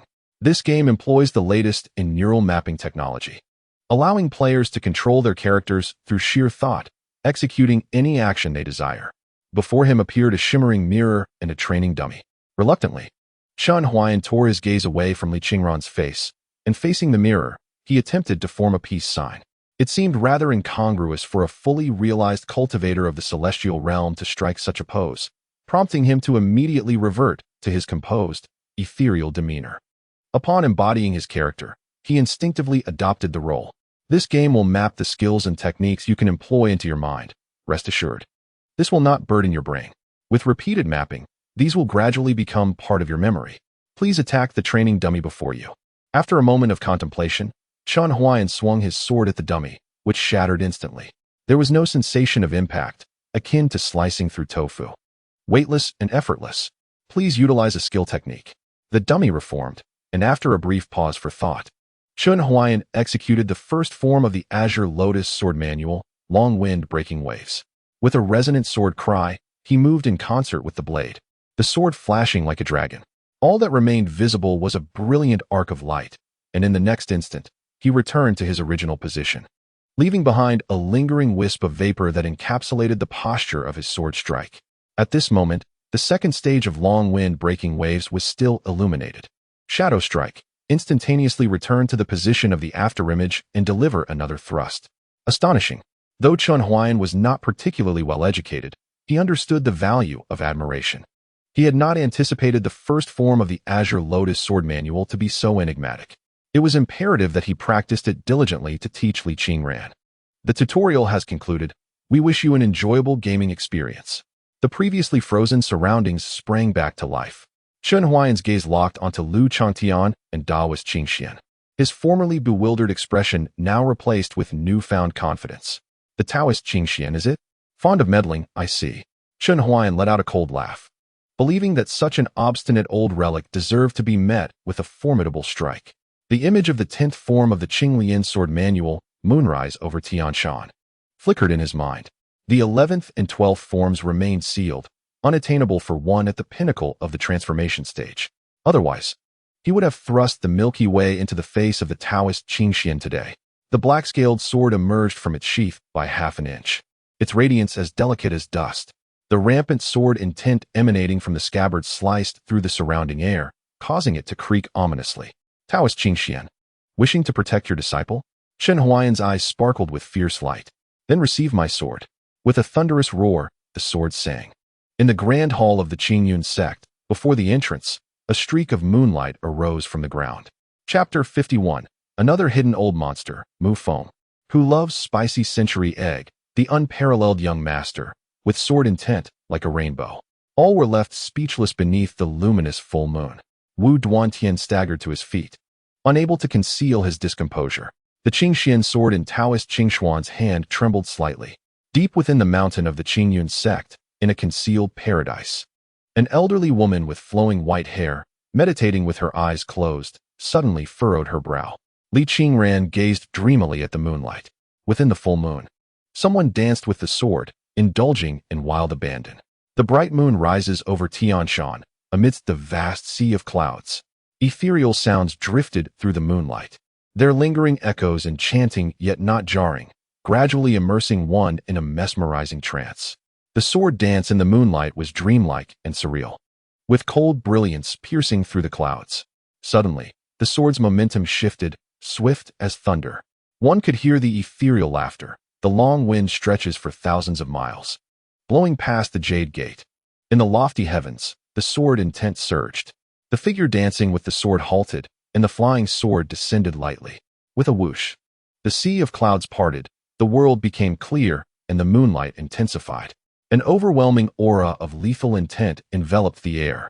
Wu Duantian's heart raced, his face ashen, as he urgently shouted to those around him, "This is bad. Quickly stabilize the protective formation of the sect, and instruct the disciples to evacuate the square immediately." When that mysterious cultivator had appeared, his aura suggested he was merely at the pinnacle of the transformation stage. Thus Wu Duantian had not taken him seriously. He had assumed that even if Taoist Qing Xian were to struggle, he could call upon the elders for assistance. Who would have imagined that the moment the opponent's sword technique began, its mere intent chilled him to the bone? Could this person be an old monster from the Hidden Sword Pavilion? How could he wield such terrifying swordsmanship? It is well known that cultivators often utilize swords. Yet pure sword cultivators find it exceedingly difficult to achieve greatness. However, once a sword cultivator attains mastery, their destructive prowess is unrivaled, second to none in the Songyun realm. Without further thought, the sword had already descended, aimed directly at Taoist Qing Xian. The cold clarity of the moonlight melded with the sharpness of the sword intent. From a distance, one could still discern its form, but as it drew near, the vision was consumed by a sea of silver. The Qing Xian Taoist gripped his sword, unable to discern whether it was the moonlight or the sword's radiance that filled his vision. Enveloped from all directions, there was no escape. He could only grit his teeth and unleash the mightiest strike of the great Wuxiang sword, drawing in the starry river. The blade shimmered with a touch of starlight, dazzling to the eyes. What was intended to be a grand display appeared juvenile and absurd beneath the moon's glow. A single spark can ignite a prairie, yet the starlight, in the presence of the resplendent moon, could only be devoured and dissolved. The full moon vanished. The square of the Qingyun sect was riddled with countless sword holes, becoming denser towards the center. The Qingxian Taoist, drenched in blood, leaned on his sword, barely holding up his faltering body. The Qingxian sword, which had accompanied him for a century, was now riddled with wounds, much like his scarred body, as if any movement would result in complete disintegration. A beam of moonlight fell behind the Qingxian Taoist. Chun Huayan emerged from the shadows, casting not a glance at the bloodied figure kneeling at the square's center. He calmly approached Lu Changtian. "Will you come willingly, or shall I assist you?" Lu Changtian gazed up at Chun Huayan, his complexion growing paler. He swallowed hard and stammered, I will do it myself." Spiritual energy surged downwards, accompanied by a muffled thud. Lu Changtian clutched his dantian, writhing in agony upon the ground. A piercing wail echoed throughout the square. The Qingxian Taoist stirred, attempting to rise, but after a few struggles, he collapsed back into the pool of blood. Grievances have their origins, debts have their masters. Chun Huayan approached Mu Baishuang, gazing intently at the exquisitely beautiful girl before him. In her golden vertical pupils, there was only indifference. At that moment, she resembled a frightened fawn, her face awash with terror, her lips and body trembling. The sight was indeed tempting, as if a mere flick of a finger could shatter her. Yet, a bead of sweat trickled down Chun Huayan's forehead. Mu Baishuang, aged 347, mid-stage of divine transformation, self-sealed. Born with enchanting beauty, two pieces of grim news. First, she was an exceptional hidden ancient being. Second, in her bid for grandeur, her resources had been depleted. The two shared a moment of silent regard before Chun Huayan spoke slowly. "Hand over Li Qingran's water spiritual root. Senior, will you surrender it, or not?" Facing the murderous intent radiating from her golden vertical pupils, Mu Baishuang clenched her teeth and weighed her options seriously. If she refused, she would have to unseal her cultivation and confront this monstrous sword cultivator, which would not only expose her identity, but also leave her vulnerable if he still possessed strength. She had to survive to assist the young master. She could not reveal her true identity. After all, it was merely a water spiritual root, of no use to the young master, and she herself had no desire for it. "I will give it to you." Mu Baishuang feigned a pitiful demeanor, puffing out her chest and tilting her head to expose her fair neck.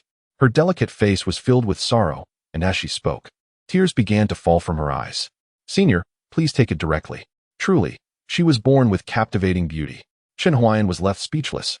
Please select the spiritual roots to extract. Single water spiritual root from Li Qingran. Earthwood dual spiritual roots from Yang Tian. Goodness! Chun Huayan exclaimed inwardly. Although he was unaware of how this enchanting woman concealed her previous set of spiritual roots from the Qingshan Taoist, the opportunity was too precious to let slip away. He swiftly decided to extract both, cackling with glee. Given that she was a woman of hidden identity, what could she dare to say? What could she reveal? Chun Huayan selected both options. He watched as two luminous orbs illuminated Mu Baishuang's lower abdomen, and without hesitation, he reached out, his hand passing through effortlessly. Both orbs were extracted and swiftly tucked into his bag, accompanied by a significant glance towards Mu Baishuang. Mu Baishuang was left in a daze. The pain of losing her spiritual roots barely registered. It was the fear and horror that sent chills down her spine. Born with a natural charm, she lacked spiritual roots herself. Having stripped others of their roots, she had even cultivated a method from the celestial demon technique that concealed spiritual roots. Logically, it should have been impossible for anyone to discern her true nature, yet this person. As she pondered the implications of that meaningful glance, an unsettling chill coursed through her. Could this cultivator have seen through her? Yet, if he had, why not expose her? Was he also a demon cultivator? Mu Baishuang's mind was a tempest of confusion as she lifted her gaze to seek confirmation from Chun Huayan, only to find him already turning away, heading towards Li Qingran. He had avenged himself, acquired what he sought, and now intended to flee with Li Qingran. As he passed by the Qingshan Taoist, he contemplated whether to deal a final blow to the half-dead elder, but he soon sensed multiple late-stage divine transformation auras locking onto their position. Wu Duantian remained silent. Yet, Chun Huayan could glean certain information from the oppressive silence. It was best to know when to stop, for otherwise, it would lead to a relentless cycle of death and rebirth. Very well, the Qingshan Taoist was no great villain. At worst, he could be considered an inept disciple. Qingran, let us depart. Depart? An aged voice resonated from behind. Unbeknownst to him, a white-clad old woman had appeared beside the Qingshan Taoist, leaning on a dragon-headed cane. Her murky eyes fixed intently on Chun Huayan. Devoid of any discernible aura, she stood there silently, blending seamlessly with her surroundings. Do you think you can just wreak havoc in my Qingyan sect, and then leave without consequence? That is quite presumptuous, I must say. The old woman thrust her cane into the ground. Boom. A blue ripple spread outward like ripples across water. The several late-stage divine transformation elders of the Qingyan sect, along with Wu Duantian, knelt on the ground, bowing in reverence. Before the sect's grand hall, an eerie silence enveloped the atmosphere, thick with tension. Chapter 52. Select all. Chun Huayan paused in his tracks. The inevitable had finally arrived. Concealment. A recurring trope in cultivation novels. Often deemed a glitch when inscribed within the pages, yet here it was, unfolding before him. Struck by the young, the old arrived, vanquished the old, and the resurrected emerged. Unrivaled in the world, adversaries descended from the heavens, an infinite nesting of layers, an unending abyss. While other players might find themselves with only the option to flee or face a narrative demise, Chun Xianzuan was distinctly different. He possessed wealth. Are you the ancient creature concealed within the Qingyan sect? He mused. Chun Huayan merely tilted his head slightly, half of his visage cloaked in shadow. Yet his singular vertical pupil remained piercingly radiant. The utterance sent a shockwave through the assembly. Li Qingran silently regarded Chun Huayan, sensing a stark contrast in his manner of speech compared to his demeanor before his appearance. However, this was of little consequence. She was merely aware of her racing heartbeat. Wu Duantian and the esteemed elders regarded Chun Huayan with expressions of bewilderment, while the feigning Zhang Hanxiao peeked from one eye. Lu Changtian ceased his rolling, and Mu Baishuang widened her eyes, covering her mouth in astonishment. Even the half-dead Qingxian Taoist twitched his lips. The venerable ancestor of Qingyun, a great cultivator of the harmonization realm, had audaciously referred to her as an old monster. While it was true she was quite aged, a modicum of respect was expected. Moreover, what audacity did a fully realized transformation stage cultivator have to act so brazenly? You dare call me an old monster? The corners of the Qingyun ancestor's eyes twitched. Yet her lips curled into a smile devoid of warmth, steeped in malice and intent to kill. Indeed, old monster. Chun Huayan felt no trepidation in his heart. But upon uttering those words, he sensed that the hidden adversary was preparing to strike. It was time to unleash the power of wealth. he silently commanded. Elevate my realm to the pinnacle of the harmonization stage. Given the neural mapping technology, it should be capable of capturing his stream of consciousness. As he anticipated, the game indeed responded. However, a prompt emerged. Realm currently unavailable. Insufficient balance. Chenhuayan. Then elevate me to the later stage of harmonization. Realm unavailable. Balance insufficient. To the mid-stage of harmonization. Realm unavailable. Insufficient funds. Early stage of harmonization.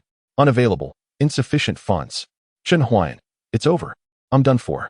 The exchange of thoughts occurred in an instant. Yet the Qingyun ancestor before him was already enveloped in a surge of spiritual energy. A colossal manifestation. With a visage of dark green and hair ashen red, emanating an aura of authority, materialized behind her, crafted from verdant stone. This embodiment possessed 6 arms, each wielding a sword, knife, spear, bottle, shield, and fan, exuding an imposing majesty with every movement. She had summoned her manifestation. Chenhuayan maintained a facade of calm, but his heart raced with anxiety. Surely, this would not trigger a narrative demise? You have provoked the hidden ancestor of Qingyun. You have 3 choices, multiple selections allowed. A game dialog box appeared. Chenhuayan, whose spine had begun to bend under the weight of trepidation, instantly straightened up. This month only. Recharge 18 to receive a 1,000-mile escape talisman, enabling an exit from the battlefield. Exceptional offer. Recharge 88 to temporarily gain the power of post-integration realm pressure, lasting 30 seconds. Another remarkable deal. Recharge 188 to enhance your charm, earning the admiration of the esteemed Qingshan ancestor, thereby increasing your chances of successfully captivating her. Wait, is the third option serious? Chenhuayan pondered carefully, contemplating the notion of a wealthy patron in this alternate realm. Were it not for Li Qingran, he would undoubtedly choose it in an instant. After all, this is merely a game, and when an opportunity to ally with a powerful figure arises, why not to seize it? The gaming character only needs to revel in the pleasures of wealth and the surge of numerical values. As a player, he is burdened with far too many considerations. Furthermore, it offers a chance to augment his charm. But now, Chenhuayan narrowed his eyes. As Qingshan ancestor was on the verge of a breakdown, he promptly recharged 294. Select all. In that instant, Qingshan ancestor's gaze fixated on Chenhuayan, momentarily stunned. She felt a vague familiarity with that face shrouded in divine light. Could it be Zaheo? No, Zaheo is dead. It cannot be him. Yet the aura bears an uncanny resemblance. The once surging presence of Qingshan ancestor deflated like a deflated balloon. El Zaheo, her former Dao partner, was once among the most handsome men in the Zongyun realm. However, due to his abysmal talent, despite her efforts to find various heavenly materials to aid his breakthrough into the transformation stage for longevity, he remained stagnant. Qingshan ancestor was not always in this elderly guise. Cultivators possessed the art of preserving youth. If she so desired, no one could discern her true age. Even if she were 1,000 or 10,000 years old, she could appear as youthful as a blossoming maiden. Yet, her heart had long succumbed to despair. But now, from the ashes of her deadened heart, a spark flickered to life. However, the next moment, that spark was extinguished by a retort from across the way. Old hag, do you think being in the integration stage makes you formidable? Chenhuayan remarked with a faint smile, and as he spoke, his aura finally surged forth, ascending dramatically. Late integration stage. The entire Qingshan sect plaza felt as though a colossal mountain had descended, casting a shadow over all. The pressure exerted by 2 integration stage cultivators rendered even the elders in the transformation stage incapable of rising. Their knees sank into the stone bricks beneath them. Behind Chenhuayan, a colossal black dragon manifestation, larger than the Qingshi behemoth, spiraled forth, its roar resounding like thunder. Exuding an aura of authority akin to that of a prison, its golden slit-like eyes resembled 2 blazing suns, overshadowing even the brilliance of the sun itself. At this moment, it seemed I ought to compose a poem. Chenhuayan furrowed his brow, an unusual impulse surging within him. Regrettably, his mind was devoid of eloquence. He could not simply utter, "Wow, impressive." Thus, he chose to remain silent, maintaining an air of aloofness. Unbeknownst to him, Li Qingran beside him was already blushing with admiration. You are also in the integration stage? Qingshan ancestor's composure began to unravel further. The figure before her bore a striking resemblance to her late partner. both in stature and demeanor, and possessed a strength that matched her own. Should she pursue this matter today? If she did, would it jeopardize their future rapport? Conversely, if she chose not to act, what would become of the Qingyun sect's reputation? The esteemed elder of Qingyun was caught in a web of contemplation, while Chen Huayan was biding his time.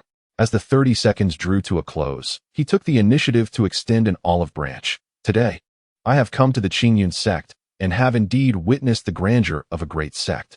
Every grievance has its origin, and I harbor no intention of punishing others further. The karmic ties have been resolved, and I shall take my leave now. Farewell.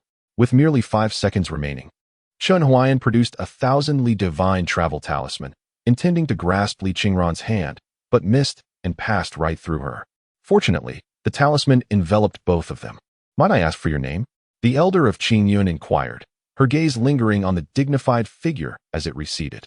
Jianmen, Chen Huayan. In an instant, both Chen Huayan and Li Qingran vanished. Jianmen? Could it possibly be a hidden sect? The elder of Qingyun felt an array of conflicting emotions, but chose not to pursue them further. The cultivator was likely her superior in strength. Given that the other party had shown her courtesy, it would be discourteous to chase after them. She turned and approached the Qingxian Taoist. Tapping her dragon-headed staff upon his shoulder, a cerulean glow enveloped him, gradually healing his wounds. After a while, the Qingxian Taoist, regaining his breath, struggled to lift his head and gazed at the elder. Mother, silence.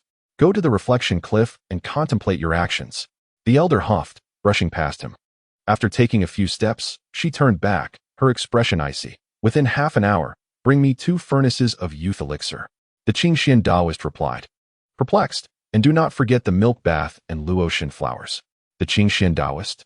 Chapter 53. The caretaker. This was no jest. The Qingxian Taoist felt an ominous premonition that his mother might be nearing her end. Yet, he dared not defy the elder's command. Even though his injuries had not fully healed, he had no choice but to comply. He had not anticipated that the individual was a formidable cultivator at the integration stage. The Qingxian Taoist shook his head in resignation. The sparing of his life by a high-level integration cultivator was an act of mercy, a consideration for the Qingyun sect's honor. He felt a sense of relief. What of being swiftly defeated by a suppressed integration cultivator? His dismal defeat was, in fact, a point of pride. A typical transformation stage cultivator would likely have been crushed to dust beneath that astonishing sword strike. Master, my Dantian. Lu Changtian stumbled before the Qingxian Taoist, his countenance pale. There is little I can do about your Dantian. The Qingxian Taoist's expression was one of impatience and annoyance. Every event in this world bears its cause and consequence. Had you known this, why did you dare to bully that girl? Qingran, you even claimed she intended to harm Mu Baishuang, urging me to sever her spiritual root. Are you now filled with regret? Have you come to seek my aid? Lu Changtian lowered his head, rendered speechless. The Qingxian Taoist could not bear to see his most cherished disciple fall into ruin. Shaking his head, he said, you now stand at a crossroads with 2 possible paths. One option is to pursue body cultivation, honing your physical form to shatter all barriers through sheer strength. With your innate talent, you could achieve great success. However, the Qingyun sect possesses few methods for body cultivation, and the entire Songyun realm offers even less. This path is narrow and fraught with challenges, necessitating considerable self-discovery. The second option is to prepare for the Zhongzhou secret realm in advance. This time, there will be both a major and a minor secret realm. Master, I wish to enter the major secret realm. Lu Changtian immediately bowed, his determination evident. The Qingxian Taoist struck Lu Changtian's forehead with the hilt of his sword, exclaiming in anger, fool, that realm is meant for cultivators above the nascent soul stage. You would undoubtedly perish if you entered. My mention of the secret realm was to inform you that various esteemed sects will come to select talented individuals. If you perform exceptionally in the minor secret realm, you might catch the eye of one of these sects, thereby obtaining an opportunity that could potentially heal your damaged Dantian. Upon hearing this, Lu Changtian's mind brightened. The 3 great sects of the Songyun realm, Yaotai, Zhenwu, and Fanjing, boast formidable figures, many of whom are renowned throughout the history of the realm. These individuals possess extraordinary abilities. Perhaps one of them holds the elusive Hunyuan repairing pill, or a complete system for body cultivation. If so, his Dantian issue could be effortlessly resolved. The Qingxian Taoist observed the joy on Lu Changtian's face, yet his heart sank. The criteria for selecting outstanding disciples among the sects are stringent. To be considered, Lu Chantian, with his damaged Dantian, would need to excel beyond measure. It is indeed a daunting challenge. Nearby, Mu Baishuang, who was meditating to heal her injuries, pricked up her ears, eager to gather information. She was well aware of the happenings surrounding the Zhongzhou secret realm. It is an annual grand event where numerous ancient techniques, artifacts, and elixirs emerge. It is no exaggeration to say that acquiring even a single treasure from within could transform an ordinary individual into a coveted genius among the sections. Li Qingran will surely venture into the Zhongzhou secret realm, won't she? Mu Baishuang pondered. The Tying Dao body and the black gold cold jade on Zhang Hanxiao are of paramount importance to the young master. Acquiring the black gold cold jade should pose little difficulty for her. Given that Zhang Hanxiao is currently injured, she could take this opportunity to cultivate a closer bond with him, thereby securing the precious jade. As for the Tying Dao body, she had previously refrained from taking action against Li Qingran within the sect.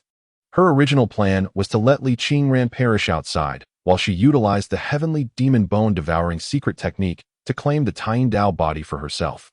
However, Li Qingran encountered a powerful figure who not only spared her life, but also repaired the damage to her Dantian, dispelling the inner demons Mu Baishuang had instilled.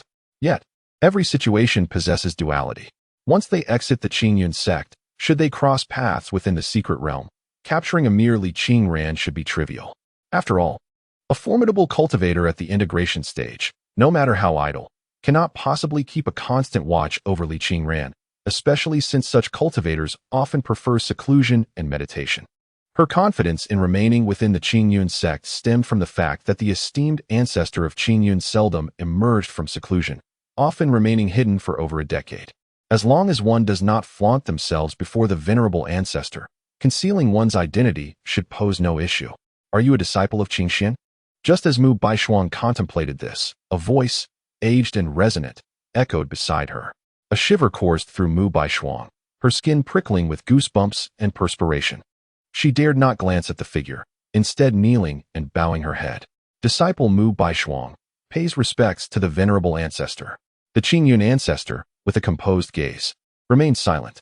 Biting her lip, Mu Baishuang's vision was filled solely with the ancestor's shoes and cane, sweat trickling down her cheeks, making each moment feel like an eternity. Just as she began to doubt whether the ancestor had discerned her true nature and contemplated a desperate rebellion, the ancestor spoke. I am aware of Li Qingran's situation. Mu Baishuang, focus on your cultivation. Should you harbor ill intentions again, I would not hesitate to expunge my wayward progeny. With that, the Qingyun ancestor, using her dragon-headed staff, pranced away with a playful demeanor. She had encountered many female disciples like Mu Baishuang, who thrived on sowing discord. In her own days as a disciple, she had wielded similar tactics. Now, she was eager to embrace her second youth, viewing a mere qi refinement stage disciple as easily manageable, hardly worth her concern. Meanwhile, on another front, Chun Huayan emerged from the 1,000-mile divine movement talisman with Li Qingran in tow. He glanced at the map and discovered that, according to its depiction, they had scarcely strayed far from the Qingyun sect. What a colossal map this must be! To evade the pursuit of the Qingyun ancestor, Chun Huayan harnessed the power of telekinesis to hoist Li Qingran onto the black-scaled sword. With the time-limited experience card for transformation into a divine being, he needed to fly far and fast. How rapid is the flight of a divine being? Chun Huayan mused it could rival that of a fighter jet, though he had never flown to draw a comparison. Just as he marveled at the brilliance of the game, a fierce wind whipped up behind him, rendering Li Qingran unable to open her eyes. Gazing at her senior's silhouette, she yearned to speak for assistance, yet as she opened her mouth, the gust transformed her lips into a trumpet flower. To avoid appearing disheveled before her senior, she quickly shut her mouth, though confusion stirred within her. Did her senior not activate a windbreak formation while riding the flying sword? Surely, it was not merely for the sake of a more dashing appearance in the wind. No, her senior could not be so superficial.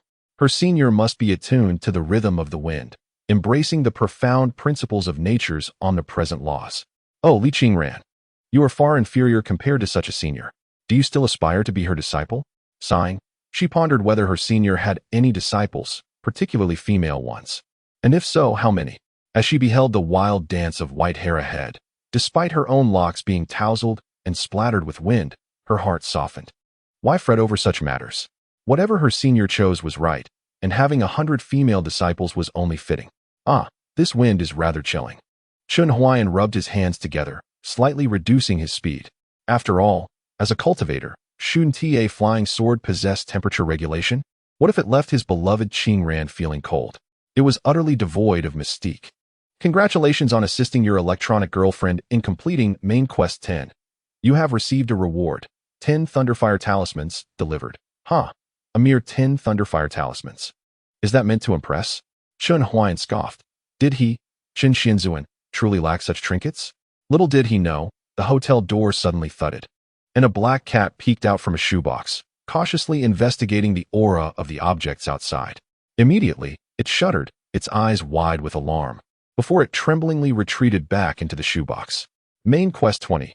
Please help your electronic girlfriend establish herself in the new foster home. Foster home. Qin Xianzuan's mind went blank. He nearly toppled off his flying sword. Chapter 54. Dispelling Power, Durian of the Star-Eating Kind One. Senior, have you ever been to Tianquan City? Senior, look at this, how interesting. My parents bought one for me when I was a child. Senior, do you have any favorite foods? I know of a particularly splendid restaurant here. Apologies, Qingran forgot you are currently fasting. Senior, this road leads to Filong Pass. My parents often mention that those who leave by this road rarely return. Li Qingran turned to face Qin Huayan, yet kept her head bowed, nervously clutching the hem of her clothing. The wisps of hair at her forehead danced in the breeze, and her eyelashes flickered with unshed tears, a silent struggle within. Tianquan City, once her hometown, had long since undergone a change of dynasties, with the city lord replaced twice over. Standing before the city gate, amidst the bustling flow of people and carriages, Li Qingran's voice carried a hint of melancholy. Senior, you. She dared not raise her gaze, fearing he might see her reddened eyes. Alas, Chun Huayan felt utterly at a loss. His actions mirrored those of negligent parents who send their child to a foster home, seeking their own ease. The foster home was, in essence, a sect. Li Qingran was now without a sect, and according to the plot's demands, a sanctuary must be found for her. Initially, Chun Huayan struggled to comprehend until he noticed the dwindling time on his experience card. He realized the gravity of the situation. In this world of cultivators, where extraordinary abilities were commonplace, Li Qingran, possessing an exceptional dantian, Ayin body, and a singular water spirit root, was akin to a walking treasure chest. Should her unique attributes be discovered by the wrong individuals, she would swiftly find herself in peril, and her meager cultivation level would afford her no means of self-defense. A cultivator, rich in treasures yet lacking power, had no chance of survival in this realm.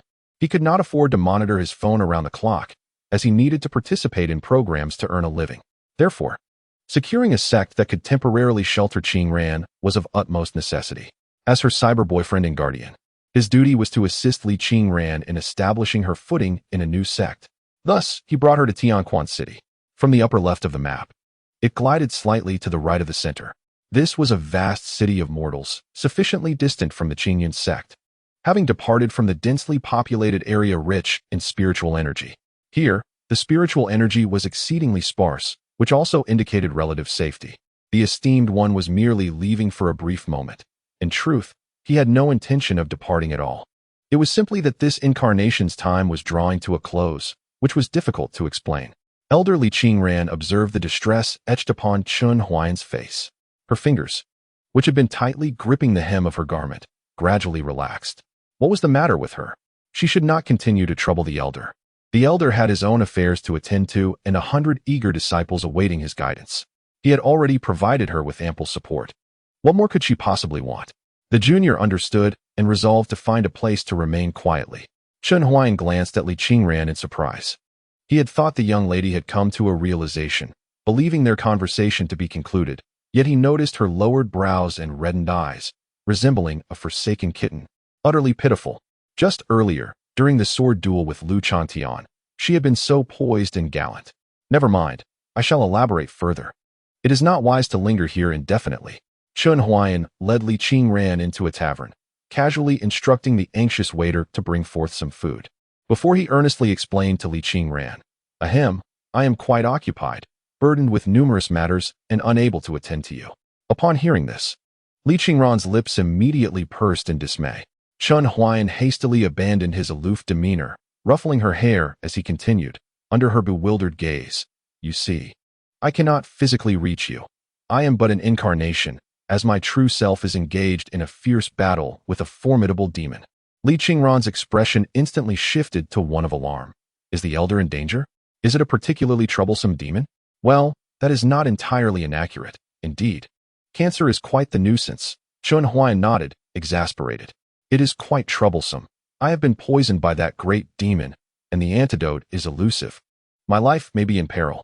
He pondered. How much could a game character truly comprehend? What good would it do to mention cancer? Though this game was remarkably free and the characters imbued with intelligence, they likely could not express genuine human emotions, a significant shortcoming. Upon hearing this, Li Qingran's fair complexion drained of color, her ears buzzing, her mind a tumultuous haze. Her heart constricted painfully, as though seared by a hot iron. Her fingers clutching the hem of her garment, turning white. If even the elder, whose cultivation was unparalleled, could not dispel the poison, how fearsome must that demon be? Indeed, as she had surmised, the elder was a great hero, perpetually striving to protect the Songyun realm. Even amidst his relentless duties, he still found time to accompany her to the Qingyun sect, yet she was now reluctant to let him depart. Elder, I recognize my folly, Li Qingran wept, approaching Chun Huayan and suddenly kneeling before him with a thud, startling him. What are you doing? Chun Huayan exclaimed, his hands hovering uncertainly. Even though Li Qingran had been lifted by an unseen force, she stubbornly knelt in midair. She was raised by Chun Huayan, and the two locked eyes in a peculiar manner. Senior, I possess a single water spiritual root, which is also suitable for the cultivation of alchemy. The Songyun realm is replete with myriad alchemical formulas. Regardless of the circumstances, I shall certainly concoct an antidote for you. Li Qingran spoke with unwavering determination. Her thoughts, though naive and somewhat absurd, still clung to a glimmer of hope. She believed that while her senior's cultivation was transcendent, the methods he sought were likely among the precious formulas circulating in society. Yet sometimes, the solutions to problems lay quietly within the scriptures of ordinary sections.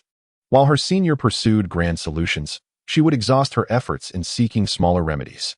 This way, they could comprehensively cover all possibilities, ensuring nothing was overlooked. Upon witnessing Li Qingran's reaction, Chun Huayan could not deny the stirrings of emotion within him. He even began to suspect that Li Qingran was not merely a character, but rather someone dedicated to portraying this role, encompassing voice acting and expression capturing, solely serving him. He could see in her eyes a profound sadness and reluctance. But more prominently, he perceived fear and trepidation. This girl before him feared his departure and dreaded the thought of his demise. Eyes cannot deceive. He wondered how much skill it would take to convincingly portray such emotions. 300,000 was indeed worth it. As he stood on the brink of leaving this world, he felt a warmth within his heart once more. He smiled gently, unable to resist comforting the girl before him. Do not worry. I am a formidable cultivator in the harmonization realm. How could I be so easily vanquished by mere demonic poison? Focus on your cultivation. And becoming the strongest cultivator in the Songyun realm would be the greatest consolation for me. Li Qingran observed that her senior no longer referred to himself as this one. Yet, this change felt more intimate to her. The once lofty figure, seemingly untouchable, now appeared within reach, albeit still beyond her grasp. Senior, I aspire to become an alchemist. I must become an alchemist. My single water spiritual root will surely allow me entry into Lingxi Valley. Lingxi Valley was a renowned alchemical sect in the Songyun realm, also known as the Sacred Physician Valley, filled with alchemists and healers who could revive the dead. At that moment, a grand sect in Tianquan City was hosting a conference to recruit talented individuals with spiritual roots from among the mortals, including Lingxi Valley. However, considering that Li Qingran had already practiced the Qiyun formula, which was antithetical to alchemy, he did not regard Lingxi Valley as a suitable future haven for her. Qingran, I understand your intentions, but you have already cultivated the Qiyun formula. Chun Huayan's words trailed off as he noticed the resolute determination in Li Qingran's eyes. He suddenly paused, struck by a thought. You, senior, I am fully aware that the Qiyun formula, which is dominated by fire and associated with destruction, contradicts the path of alchemy, Li Qingran replied, performing a respectful bow. When she lifted her gaze again, it met Chun Huayan's. After all, The water spiritual root and the Qi formula were indeed incompatible. She smiled gently, her lips curving upwards, radiating warmth akin to the sun, as if it were Chun Huayan who were in need of comfort rather than herself. In that case, let the junior disperse their energy. Chapter 55, Master, please accept your disciple's bow. It is no wonder that the people of Qishao Peak claim that Li Qingran cultivates at a slow pace. It would indeed be astonishing for someone with a water spirit root to swiftly master a fire attribute technique. They likely focused solely on persuading Li Qingran to join Qishao Peak, neglecting whether there existed a suitable method for her cultivation. Fortuitously, the reward from the battle order for reaching the pinnacle of Qi refinement was the Tide Genesis technique, perfectly complementing her water spirit root, making it an ideal foundational technique for Li Qingran. As Chun Huayan contemplated this, Li Qingran had already completed her energy dispersion. She stood there timidly, resembling a resilient little flower, her bright smile directed towards Chun Huayan. For any cultivator, dispersing one's energy signifies a complete loss of progress. No one would casually discard the hard-earned realms they had attained. Li Qingran was oblivious to the fact that the Tide Genesis technique awaited her. She simply wished to assist Chun Huayan, not merely with words, but with immediate action. Every action has its inevitable consequences. Chun Huayan produced a jade slip adorned with wave patterns. This is the Tide Genesis technique, a water attribute method. Since you have lost your internal cultivation technique, you shall practice this from now on. Once you achieve perfection, I shall provide you with something even better. Li Qingran did not reach for the Tide Genesis technique. Instead, she tilted her head, her eyes sparkling with anticipation. Senior, do you mean to accept Qingran as your disciple? Huh. Chun Huayan was momentarily taken aback. How could a mere impostor in the transformation stage take on Li Qingran as a master? Yet, he did not underestimate himself. After all, as a player who had invested heavily, he would eventually rise to prominence. He thought to accept Li Qingran as a disciple only after achieving some success, so he could stand tall and not fear being exposed. The senior hesitated. Li Qingran lowered her gaze, a wistful smile gracing her lips. Indeed, the senior already had over 100 eager female disciples, lacking the energy to take on another novice. Chun Huayan slowly formed a question mark in his mind. Over 100? Female disciples? Eagerly waiting? When did this happen? I have no disciples, he asserted. Suddenly, Li Qingran knelt down with a thud, bowing deeply. Master, please accept your disciple's bow. Chun Huayan stammered. Wait, just like that? He hadn't even agreed yet. What if he were to falter later? However, at this point, it seemed inappropriate to refuse, as his goodwill had already soared to 80. Declining would only diminish it. Very well. Chun Huayan straightened his expression, feigning the adjustment of an imaginary beard, and declared solemnly, from this day forth, you shall be my foremost disciple. As my direct apprentice, I shall diligently teach you. And you too must cultivate earnestly, enhancing your realm and longevity, living a long and prosperous life, so as not to disappoint my expectations. Yes, master, Qingran shall remember. The two exchanged smiles. In this ordinary tavern in the mortal realm, a pact was forged, transcending two worlds. Everything in existence is interlinked by cause and effect, and it is through these connections that they draw ever closer.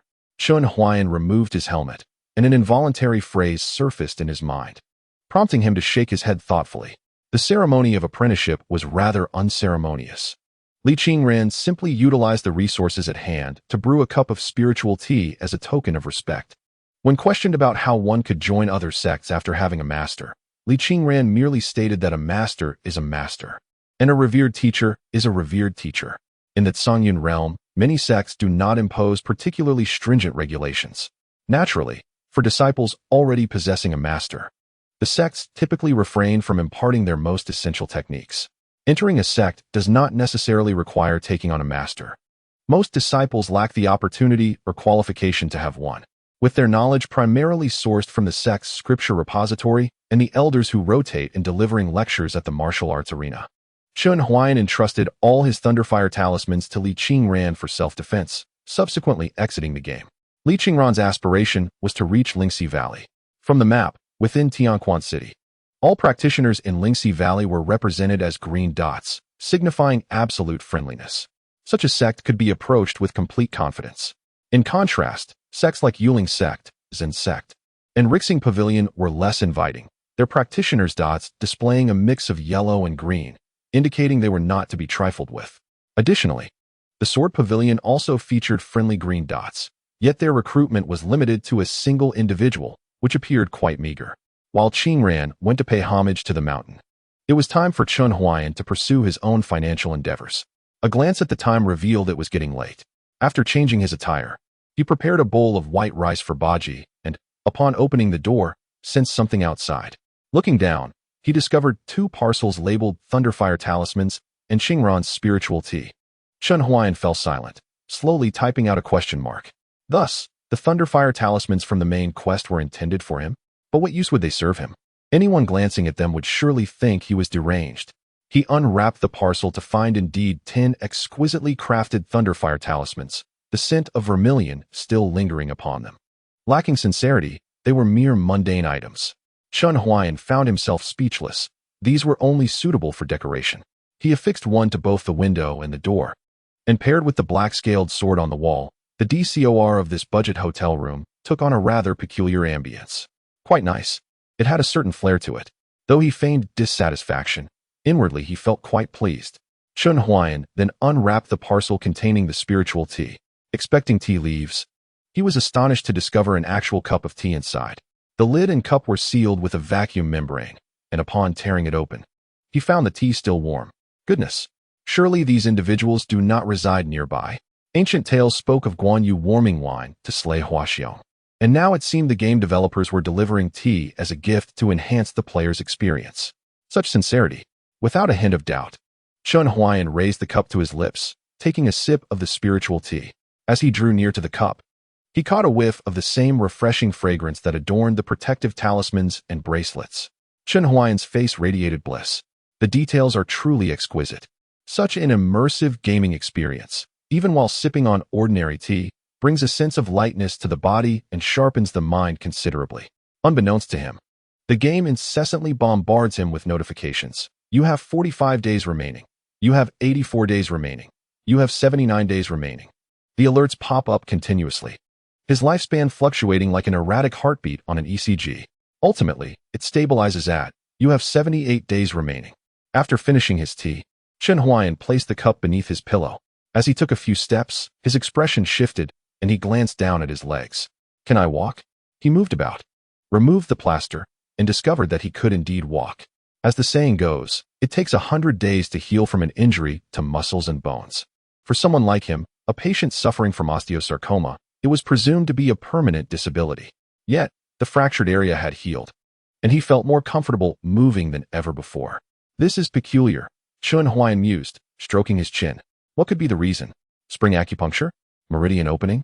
Activation of cancer cell genetic potential? Had the cancer cells transformed him into a vampire with remarkable regenerative abilities? Swiftly, he procured a blade and made a small incision on his fingertip. Blood oozed forth, but the wound quickly clotted and scabbed over. Chun Huayan was astonished, then elated. Hands on his hips. Am I turning into a superhero? Ha ha ha. I am indeed a superhero. A crack opened in the shoebox. Baji peered at Chun Huayan with cat-like eyes. This is odd. What is this individual so joyful about? Is it merely the accelerated internal circulation of spiritual energy that hastens the healing of injuries? Does he not possess the basic knowledge of his magical artifacts and spiritual weapons? I must leave this place. Although there are opportunities here, it exudes a sense of the uncanny. I have only just revived. I cannot perish here. As a young gluttonous creature that had usurped the body of a recently born black cat, Baji could grow stronger merely by consuming. It had anticipated that following this powerful being would yield delectable treasures, yet it found itself subsisting on plain rice. Moreover, this individual seemed to exhibit signs of becoming unhinged. It was perilous, exceedingly dangerous. It must depart. If it lingered any longer, it would suffer. Its gaze fixated on the door. Once this person exited, the world was vast, and there were countless places to explore. It merely needed to continue feeding, and one day, it would evolve into an unparalleled existence. Hee. It seemed to envision that day. A wicked smile curled at the corners of Baji's mouth. Chapter 56. My friend, you are truly impressive. Half an hour later, Chun Huayan had been gone for quite some time. Baji stood by the window, gazing at the sunset outside, its eyes filled with sorrow. A piece of yellow paper adorned the window, inscribed with incomprehensible characters, though it could not decipher the writing. Baji understood that daring to approach the window would result in a thunderous punishment. In the end, is there truly no escape? Huh. It seems this king was rather naive. Baji, feeling despondent, lowered his head. How could a powerful figure possessing a fragmented divine artifact be unaware of its subtle intentions? It is utterly impossible for it to be permitted to leave this confinement so easily. As for the peculiar behaviors exhibited by that esteemed individual, they are likely attempts at enlightenment. There are cultivators who suppress their power and even seal their memories to experience the hardships of life in pursuit of understanding. That esteemed person is likely in such a predicament. Oh well, even plain rice can be enjoyed. The times have undergone tremendous transformation, and the rice of this era is far superior to that of its own time. Yet, it continually feels as though it never satisfies. Baji crawled to the edge of the bowl, munching away. As it savored the morsels, golden feline eyes welled up with tears. This rice. Damn it. It's undercooked. Did I forget something important? Chen Huayan scratched his chin. Ah, right. That rice seems to have been inadequately prepared. A wave of guilt surged within him. However, it seemed Baji's health was steadily improving, which indicated that his care was not lacking. Baji was a country cat. During its days in the countryside with its grandparents, it ate whatever the family had. Far removed from the pampered existence of city cats that required specialized cat food and were prone to delicate stomachs. The feeling of guilt dissipated quickly. Chen Huayan felt a sense of comfort. After all, Baji was easy to care for. Today marked his first flight, and there was a tinge of excitement in his heart. Previously, he had always traveled to Ling Mountain by train, primarily due to financial constraints. Initially, he had intended to take the train to the production team, but after accompanying Qing Ran for an extended stroll in Tianquan City, he found himself running out of time and had to indulge in a rather extravagant expenditure. Strangely, why were so many people staring at me today? As he walked towards the check-in counter with his luggage, Chen Huayan noticed more than one pair of scrutinizing eyes. The majority were female, though there were also a few men, their glances tinged with anger and jealousy. Whenever he cast his gaze in their direction, the eyes would promptly vanish. Chen Huayan squinted, sensing that something was amiss. He hurried to the restroom to check his reflection. There must be something on his face. Unbeknownst to him, just as his figure vanished from the restroom entrance, a wave of intense gazes converged upon him. Goodness, an exceptionally handsome man, quite the rarity. Ah, they captured it. They captured it. That profile is absolutely stunning. My, who among you would dare to ask him for a green bubble? No way. I fear I would faint if I stood before him.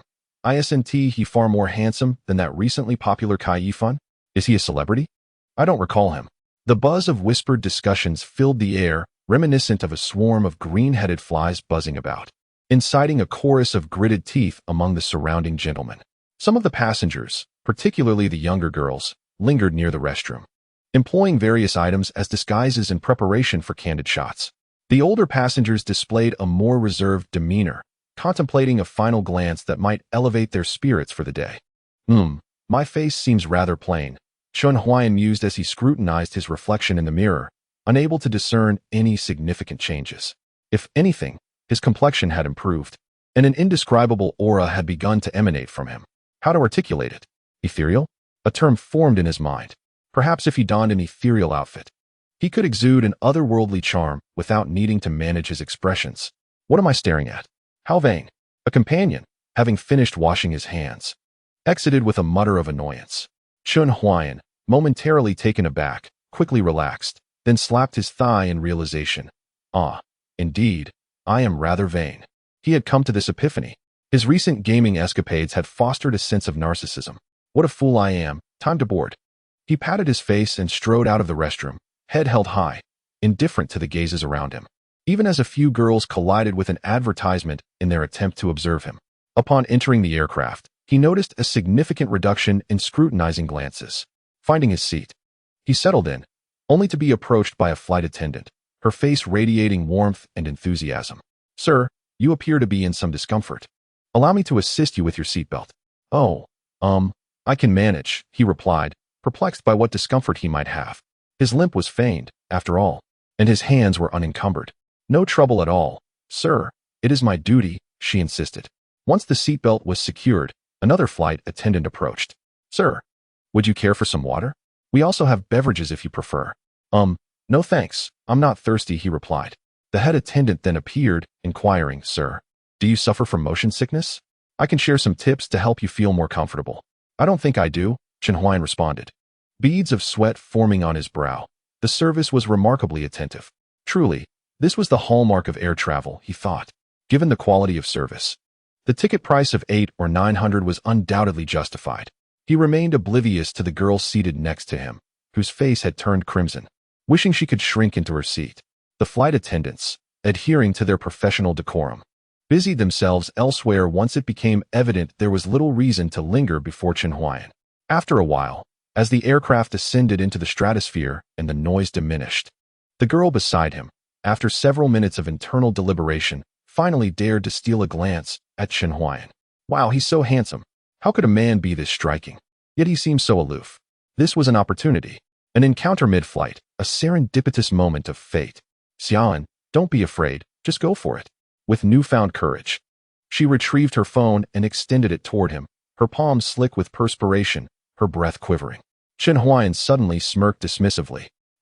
Is this what flying is like? The true essence of my prowess surpasses that of the flying sword by a significant margin. The girl was momentarily taken aback and silently retrieved her phone. Chapter 57. Depart, Tanya 2. In Tianquan City, the area before the Dao Inquiry platform was teeming with people. Most of these individuals hailed not from Tianquan City itself, but from surrounding regions. Without exception, they were all mortals, some of whom possessed a modicum of martial skills. However, no matter how formidable a martial artist may be, they remain merely a martial artist. Even those revered as first-class experts or innate masters in the martial world must ultimately bow before cultivators. If given the chance, they would eagerly vie to join a sect of cultivation. Alas, the celestial gates only regard one's spiritual roots and innate talent, no matter how proficient their martial techniques. It is of little consequence. A few disciples from the Qiyang sect gazed at the crowd and couldn't help but grumble. Alas, this year's disciples have perished in greater numbers than last year's. Previously, the Dao Inquiry Conference was held once a year, then it became semi-annual, and subsequently quarterly. Now, it's monthly, exhausting even for an immortal. The competition grows ever more ruthless, and even the elders of the sect have hit a bottleneck, let alone us, ordinary disciples. We hope to recruit more with decent spiritual roots, preferably those with 3 or dual roots. A genius with a single root is simply beyond imagination. Suddenly, a voice boomed from the west side of the Dao Inquiry platform. Li Qingran, single water spiritual root. At this announcement, an uproar erupted around the Dao Inquiry platform. A single spiritual root. There's a single spiritual root. Let me see quickly. I will give you half an incense stick's worth of time to uncover the details of that single-rooted disciple. Li Qingran had yet to grasp the situation when, in the blink of an eye, she was surrounded by eager disciples from various sects clamoring for her attention. Young friend, come to my Qiyang sect. Our sect master will take you under his direct tutelage. To hell with your Qiyang sect. She possesses a water spiritual root and should come to our Susue sect. We have the finest water affinity techniques. Young friend, consider our weapon sect. Our Zen sect would be a better choice, but never mind, farewell. Li Qingran looked at the multitude of kind smiles and felt somewhat at a loss. Was her single water spiritual root truly so coveted? She had initially been brought back to the sect by Lu Chantian, and now she was experiencing this sensation of being fervently sought after for the first time. Outside the crowd, an elderly man dressed in simple cloth, with a sword at his waist, squinted as he observed Li Qingran. After ensuring no one was watching, he took out a jade slip for communication. Sectmaster, something significant has transpired. A genius with a single water spiritual root has emerged. Should we take action? After a moment, an urgent voice responded from the jade slip. Do not rush. I am still occupied here, and the matters at hand are of greater importance. Keep watch for now. How can I possibly keep watch? The old man sighed, his face wrinkled like a chrysanthemum. A person with a single spiritual root is a genius and will soon be snatched up by other sections. He could not possibly resort to killing everyone here just to keep an eye on this girl. Such actions would be no different from those of demonic paths. Very well, let it be. Those meant to stay will not depart, and those who are forcibly retained cannot be held. As soon as the words fell, a gentle female voice emerged from the crowd. My dear sister, I am Lu Xingyan, the elder of Lingxi Valley.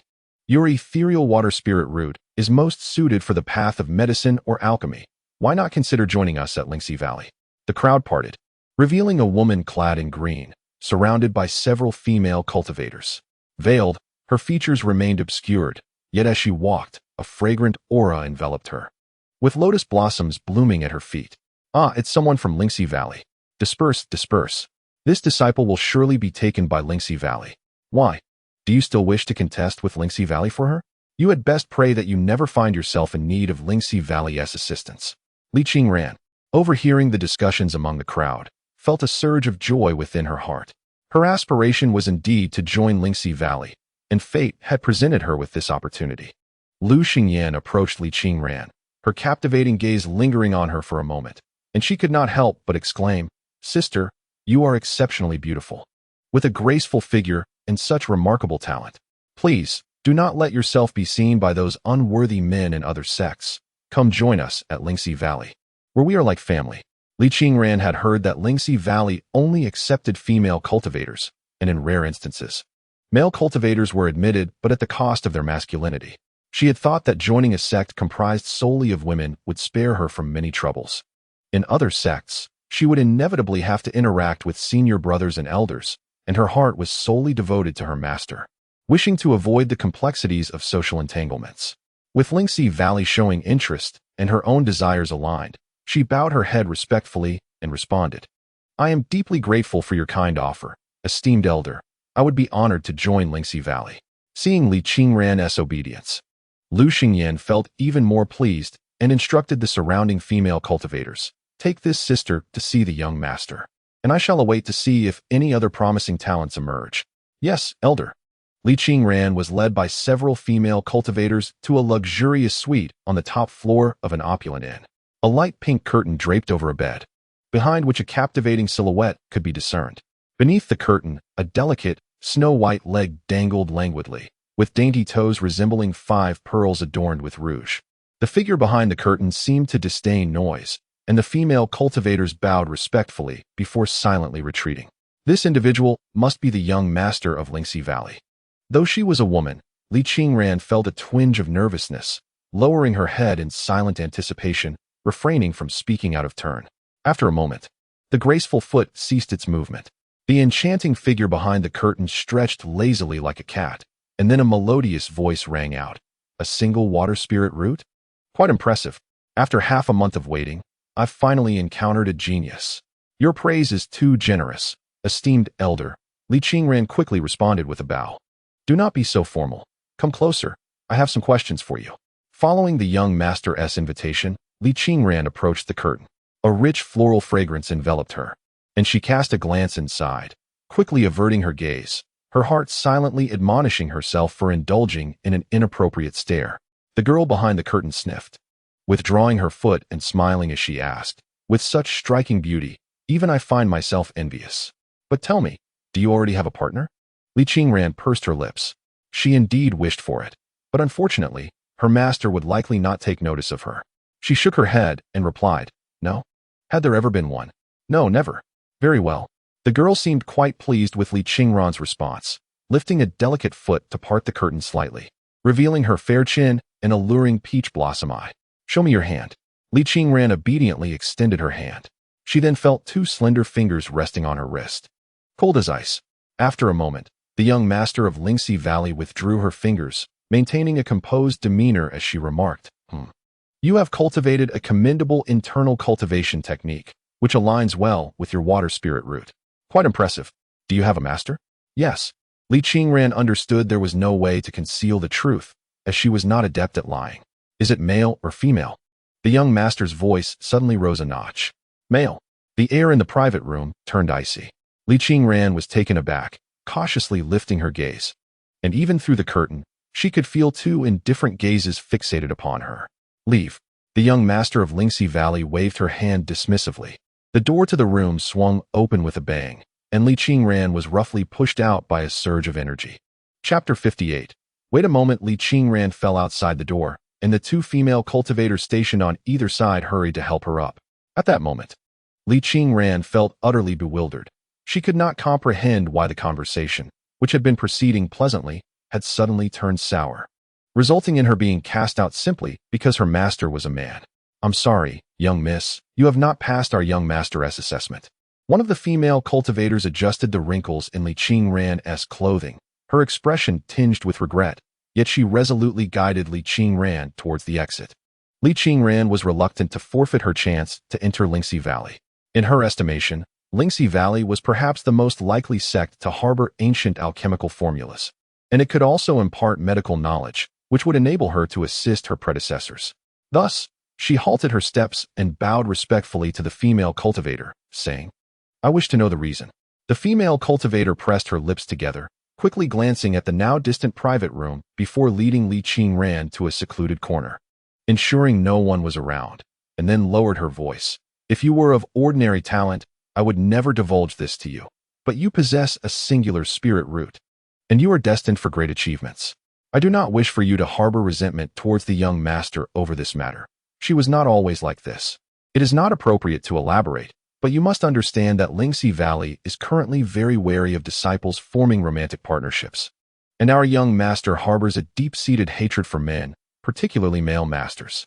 Hatred for men? Li Qingran exclaimed, but my master is a wonderful person. He is not a bad man, I can attest to that, and he will not come to Lingxi Valley. The female cultivator shook her head. It is meaningless. Our young master has struggled through this before. She has tested 1,000 men, all of which ended in failure. Due to certain circumstances, she bears psychological scars, and her subsequent failures have led her to develop a profound hatred for men. In the past, Lingxi Valley only accepted female cultivators, but now, within a radius of 50 miles, no men are permitted to appear. Although exceptionally talented male cultivators may gain entry, they must undergo castration. Li Qingran was momentarily taken aback, feeling both speechless and anxious within. Could there not be some leniency? Or might she speak to your young master? No, you must leave quickly, the female cultivator gestured. The Tao conference is nearing its end, and various sects will be departing on flying boats to return to their mountain gates. The next opportunity will not come until next month. If you go now, you might still join a respectable sect. Alas, we have no affinity with Lingxi Valley. After speaking, the female cultivator departed, leaving no chance for Li Qingran. How could this be? As Chun Huan left, Li Qingran held back her tears, feeling that she was on the verge of weeping. She should have been joining Lingxi Valley, yet for reasons beyond her understanding, she was unceremoniously rejected. Apart from Lingxi Valley, which sect would specialize in cultivating medical practitioners and alchemists? Which sect would possess such a vast collection of ancient alchemical formulas? How could she resolve her master's poison? Li Qingran stood dazed at the entrance of the tavern, casting a glance back towards the private room, feeling utterly useless. Her master had bestowed upon her countless opportunities. Yet when it came time for her to assist her master, she could not even take the simplest first step. Ah, is that not the young lady with the single water spirit root? A voice, neither wholly feminine nor masculine, pierced through unexpectedly, imbued with surprise and greed. My dear sister, have you not joined Lingxi Valley? Following the sound, Li Qingran beheld a group approaching, with a delicate-looking scholar leading the way. His features were more refined than those of a woman, his complexion pale as paper, with rouge gracing his cheeks. A slender sword and 4 porcelain vials hung at his waist, and his fragrance wafted through the air even from a distance, exuding an air of affectation in his every gesture. The pale-faced scholar surveyed her from head to toe, a knowing smile creeping across his face as he exclaimed, Sister, you must have been expelled by that madwoman. Ha ha ha. I, Wei, never imagined that even a genius with a single spirit root would face such treatment. His laughter turned ashen as he gasped for air. Then, bending slightly, he took a deep breath and, with a smile, continued, Ah, just perfect. Sister, why not join our Yin-Yang sect? Our influence is not inferior to that of Lingxi Valley. It's merely our reputation that lags a bit behind. What we seek is the way, is it not? As long as one does not cultivate demonic arts, what harm is there in a few indulgences? Li Qingran's delicate features turned slightly cold. She had heard of the Yin-Yang sect. It was notorious, along with the Hehuan sect and the Jiao Chan, as one of the 3 great licentious sections. However, they were indeed considered righteous sections, compared to the dual cultivation methods of demonic cultivators. Those of the 3 sects emphasized mutual benefit, lacking the notion of exploitation, yet their decadent practices and chaotic private lives were looked down upon by other righteous sections. Having already pledged herself to a master, she could never join a sect with such dissolute customs. Even without a master, the path pursued by such a sect diverged entirely from her own. "Thank you for your kind offer, esteemed elder," Li Qingran replied politely, bowing her hands in refusal. "The Yin-Yang sect is indeed commendable, but I seek a sect that is more suitable for my water spirit root. In our Yin-Yang sect, we possess water-based heart techniques, ranging from the yellow to the profound level, and you may choose freely. However, as a junior disciple, I am bound by my master's orders and cannot act against them. I humbly request that you do not press me further, esteemed senior." Li Qingran bowed once more. "Humph, press you?" The pale-faced scholar's expression turned icy as he scoffed. "I see that you are disregarding the reputation of our Yin-Yang sect. Where is your master? Perhaps we should summon them to witness this? You must accompany us today." Li Qingran bit her lip, fully aware that she could not call upon her master. She hesitated to disturb her master, who was engaged in a fierce battle against a formidable demon. The peril posed by that demon was immense, demanding complete focus. How could she afford to distract her master? Yet, although her master was unavailable, she had the talismans left behind by her master, initially intended for safekeeping. Li Qingran reached into her storage bag and grasped a handful of Thunderfire talismans. She hesitated, not immediately activating them. This pale-faced scholar was likely at the Golden Core stage, and these talismans could easily reduce him to ashes. However, she would inevitably become a target for pursuit by the Yin-Yang sect afterwards. What would she do then? Would she have to trouble her master to clean up her mess? Li Qingran, you are a fool, squandering a winning hand. She inwardly chastised herself, her gaze fixed on the advancing pale-faced scholar, a glimmer of cold resolve flashing in her eyes. "Wait!" A voice rang out from above. Suddenly, a heavy sword, half a meter wide and as tall as a house eave, crashed down between Li Qingran and the group from the Yin-Yang sect, sending a gust of wind swirling. The sword wobbled, one leg of it dropping down, its hilt clashing against the ground and sending up a spray of sparks. A woman clad in black, her face veiled, perched nonchalantly with her legs crossed. One of her shoes had a hole, exposing half of her toe. As the wind lifted her veil, a waft of wine and garlic odor permeated the air, accompanied by a languid voice. "This little girl, we have taken a liking to her. Now you all be gone." Chapter 59. "We are from the Qingyun sect under the broad daylight. You dare to snatch someone from our Yin-Yang pavilion? How audacious!" The pale-faced scholar detected the aura of the woman in black, and his already pale countenance turned ashen. "Hick, the mistress, will take her, so what?" The woman in black leaped down from the sword, grasping the hilt with one hand. Though she swayed unsteadily, she effortlessly wielded the heavy sword as if it were a mere toy, swinging it in a wide arc. The members of the Yin-Yang pavilion instinctively stepped back, fearful of being struck by the sword. "This woman possesses strength comparable to mine. Her singular water spiritual root makes her an exceptional dual cultivation partner. To let her slip away would be a loss. I will intercept her. You all hurry and summon the home master." The pale-faced scholar instructed his guards urgently, then drew a short sword from his waist, pointing it at the woman in black from a distance. "Humph, we are both in the Golden Core stage. Today, we shall meet you." As soon as he finished speaking, a hand suddenly reached out from beside him and seized the short sword. "Meet? Then let us engage." The pale-faced scholar was taken aback, turning to find a gaunt old man with white hair standing beside him, a mask covering half of his face. The old man grinned, revealing a mouthful of crooked, decayed teeth. "And who might you be?" the scholar inquired. "Heh, guess," the old man replied, his bony hands, resembling old tree bark, gradually curling around a short sword, bending the blade under tremendous force, emitting a creaking sound.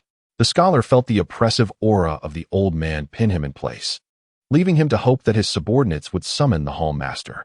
However, he was soon met with the sound of muffled thuds as bodies fell to the ground. Turning around, his face paled further. 3 figures clad in black stood in the middle of the street, arranged from tallest to shortest. The leftmost was the tallest and thinnest. The middle was balanced, and the rightmost was short and stout, all adorned in black with swords at their waists. Each bore a bulging bag on their backs, the contents unknown. His subordinates lay on the ground, their fates uncertain. "You dare to lay hands on my Yin-Yang pavilion?" the scholar exclaimed in anger. His Yin-Yang pavilion was a prominent sect. Who would dare challenge them? There had been a dispute here for some time. Yet where were the guards of Tianquan City and the other sects? Had they all returned to their respective mountains? "Don't waste time. quickly take the last haul and retreat. A voice rang out from above. A figure emerged from the top of a nearby loft, clad in black with a black sword and a black hood, revealing a chin adorned with white whiskers, and curiously, a variety of weapons hung from his waist.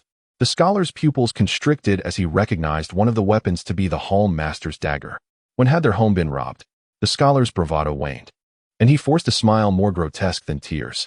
Esteemed seniors, I, a young disciple lacking in discernment, offer this solitary spirit root disciple to you. I shall depart at once and will relinquish all my magical artifacts, spirit stones, and storage bags. The old man's grin widened, his wrinkled face resembling a blooming chrysanthemum. With no other choice, the scholar complied and surrendered his treasures. Remove the jade from around your neck, the old man commanded. And your garments as well, the scholar replied. Enough, elderly, interjected a female cultivator wielding a large sword, unable to bear the sight. His attire is rather fine. The old man examined the scholar's clothes with interest, his eyes glinting with curiosity. The scholar was on the verge of tears. May I leave now? Haha, you may go, the old man said, stowing the scholar's short sword in his storage bag and releasing his grip.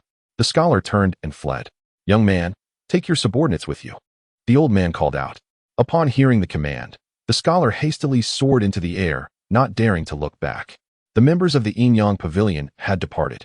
The gazes of the 5 black-clad figures converged on Li Qingran. Taking a half-step back, fear made her shrink her head, and she quickly bowed, saying, I thank you, esteemed seniors, for your timely intervention. Although these 5 enigmatic individuals pose a greater danger than those from the Yin-Yang Pavilion, an inexplicable sense of threat eludes me. Little one, you possess remarkable talent. Would you care to join our sect? The eccentric old man gazed at Li Qingran with a warm and benevolent smile. I wish to join the Lingxi Valley, Li Qingran replied, shaking her head timidly. Your sect is splendid, but I aspire to be a healer. You can also pursue healing in our sect, interjected the female cultivator wielding a heavy sword, lazily belching. I, Li Qingran, still wish to refuse. In the next moment, a voice echoed from the loft. Alas, how can you proceed in this manner? As the person spoke, they removed their hood, revealing a loud declaration amidst Li Qingran's bewildered gaze. We are members of the Qingyan sect. The other 4 followed suit, discarding their disguises. The female cultivator across from them unveiled her cascading black hair, framing a charmingly delicate face. Her cheeks were flushed, her eyes hazy with inebriation, yet when she smiled, she appeared captivating, articulate in her speech. Little sister, as you can see, we have seized items from other sections. The old man chimed in. And now, you are aware of our identities. The master of the sword pavilion, Su Qinian, sneered, concluding, Thus, you must accompany us. Otherwise, we shall silence you. Ha ha ha. Li Qingran pondered whether she truly needed confirmation of their identity as members of the Qingyan sect. She had already observed the emblem of the sword pavilion hanging at the waist of the man atop the loft. Sword pavilion and sword gate. Li Qingran froze momentarily, her mind racing with unfounded associations. Before she could process her thoughts, the world spun, and in a daze, she found herself atop a flying sword, courtesy of the intoxicated female cultivator. The other 4 mounted their respective flying swords, each wearing a triumphant smile.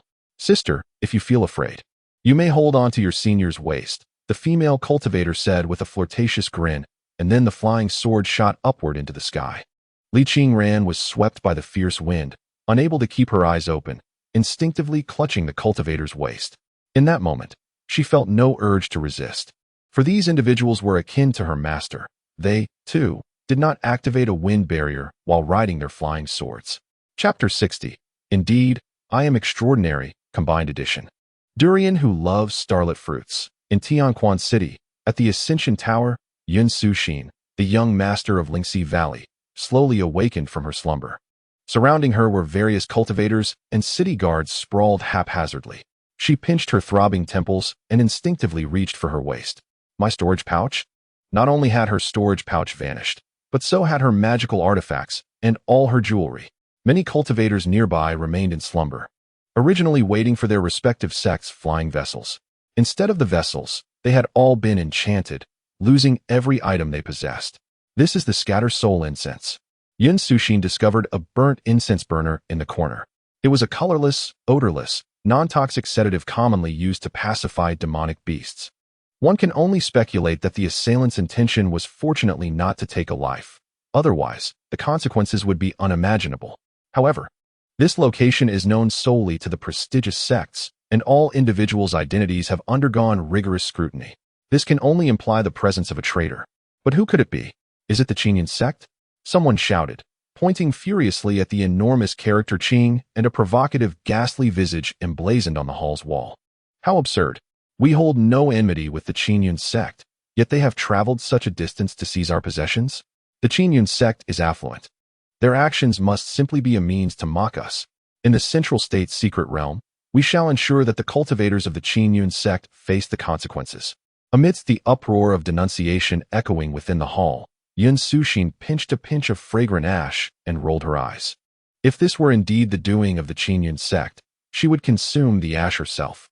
Looking around, she noticed the absence of anyone from the Sword Pavilion. And recalling their dismal circumstances, Yun Suxin began to piece things together. Humph, so it is the Sword Pavilion that has audaciously robbed us, implicating Lingxi Valley? We shall see. Brother, you possess an impressive appearance. Chun Huayan's lips twitched as he exited the airport and boarded the designated vehicle sent by the production team. The driver had already repeated this line thrice, first upon meeting, then upon entering the vehicle, and now again.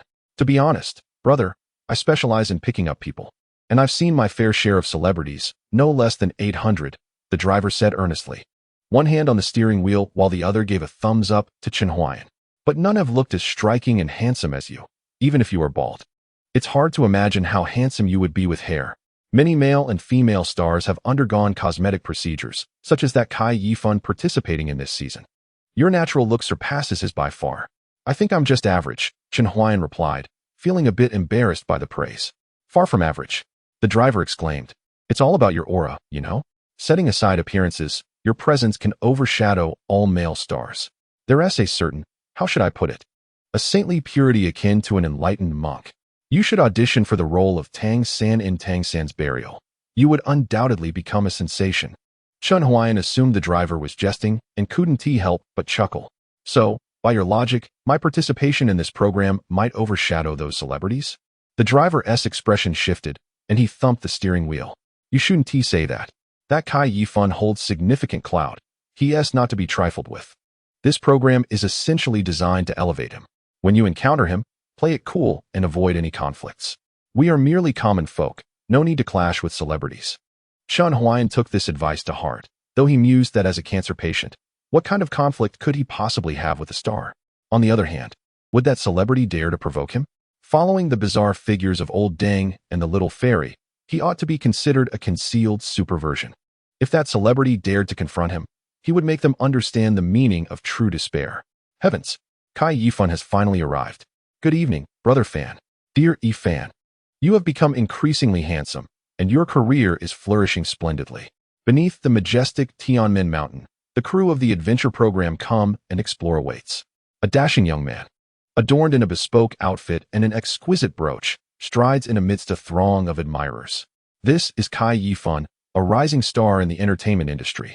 Although he may not yet rival the true luminaries, he is on an upward trajectory with boundless potential ahead.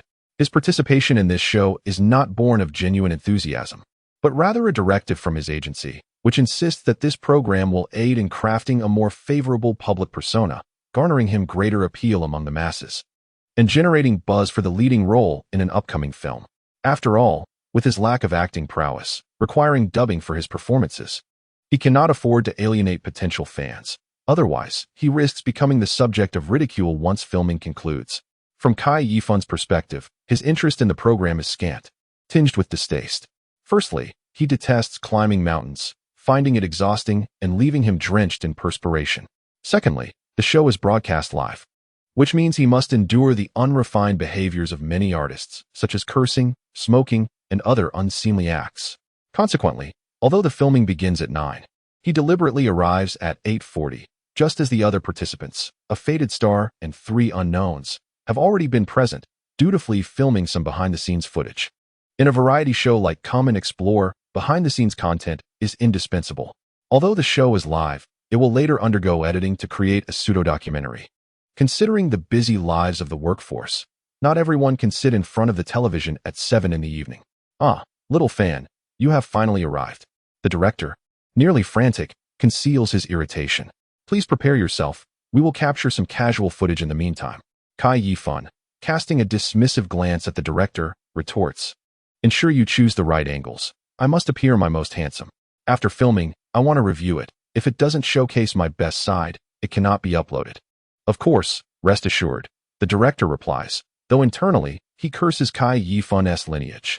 Kai Yifan then retreats to change clothes and apply makeup. Even though he is about to embark on a night climb of Tianmen Mountain, concealing his dark circles is imperative. The photographer responsible for the behind-the-scenes footage looks bewildered, as the entirety of the footage consists solely of Kai Yifan changing attire and applying makeup. Other participants engage in self-introductions and demonstrate their preparations for the climb, sharing survival skills and potential challenges they might face along with their solutions or secret weapons. However, Kai Yifan's approach is markedly different, seemingly trivializing the endeavor. As the clock strikes 8:50, all are in their positions. The director is about to announce the commencement of filming when a staff member approaches him discreetly, whispering, "Director Zhang, there is still one person who has yet to arrive." Who? The director narrows his eyes, and a surge of pent-up frustration floods his heart. It was the mysterious guest you had invited. Ah, the mysterious guest. Director Zhang snapped back to reality, pondering whether he had been muddled by Kai Yifan's frustration, only to remember the presence of this enigmatic figure. He inquired about their whereabouts. Having already asked, the driver informed him that the vehicle had run out of power. What? Damn, no one is reliable. Inquiring about their precise location, he insisted that a car be dispatched for their retrieval. Zhang's expression darkened as he raked his fingers through his hair in a fit of despair, yet he ultimately declared the commencement of filming. After all, a mere 5 minutes would be inconsequential for them, but for the television station, it would spell disaster for the live broadcast. Nevertheless, being an experienced director, he noticed the barrage of comments beginning to flow in the live chat. He discreetly instructed several artists to elaborate on their introductions to buy some time, striving to prevent the production team from being swarmed by tourists. The filming location was not on the usual tourist route, but rather an uphill path that had been supplanted by a cable car, seldom chosen by anyone for a hike, akin to self-inflicted hardship. Added to that, the secret shoot at night meant that few tourists were present on this path. Currently, Chun Huayan's vehicle was stuck on this very route, still some distance from the assembly point. I apologize, young man. The electric vehicle just doesn't have the stability of a fuel-powered one. The cold night causes it to lose power far too swiftly. The driver and Chun Huayan stood in front of the car, bewildered. Chun glanced at the time. Filming was set to begin at 9, and he prided himself on punctuality. The straight-line distance to the production team was not far. However, the elevation difference made the winding descent rather troublesome. He reached out to touch the steep rock wall beside him, testing its stability with a couple of firm steps. Contemplating that if he were to climb directly, he would likely reach the top swiftly. Perhaps I should ascend on my own. He suddenly turned to the driver and proposed. What? The driver was taken aback. Young man, please don't jest. Let us wait for the production team to come and fetch us. This slope is quite steep and winding. Although it appears close, even if you run with all your might, it would still take 10 minutes. The driver was unaware of Chun Huayan's specific identity, only that he seemed to walk with a noticeable limp. Given his condition, by the time he made it up, the filming would likely be nearing completion. After smoking a cigarette, he stood there for a while without hearing any movement beside him, assuming Chun was feeling unwell. Reluctantly, he pulled out his last cigarette. Here, young man, have one. What's done is done, and all we can do is maintain our composure. He turned, cigarette in hand, only to find that the space beside him was now empty. What the hell? Where did that big fellow go? The winds of Tianmen Mountain were fierce, and the night was pitch black. Against the steep rock wall, Chun Huayan, with his cane, was moving swiftly. I hear the echoes of cancer cells and the potential for life. Gazing at the moonlight, Chun felt an extraordinary vigor in his right leg tonight, and failed to notice that a bead on his wrist was gradually dimming, merely grinning maniacally. Ha ha, I am indeed superhuman. Chapter 61. Who can be as handsome as our brother? Greetings, everyone. Born in 2006, I aspire to be a leader in the realm of rap. Each day is filled with meticulousness, as I am a boy with a passion for singing. Creativity is my forte, and my stage is limitless. The gaze of the audience serves as my stimulant. Hello, I am your beloved Chen Chun, Song Zichen. 1 plus 1 equals a little cutie. 2 plus 2 equals a little cutie. 3 plus 3 also equals a little cutie. Greetings, I am your little darling, Wang Yitao. Salutations. I am the novice actor Su Xingchen. Although I have only appeared in a short drama thus far, I shall continue to strive for excellence in the future. Following the previous 2 quirky characters, I am finally here to introduce myself as a more conventional young lady. With an innocent appearance and wide eyes reflecting the naivete of a university student, she playfully waved her small fist after speaking. Director Zhang nodded in approval at this sight. This young actress possesses a commendable image and demeanor, and indeed holds potential for further exploration. Let us provide her with ample screen time. Hello, I am your familiar Wang Lulu. Good evening, dear fans. My album will be released next week, and I implore you to listen. Wang Lulu is a once popular singer, now a mother of 2, participating in this variety show to regain some popularity. Finally, it is Kai Yifun's turn. Greetings, everyone, I am Xiao Fan. Kai Yifun uttered a single sentence, and the previously calm comments erupted into chaos. Brother Fan is so handsome. Yifun, extraordinarily charming. Why give others so much screen time? Just focus on my brother. The production team lacks understanding. Do they not know who holds the greatest star power? Oh my, Fan Bao has such a packed schedule, yet still participates in outdoor variety shows. It's so exhausting. My heart aches for him. Observing these frenzied comments, Director Zhang felt a slight relief. Though Kai Yifun may not be remarkable in character, his appearance is undeniably striking, and his popularity is formidable. Spending 3 million to invite him to enhance the show's appeal seems quite justified. You understand, I am extraordinarily handsome. Effortlessly excelling at basketball and mountaineering. Kai Yifun spoke only a few words, yet displayed an array of poses, repeatedly emphasizing his charm. The comments surged into a frenzy, the words blending into an indistinguishable mass. Having concluded his remarks, Director Zhang noticed the mysterious guest had yet to arrive and hastily signaled Kai Yifun to stall for time. Seeing the director's urging gaze, Kai Yifun felt disdain. Why should he, the most prominent star, be made to wait for some obscure guest? Why should he assist in delaying the proceedings? With a smile, he remarked, I've heard there is a mysterious guest tonight, someone my age. I wonder if they can match my handsomeness. However, since we are all here waiting, they must be quite remarkable. Director Zhang turned pale at these words. Kai Yifun truly has a knack for stirring trouble. When asked to redirect attention, he directly flipped the table. Indeed, the moment those words left his mouth, the comments erupted once more. Certainly, my brother is the most handsome. What kind of mysterious guest is worthy of my brother's presence? What is the production team thinking? Shouldn't they have been replaced for being late? A mysterious guest, indeed, such a big name, so arrogant. I must say, while I believe Fangu is undoubtedly handsome, this mysterious guest must make a grand entrance, building suspense for everyone. Su Xingchen noticed Director Zhang's awkwardness and quickly stepped forward to buy some time. She anticipated a response from the crowd, perhaps a collective guessing game about the identity of the mysterious guest, which would serve as a suitable diversion until he arrived.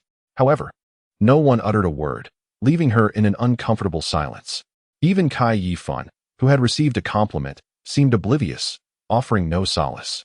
Su Xingchen bit her lip. Lowering her gaze, her cheeks flushed. At that moment, she found herself in a predicament, unable to advance or retreat, feeling as if ants were crawling all over her. Just then, a clear yet foolish voice echoed from the cliffside. Excuse me, is this the adventure program team? Everyone turned, and the cameraman adjusted his angle. Under the spotlight, the first thing that caught the eye was a shiny bald head, its reflection disconcerting. The young man stood at the edge of the cliff, leaning on a cane, his face radiating a gentle smile. The mountain breeze lifted the collar of his climbing attire, casting a shadow on one cheek, while the illuminated side appeared to be enveloped in a soft halo, giving an impression of a sage. Yet the hidden side, cloaked in shadow, exuded an intriguing allure, reminiscent of a deep abyss, drawing one in irresistibly. As these illusions faded, the only thought that lingered in everyone's minds was simply, handsome. This man was extraordinarily attractive. How could a man possess such remarkable looks? Director Zhang stared at Chen Huayan, his mind not occupied with how he had arrived or why he stood at the cliff's edge. Instead, a singular thought consumed him. This was the opportunity to elevate from a small director to a prominent one. He must seize this stunning man. for he was the key to future success. What did someone like Kai Yifan matter in comparison? Apologies, director, I arrived just in time. Chun Huayan glanced at his watch, feeling genuinely sorry. Despite his efforts, he had only just made it by 9 o'clock. Surely this would cause some inconvenience for the crew, which was indeed regrettable. Director Zhang paid no mind to this, taking 3 steps towards Chun Huayan, eagerly grasping his hand. You must be Brother Huayan. It's wonderful that you've arrived. Truly, you are exceptionally impressive. Chapter 62. What are you doing with your potion? Everyone was captivated by Chun Huayan's exquisite beauty. Several makeup artists in the crew were utterly mesmerized. As professionals accustomed to working with numerous male and female celebrities, they were well aware that many stars undergo significant transformations through cosmetic procedures, appearing entirely different before and after makeup. Yet, what was the situation with this young man before them? His lips were a vivid red, his teeth pearly white.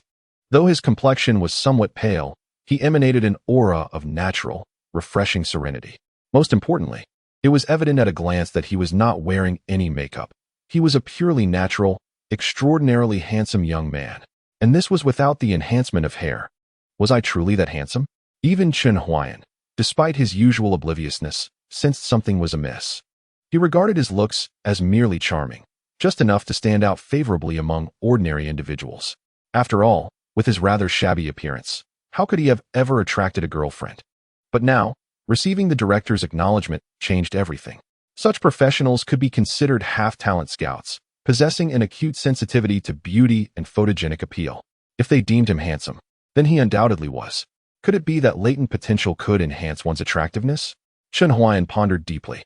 He even found himself speculating that vampires might be beings that had mastered the mutations of cancer cells. Perhaps that was why they appeared so strikingly handsome. Alas, this world lacked vampires. Otherwise, he would have sought an opportunity to exchange insights on controlling cancer cells with them. Who knows? Perhaps he could have avoided death that way. Perfectly beautiful. Director Zhang turned the screen to show Chun Huayan the barrage of comments. The previously glowing praises for Kai Yifan had undergone a complete transformation. This mysterious guest is so handsome. My heavens, I feel guilty. But he is indeed far more attractive than my brother. I'm sorry, Mom. I shouldn't have scolded you just now. Baby, you can be late for as long as you like. Does anyone know his name? Is he a celebrity? I can't believe I have no recollection. Wait, he seems somewhat familiar. As Chun Huayan read these comments, he gradually came to his senses. It seemed that I truly am quite handsome. This was a definitive statement. Director Zhang looked at him with a gleam in his eye, akin to gazing upon a treasure. All right. The mysterious guest has arrived. Let us continue. Xiao Chun, please introduce yourself to everyone. Since Chun Huayan's appearance, Kai Yifan had noticed a shift in the crowd's focus. He suddenly found himself sidelined, a position he, accustomed to being the center of attention, found difficult to accept. His gaze fell upon Chun Huayan's leg, which was encased in a brace, and the crutch tucked under his arm. Without a moment's thought, he blurted out, Director Zhang, my schedule is packed. I barely have 2 hours of rest each day. I made time to come here. We are indeed scheduled for a night hike, right? Are we really expected to manage with a disabled individual until tomorrow afternoon? I harbor no disdain for individuals with disabilities. Rather, I believe that in his circumstances, he should rest comfortably at home instead of seeking attention on a variety show. Upon finishing his statement, Kai Yifan could already envision the barrage of comments. Everyone would express their sympathy for him, lamenting that he only rested for 2 hours each day and vehemently criticizing the production team for their sensationalism. Yet, what does it matter how handsome one is? His fans are undeniably fierce in their loyalty. However, as soon as these words left his lips, all eyes turned to Kai Yifan with expressions of either anger or astonishment. Even the live chat momentarily came to a halt. Only Chun Huayan maintained his composure, his gaze towards Kai Yifan imbued with a hint of paternal kindness. You are right, my friend, for someone like me. A person with disabilities participating in this program would only cause trouble for everyone. Yet, I do not wish to forfeit this opportunity, for it may well be my sole chance to ascend Tianmin Mountain in this lifetime. Allow me to introduce myself. Facing the camera, he slightly bowed and offered a carefree smile. My name is Chun Huayan, a terminal bone cancer patient living on borrowed time. I hope that in the embers of my existence, I can still ignite a flicker of fervor. To all those in the live stream, I thank you for being here with me in this moment, witnessing my journey. I am on my way. As these words resonated, silence enveloped the venue. The only sound was the wind rustling through the mountain path. After a brief pause, a few muffled sobs emerged from the production team. It turned out some of the female makeup artists were moved to tears, and Su Xingqian's eyes glistened with maternal warmth as she gazed at Chen Huayan. Kai Yifun's lips twitched involuntarily as he stared, dumbfounded, at the smiling Chen Huayan, feeling a chill course through him. "No, my friend, what on earth are you doing?" The program proceeded as planned. Originally, a third of the camera time was allocated to Kai Yifun, but ever since Chen Huayan's arrival, the cameraman seemed to deliberately focus on him, even capturing him in shots meant for other artists. Kai Yifun, not lacking in awareness, recognized this as a deliberate ploy by the director. When the camera was not on him, he sneaked a glance at his phone, only to be overwhelmed by a wave of dread. His backstage was in chaos, inundated with messages from his agent. "Xiaofan, are you out of your mind? This is disastrous.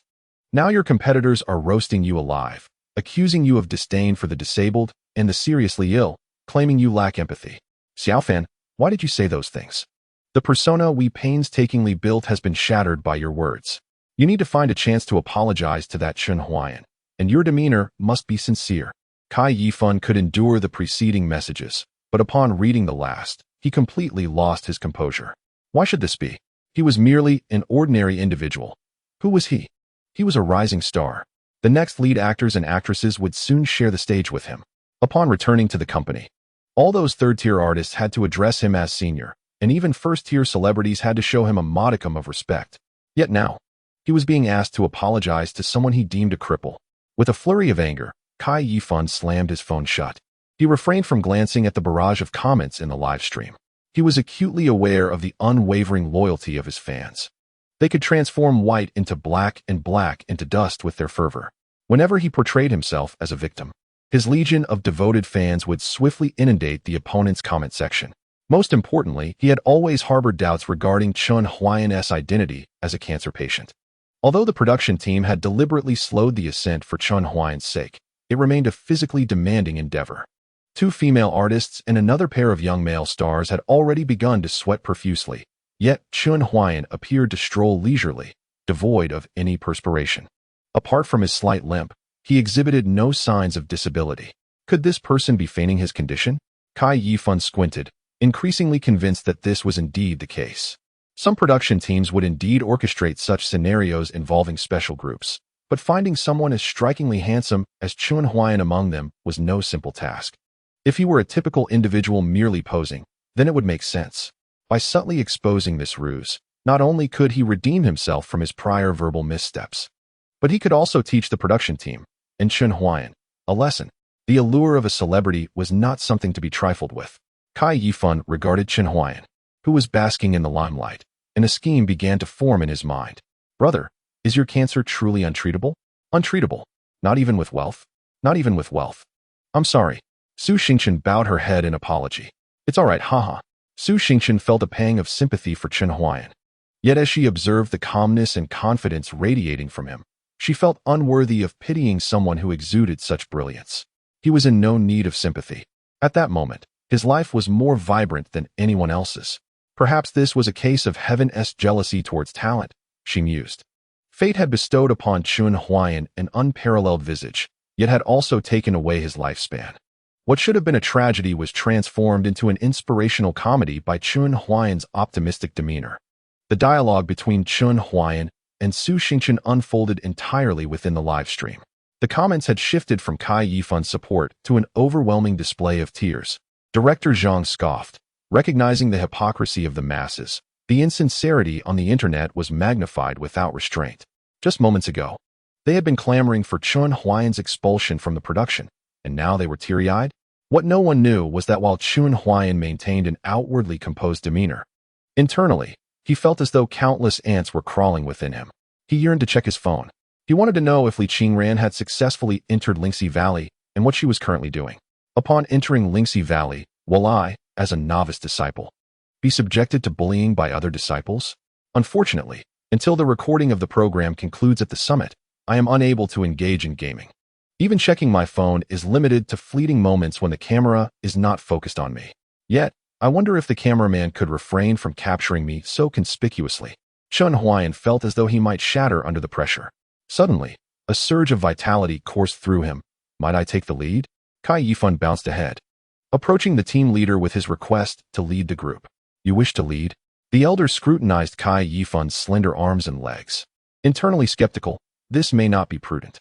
This path is not the tourist route of Tianmen Mountain, and given that it is night, should any extraordinary situation arise, such as an encounter with wild beasts, prompt and judicious decisions would be imperative to avoid provoking them. Are you capable of that? Kai Yifan thought to himself, it is 2034. Where would one even find wild beasts? Even if there were beasts in Tianmen Mountain, with so many of us, would they dare to cause trouble? It merely seemed that this retired mountaineer sought to profit. If the leadership were bestowed upon someone else, it could result in wage deductions. The retired athletes are but mere cattle, particularly those who have retired. They pale in comparison to a rising star like me. Dear elder, fear not. I trained in Shaolin as a child, and I still possess the purity of that training. I am exceedingly formidable. Even if a bear appears on the road, I could take it down. Kai Yifan flexed his impressive musculature. Indeed, he had attended Shaolin training, but he returned after less than a month. Before his rise to fame, he had not deemed this experience noteworthy.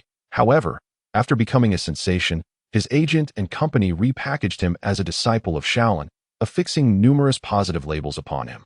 He was portrayed as possessing a simple mind due to his Shaolin roots, boasting a robust physique from years of martial training, and a resilient spirit forged through hardship. To enhance his image, the company even trained him in martial arts movements for a month, not for strength, but merely for aesthetics, as those ardent fans would not discern the difference. To this day, Kai Yifan himself felt somewhat bewildered. During quiet nights, while indulging in a post-event cigarette, he occasionally entertained the notion that he might indeed be a martial arts master. Thus, each time he formed a team, he would assure his support, "Trust me. I am strong, just bear with me." Yet, in truth, even after a month of diligent practice, he would find himself outperformed in less than 5 minutes. Despite this, Kai Yifan retained a positive outlook, frequently initiating team formations. The elder recognized that Kai Yifan was not to be trifled with, so he could only cast an inquiring glance at the director. The director, being the one who issued his paycheck, would ultimately have the final say. After considerable contemplation, Director Zhang could not decipher what tricks Kai Yifan was attempting to play. He assumed Kai Yifan merely sought to establish a persona and redeem his image. Pineapple TV and the entertainment company Xingying, behind Kai Yifan, share a collaborative relationship. As the program director from Pineapple TV, he must naturally facilitate opportunities for Kai Yifan, even if it goes against his own wishes. He exchanged a knowing glance with Director Zhang, who nodded and quietly positioned himself at the back of the line. This was the second most crucial position. Much like wolves that call upon their pack while trailing behind a large prey, waiting for the right moment to strike. The production team seemed oblivious to such vigilance, having only enlisted his expertise. At this moment, the live stream's comments began to flood in. Does Brother Fan want to lead the team? Wow, so brave. Even if he isn't as handsome as Bald Brother. Will Brother Fan collaborate with Brother Huayan? That sounds delightful. Brother Huayan is the most handsome in the world. Smelly fans, stay away. What do you mean stay away? My admiration for Fan doesn't diminish my affection for Brother Huayan. Exactly. Brother Huayan, we adore you too. Chun Huayan remained oblivious to the fact that he had begun to amass a substantial female fan base, which was now embroiled in a fierce rivalry with Kai Yifan's fans. The peculiarity lay in the fact that the intensity of their conflict resembled mere playful scratching. After all, Kai Yifan's fans hesitated to retaliate, for the fellow was undeniably striking, radiating an aura akin to a halo. Flawless, they found it impossible to critique him. Just gazing upon his visage dissipated any animosity. They simply wished to quietly admire the screen, devoid of any desire for disrespect. Upon acquiring the role of team leader, Kai Yifan commenced his performance. Everyone, let us go? He spread his arms wide, beaming with enthusiasm. At our current pace, how long until we reach the summit? Don't you wish to witness the first sunrise at Tianmen Mountain? 1, 2, 3, charge with me. Kai Yifan surged ahead with remarkable speed.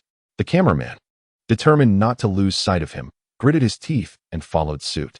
Other artists, seeing the cameraman had moved forward, had no choice but to muster their fatigue and catch up, lest they end up with no screen time at all.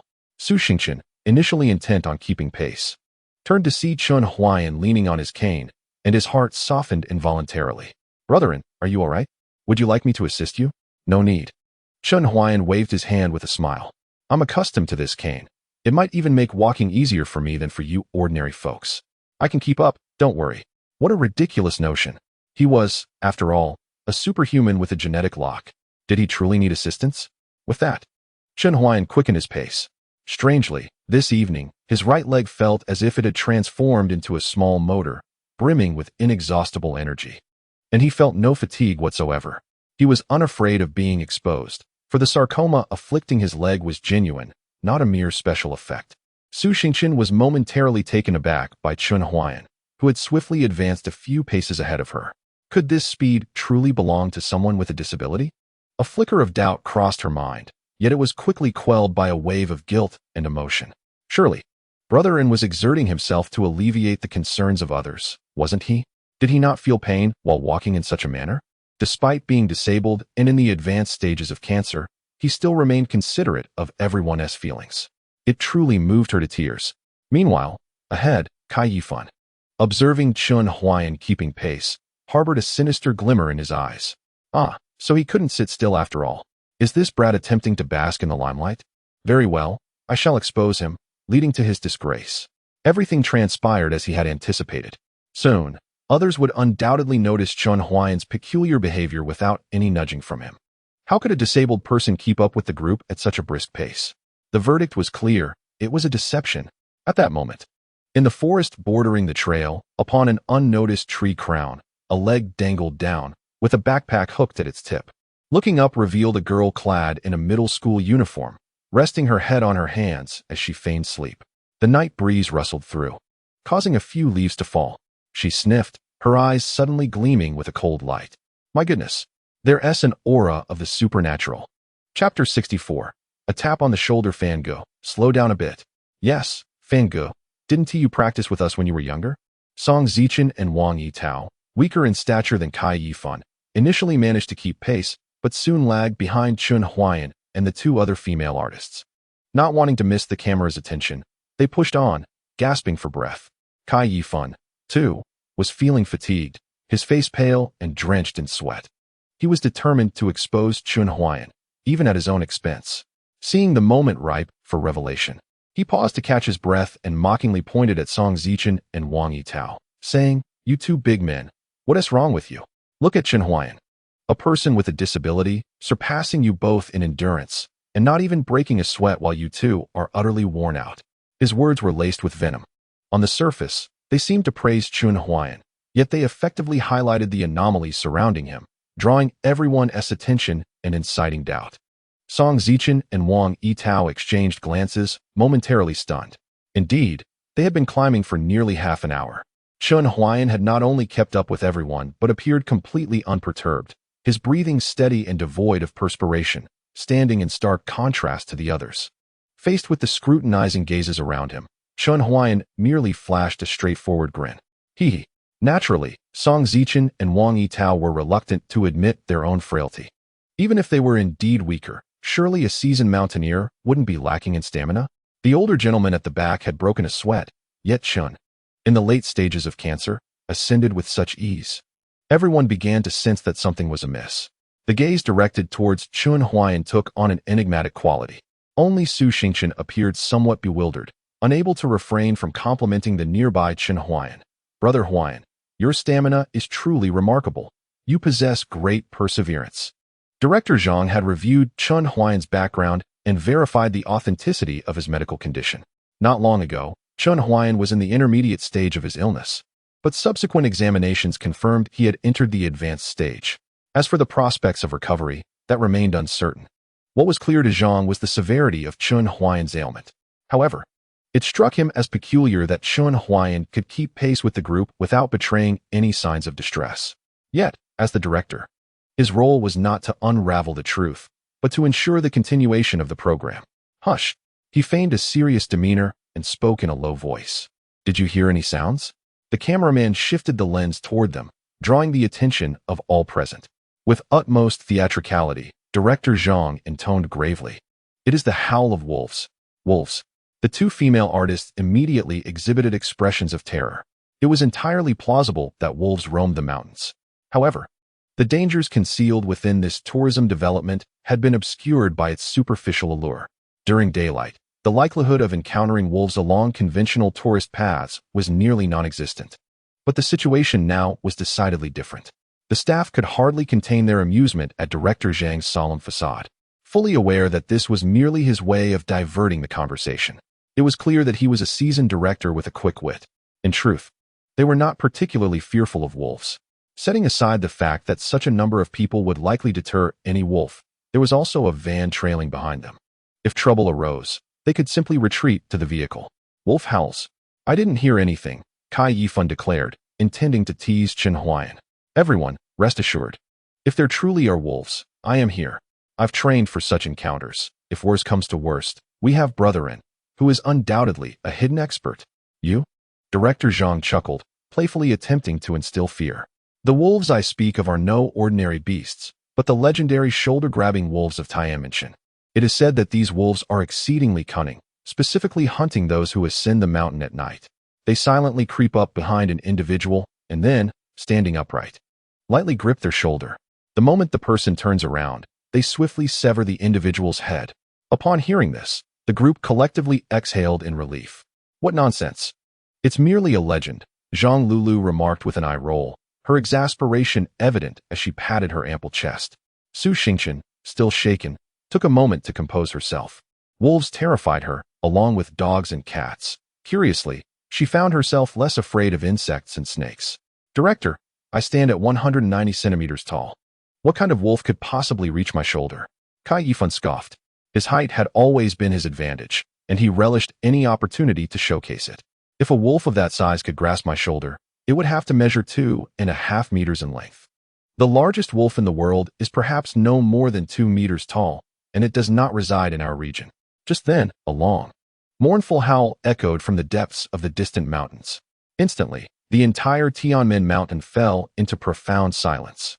The surrounding sounds of insects and birds ceased, leaving a palpable stillness. The faces of the crowd reflected fear. Director Zhang was momentarily taken aback. He had not truly believed that wolves existed. Kai Yifan, drawing in his neck, felt a chilling breeze sweep across his back. When he turned to look, however, there was nothing there. The howl had come from far away, evidently posing no immediate threat.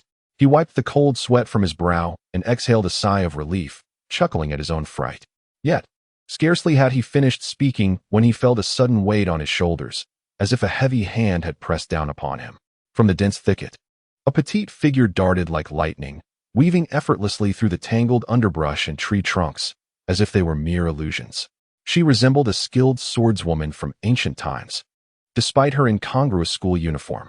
Suddenly, a scream, more harrowing than that of a slaughtered pig, pierced the heavy night air. Lin Lingling's expression shifted as she glanced towards the source of the anguished cry, her previously composed steps now tinged with disorder. Damn it! Who could be climbing the mountain at this hour? She had to intervene. It was her duty as a folk demon slayer since the resurgence of spiritual energy a decade ago. Chapter 65. Could he have a way? Standing at 1.90 meters, Kai Yifan, who had lived his life in foolishness, finally experienced a moment of clarity. Perhaps influenced by Director Zhang's tales of folklore, upon feeling the pressure on his shoulder. His first instinct was not to turn around, but to crouch down and roll away, scrambling to rejoin the group. When he finally rose, he caught sight of what lurked behind him. It was a massive wolf, standing upright, its body measuring an estimated 2.5 meters in length. Cloaked in heavy black fur, yet its form appeared grotesquely distorted. Its enormous head bore a mouth wide enough to swallow a truck tire, while its limbs were slender and fragile. Its eerie green eyes reflected the terrified faces of those around, filled with an insatiable hunger and malice. The crew members were paralyzed with fear at the sight of the monstrous wolf, their hearts racing in terror. Only Chen Huayan broke the silence with a remark, inadvertently disrupting the atmosphere of dread. He was not afraid at all.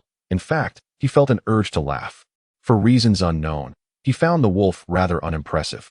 In terms of intimidation, it paled in comparison to the likes of Qingxin Daoist or Qingyun Ancestor. Thus, upon encountering the bizarre creature, he felt not a shred of instinctual fear. Rather, he found the sight of the wolf, standing upright with its skinny legs, somewhat comical. It lacked the fierce majesty of a true demon, and as a beast, it certainly did not conform to typical forms. It resembled a deformed creature, perhaps mutated from drinking contaminated water, though Tianmen Mountain was far from the sea. The exclamation of Chun Huayan jolted the mountain climber, an elderly man, back to reality. He swallowed hard, gazing at the menacing wolf that was slowly approaching, and forced himself to remain calm. Everyone, do not be afraid.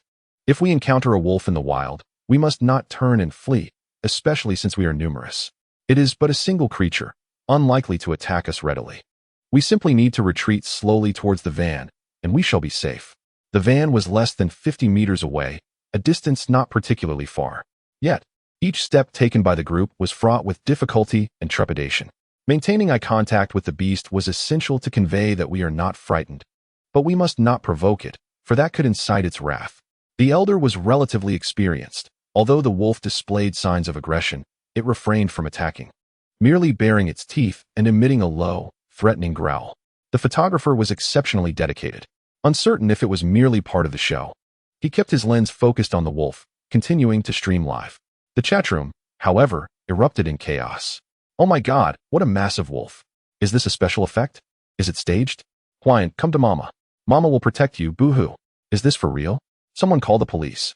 I'm sorry, Xiaofan, but between you and Huayan, I ultimately choose to worry about Huayan. Isn't Kai Yifan a lay disciple of Shaolin? Shouldn't he be able to easily dispatch a wolf? Song Zichen did not see the barrage of comments, but recalling Kai Yifan's earlier words, he poked him in the side. Brother Fan, didn't you practice martial arts since childhood? Why don't you go scare the wolf away? Use your childhood urine to spray it. Kai Yifan, already on edge, exploded as he was suddenly jabbed, glaring at Song Zichen and shouting, I train at the dam. You're the one who practices martial arts. Your whole family does. Are you out of your mind? Asking me to confront such a large wolf? The elder in front of everyone changed color, silently cursing the fool. The giant wolf, which had been hesitating, was now provoked by the shouts of Kai Yifan and Song Zichen, acting as a fuse to ignite its fury. Its body hunched low, limbs poised to pounce. The elder's heart raced as he turned and shouted, Run. Head towards the van. However, the wolf was swifter. In the blink of an eye, Song Zichen and Zhang Lulu were sent sprawling. The wolf dashed into the midst of the crowd, then lifted its head to howl. Those with even a modicum of knowledge could see that the wolf was calling for reinforcements. Indeed, from the nearby bushes came a rustling, and another slightly smaller wolf emerged. The two wolves, eyes glinting with intent, had effectively divided the crowd into two groups, one nearer to the van, the other cut off from escape. Unfortunately, Chun Huayan belonged to the unfortunate group that was intercepted outside, along with Su Xingchen and the chief photographer. Both Su Xingchen and the photographer had succumbed to despair, realizing that it was impossible for them to traverse the monstrous wolf's blockade to reach the van, and that Director Zhang's party would not risk their lives to rescue them. What were they to do now? In the midst of their panic, one individual remained steadfast. Chun Huayan. I am strong, Superman. He reassured himself. The resonance of cancerous cells and boundless potential reverberated within his life force. He could hear it. He lifted his cold, piercing gaze to confront the wolf demon. His eyes filled with disdain and confidence. Just think of Chun Xianzuan, who had once cleaved the gates of the Qingyun sect with a single strike, leaving the old dog Qing Xian kneeling helplessly in the square. What was this peculiar-looking wolf compared to that? Su Xingchen quickly noticed the unusual composure of Chun Huayan. Could it be that this young man possessed a solution? Then, he observed Chun Huayan assume a horse stance, raising his cane to point at the monstrous wolf, while his free hand beckoned it with a flick of his fingers. Su Xingchen thought, no, this isn't right. I cannot underestimate Brother Huayan. Perhaps he knows martial arts. A flicker of hope reignited within Su Xingchen's heart. Indeed, Chun Huayan was a terminal cancer patient and a disabled individual. Had he not trained his body rigorously since childhood, he would have long since succumbed to his ailments. Yet now, he not only scaled Tianmen Mountain but kept pace with the main group, even surpassing them with ease. The answer was becoming clear. The monstrous wolf, provoked, let out a low growl and lunged at them. Su Xingchen, terrified, closed his eyes. In an instant, Chun Huayan's cane was unleashed like a dragon, imbued with a fierce killing intent, and it even bore a hint of swordsmanship. Swift, precise, and ruthless. The cane struck the wolf's skull. Crack! Was that the sound of the wolf's skull shattering? Su Xingchen cautiously opened one eye, only to see two broken halves of the cane on the ground. Oh, it was Brother Huayan's cane that had shattered. Yet, Chun Huayan still stood protectively in front of them, a solitary warrior against a tide of foes. Did he possess another method? Su Xingqian and the photographer gazed anxiously at Chun Huayan's silhouette. Slowly, Chun Huayan turned his head, a benevolent yet tragic smile gracing his face. No time to look back. Flee quickly. Chapter 66. The Big Shot. The Fat Golden Layer 1. The monstrous wolf, dazed from the impact of the cane, shook its head several times before regaining its senses. It could not comprehend how a mere human could halt its lethal assault with a simple wooden stick. Even more perplexing was the visceral fear it felt at the moment the cane descended, as if it were wielding a sword that could sever its life. This human was formidable? The wolf stared at the retreating figures of the three with confusion. If this human was indeed so powerful, why did he run? Thus, the frailty of humanity was merely a coincidence. The wolf, having come to this realization, swiftly pursued its prey. With remarkable speed, it had already positioned itself behind Chun Huayan. Its gaze, fixated on the human's neck, gleamed with a predatory intensity. Meanwhile, the elusive black dragon resting on Chun Huayan's back began to solidify. In a fleeting moment, Chun Huayan inadvertently stepped on a stone, causing him to lose his balance. Two Thunderfire talismans slipped from his chest and fell to the ground, while his right leg, unsteady, executed an unexpected kick backward. This sudden strike caught the wolf off guard, connecting with its jaw. A sickening crack echoed, and with a tremendous force, the beast was hurled away, rolling into the underbrush. Chun Huayan found himself sprawled on the ground. Observing the scene, Su Xingqian and the photographer rushed back to assist him. "No, you must flee," Chun Huayan exclaimed, his face pale with pain, uncertain of what he had just kicked. He felt as if his right heel had shattered. He did not glance back, still fearing that the wolf was in pursuit. "We must all leave together, while the wolf has yet to catch up." Su Xingqian bent down, and along with the photographer, they hoisted Chun Huayan to his feet. Only then did he dare to look back at the empty space behind him, puzzled. He had distinctly felt the wolf closing in moments ago. How had it vanished so swiftly? Curious indeed. Meanwhile, deep within the thicket, a grotesque wolf with a shattered jaw staggered to its feet. Dazed from the impact, it felt more disoriented than after being struck by a stick. A buzzing in its ears accompanied the searing pain radiating from its jaw, as if it had collided head-on with a metallic contraption wielded by humans. This agony ignited its ferocity.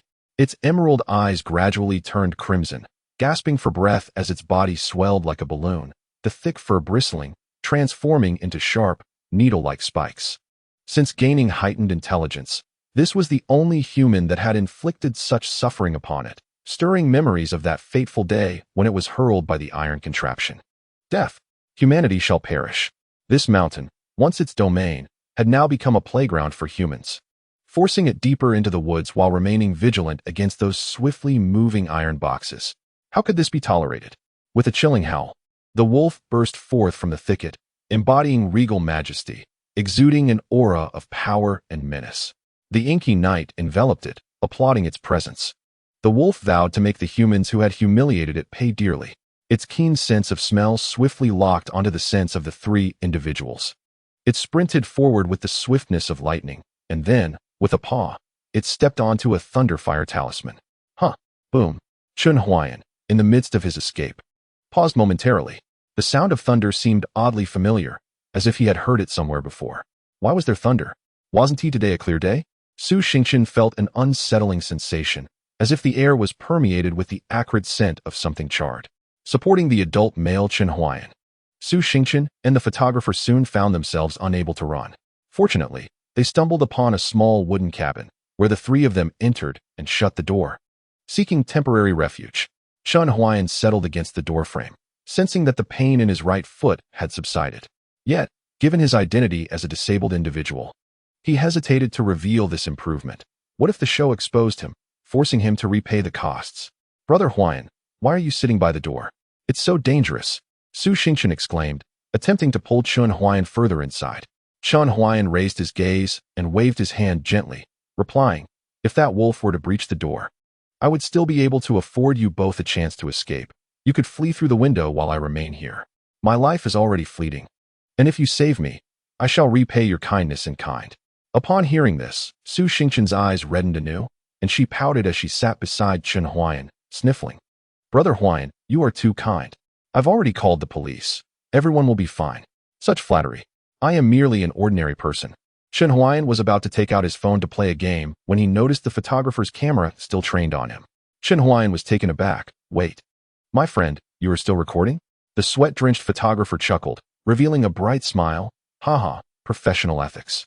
Just 5 minutes earlier, a wolf. The wolf is attacking. Haha, the wolf is here. Kai Yifan lay convulsing on the twisted, deformed door of a van, while others huddled inside the half-ruined vehicle, trembling in fear. Not far off, a massive wolf lay in a pool of blood, its size having swollen to around 4 meters, a true behemoth.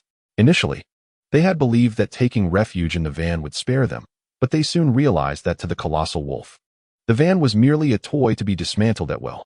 Standing beside the wolf's carcass was a girl in a school uniform, gripping a gun in her right hand, its tips still dripping blood, speckled with bits of yellowish-white matter, the remnants of the monstrous wolf's brain. Lin Lingling wiped the blood from her cheek, her expression impassive as she approached Kai Yifan, whose leg had been gruesomely mangled. As she neared, he muttered incoherently, clearly losing his grip on reality. Is this what a Shaolin lay disciple amounts to? Such poor mental fortitude? Lin Lingling thought, feeling a wave of disgust as she recalled her previous admiration for Kai Yifan.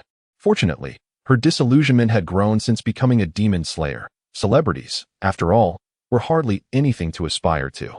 The world was far more fascinating than she had ever imagined. Yet, before the complete eruption of chaos, everything remained forcibly concealed for the sake of societal stability. However, one cannot hide fire beneath paper forever. Exposure was merely a matter of time. Miss Hero? Director Zhang hesitantly addressed her, unsure if the title was appropriate. Caution, another wolf has chased the other 3 individuals westward. Please, could you rescue them? Are you serious? Another one. Why didn't you say so earlier? Lin Lingling's eyes widened, her silver teeth clenched tightly. These individuals had nearly met their demise despite the protection of a van. The other 3, lacking any cover, had likely already fallen prey to the wolves. Cursed be this fate. Lin Lingling, if only your perception were a tad sharper, such a tragedy might have been averted. Without further ado, the young girl quickened her pace westward. She could already sense the malevolent aura permeating the air. Time was of the essence. At that moment, the western sky suddenly brightened. A thunderous roar echoed. Lin Lingling paused briefly, her eyes wide with astonishment as she beheld a flash of lightning in the dim sky. The thunder descended, vanquishing evil and malevolence. The scent of the wolf demon vanished in an instant. There were allies nearby. Within that electric blaze, Lin Lingling felt a surge of righteous energy, and her heart swiftly reached a conclusion. Furthermore, this presence was that of a formidable figure. Chapter 67. I still have it here. Lin Lingling pursued the source of the lightning. Ultimately, she discovered the charred remains of the wolf demon in a 5-meter-wide crater. The jawbone lay shattered. The fissures suggested it had been struck by a blunt weapon, likely wielded by that formidable individual, perhaps a hammer or a club. Given the emergence of such a powerful ally, and the absence of the scent of human blood, it indicated that the 3 lost individuals were safe. Thus, Lin Lingling examined the wolf demon's corpse without trepidation.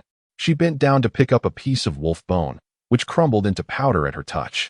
Her pupils contracted in surprise as she murmured, to summon thunderous attacks with such immense power, could it be a general-level entity?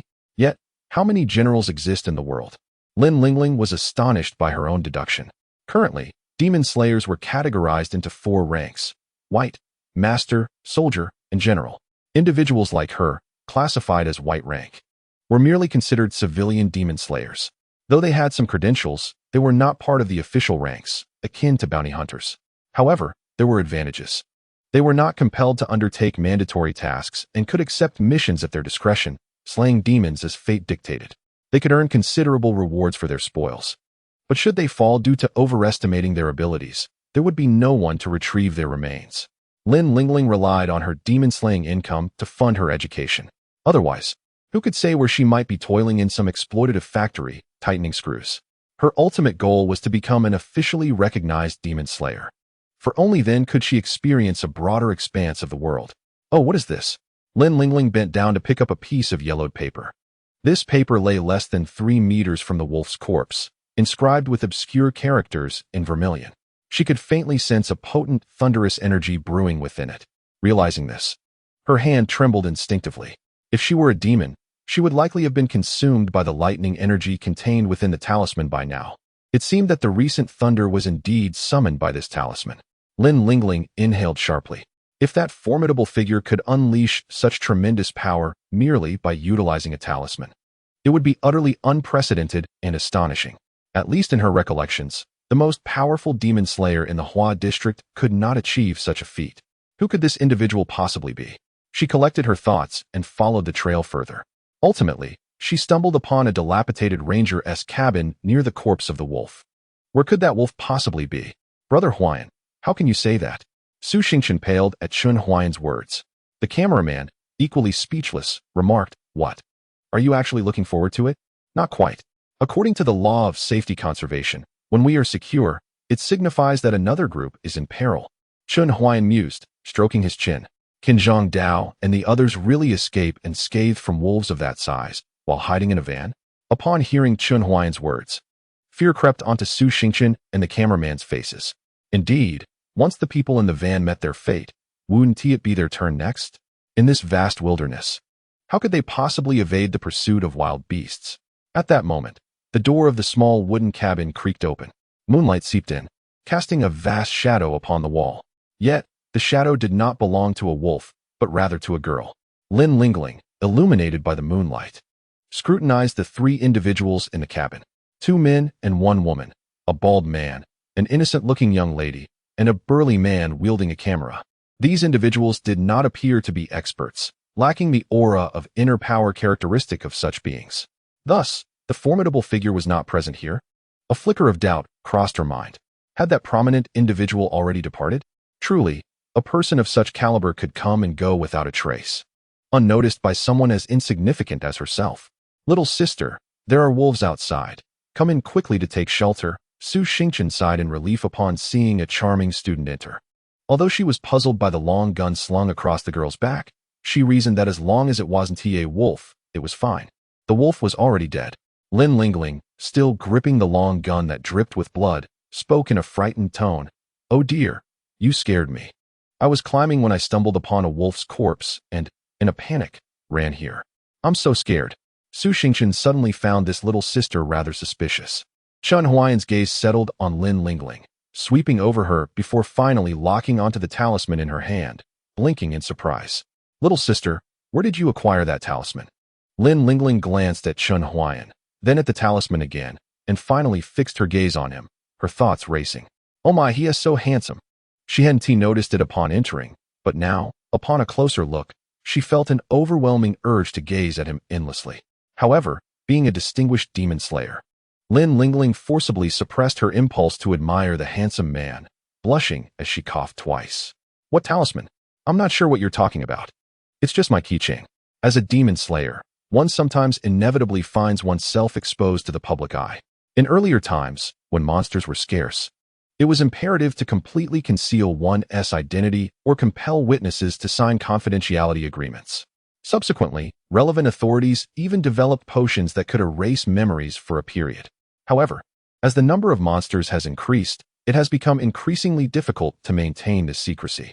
The materials for the potions are prohibitively expensive, making it unfeasible to administer them to a multitude of witnesses after every mission. Thus, aside from those particularly fantastical creatures, any entity resembling a beast is uniformly described as a mutated animal that has consumed seawater. Furthermore, demon slayers publicly claim to be martial artists trained from a young age. Occasionally, when deployed alongside security personnel, they are referred to as special enforcers. In any case, their true identities as demon slayers must remain concealed. The gradual emergence of monsters into this world cannot be unveiled. Ordinary individuals must not be allowed to encounter artifacts related to supernatural events. Therefore, when faced with Chun Huayan's inquiries, Lin Lingling's instinctive response is one of concealment. Yet, isn't this talisman mine? To substantiate her assertions, Chun Huayan reaches into the inner pocket of his jacket and retrieves a crumpled talisman of thunderfire, pondering that despite her seemingly innocent and charming demeanor, this girl is adept at deceit. "Lin Lingling, see, I have more here." Chun Huayan pulls out 5 additional talismans. Lin Lingling. Chapter 68. Your electronic girlfriend has joined the Sword Pavilion. The expedition to Tianmen Mountain ended rather unceremoniously. Kai Yifun was terrified into madness by a wolf, rendering the title of a lay disciple of Shaolin a mere jest. Song Zichen and Wang Yitao's personas crumbled spectacularly, with the two men proving less courageous than the young girls when confronted with peril, thanks to the diligent work of the cameraman. Su Xingqian's image as a kind-hearted lamb garnered widespread acclaim, while Zhang Lulu, despite not having any particularly standout moments, also experienced a surge in popularity. However, the true sensation sparking fervent discussions across the internet was the middle school girl who battled the wolf, alongside the nation's foremost male idol, Chen Huayan, who remained chillingly composed in the face of danger, even without hair. Of course, the title of the nation's first male idol was bestowed by netizens. Although the episode of Adventure at Coffee University encountered an incident, it ultimately propelled the entire show into the limelight, especially since no lives were lost, allowing the inherent dangers to be quickly downplayed online. Instead, various comical expressions of the male artists began to circulate. Chen Huayan also became the subject of numerous memes. Though due to his calm demeanor, there were no unflattering portrayals. Every expression captured his striking handsomeness. Front desk. The handsome guy from room 418 is back. Front desk, really? I had the ant check this morning, and he had tea returned then. Front desk. So, should we add a green bubble to his account? Front desk, sigh. I'm just a hotel receptionist. He wouldn't tea look my way. Lin Lingling stood at the counter, listening to the two girls chat, her expression one of utter disbelief. She was quite petite, barely taller than the counter. Several 32-inch computers atop the counter nearly obscured the lower half of her face.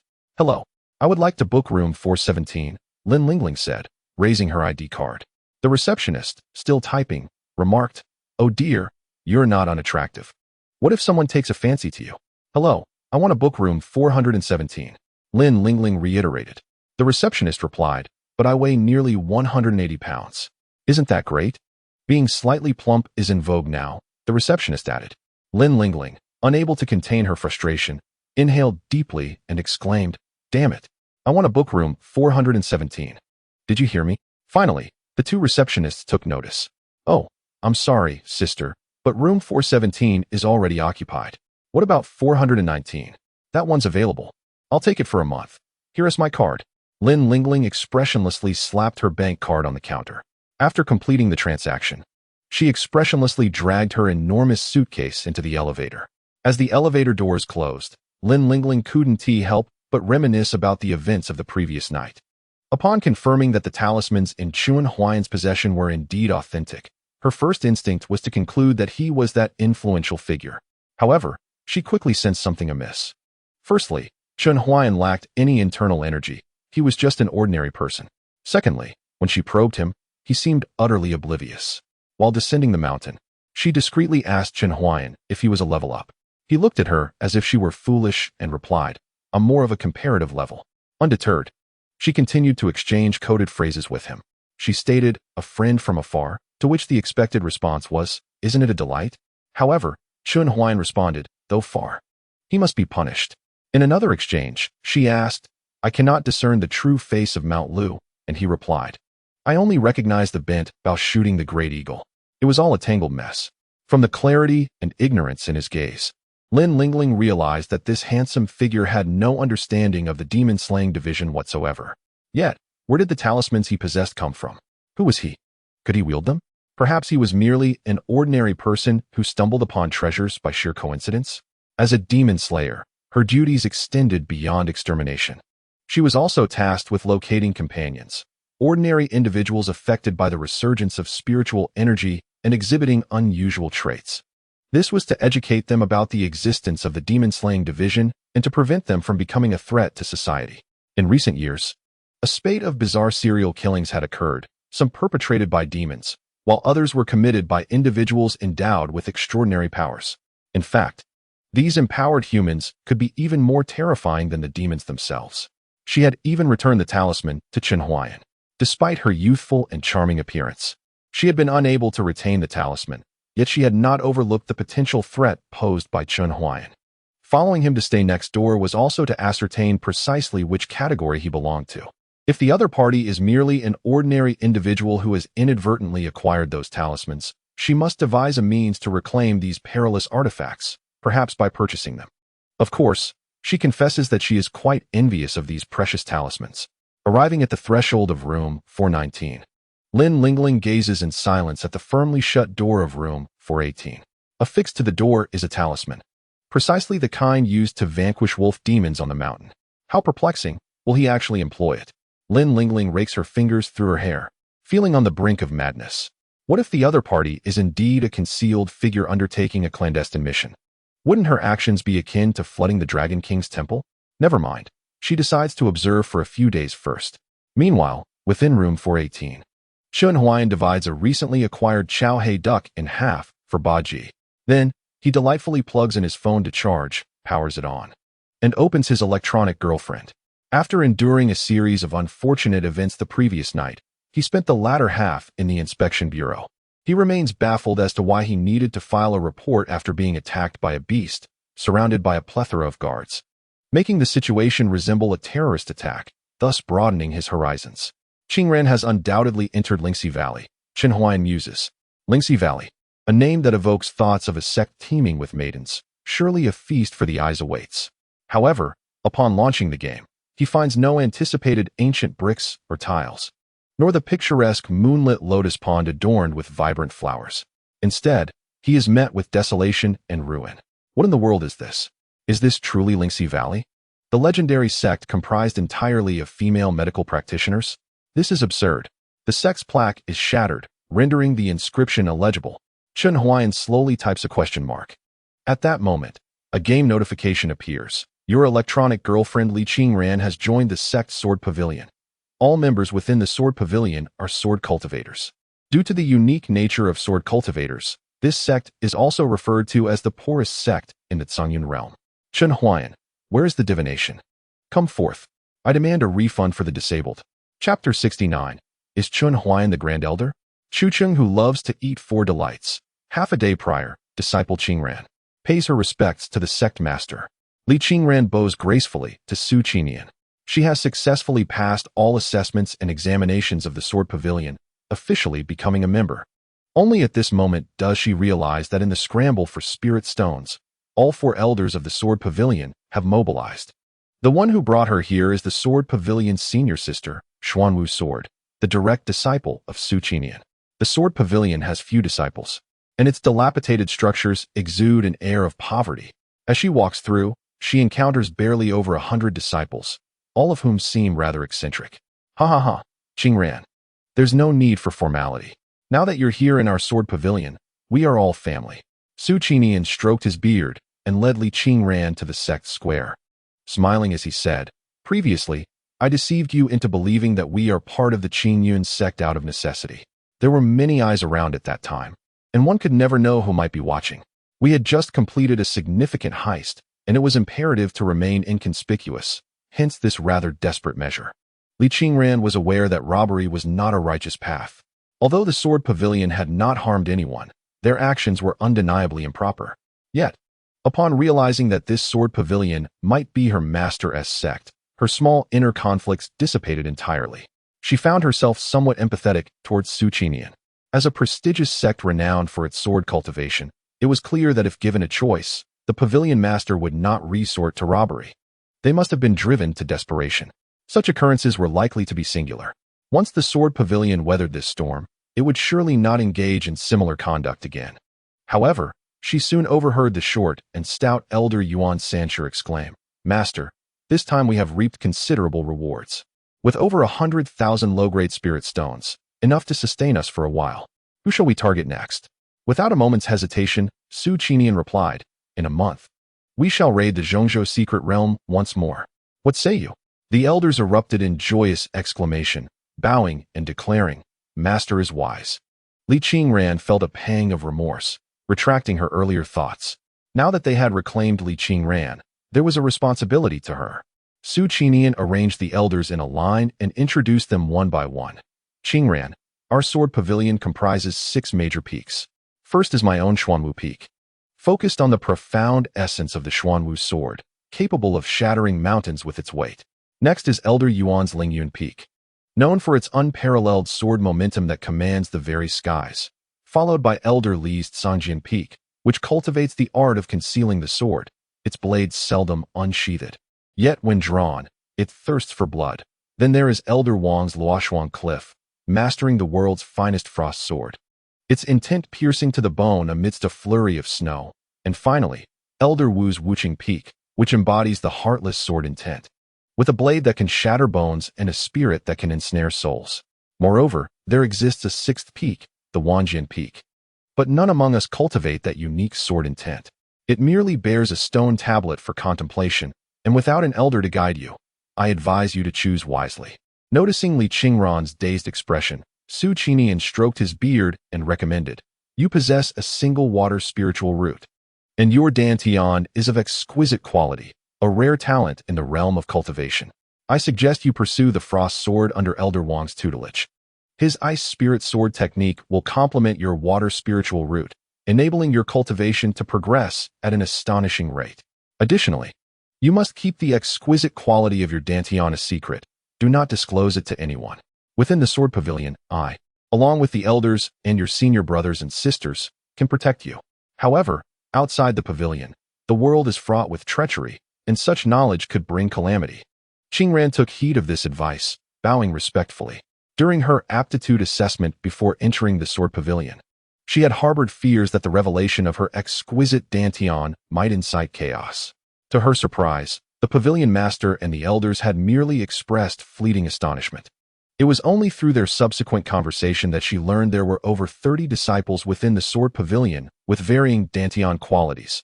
Her master sister, Yu Qianqi, possessed a second-grade dantian.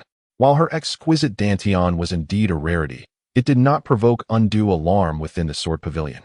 The sword pavilion, seemingly unremarkable, exists in quietude, concealing profound depths beneath its modest exterior, much like a sword sheathed in its scabbard. The only circumstance that might stir the emotions of these sword cultivators is likely the absence of wealth. Although the sect leader has recommended a splendid mountain gate and the elders provide guidance, Li Qingran remains steadfast in her ambition to become a healer. To pursue this path, she cannot make the sword her primary focus. Thus she refrains from joining any sect with elders, wishing to avoid future conflicts arising from differing opinions. With a respectful bow, she expressed her desire to journey to the sixth peak. Su Qinian, upon hearing Li Qingran's choice, chuckled with resignation. "Do you still aspire to be an alchemist or a healer?" Li Qingran lowered her head, enveloped in silence. "Very well, go to the sixth peak." He conceded, not insisting further, merely advising, "Given your perfect alignment with inner strength, it is likely you already have a master. I am not concerned about your lack of heart techniques. Although our sword pavilion primarily focuses on sword cultivation, its foundation is far more profound than any sect in the Zhongyun realm. Do not be misled by our sparse population and humble appearance. Once you enter the scripture pavilion, you shall discover an entirely different world." Li Qingran sensed no arrogance in the sect leader's words. Instead, she perceived an undeniable confidence and pride. Thus, the regret of not successfully entering Lingxi Valley diminished considerably. Perhaps this place indeed held a connection to her master. With this thought, she could not help but inquire, "Sect leader, forgive my boldness, but do you know of a senior by the surname Chen?" "Chen, a sword cultivator?" Su Qinian raised an eyebrow. "Yes." "Ah ha ha ha." Su Qinian observed the glimmer of expectation in Li Qingran's eyes, and with a sly turn of his gaze, he replied, "Indeed. Elder Chen is our esteemed elder in the sword pavilion, though he is no longer here. I do not know where he is. Perhaps he is off slaying demons somewhere." Understanding dawned on Li Qingran, bringing forth a wave of excitement. Indeed, this was the sect where her master had once resided. No wonder they shared such a distinctive style of flying swords. "Well, cultivate diligently. When Elder Chen returns, I shall introduce you," Su Qinian remarked, shaking his head. Elder Chen is quite strict with his disciples. He prefers to meet only those with substantial strength. You must elevate your capabilities. "Yes, I shall keep that in mind." Li Qingran bowed once more, her face radiant with joy. "All right, go with your senior sister to choose your cave dwelling," Su Qinian signaled to Yu Qianqi, who immediately took Li Qingran away. "Sect leader, is there truly a supreme elder by the surname Chun in our sword pavilion?" "Not at all." "Then how?" "This young lady possesses an extraordinary physique, a single water spiritual root. If she earnestly pursues sword cultivation, her future is boundless." Her eagerness to inquire about that Qin surname sword cultivator must be due to her master, who likely bestowed upon her the water attribute heart technique. However, for reasons unknown, he has departed from her, prompting me to speak thus. Su Qinian, with his hands clasped behind his back, gazed at the vast sea of clouds beneath the mountain gate. His eyes distant. Are you truly willing to witness such a prodigious talent being confined to the seemingly futile paths of medical and alchemical cultivation? We now exist in an age of fierce competition, not of prosperity. The light of the purple star is dimmed, and calamity approaches. Only the sword at my waist can ensure my protection. Medical and alchemical practices may appear to harbor boundless prospects, yet should one provoke the ire of others, they may dismantle your apothecary and kick over your alchemical furnace, leaving you helplessly watching. This is a lament for talent. Upon hearing this, the elders exchanged glances, suddenly enlightened, and bowed their heads in reverence, proclaiming, "The Lord of the Pavilion is indeed wise."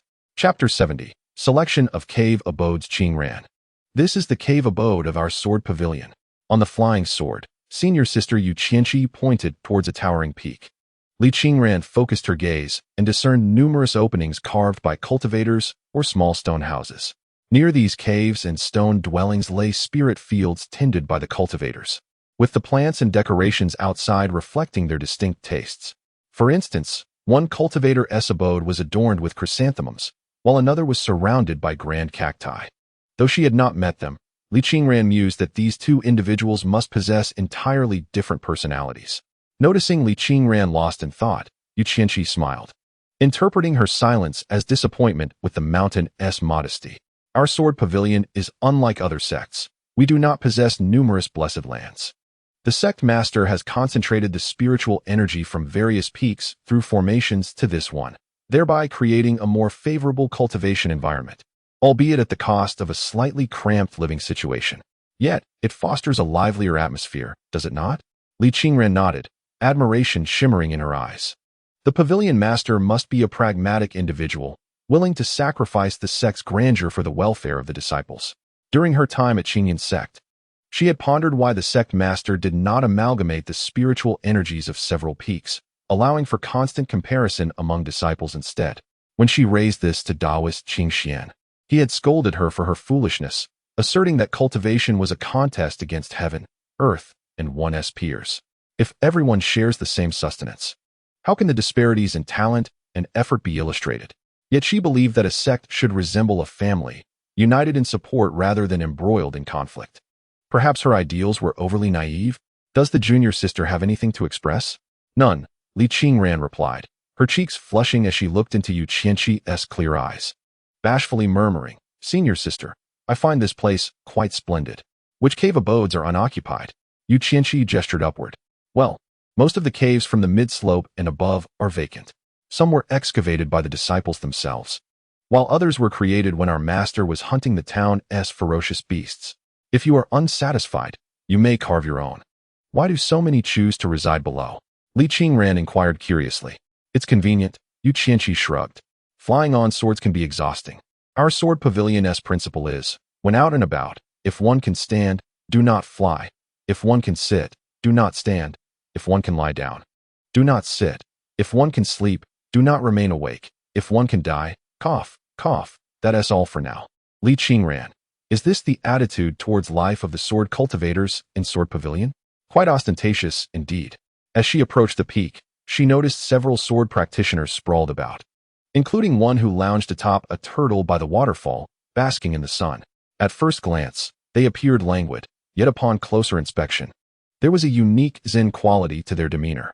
The practitioner, named Duan Feng, was a master of the emotionless path, often resembling a lifeless board, utterly dull. Yu Qianqi rolled her eyes and urged Li Qingran to accelerate as they circled the mountain. "So, junior sister, have you decided where you wish to reside?" Li Qingran blinked, envisioning the cliff at the summit, where the sun rose and birds sang in a glorious cacophony. "Senior sister, I wish to live at the mountain's peak." "Very well," Yu Qianqi replied, unfazed. Most disciples, upon arriving at Sword Pavilion, choose the summit for its splendid views and expansive horizons, not minding the daily flights on their swords. However, even the most breathtaking scenery can become tiresome. Over time, They would come to realize the arduousness of rising early for morning classes, struggling to keep pace with others who sauntered leisurely. By the height of summer, under the blazing sun, they would soon learn to yield. Surviving the summer leads to the harsh winter, where fierce winds and snow prevail, while the valley below is filled with the fragrance of blossoms and songs of birds. The mountaintop is a frozen desolation that tempers them. Within half a year, these disciples would challenge their seniors to relocate their abodes closer to the base, where the most formidable practitioners reside. Yu Qianxi led Li Qingran to the summit, where a small stone cottage lay covered in dust, clearly abandoned for quite some time. All right, junior sister, I shall leave you here. Should you need anything, use a sound transmission talisman to summon me. You are welcome to visit my cave at the foot of the mountain. Suddenly, a whiff of wine wafted through the air.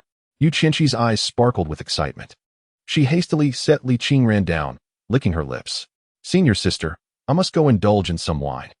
Farewell. With that, Yu Qianxi soared down the mountain on her flying sword, her laughter echoing in the air.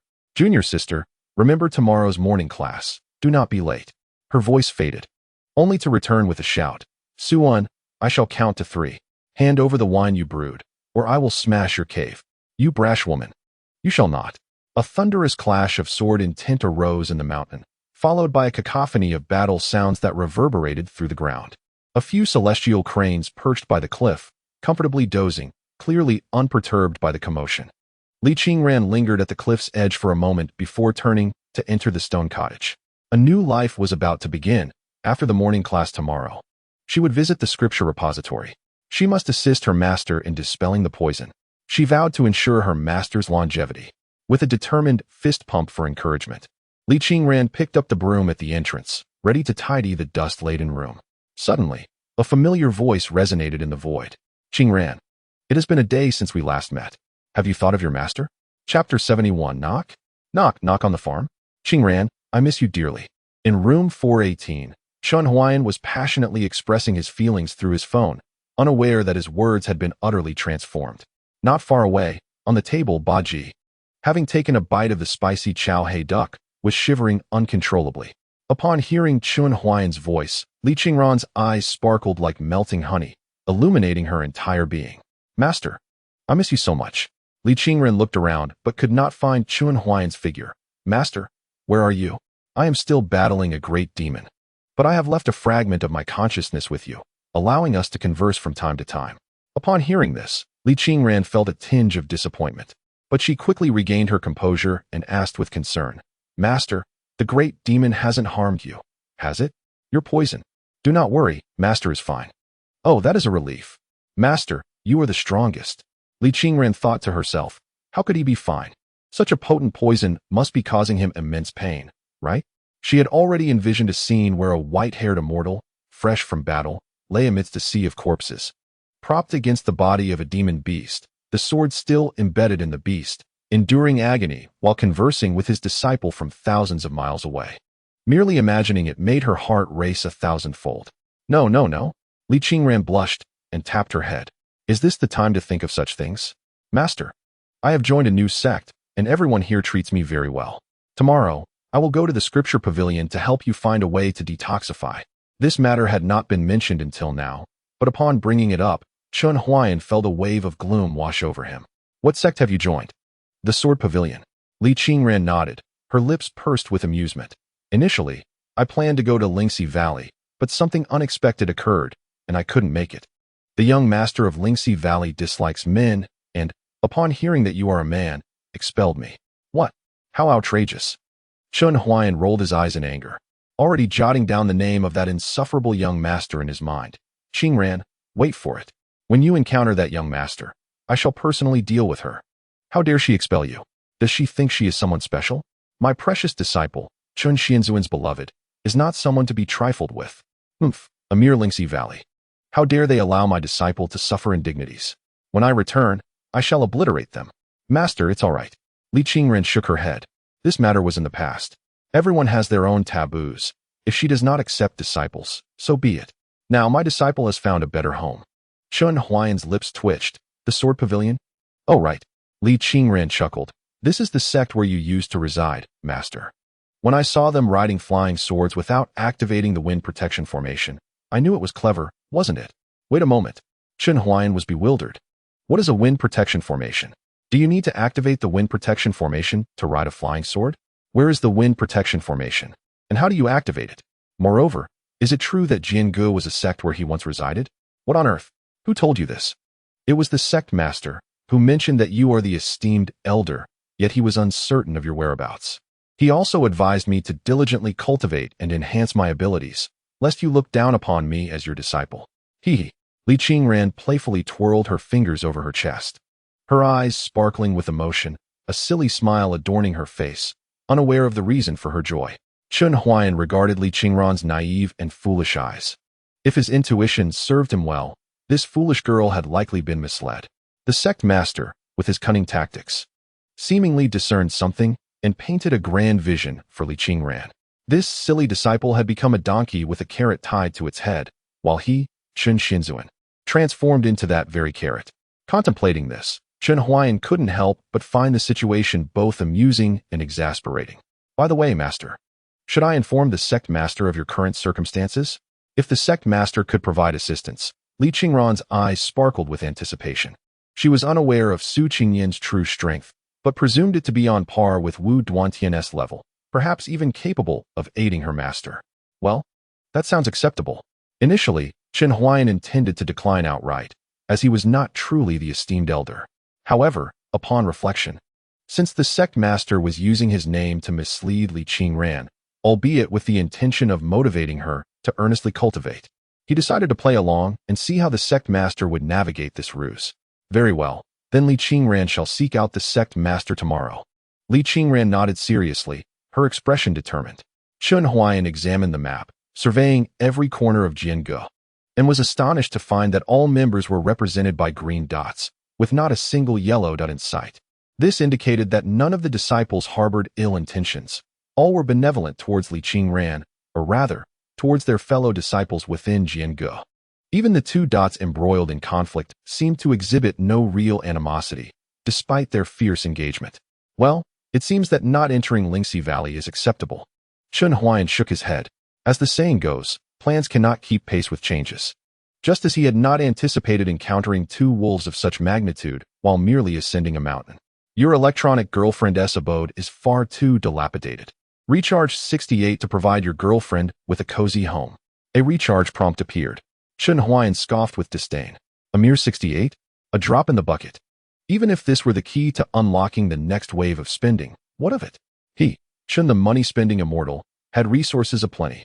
With a swift motion, Li Qingran was about to tidy her room when, with a flash of golden light, the stone dwelling transformed into a charming and warm wooden house, adorned with various new furnishings, while the existing ones were revitalized. This scene bore a striking resemblance to a previous occurrence. Li Qingran gazed in awe at the beautiful house, her eyes welling with warmth. In truth, what left the deepest impression on her heart were not the magical artifacts, spirit stones, or even the miraculous pills for restoring her dantian. She would forever remember that stormy night. As the sound of home approached, a shelter from the storm came into view. The house, constructed from timber and stones, was of little significance to other cultivators, yet to her, it was the most precious of treasures. When she was taken away from Wanqing Mountain by Chen Huayan, she gazed longingly at the small stone cottage, feeling a profound sadness for quite some time. The care bestowed upon her by her master was always evident in the subtle details that others overlooked, and it was precisely this that left her feeling indebted. However, Li Qingran was unaware of the thoughts unfolding outside her phone, where Chen Huayan was lost in contemplation as he stared at the screen. You have activated the electronic girlfriend's cave function. You may freely purchase the following items to assist your electronic girlfriend's cultivation. Permanent primary gathering array. 10,000. Spirit stones automatically replenished. Permanent intermediate gathering array.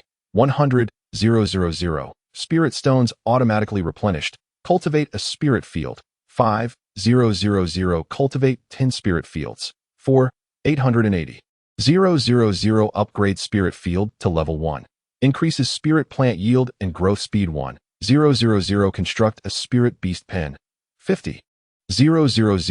Unlocks spirit beast cub shop after construction. Build a primary mysterious armor array. 5,000. Materials automatically replenished.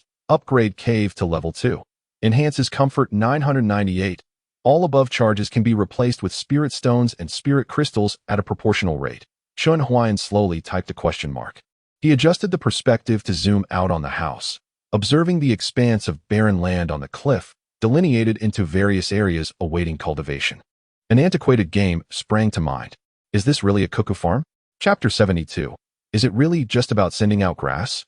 Although this game was quite antiquated, Chun Huayan immediately recognized that this so-called cave system was merely a rehash of the cuckoo farm template. If he were to create this beast pen, wouldn't it be possible to raise spirit chickens and spirit cows within? Chun Huayan let out a cold laugh, deciding first to upgrade Li Qingran's cave to level 2.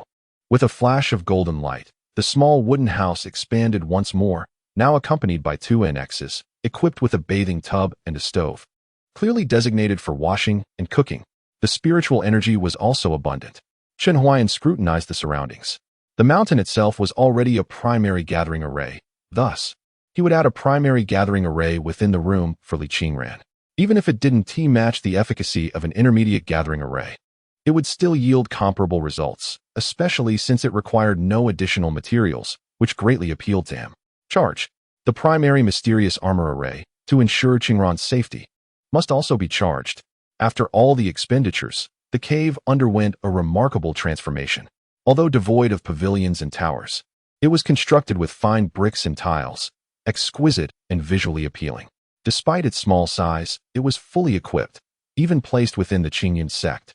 It would be considered a genuine mansion, and in this sword pavilion, it was akin to a dream abode.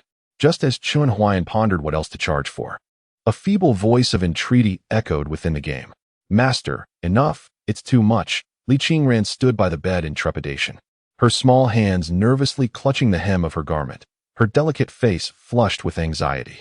This was not her first encounter with her master's mysterious ability to manipulate objects from afar, so she was not overly astonished.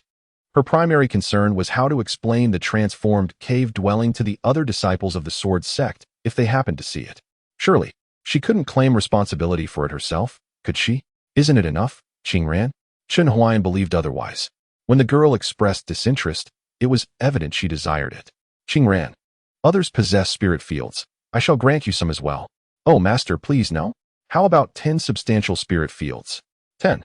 Li Qingran recalled that her senior sister had only 2 spirit fields, which she proudly boasted about. For cultivating a fertile spirit field was no simple feat yet now. Her master was offering 10? Very well, then, 10 it shall be. Suddenly, the ground around the small wooden cottage began to tremble, and 10 fields radiating with ethereal energy swiftly emerged. Chun Huayan even managed to enhance their quality in the process. Now, they were spirit fields level 1, 10 in total. That should suffice. If I invest more, I shall be left with nothing. One must keep some reserve for emergencies. Li Qingran, trembling, opened the door and beheld a vast expanse of fertile spirit fields before her. Weak at the knees, she sank to the ground, despairingly closing her eyes and murmuring, "It's over, I'm doomed." Once her master bestowed a gift, there was no taking it back. She could already foresee herself becoming a renowned figure within the sword sect. Those disciples would surely not refer to her as merely the master's precious disciple, would they? This garment is quite lovely. Were it to sleep. A piece of clothing landed on the bed. As Li Qingran entered the room and picked it up, her face turned a deep crimson. It was a white gauzy dress, exposing her back, gradually tightening around her waist and hips, with slits at the thighs, making it easy to envision how it would accentuate her curves perfectly. This attire was certainly not meant for public wear. Did her master expect her to wear it to bed? Could that be interpreted as her master wanting to see her in it? Oh, she mustn't dwell on that. How mortifying. Li Qingran's face flushed deeper, turning almost purple at the ears. When had she ever worn something so revealing? Yet, if this was her master's wish, perhaps it wasn't entirely out of the question. While Li Qingran was lost in her tumultuous thoughts, Chun Huayan had already exited the electronic girlfriend shop. In truth, he hadn't given it much thought. The shop had unexpectedly refreshed with a special offer for sleepwear, and since it was merely 18 coins, he decided to purchase it without hesitation. You have completed the main quest. Help your electronic girlfriend establish herself in the new care facility. Reward: 1 9-turn spirit orchid. 1 pot of Nuwa soil, delivered. Main quest 30. Countdown to the opening of the Central Continent Secret Realm dungeon, 30 days. Please enhance your electronic girlfriend's survival rate within the dungeon. For every 30 increase in survival rate, a cryptic hint will be awarded. Current survival rate, 0, bang. A sound echoed at the door. Chun Huayan was unfazed. He recognized it as the arrival of a mysterious package. However, retrieving it could wait. His focus was on main quest 30. Was the first game dungeon finally about to open? He had long pondered how a game of this nature could possibly lack dungeons, especially with such an expansive map filled with treasures awaiting exploration, perhaps even an entire world. Departing from the small cottage on Wanqing Mountain was merely leaving the novice village. Joining the Sword Pavilion marked the true beginning of his adventure. The entire game would soon unfold, with him stepping into the power struggles of this world through the perspective of his master, Li Qingran. Surely, this journey would be fraught with various perils, some scripted, others triggered by player actions. The Central Continent's secret realm appeared to be part of the narrative design. What would happen if I prevented Li Qingran from venturing into the secret realm? He stroked his chin, pondering. With the game's high degree of freedom and the affection level between him and Li Qingran, it was indeed plausible for her to avoid it. However, he quickly realized this notion was somewhat naive. Regardless of whether they ventured there or not, the survival rate needed enhancement. Chun Huayan placed a hand on Li Qingran's shoulder to assess her status. Status: Moment of Ecstasy Cultivation Progress, 399800, third layer of Qi Refinement. Remaining lifespan, 143 years. Affection level, 85, blossoming. This young lady seemed lost in thought. Her cheeks flushed as pink bubbles floated around her head. Her strength had already reached the third layer of Qi Refinement, and a survival rate of 0 indicated her current prowess was inadequate for entering the secret realm. Thus, it was imperative to swiftly bolster her strength. Both her mental cultivation and martial skills needed to keep pace. It seemed he had to hasten his mastery of the Qinglian sword classic. A sense of urgency welled up within Chun Huayan. Yet, he reminded himself that there was still a month remaining. This should not pose a significant issue. As a spender, indulging in the game was all he needed to concern himself with, while the planners and development team had far more to consider. It was time to retrieve the package. Chun Huayan rose and opened the door. As expected, 2 boxes lay at the entrance. One box had a slight opening from which delicate, tender leaves protruded, while the other felt heavy, with a faint earthy aroma wafting from it. 9-turn spirit orchid? Nuwa soil? Quite intriguing indeed. Chun Huayan carried the 2 dusty boxes into his room and placed them on the windowsill before fetching scissors and wet wipes. On the coffee table, the once languid Baji, weakened by the spiciness of chow heya, suddenly flipped upright, its feline eyes darting about until they fixated on 2 shimmering boxes on the windowsill. Chapter 73. Could this possibly be a genuine talisman? A marvelous find.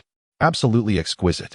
Baji gazed intently at the boxes, harboring a premonition that consuming the contents would undoubtedly elevate its prowess to unparalleled heights.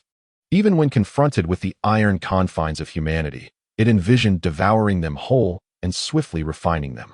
After being fed an unending diet of refuse by this esteemed figure, had it finally been deemed worthy of a delectable treat? Chun Huayan pried open the box with scissors.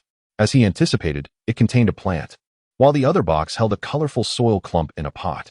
After planting the flora into the pot and placing it on the windowsill, he scrutinized it for a moment before reluctantly retrieving his device for identification.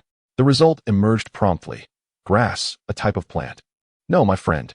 Is this truly just an ordinary blade of grass? Chun Huayan was at a loss for words.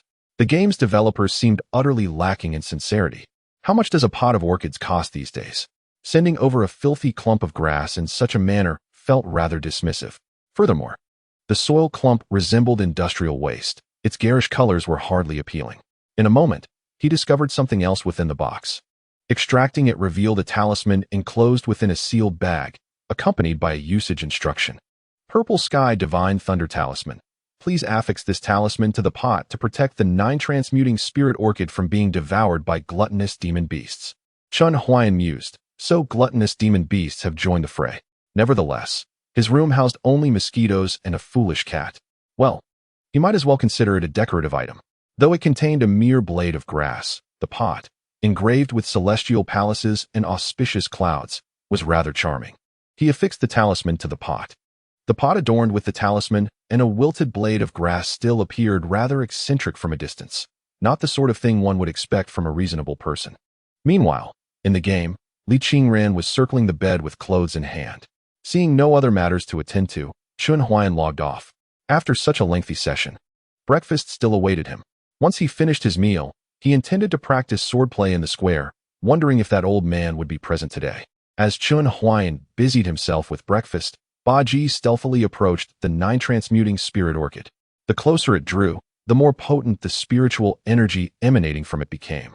How could such a spiritual herb exist in this era of dwindling aura? Where on earth did this esteemed figure procure it? It pondered the enigma of the nine-transmuting spirit orchid, though it hardly mattered, as it did not deter its desire to consume. Taking another cautious step closer, it greedily swallowed. Suddenly, crackling sounds erupted, and a terrifying pressure loomed above, causing it to tumble back in fear onto the sofa. Only then did Ba Ji notice a yellow paper affixed to the side of the pot. It was a talisman. Moreover, these talismans are far more terrifying than those found on doors and windows. Should it dare to touch that flower pot, it would meet an immediate demise. As it retreated to a safe distance, the thunderous energy that had overflowed from the talisman receded as well. How naive I still am, Ba Ji thought. Gazing at the spirit herb protected by the thunder talisman, tilting its head at a 45-degree angle towards the sky. How could such a precious item ever be given to a beast like me? Shaking its head in self-deprecation, it resumed gnawing on the unfinished chow black duck. Regardless of the circumstances, as long as this spirit herb remained, a suitable area for cultivation would soon be established. At that time, everything in the room would be permeated by spiritual energy. Ordinary rice would transform into spirit rice, chow black duck would evolve into spirit black duck, and even fish kept for a long duration could attain sentience. In this manner, despite still consuming excrement, it would at least be upgraded to a chocolate-like flavor. Ba Ji comforted itself, savoring each bite with increasing delight. Wolves sighted at Tianmen Mountain. To ensure the safety of tourists, relevant departments have intervened. While scrolling through Douyin, a short news video captured Chun Huan's attention. What do our experts have to say about such a large wolf? Hello everyone, I am Professor Wang, an honorary member of the Canine Academy at the Provincial Agricultural University. The wolves appearing at Tianmen Mountain are indeed massive, and many friends even speculate if they are monsters. Ha ha ha, please do not believe such unfounded tales. These wolves are, in fact, mutated creatures that have ingested polluted seawater. While they appear large, their physical coordination is quite poor, and their aggression is significantly lower than that of normal wolves. Chun Huan watched the video, his lips twitching at the sight of the white-haired old man speaking nonsense. Low aggression, indeed. Did that mean they would dismantle a van as if it were a toy? However, in the past decade, there has indeed been a surge of mutated creatures, primarily due to a scandalous event that occurred 10 years ago. At that time, many remained indifferent until the hazards of seawater pollution gradually became evident. Mutated creatures were one of the consequences. Previously, it was rumored that the chickens used in the food industry were multi-legged and multi-winged, which seemed merely a jest, yet now 3-headed and even 5-headed chickens have genuinely emerged. Once confined to laboratories, these multi-headed chickens are now occasionally seen in breeding farms.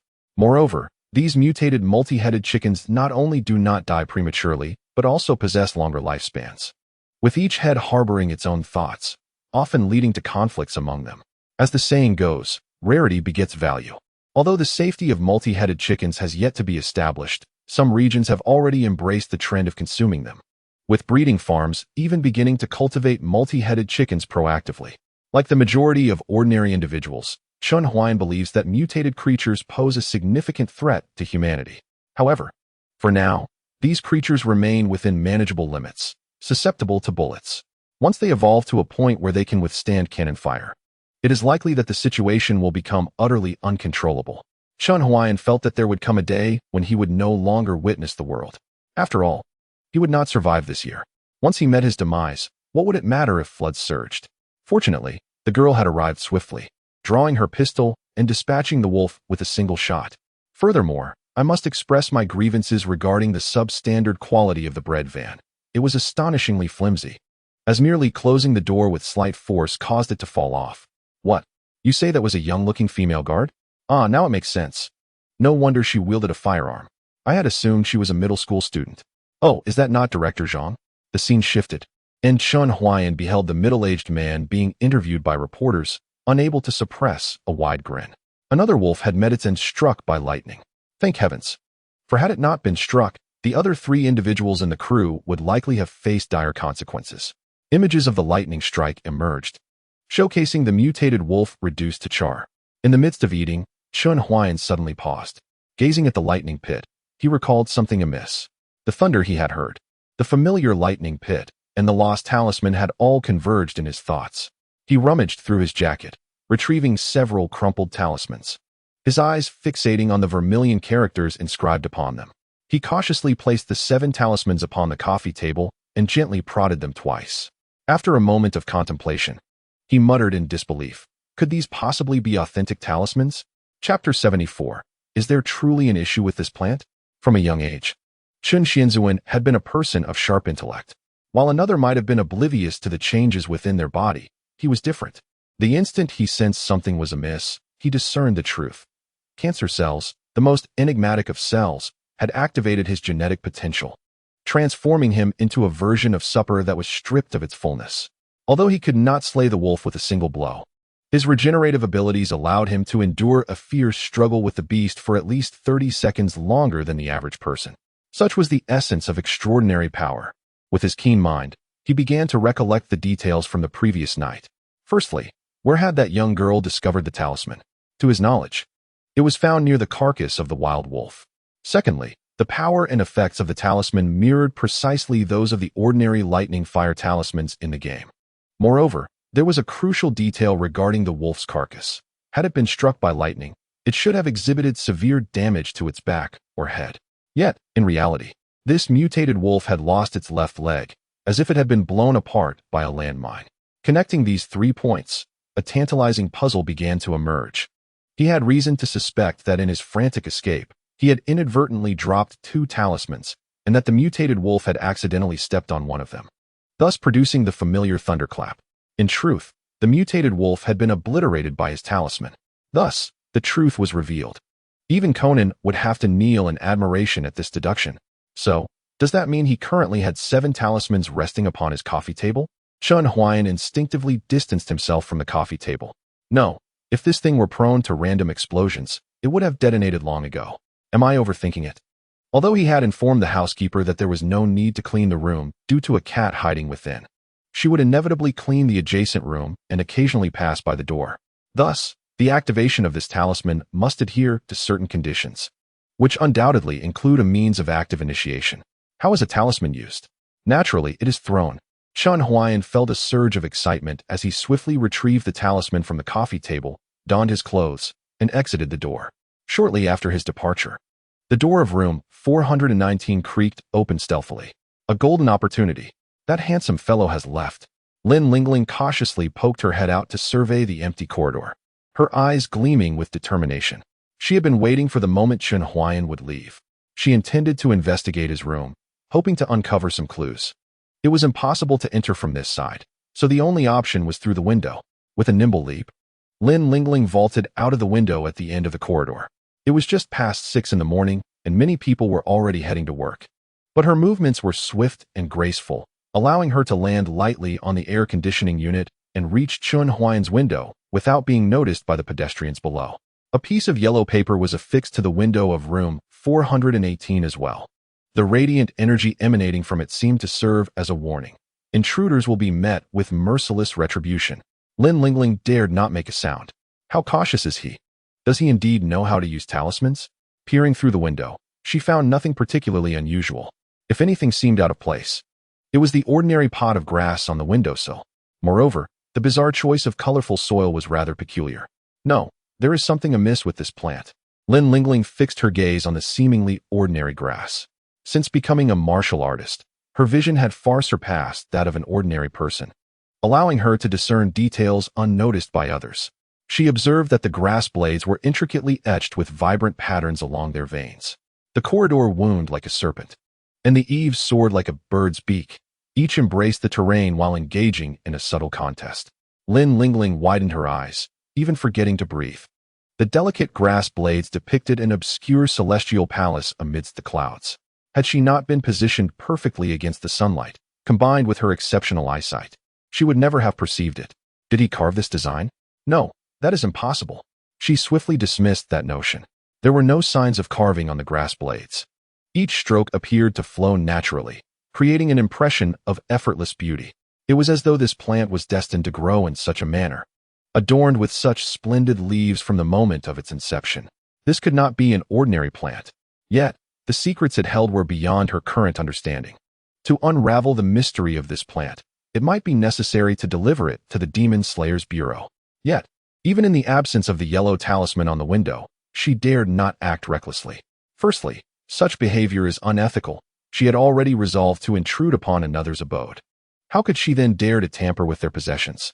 Moreover, should this handsome figure truly be a formidable individual, her mere curiosity might lead to her being left crippled and humiliated. However, should she abscond with anything of his, it was likely that he would reduce her to ashes without a second thought. She had not yet exhausted her life, nor had she fully glimpsed the vastness of this world. A premonition stirred within her, whispering that one day she would soar through the skies upon a flying sword. Thus, while she could afford to be injured, her life was not something to be trifled with. If entry was impossible, she would seek another opportunity in the future. Lin Lingling was apprehensive of Chun Huayan returning to find her, and she prepared to withdraw. Just then, a suppressed growl, brimming with murderous intent, echoed through the air. Lin Lingling's back chilled, as though she had plunged into an icy abyss. Her neck seemed to be compelled to turn, revealing that a black cat had ascended to the window ledge, its golden eyes fixed upon her with an intensity akin to scrutinizing a mere rat. Was that menacing growl emitted by this feline? It resonated like steel grating against shards of glass, sharp, ferocious, and intent on destruction. The black cat approached with elegant strides, exuding an aura of regality, sunlight casting its shadow upon the wall, creating a grotesque, twisted silhouette. Demon. Upon witnessing that shadow, Lin Lingling's pupils constricted. She could not discern the rank of such a demon, but the sheer pressure of its presence rendered her immobile. Thus, this person cohabitated with such a creature? How could they coexist harmoniously? Before she could ponder further, the black cat suddenly raised a paw and struck down with a resounding thud. A wave of black ripples emanated outward, striking Lin Lingling like a whip. Although she regained control of her body, it was too late. A tremendous force surged within her, causing her insides to churn violently, and she slipped from the window ledge, plunging down. Baji approached the window, maintaining a cautious distance from the yellow talisman, casting a glance at the girl who lay unconscious on the rain canopy below. Truly reckless, daring to covet the esteemed one spirit plant? It mused. Alas, this king cannot lay a paw on her, otherwise she would undoubtedly meet her demise today. Baji was displeased but had no choice but to relent. Casting a wary glance at the talisman atop the flower pot, which flickered ominously with lightning, it hurriedly descended from the window ledge to curl up on the sofa, content to play the role of an innocuous cat. For in the eyes of this enlightened master, it was merely a cat. Should it ever reveal its true nature, it would meet a most tragic end. Meanwhile, Chun Huayan had arrived at a corner of the plaza. He did not venture to the place where the elder had practiced his martial arts. First, he needed to ascertain whether the talisman could indeed be utilized. Chapter 75. Could it be that the posture is incorrect? As Chun Huayan gazed upon the verdant lawn, he found himself ensnared in contemplation. Although he considered himself relatively affluent, he surmised that the funds at his disposal would scarcely suffice to cover the damages should he create a crater in the square. Was there anything he could obliterate without incurring a penalty? After much deliberation, he made his way to a nearby landfill. At that moment, the refuse had nearly filled the site, and the garbage truck had yet to arrive. Since it was all mere refuse, detonating a hole there should pose no issue. Thus, the moment had arrived. Chun Huayan's eyes narrowed as he inhaled deeply, his right hand delving into his bag to retrieve a Thunderfire talisman. Pinched securely between his index and ring fingers, before he abruptly drew it forth. The talisman soared half a meter before crashing to the ground. Wait, the talisman must be accompanied by an incantation, he realized, retrieving the talisman and exclaiming with fervor, "Waiya?" Urgent as the law commands. The talisman ascended once more, only to plummet again. Was the incantation incorrect? Furrowing his brow, he shouted again, "Concentrate. Go. Depart." With each incantation, the Thunderfire talisman repeatedly succumbed to the earth. Chun Huayan fell into deeper thought. No, in the game, he had never uttered any incantation. Thus, the issue must lie not with the words, but rather with his posture. What stance should a celestial being adopt when casting a talisman? He struck various poses, mimicking the motion of spinning a shot put, running to throw a javelin, and even tossing cards with one hand while leaning on his forehead, yet none proved effective. Ah, how naive I have been, he mused, raising his gaze to the heavens, his eyes forming a melancholic angle of 45 degrees with the horizon as he chuckled at himself. What talismans are there? What realm of cultivation exists? Merely a dying cancer patient's idle fantasy. A stray dog trotted past his feet, sniffing at his shoes before its expression abruptly shifted, and it scampered away as though it had seen a ghost. Chun Huayan paused, a sudden spark of inspiration igniting in his mind. The talisman had originally activated upon contact with a living creature. Thus, simply tossing it was erroneous. He required a specific target. What could he use as a target to experiment with? Instinctively, the figure of Ba Ji emerged in his mind. In the room, Ba Ji, nestled on the sofa, suddenly shivered, feeling a chilling presence wash over him. Yet upon surveying his surroundings, he could discern no source of this ominous energy. No, Ba Ji is far too adorable, and I cannot subject a small creature to cruelty. Chun Huayan shook his head, the menacing aura encircling Ba Ji dissipating in tandem. Perhaps he would purchase a fish at the market on his way back. This was the only viable target Chun Huayan could envision, justifying it as a meal he had intended to procure regardless. Moreover, to properly prepare a fish, one must scale and gut it. However, if one employs a talisman, the process can be expedited, resulting in the fish being carbonized in an instant. This way, Chun does not truly engage in cruelty towards living beings. With a clear mind, Chun Huayan cheerfully made his way to the old master's training ground, where he indeed found the elderly gentleman present. Ah, young man, where were you yesterday? I thought you were merely a fleeting enthusiasm, remarked old Li, his aging eyes suddenly brightening upon seeing Chun Huayan. He had felt quite disheartened the previous day when Chun did not show up. Haha, how could that be, old Li? I had matters to attend to yesterday. Chun Huayan responded, setting up his phone with a selfie stick. The moment he opened the game, he nearly suffered a nosebleed. There before him was Li Qingran, already donned in the newly purchased nightgown, perfectly fitting. She sat gracefully upon the bed, her face flushed like spilled vermilion, her neck adorned with a similar hue. Strands of hair cascaded naturally, partially concealing her earlobes, resembling red jade nestled within black silk, puffing her cheeks to blow her bangs. She revealed a smooth forehead and a slender neck supporting her oval face, her enchanting eyes imbued with emotion, occasionally glancing toward the ceiling as if anticipating something. As she tilted her head, her exquisite collarbone came into full view, resembling pavilions amid mountainous peaks, upheld by resplendent white jade. The valley was serene yet devoid of spring-esque colors, where a piece of emerald green lay horizontally, intertwined with a crimson ribbon, akin to a string of winter-sweet petals in the snow. Her waist was slender, delicate enough to be encompassed by a single hand. In the dim candlelight, as her tiny feet swayed gently, her waist followed suit, reminiscent of a breeze carrying the night's essence. Yet, upon glancing at her petite feet, Chun Huayan was startled. What are you staring at? He thought to himself, as darkness enveloped the scene. Instinctively, he shielded the screen and chuckled awkwardly. Nothing at all. Just reviewing some materials for the graduate entrance exam. You are quite the understanding one. My grandson is of your age, always preoccupied with entrepreneurship, and has already lost 20 million, yet continues to pursue new ventures. Old Li lamented, shaking his head at the thought of his grandson's troubles. Excuse me, Old Li, what did you just say? Chun inquired. I mentioned my grandson's entrepreneurial endeavors. The part about losing 20 million? Yes, indeed. Chun Huayan's smile became laced with a hint of flattery. Old Li, the pressure of entrepreneurship is indeed immense. It seems rather cruel for your grandson to bear it all alone. Perhaps I could share the burden? Well, that might not be entirely impossible. Old Li waved his hand dismissively. But primarily, my grandson is dealing with loans. Then let us return to our training, Chun suggested, redirecting the conversation back to their martial practice. He forced himself not to glance at Li Qingran, but instead focused on the progress of the Qinglian sword manual. Upon inspection, he was utterly taken aback. The first 12 chapters of the sword manual had all reached an initial understanding of 99, and with a bit more practice, he could achieve a minor mastery. Moreover, the first two forms, long wind breaking the waves and sword light emerging from the sheath, had been unlocked for cultivation. What in the world has transpired? Chun Huayan was left in a state of bewilderment. He could not recall having practiced these techniques. Why does everyone seem to be striving for excellence? Could it be that he practices in his dreams at night? Young man, it appears you harbor a keen interest in swordplay. As Chun Huayan pondered over the reasons, a voice filled with a mix of pride and a hint of vanity emerged from beside him. The other day, I returned home and reflected on it. That initial stance you executed was indeed a sword technique. So I took the liberty of revisiting the Tai Chi sword I learned in the past. Would you be interested in learning from this old man? Chun Huayan narrowed his eyes. Are you saying, old man, that your swordsmanship is quite impressive?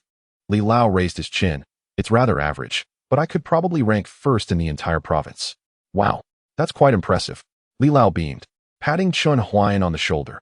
I assure you, after just one demonstration of my sword technique, you'll be eager to call me your master. Chapter 76. What? Sword Chi? Upon hearing Li Lao boast so grandly, Chun Huayan felt a surge of anticipation. Young lad, just watch. My swordplay is exceptionally graceful. With that, Li Lao struck a pose, transitioning from slow to fast, and then back to slow as he performed the Tai Chi sword technique. True to his reputation, his swordplay was remarkable. Given Chun Huayan's refined taste and knowledge, he could only acknowledge its elegance. Li Lao's technique indeed exuded a certain ethereal quality, showcasing profound skill, seamless flow, and an absence of hesitation. It even seemed effective for combat. Yet, there lingered a sense that it leaned more towards performance. Unable to articulate precisely, Chun Huayan felt that some movements were superfluous. Perhaps removing or altering them would yield better results. However, he was no master himself and dared not critique. Well, how was that? Sufficiently sword-like. Li Lao stroked his beard, sheathing his sword, his expression radiating pride, eagerly awaiting Chun Huayan's extensive praise of up to 3,000 words. Indeed, quite sword-like. Chun Huayan gave a thumbs up. Li Lao, dissatisfied, responded, What? Do you think my swordplay lacks something? Not at all. Chun Huayan realized Li Lao had misunderstood. Yet he struggled to explain, merely scratching his head and saying, Li Lao, I feel I've had a bit of an epiphany lately. Would you mind taking a look? Of course, but I won't hold back if I find any flaws. All right, I'll borrow your sword for a moment. Chun Huayan accepted the sword from Li Lao, centering himself, his eyes gently closing, stabilizing his stance, and assuming the posture from the first chapter of the Qinglian sword classic, titled Crane Standing. As he executed the move, Li Lao's initially critical gaze widened in astonishment. In just one day, this young man seemed to have transformed entirely. Not only was he physically capable, but what was once an awkward novice now flowed effortlessly, with every movement harmoniously coordinated, and most crucially, he had grasped the essence, spirit. The reason modern martial arts often face ridicule is primarily due to their superficiality, which mimics the form of martial arts yet lacks the essential spirit. True martial arts embody both form and spirit is far more significant than form. Why did ancient soldiers tirelessly practice the thrusting motion? The pursuit of breakthroughs in understanding is achieved through countless repetitions. How does one exert force to strike with greater intensity? From what angle can one pierce armor with ease? When faced with obstacles, how does one extricate themselves from all hindrances? The moment one transcends contemplation and experiences instantaneous reaction marks the emergence of the divine. It is upon this foundation that further breakthroughs can be attained. In the throes of battle, continued insights can be realized. A mere novice, through the mastery of a single divine technique, can ascend to the ranks of centurion and thousand-man commander. A seasoned warrior, however, is one who has mastered a plethora of divine skills. As Chun Huayan pondered, he had just completed the first 12 chapters of the sword manual. Initially, his movements were fixed, but gradually they coalesced into flowing sword techniques, executing thrusts and sweeping strokes with grace, each motion unencumbered and fluid. In a moment of reverie, Old Li seemed to perceive in Chun Huayan a white-clad swordsman dancing with a sword in one hand and a flask in the other, exuberant and free-spirited, akin to a soaring dragon. How could this be? Old Li was taken aback. This lad was no novice. He was, in fact, a master. No, even the masters he had encountered could not embody the divine in such a multitude of movements. Many masters merely infused a few techniques with the divine and became renowned. Yet, what was the origin of this young man? Suddenly, the ethereal figure in his line of sight came to an abrupt halt. Chun Huayan stood tall, eyes closed, sheathing his sword, his left hand resting on the scabbard and his right hand poised on the hilt. A breeze stirred, carrying a hint of sharpness. A meteor-like white feather was tucked at his waist, and the sword flowered forth like an autumn lotus. With that, the sword was drawn. Clang! Old Li could barely discern Chun Huayan's sword. All he saw was a flash of brilliant light arcing beneath the sun. That arc shattered into fragments, resembling a blooming autumn lotus. Accompanied by the hissing song of the sword, the petals of the lotus disintegrated and fell away. Chun Huayan, with a resounding clang, returned the sword to its sheath. Old Li stared blankly at Chun Huayan. A lump lodged in his throat, rendering him speechless, his mind buzzing. Was this truly a sword technique that a young man could produce? Was that autumn lotus merely a manifestation of the sword flower? How much strength, how much speed must one possess? How many years of discipline were embedded within that technique? Feeling disheartened, Chun Huayan gazed at the old poplar tree and sighed. His initial aim had been to chop down a branch of the tree. Although old Li's sword was not sharpened, he thought that even a child wielding such a heavy sword could manage it with proper aim. Yet, the branch continued to sway in the wind. Perhaps it was best to be satisfied with whatever semblance of skill he had gleaned from the game. Chun Huayan had come to understand the underlying principles. The gaming headset he had worn previously had employed neural mapping technology to imprint the sword techniques in his mind. Thus, he was able to execute them so smoothly today. Checking the time, he noted it was nearly 9 o'clock. He hadn't felt it, but it seemed he had practiced for quite a while. Li Lao. The hour grows late, and I must make a trip to the market. I shall take my leave now. He thrust the sword into the still-dazed Li Lao's hand, assisting him in prying open his fingers to secure the scabbard before swiftly turning to depart. Chun Huayan walked for quite some time before Li Lao regained his senses. He remained silent, his expression grave as he leaned closer to the poplar tree. His gaze did not wander to the branches, but rather scrutinized the trunk, meticulously searching with his fingers. Soon, he discovered a profound sword mark upon the robust trunk, its width akin to a single strand of hair. Had he not felt it with his fingers, it would have been nearly imperceptible to the naked eye. Li Lao inhaled deeply, his facial muscles twitching, disbelief evident in his eyes. He circled to the opposite side of the poplar and found another fine mark in a corresponding position. Could it be that this was indeed a manifestation of sword energy? Trembling, Li Lao retrieved his phone and dialed a number. A coarse, gravelly voice answered on the other end. Hello, Li Lao. It has been a while since we last spoke. Have you forgotten your old friend? Old Peng. I have something to discuss. Prepare yourself mentally. Li Lao paid little heed to the teasing tone in the other's words. I've encountered a young man capable of wielding sword energy. What? The voice on the other end rose an octave. Are you certain? Absolutely. Li Lao, still exploring the sword marks on the poplar, spoke with a slight tremor in his voice. Right before my eyes, I swear, in a flash. He cleaved right through the trunk. Old Li, stay put. Don't move. I'm coming from the exorcism department right away. Meanwhile, in a narrow alley beneath a hotel, Lin Lingling limped out, her face maintaining an expressionless calm, yet the occasional twitch of her features betrayed the pain she endured. That monster was certainly no ordinary foe. Its aura alone had been enough to immobilize her. Even without direct contact, it could send her flying. Lin Lingling had never encountered a creature so formidable. At least among those she had heard of, none compared. Damn it, her ribs must be broken in at least 3 places. This situation is beyond my capabilities as a mere white-level practitioner. I must report to the exorcism department. She hailed a taxi at the roadside, enduring her excruciating pain as she boarded. Chapter 77. Is Chun Huayan a ticking time bomb? Amit Ba, boundless blessings upon you. I know you have already embraced your demonic form. To prevent you from wreaking havoc upon the world henceforth, I shall act as Heaven's instrument today. Chun Huayan bowed 3 times to the still-living 10-pound big blue fish upon the cutting board before producing a Thunderfire talisman bound with a clothesline. This was to ensure that the talisman would not shatter his arm upon activation. Forgive me. As the words left his lips, Chun Huayan pressed down on the clothesline, his eyes shining with intensity as he silently chanted, swiftly as the law commands. With a splash, the big blue fish flopped on the cutting board, its eyes bulging wide. Yet, nothing happened. Chun Huayan remained silent, his gaze fixed at a 45-degree angle towards the ceiling, his eyes filled with desolation. He knew all too well that the pursuit of immortality was but a fleeting illusion. Becoming a formidable talent in the realm of tumors was the only viable path. At the dining table, Ba Ji stared in bewilderment at Chun Huayan's peculiar behavior, his mind swirling with questions. What is this esteemed figure up to?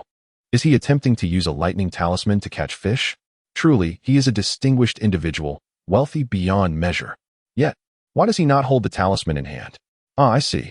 Chun Huayan slapped his forehead and declared resolutely, the lightning fire talisman must indeed be held to activate its power. With that realization, he boldly seized the talisman and pressed it against the body of the large blue fish. The fish thrashed violently for a moment, but nothing transpired. Chun Huayan, Ba Ji, the latter was perplexed. If this esteemed figure intended to catch the fish, why did he not infuse the talisman with spiritual energy? Did he not realize that activating the talisman required such energy? This type of talisman has its distinct characteristics. It either activates automatically upon detecting malevolent energy, or the creator must infuse it with spiritual power to trigger it. Could it be that this esteemed figure was unaware? No, that is impossible. This must be a trap. Ba Ji looked at Chun Huayan's back, as if envisioning the sinister smile that adorned his face. He must be feigning ignorance to lure me into revealing myself. Once my identity is exposed, I shall be slain. I do not wish to meet my demise. Ba Ji retreated step by step into the shadowy corner, overwhelmed by despair. When would this life of constant anxiety come to an end? Only spiritual energy could provide him with solace. He had endeavored to adopt the characteristics of a cat, yet the nuances required to fully embody a proper feline were far too numerous. One could never be certain when his true nature might be unveiled. For instance, just moments ago. It seems that even extraordinary beings are merely extraordinary beings. Chun Huayan shook his head, finding a basin for the large blue fish, filling it with water, and placing it atop the windowsill. The basin was a tad small, with half of the fish's tail still protruding outside. However, given the circumstances, it would have to suffice. It was a miracle that the fish had not perished. Ba Ji, such a sizable fish, and you show no interest? He turned in surprise to the little black cat. Ever since its injuries had healed, the cat had been acting rather oddly, fitting the hereditary traits of a dairy cow cat. Ba Ji paused for a moment, then scurried to the windowsill, licking the tail of the large blue fish while glancing at Chun Huayan's expression. Chun Huayan, this cat seems a bit eccentric. He chuckled softly, shaking his head as he chose to disregard the large fish and Ba Ji. Unbeknownst to him, the spiritual energy from the nine-turned spirit orchid was gradually permeating the entire room, seeping into his skin, nourishing the growth of cancer cells while also sustaining his healthy cells and bones. He remained oblivious to Ba Ji actively absorbing the spiritual energy. Nor did he notice the once lethargic blue fish near the flower pot gradually calming down, no longer floating upside down. Change occurs subtly and imperceptibly. Chun Huayan merely opened the electronic girlfriend game. He could now teach Li Qingran the art of swordsmanship. Old Li, where is that young man you mentioned? Under the shade of a poplar tree, a middle-aged man with a full beard was scanning the surroundings. He said he was going to the market by now. He has likely returned home with the groceries. The bearded man, upon hearing this, grew anxious. Why aren't you keeping an eye on him? Old Li rolled his eyes in response. You asked me to stay put. How am I to watch him? Do you expect me to clone myself? The bearded man opened his mouth and sighed. Fine, let us first examine the sword marks. Old Li led the bearded man, and together they circled the ancient poplar tree multiple times. After a while, they stood still beneath the tree, silently gazing at its trunk, seemingly digesting the vast information before them. Eventually, Old Li broke the silence, asking, What do you think? It's difficult to say, the bearded man replied gravely. Difficult to say? Yes, I'm merely at the master level. What can I possibly assert? Are you implying that this young man's sword strike has surpassed the soldier level? The bearded man fell silent, and Old Li, observing the bearded man's troubled expression, too remained quiet. The master level? I dare not even contemplate it. Just achieving the soldier level is already astonishing. Old Li, do you remember last year when Wang Laohu poached someone from our province? A flicker of nostalgia crossed the bearded man's eyes as he leaned against the tree trunk. That lad was originally a video blogger, dabbling in ancient sword techniques for fun. Who would have thought that with the resurgence of spiritual energy, he would suddenly master those sword techniques overnight? When he went for the testing at the Demon Slayer department, he was directly classified as a first-class master. This year, it is said he has already reached the soldier level, handling numerous challenging cases and gaining immense popularity. Yet, even so, he can barely manifest the sword energy, and its power is indescribable. It pales in comparison to wielding the sword himself. I know that ingrate, Old Li scoffed, clenching his fist in indignation. This incident was etched in his memory forever. Wu hating, I once aided that young man in achieving enlightenment in swordsmanship, only for him to be lured away by the neighboring province's demon slayer department, seduced by money.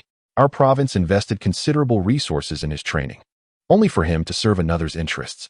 Consequently, our own demon slayer department has faced dire straits these past 2 years, lacking strong warriors, underperforming in results, and dealing with inefficiencies in handling incidents. At times, we even had to request reinforcements from other departments. The shame is secondary. The primary concern is the heart-wrenching loss of lives caused by the demons. Had we possessed a warrior above the soldier level, we would not be in such a dire predicament. Thus, Old Li, you must assist us in securing this young man for the Demon Slayer department. The bearded man grasped Old Li's hand earnestly. Last month, several promising young lives were lost, and currently, there are fewer than 20 demon slayers capable of undertaking missions. I cannot guarantee that. Old Li wearily waved his hand, shaking his head with a sigh. I understand your urgency and predicament, but this matter cannot be rushed. Firstly, I am unaware of his residence. Secondly, my acquaintance with him has been brief, leaving me ignorant of his character and nature. This young man has indeed mastered the art of sword energy, and together, we are no match for him. Have you forgotten the uncontrollable individual from 31 years ago? The carnage he unleashed was unfathomable, and he remains at large. It is precisely because we lack the strength to bear the risk and have overestimated his humanity and desires. The bearded man fell silent once more. Indeed, given the current capabilities of the Bureau for slaying demons, should an unexpected event occur, they would be utterly incapable of managing a resurrected being wielding sword energy. Though bullets and artillery still pose a threat to resurrected beings, those of master rank and above have developed preemptive responses to danger, significantly increasing their chances of evading gunfire. For soldier-level resurrected beings, as long as they are not caught in a hail of bullets, they can nearly evade lethal harm by utilizing cover. As for those of higher ranks, they can deflect bullets with cold weapons. I understand now. The bearded man inhaled deeply. I was too eager for results. Li Lao, in that case, continue to maintain contact with the young man, and it would be prudent to devise a way to test his character. Once we ascertain his reliability, we can disclose some information about the Bureau for slaying demons to gauge his reaction. Certainly, Li Lao nodded in agreement. He believed that since Chuan Huayan had shown interest in swordsmanship and ancient martial arts, he would likely return here one morning, providing them another opportunity to meet. At that time, he could inquire about the young man's address, facilitating future encounters. Once the matters were settled, the bearded man hailed a taxi back to the Bureau for slaying demons. Hardly had he settled into the seat when his phone vibrated. Glancing at the caller ID, he hastily answered. There's been an incident. The voice on the other end was filled with urgency. A civilian demon slayer has reported a suspected Class A demon appearing in Tianfu City, and there are 2 of them. 2 Class S. Understood. I am on my way. The bearded man's expression shifted, his fists clenched. I will return immediately. After ending the call, he gazed out at the towering buildings. Worry creased his brow. The streets bustled with vehicles, and the throngs of people hurried to their jobs, oblivious to the chaos that was gradually enveloping the world. Neon lights flickered as malevolent spirits roamed, and many regions in Europe had become playgrounds for vampires and werewolves. At times, he reminisced about the days of being a mere wage slave. Although life was monotonous, at least he didn't have to worry about an untimely demise. Yet, the unpredictable nature of fate loomed large. Recently, the emergence of monsters had become increasingly frequent. Chapter 78. Damn it, is this Lingxi Valley? Maple Rain and Clear Leaves 1. Qingran, my dear, I have begun to grasp a bit of the Qinglian sword classic. I shall now guide you to become an unparalleled sword immortal. Qingran, you have been my disciple for some time. It is now time for me to impart some self-defense techniques to you. As Li Qingran was about to sit in meditation to cultivate, the voice of her master resonated through the void. Her master was finally going to teach her the techniques. Li Qingran's heart brimmed with joy. Indeed, master, your disciple shall diligently study and will never bring you shame. She sat obediently on the mat, her hands resting on her knees, chest lifted, yet oblivious to how her kneeling posture accentuated her slender waist and curvaceous form. The expectation and admiration sparkling in her eyes stirred Chun Huayan's heart profoundly. Such a small workshop, how terrifying. Chun Huayan mused for the first time. Why not impart all 36 chapters and 12 forms at once? Li Qingran clenched her hands on her knees, a hint of tension and urgency in her gaze, cautiously stating, Master, I assure you, I will study earnestly. I am not as foolish as you may think. Perhaps you could try to teach me everything all at once. Ahem, it's not that I deem you foolish. But this sword technique is formidable and requires a solid foundation. One cannot rush through it.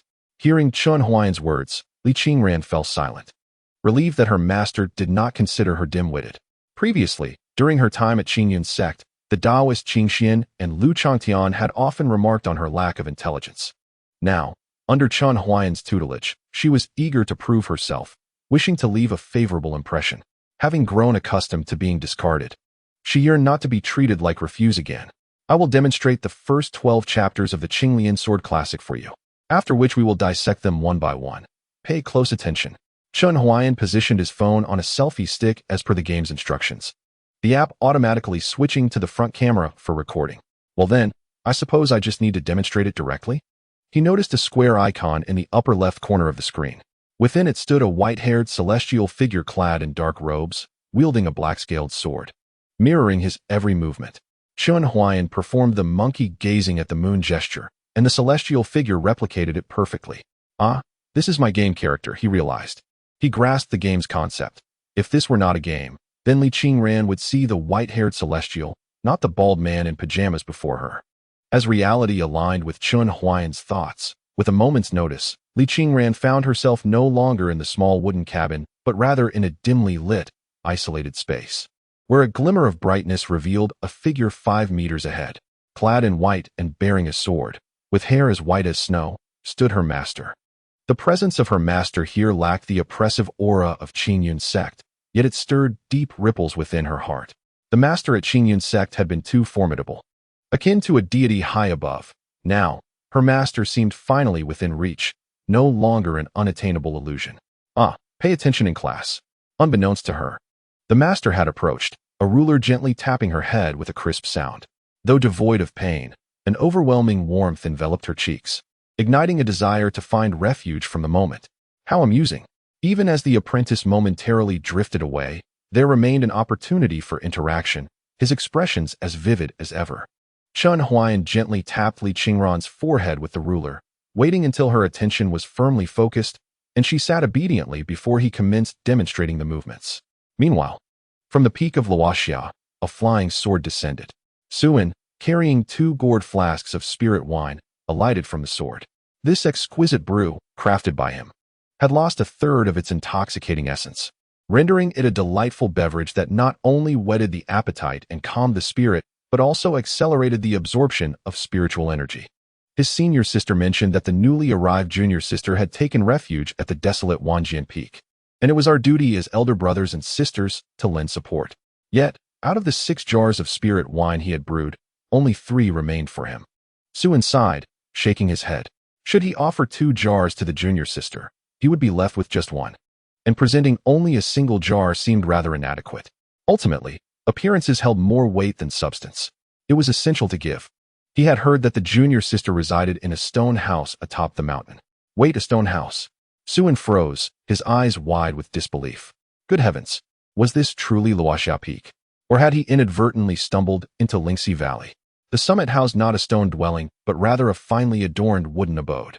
To make matters even more astonishing, 10 meticulously cultivated spirit fields surrounded the residence, with spiritual energy wafting from the soil, almost materializing into mist. The wooden house nestled among bamboo groves, while a stream meandered forth from within, gathering into a crystal-clear pool beside the house, where lotus flowers bloomed, and a few celestial cranes frolicked in the water. The serene pool mirrored the bamboo stalks, while lotus blossoms adorned the corridors. Gazing upon the enchanting scenery before the entrance, Suin couldn't help but shake his head in disbelief, reflecting on how this was indeed the essence of a celestial abode. In contrast, his own dwelling resembled a mere doghouse. Yet, a question arose. How had this junior sister transformed the mountaintop into such a splendid haven in merely half a day? And what of the 10 spirit fields? Could there be some sort of magical artifact at play? Casting a glance at the 2 wine flasks in his hand, Suin suddenly felt hesitant to present them. He was not particularly skilled in social interactions, and the sight before him rendered him even more self-conscious. Perhaps it was best not to intrude. He paused on the stone steps before the wooden house, placing the flasks down and preparing to depart when he sensed a faint aura of Tao emanating from within the small abode. His expression shifted slightly as he murmured, "Could it be that this junior sister possesses such exceptional talent? Has she attained enlightenment within mere hours?" Surveying the surroundings, he noted the absence of any defensive measures around the wooden house. Enlightenment was a pivotal stage in one's cultivation and should not be disturbed. Thus, Suin decided to help the junior sister by setting up a concealment array. With a swift motion, he summoned a dark-hued flying sword, which circled the wooden house, inscribing symbols to complete the formation. Once the sword returned to its sheath, he scattered a handful of spirit stones at the array's center. Within the sword pavilion, he would be safe from any peril. The purpose of setting up a concealed formation is to signal to others that the individuals within do not wish to be disturbed, serving as an alternative reminder. After completing this task, Suin nodded in satisfaction, gazing at the quaint wooden cabin hidden within the formation, and remarked with a shake of his head, "How fascinating. In less than half a day, the new junior sister has cultivated 10 plots of spiritual land. I must share this with everyone later," encouraging them to come to the peak of Laoxiao Mountain for some excitement, thus upholding the traditions of the sword pavilion. He seemed to have recalled something amusing, bursting into hearty laughter before turning and soaring into the sky on his flying sword. Chapter 79. Surely, they do not intend to seize the house. Qingran, the essence of the Qinglian sword manual lies in the recitation of poetry, merging verse with the divine. Each word enhances the sword's power. Now I understand. I shall remember this, master. Li Qingran gazed intently at the figure clad in white, bearing a sword on their back. Increasingly convinced of one truth, her master must undoubtedly be an unparalleled sword sovereign. Thus, her master's identity was reaffirmed, undoubtedly as a venerable elder of the sword pavilion. Practitioners of the sword pavilion exude a certain sharpness, akin to a newly forged sword, brimming with vigor, or like a drawn sword, its brilliance laid bare, or a concealed sword, hidden yet potent. And there are those like the pavilion master, sturdy as a mountain. Yet, none possess a presence that can rival her masteress. That was a sword capable of splitting the heavens, possessing an unparalleled radiance. Such a keen sword requires a sheath that matches its brilliance. She aspired to become that very sheath. However, her current self fell woefully short. It took no less than 6 hours for Li Qingran to barely master the first 12 chapters of the Qinglian sword manual. She had never encountered such exquisite swordsmanship before. These seemingly simple foundational movements revealed their complexity only through seamless execution. Striving to perfect each motion drained much of her spiritual energy. The scarcity of spiritual energy and her physical exhaustion made her feel dizzy, longing to collapse onto her bed, to sleep beneath her master's warm yet authoritative gaze. "Wait, master." Li Qingran suddenly bit her tongue. She couldn't succumb to sleep. She must persevere. Her master was teaching her sword techniques. How could she afford to be muddled?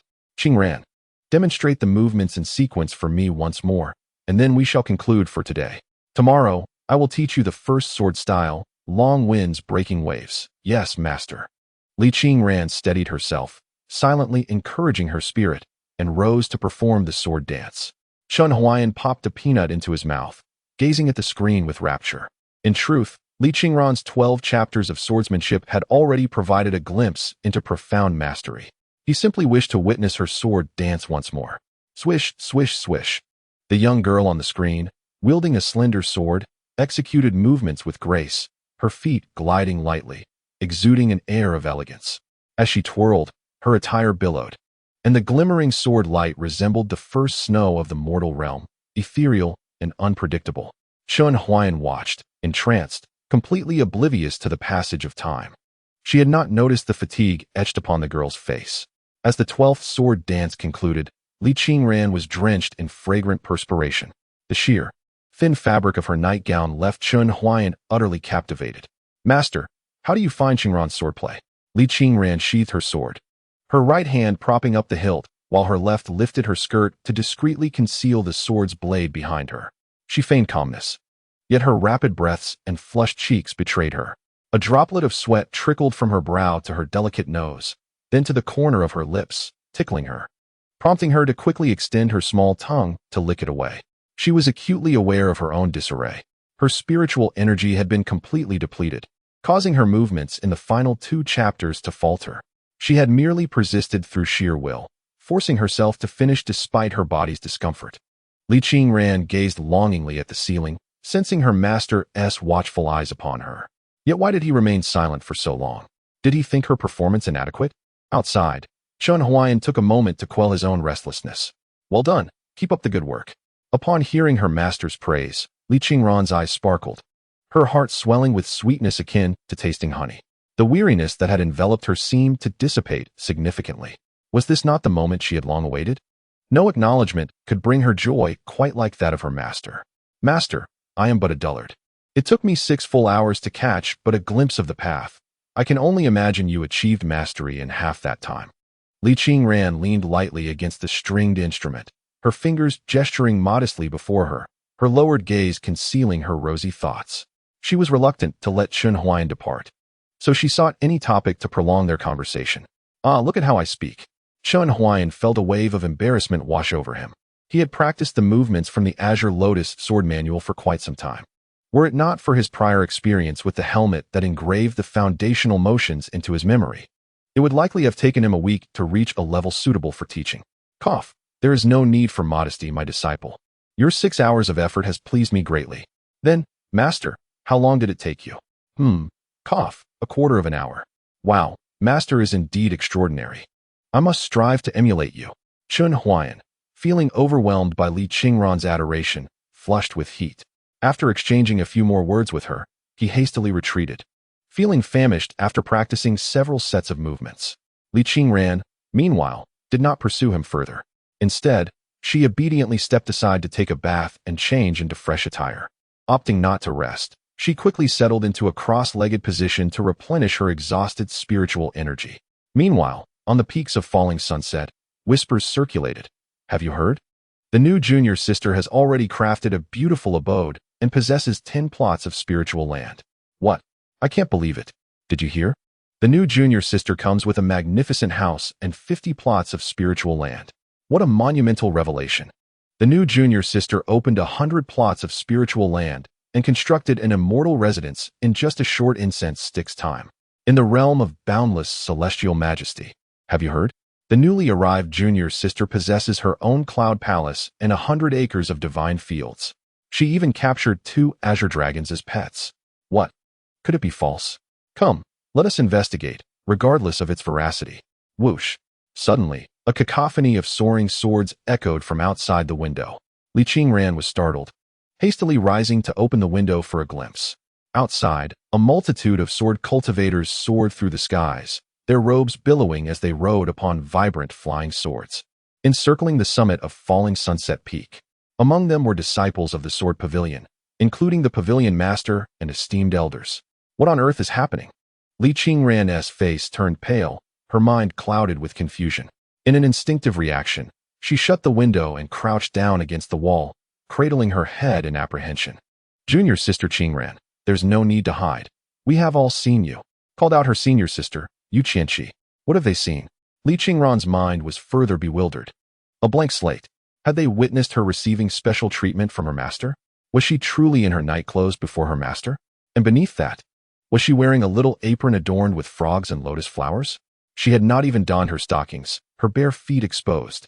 Oh, master, this is mortifying. No matter how much you hide, you cannot reclaim your house and spirit fields. Come out. Oh, Li Qingran breathed a slight sigh of relief. Yet, her heart surged with anxiety anew. What could these individuals be doing outside?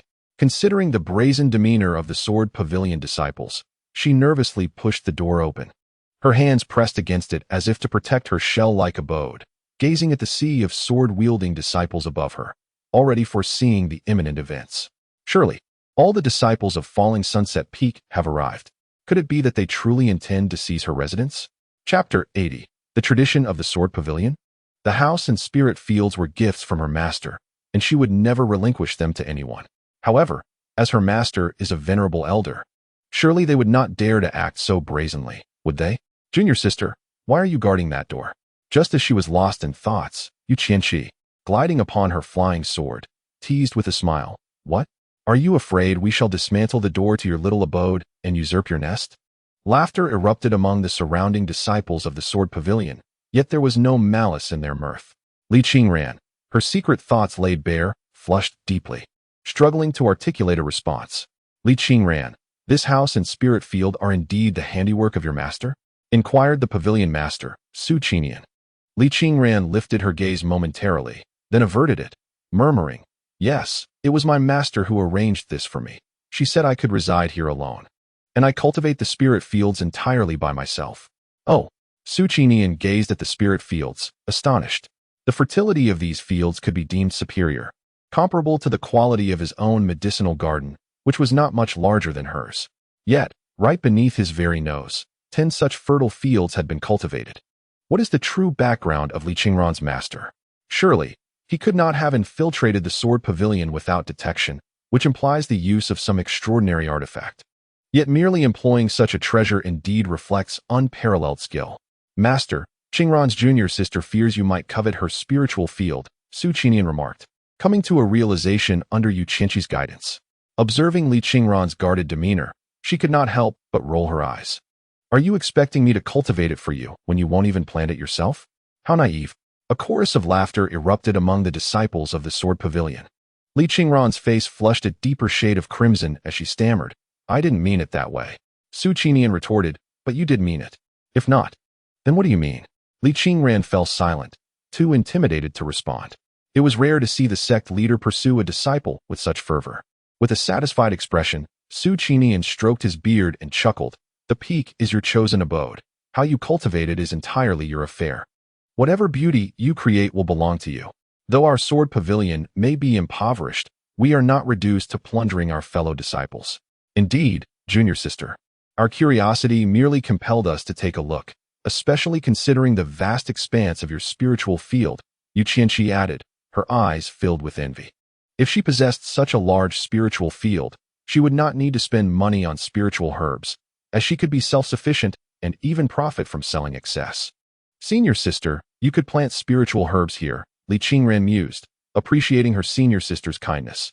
Helping her cultivate some herbs seemed reasonable. "How considerate, junior sister. But it is best if you use your spiritual field for yourself," Yu Qianqi replied with a playful huff, her pride evident. "Aren't you aspiring to become an alchemist or a healer? The spiritual field is vital for you. Put in the effort. By the way, take this." She produced a small cloth pouch from her storage bag and handed it to Li Qingran. "These are some basic spiritual herb seeds. I bought too many last time, so you can have them." "Senior sister." Li Qingran opened her mouth to refuse, but was interrupted by Yu Qianqi's mischievous expression. "If you decline, I shall plant dogtail grass all over your spiritual field. Junior sister, I brought you 2 jars of spiritual wine this morning. Remember to take them back to your quarters," she added. On the flying sword nearby, Suan, the direct disciple of Lingyun Peak, waved at Li Qingran with a smile. "You must be the new junior sister. I am Gongsun Sheng, the second disciple of Lingyun Peak." A sword cultivator pulled out a small item from his robe and presented it to Li Qingran. "This is a trinket I made. By channeling spiritual energy, it can unleash a barrage of spiritual steel needles, potentially life-saving in critical moments. Junior sister, I am Zhenhe, the direct disciple of Sanjin Peak." Another swordsman, seated gracefully on a celestial crane, offered her a small pouch. "These are 3 Sanjin pills, containing my refined sword energy. They are lethal to those below the foundation establishment stage and can severely injure those below the golden core stage. Keep them for your protection. Junior sister, here is a celestial crane I raised. Consider it a gift. Junior sister, I have nothing to offer, but here are a few pills. Junior sister, this hairpin is for you. It suits you quite well." A myriad of gifts was thrust upon Li Qingran, filling her arms to capacity, leaving her to precariously stack them aside. "Here, this is for you." A distant voice echoed. Li Qingran awkwardly peeked out from behind the pile of gifts. Staring blankly ahead at the senior she had seen earlier that morning, the one sleeping on the back of a turtle, a disciple of the Ruthless Sect. Truly, the Ruthless Sect was formidable. Even the way he spoke felt like it was laced with daggers, sharp and cutting. Duan Feng, the direct disciple of the Ruthless Cliff, held a dark sword box in both hands and said calmly, "Upon entering the Sword Pavilion, we become sword cultivators. The sword is no longer merely a weapon. It transforms into our companion, our kin. Even a wooden sword deserves unwavering loyalty until it can no longer serve its purpose. Nearly all our resources are devoted to nurturing swords and cultivating our skills. This sword box can nourish the blade, repair its wounds to some extent, and enhance its sharpness. I bestow this upon you. I cannot accept this. It is too precious, Li Qingran stammered, overwhelmed by the gifts from her seniors. Fear not. Material possessions are transient, and I possess something even better. Duan Feng placed the sword box atop the pile of gifts, finding a perfect balance point, and turned to leave. His sword hung at his waist, glimmering with a bright sheen, the blade enveloped in a faint azure glow. Remarkably, it was the only one not floating in the air. Once all the gifts had been presented, Li Qingran found herself completely surrounded by them, with the crane gifted by sister Zhao Lu even assisting her in carrying a portion. The unfolding events exceeded her expectations. She had anticipated that her seniors would require something from her, yet after bestowing their gifts, they departed in pairs, showing no intent to linger. Yu Qianxi helped Li Qingran carry all the presents into her quarters. The two sat by the cliffside of the falling sunset peak, cradling a jar of su and spiritual wine under the moonlight. This is a tradition of our sword pavilion. You will grow accustomed to it, Yu Qianxi said, gently ruffling Li Qingran's hair, a tender smile gracing his lips. Why did everyone give me so much? Li Qingran queried, still perplexed. Isn't the sword pavilion quite poor? One senior even gifted me a life-saving elixir, leaving just one for himself. Yu Qianxi gazed up at the moonlight, a hint of sorrow in his eyes. After a moment of silence, he replied softly, Junior sister, the sword pavilion has not welcomed new disciples in quite some time. The path of a sword cultivator is arduous, far more so than in other sects. It demands not only personal perseverance, but also substantial resources. We do not wish to see any disciple of the sword pavilion perish again. In truth, the sword pavilion was not always so impoverished. Each loss of a sword cultivator weighs heavily on us. Here, disciples receive spirit stones based on their cultivation needs, not their status within the sect. Even I, as a direct disciple of the sect leader, do not receive excess resources. Conversely, any ordinary disciple can obtain sufficient resources for their cultivation by submitting proof of their needs, subject to the elder's approval, regardless of the amount. This means that each disciple of the sword pavilion is akin to a gold-consuming beast, nurtured by abundant resources to become formidable sword cultivators. To lose a life is akin to tearing away a piece of one's very soul. Yet in this world, who can truly guarantee their own survival? Li Qingran may not be acquainted with the history of the sword pavilion, but she can perceive the sorrow within Yu Qianxi's eyes. She reaches out, clasping Yu Qianxi's hand in a firm grip, their fingers intertwined. Sister, I shall not perish. I will strive to live on. You must also remain alive, for you are our esteemed senior sister at the sword pavilion. Yu Qianxi, taken aback for a moment, breaks into a hearty smile. Indeed, raising her head, a stream of moonlight flows from the wine jug. As long as I, Yu Qianxi, am here, no one shall harm my junior brothers and sisters. Beneath the moon, her gaze burns with intensity, her presence as if to shield the entire falling sunset peak. Even when battered and bruised, Li Qingran remains willing to trust Yu Qianxi's sincere heart, for this is the sect where their master once resided. Chapter 81. The breathing method and underflow, combined. That night, Chun Huayan, in the depths of slumber, turned over. I hope Qingran has not been mistreated in the new sect, he mused, pulling out his phone for a glance. In his drowsy haze, he noticed Li Qingran engaged in her cultivation and casually tossed the phone aside, drifting back to sleep. On the windowsill, the coiled figure of Baji broke into a cold sweat. Once assured that Chun Huayan had indeed fallen back to sleep, it exhaled, releasing the aura of the Tao Dai towards the nine-turned spirit orchid in the moonlight. Its form seemed to stretch forth with countless dark tendrils, entwining with the shadows within the room, exuding an air of malevolence. This great blue fish is rather fortunate, Baji scoffed, observing the azure fish luxuriating in the spiritual essence bath. In this era of scarce spiritual energy, to dwell alongside a formidable figure within a realm of abundance is a tremendous blessing. As for how it came to understand this era, it primarily relied on the snippets of information gleaned while Chun Huayan watched television. Whenever Chun Huayan left, it would proactively turn on the TV to absorb information. It had now discerned that the iron box which nearly crushed it last time was known as a semi-trailer truck, a mere mode of transportation, not a weapon of humanity. Human weapons, it learned, were things called guns and cannons, akin to concealed arms capable of striking foes from a distance. With this newfound knowledge, it became increasingly convinced that this formidable individual was on a quest for enlightenment. This formidable figure traverses countless worlds, sealing away their power and memories to experience the principles of different realms, thereby perfecting their own path. However, one must not assume that a being who dares to seal their strength and memories is defenseless. Such an individual surely possesses means of self-preservation. It's speculated that the device known as a phone was the formidable figure's contingency plan. This phone bore no resemblance to a human's. While human phones display images on screens, this one was an abyss of black, revealing secrets of enlightenment only to its master. Initially, it harbored covetous thoughts, but when the purple thunder talisman appeared, it promptly resolved to behave. This blue fish is presumably left by the esteemed one intentionally. Since the esteemed one has chosen to spare you, I shall bestow upon you a fortuitous transformation. As one of the four great ferocious beasts of antiquity, the Taotai is rightfully regarded as the progenitor of all demons. To enlighten a creature, allowing it to gradually evolve into a demon with an even more potent lineage, is merely a trivial task for it. Baji pressed its paw upon the blue fish's head, and a drop of dark red blood seeped into the fish's forehead. At this pace, within 2 months, this blue fish shall transform into a demon. Baji retracted its paw, its round eyes gleaming with cunning. Should the blue fish metamorphose into a demon, it would serve as a shield for Baji.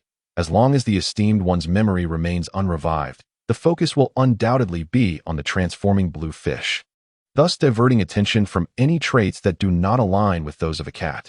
How brilliant I am! In the midst of this night, the foul cat was acting strangely. Chun Huayan casually tossed a pillow aside, his hand brushing against his phone's screen. In the game, Li Qingran continued her cultivation. A message box appeared. Your remaining lifespan is 57 days, and today's fortune, minor auspiciousness, suitable for marriage.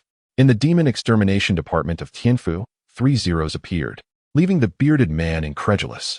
Did she truly just say that a powerful figure unleashed 7 or 8 talismans capable of summoning thunder and fire, and that she resides with a first-class demon?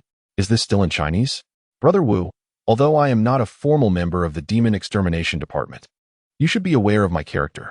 Lin Lingling has already received basic first aid, and after applying the specially formulated golden wound medicine from the department, her condition has improved considerably, though she still relies on her spear to stand upright. She added, moreover, I suspect that the demon may not only be a first-class fiend. It could even be a malevolent entity. This is getting increasingly absurd, the bearded man thought, speechless. Currently, the demon extermination department categorizes demons into generals, malevolent entities, fiends, and monsters.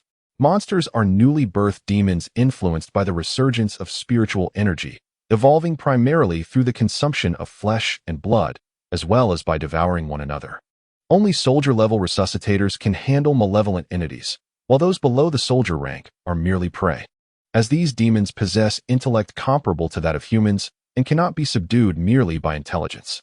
If what Lin Lingling claims is true, and this is indeed a malevolent entity, it poses a significant problem. The Provincial Demon Extermination Department currently lacks any soldier-level resuscitators. Both he and Old Li are merely master-level first class, making them incapable of confronting such a malevolent being. By the way, you mentioned that this demon resides with a mysterious resuscitator, correct?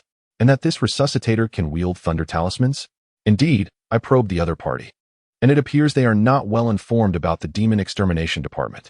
Lin Lingling pondered, stroking her chin. I now have 2 suspicions. Firstly, this reviver is indeed a wild reviver, unaware of the demon-slaying division, yet it is rather dubious that a wild reviver can freely manipulate their powers. Secondly, the individual could be a member of the demon-slaying division or another private demon-slaying organization, currently engaged in a clandestine mission, which explains their disregard for my probing. No, there is a third possibility. The bearded man's expression grew serious. Have you considered that the opponent might be an out-of-control individual? An out-of-control individual? Lin Lingling recalled the video account of Chun Huayan, connecting it to the foolish yet clear gaze of the other. How could an out-of-control person possess such a gaze? She had never contemplated the possibility of the individual being out of control. The bearded man had also viewed Chun Huayan's video account. but he deemed it insufficient as a reference. After all, people can disguise themselves. This matter must be taken seriously. The bearded man slammed the table and stood up, his gaze intensely fixed on Lin Lingling. Currently, only you have contact with that mysterious reviver, and since they have not launched an attack on you, I assign you the task of continuing to monitor them. Should there be any anomalies from the individual or the demons in their vicinity, report immediately. I have already requested the dispatch of a soldier-level operative. You only need to buy some time. Me? Lin Lingling pointed at herself, her lips twitching. I am merely a white grade A class. You want me to keep an eye on that big shot? If you accomplish this well, I will promote you to master level. The bearded man clasped his hands, smiling.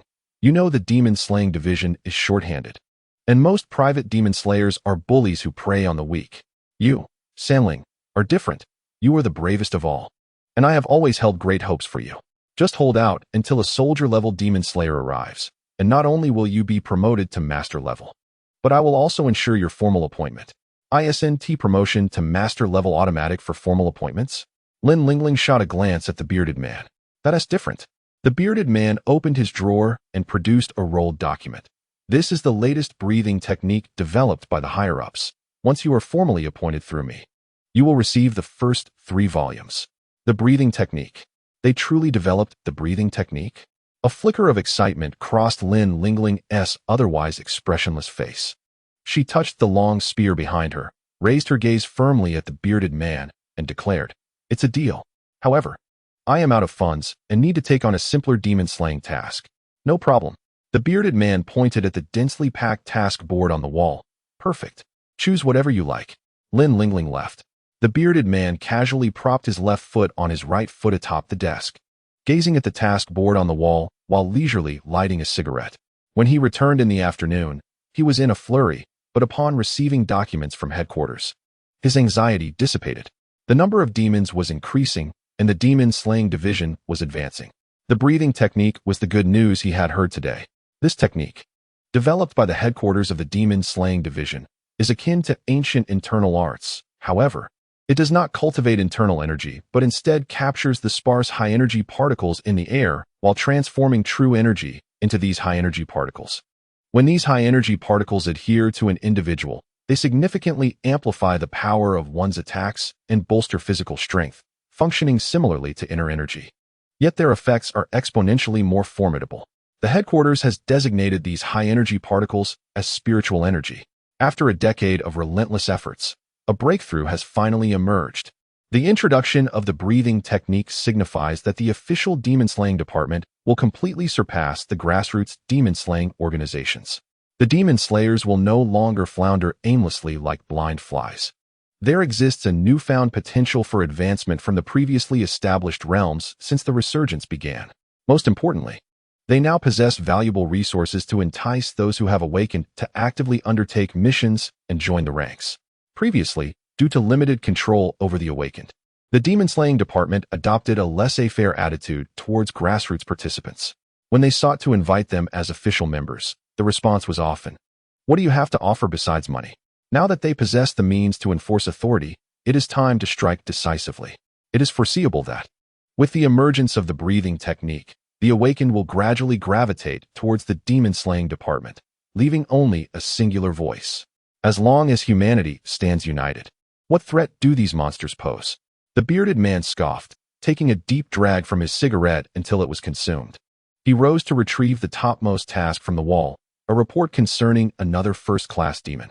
Task location, sewers of Quanjai Street. Task difficulty, first-class demon, intelligence, suspected to be a demonized stray dog. Its saliva can infect individuals, driving them to madness, already resulting in 17 fatalities, including 2 white-level grassroots demon slayers. Damn demon. The bearded man squinted, clenching his fists and murmuring to himself, "Tonight, I will enter the first layer of the true return technique." Perfect timing to test it out on this demon's head. Chapter 82. Are we serious? Disciple Qingran humbly beseeched the heavens for compassion, invoking protective mercy to dispel all calamities and safeguard her master's well-being. The following morning, Li Qingran performed her customary rituals of incense and bathing, offering 3 bows to the sky in prayer for her master. Thereafter, She boarded the celestial crane gifted by senior sister Zhala to journey to the Sword Pavilion's main square. She had always been a punctual individual, ensuring she arrived early whenever possible. However, upon reaching the square, she was taken aback to find it already brimming with people.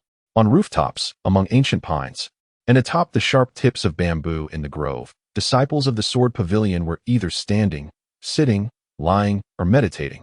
The more advantageous the view, the more crowded the area became.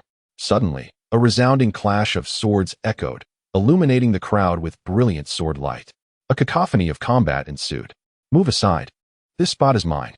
Just because you say it's yours, does that make it yours? I claim it too. I have my flying sword occupying the space. I don't care about that. The intense sounds of swordplay soared into the heavens. The surrounding disciples of the Sword Pavilion showed no inclination to intervene. Rather, they watched with great interest, discussing who might emerge victorious. Little junior sister, you must come earlier next time. A figure descended onto the sharp tip of a bamboo stalk, revealing Suin, the one who had presented her with spirit wine the previous day. Brother Su, Li Qingran quickly bowed in greeting. There's no need for formality. Suin replied, holding a wine gourd, his eyes reflecting a hint of inebriation as he chuckled. The sect's morning lecture is of paramount importance. It serves as a forum where the elders collectively address the cultivation challenges faced by disciples and where the direct disciples share their insights on cultivation and combat. Following the morning lecture, students from each peak are escorted by their respective elders to practice the corresponding sword arts. Understanding dawned upon Li Qingran as she nodded, albeit with a degree of bewilderment. The instructional approach of the Sword Pavilion starkly contrasted that of the Qingyun sect, appearing to be more environmentally conscious. Hence, it was essential to arrive early for the morning lecture to secure a good position, for at times, direct disciples would engage in friendly contests. The closer one sat to the front, the better one could observe intricate details, which would greatly benefit their cultivation and swordplay. Suin, seemingly buoyed by his intoxication, swayed on the bamboo tip, yet regardless of how much he swayed, his feet remained firmly planted. But, brother, you seem to have arrived quite late, she remarked. Me? Suin waved his hand dismissively. No one dares to take my spot. The front seats are reserved for the top 3 true disciples of each peak. If anyone wishes to claim them, they must first defeat us. At that moment, a duel at the front appeared to have concluded. A disciple of the Sword Pavilion, grumbling, ascended to a neighboring rooftop and struck down another disciple who had claimed a favored position, taking their place instead. Boom, boom, boom. A distant chime resonated through the mountains, ringing 9 times, and the entire square fell silent. The morning lecture was about to commence. Su-in's expression shifted to seriousness, the intoxication vanishing in an instant. Junior sister, I'm heading to the front. Farewell. Before Li Qingran could blink, Su-in had vanished from her sight, leaving only the bamboo swaying slightly in his wake. Throughout the morning lecture, Li Qingran was entranced. The elders of the Sword Pavilion did not merely recount their experiences, given the vast disparities in realms. Much of their knowledge would be incomprehensible to disciples of lower cultivation levels. Thus, the elders endeavored to distill this knowledge into digestible fragments suitable for various realms, allowing disciples to grasp concepts beyond their current levels without adversely affecting their cultivation. This method made Li Qingran reminisce about her time at the Qingyun sect. When the Taoist Qingxian taught her the red cloud formula, he simply imparted the incantation and then left her to her own devices. Merely translating the incantation into comprehensible terms had consumed considerable effort on her part. After the morning lecture concluded, all disciples departed under the guidance of their respective elders. Li Qingran did not rush to leave. Instead, she circled the small square. Eventually, she found the Sword Pavilion's master, Su Qinian, sound asleep upon a venerable pine tree. Master, I have matters to report, Li Qingran announced, bowing beneath the pine, but received no response. She glanced up, surprised to see the master, a late-stage transformation cultivator, utterly unguarded and still asleep. Master? Junior sister, your attempts will not rouse the master, remarked Yu Qianxi, who emerged with a mischievous grin, casually draping her arm over Li Qingran's shoulder. Even from 100 miles away, the master could sense the murderous intent of enemies. Yet within the confines of the Sword Pavilion, even if a disciple were to approach him within mere centimeters, he would remain undisturbed in his slumber. Yu Qianxi rummaged through her storage bag, producing a bronze disc and a mallet.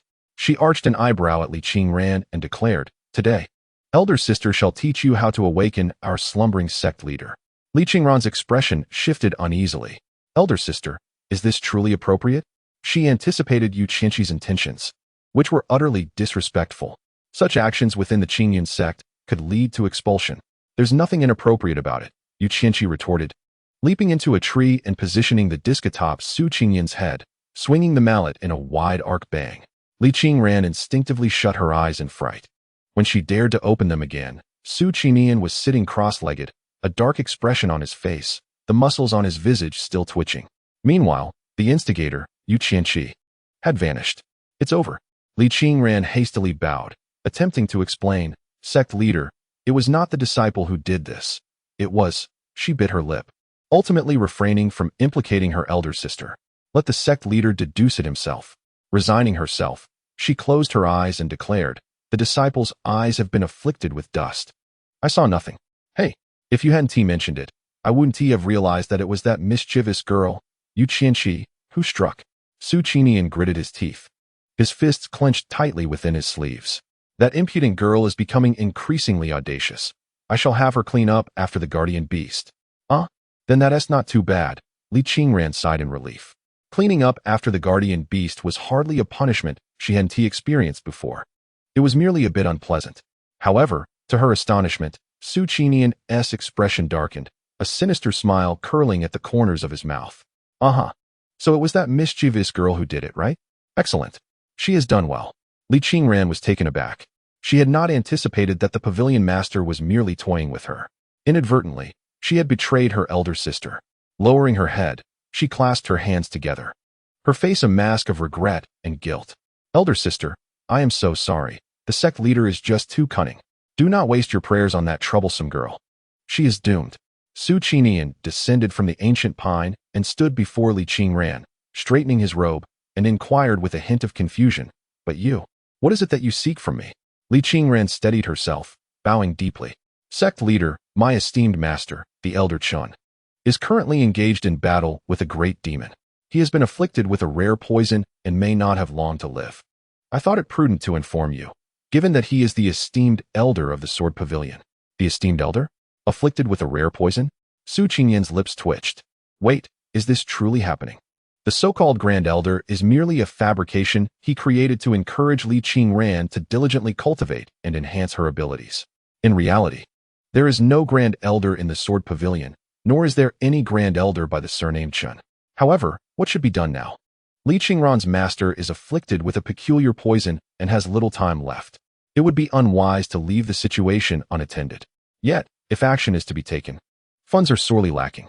Qingran, inform me whether this notion is yours or your master's." Su Qingyun resolved to bide his time and probe further. "It is both my master's idea and my own." Li Qingran bowed once more. "Might I ask, esteemed sect leader, if there exists a method to assist my master?" "I am willing to do anything." Su Qingyun felt a surge of exasperation. How had it come to this? To take on a disciple while also acknowledging a grand elder within the Sword Pavilion? Was this appropriate? Was it right? Given the complexity of the situation, Su Qingyun decided to delineate matters. He cautiously inquired, "When I entered the sect, that grand elder had already departed to wander the world. I only know his surname is Chun, but not his specific name. My master's name is Chun Huayan." Li Qingran promptly added, "I see. Then you shall accompany me to the sect's ancestral hall. I will seek to ascertain which grand elder it is, allowing us to strategize according to his realm." Su Qingyun mused inwardly, the ancestral hall being filled with the tablets of ancestors who have passed on, some of whom had departed the sect without a trace. If he were to visit the hall and not find a tablet belonging to a grand elder named Chun, he could simply dismiss the matter, providing Li Qingran with a fabricated promise to encourage her cultivation, a solution that served two purposes. It was not selfishness. The Sword Pavilion could scarcely withstand further turmoil. Resources were dwindling, insufficient to support others. Li Qingran did not comprehend the necessity of confirming identities. She merely clung to hope as she followed Su Qingyun to the hall. The ancestral hall of the Sword Pavilion, though aged, was impeccably maintained. Li Qingran noticed a female sword cultivator diligently sweeping the courtyard, her white hair cascading over her shoulders, her slender figure illuminated by the morning light. Her porcelain skin seemed to radiate a gentle glow, untouched by the passage of time. In a fleeting moment, Li Qingran felt as if time itself had melded with this ethereal sword practitioner. Senior Sister Lin, Su Qinian greeted the female cultivator with a respectful nod. This was the first time Li Qingran had witnessed Su Pavilion Master display such solemnity. The female sword cultivator merely nodded lightly, seemingly indifferent to their presence. Su Qinian did not elaborate on her identity to Li Qingran, instead hastening into the ancestral hall. Inside the hall, tablets were meticulously arranged.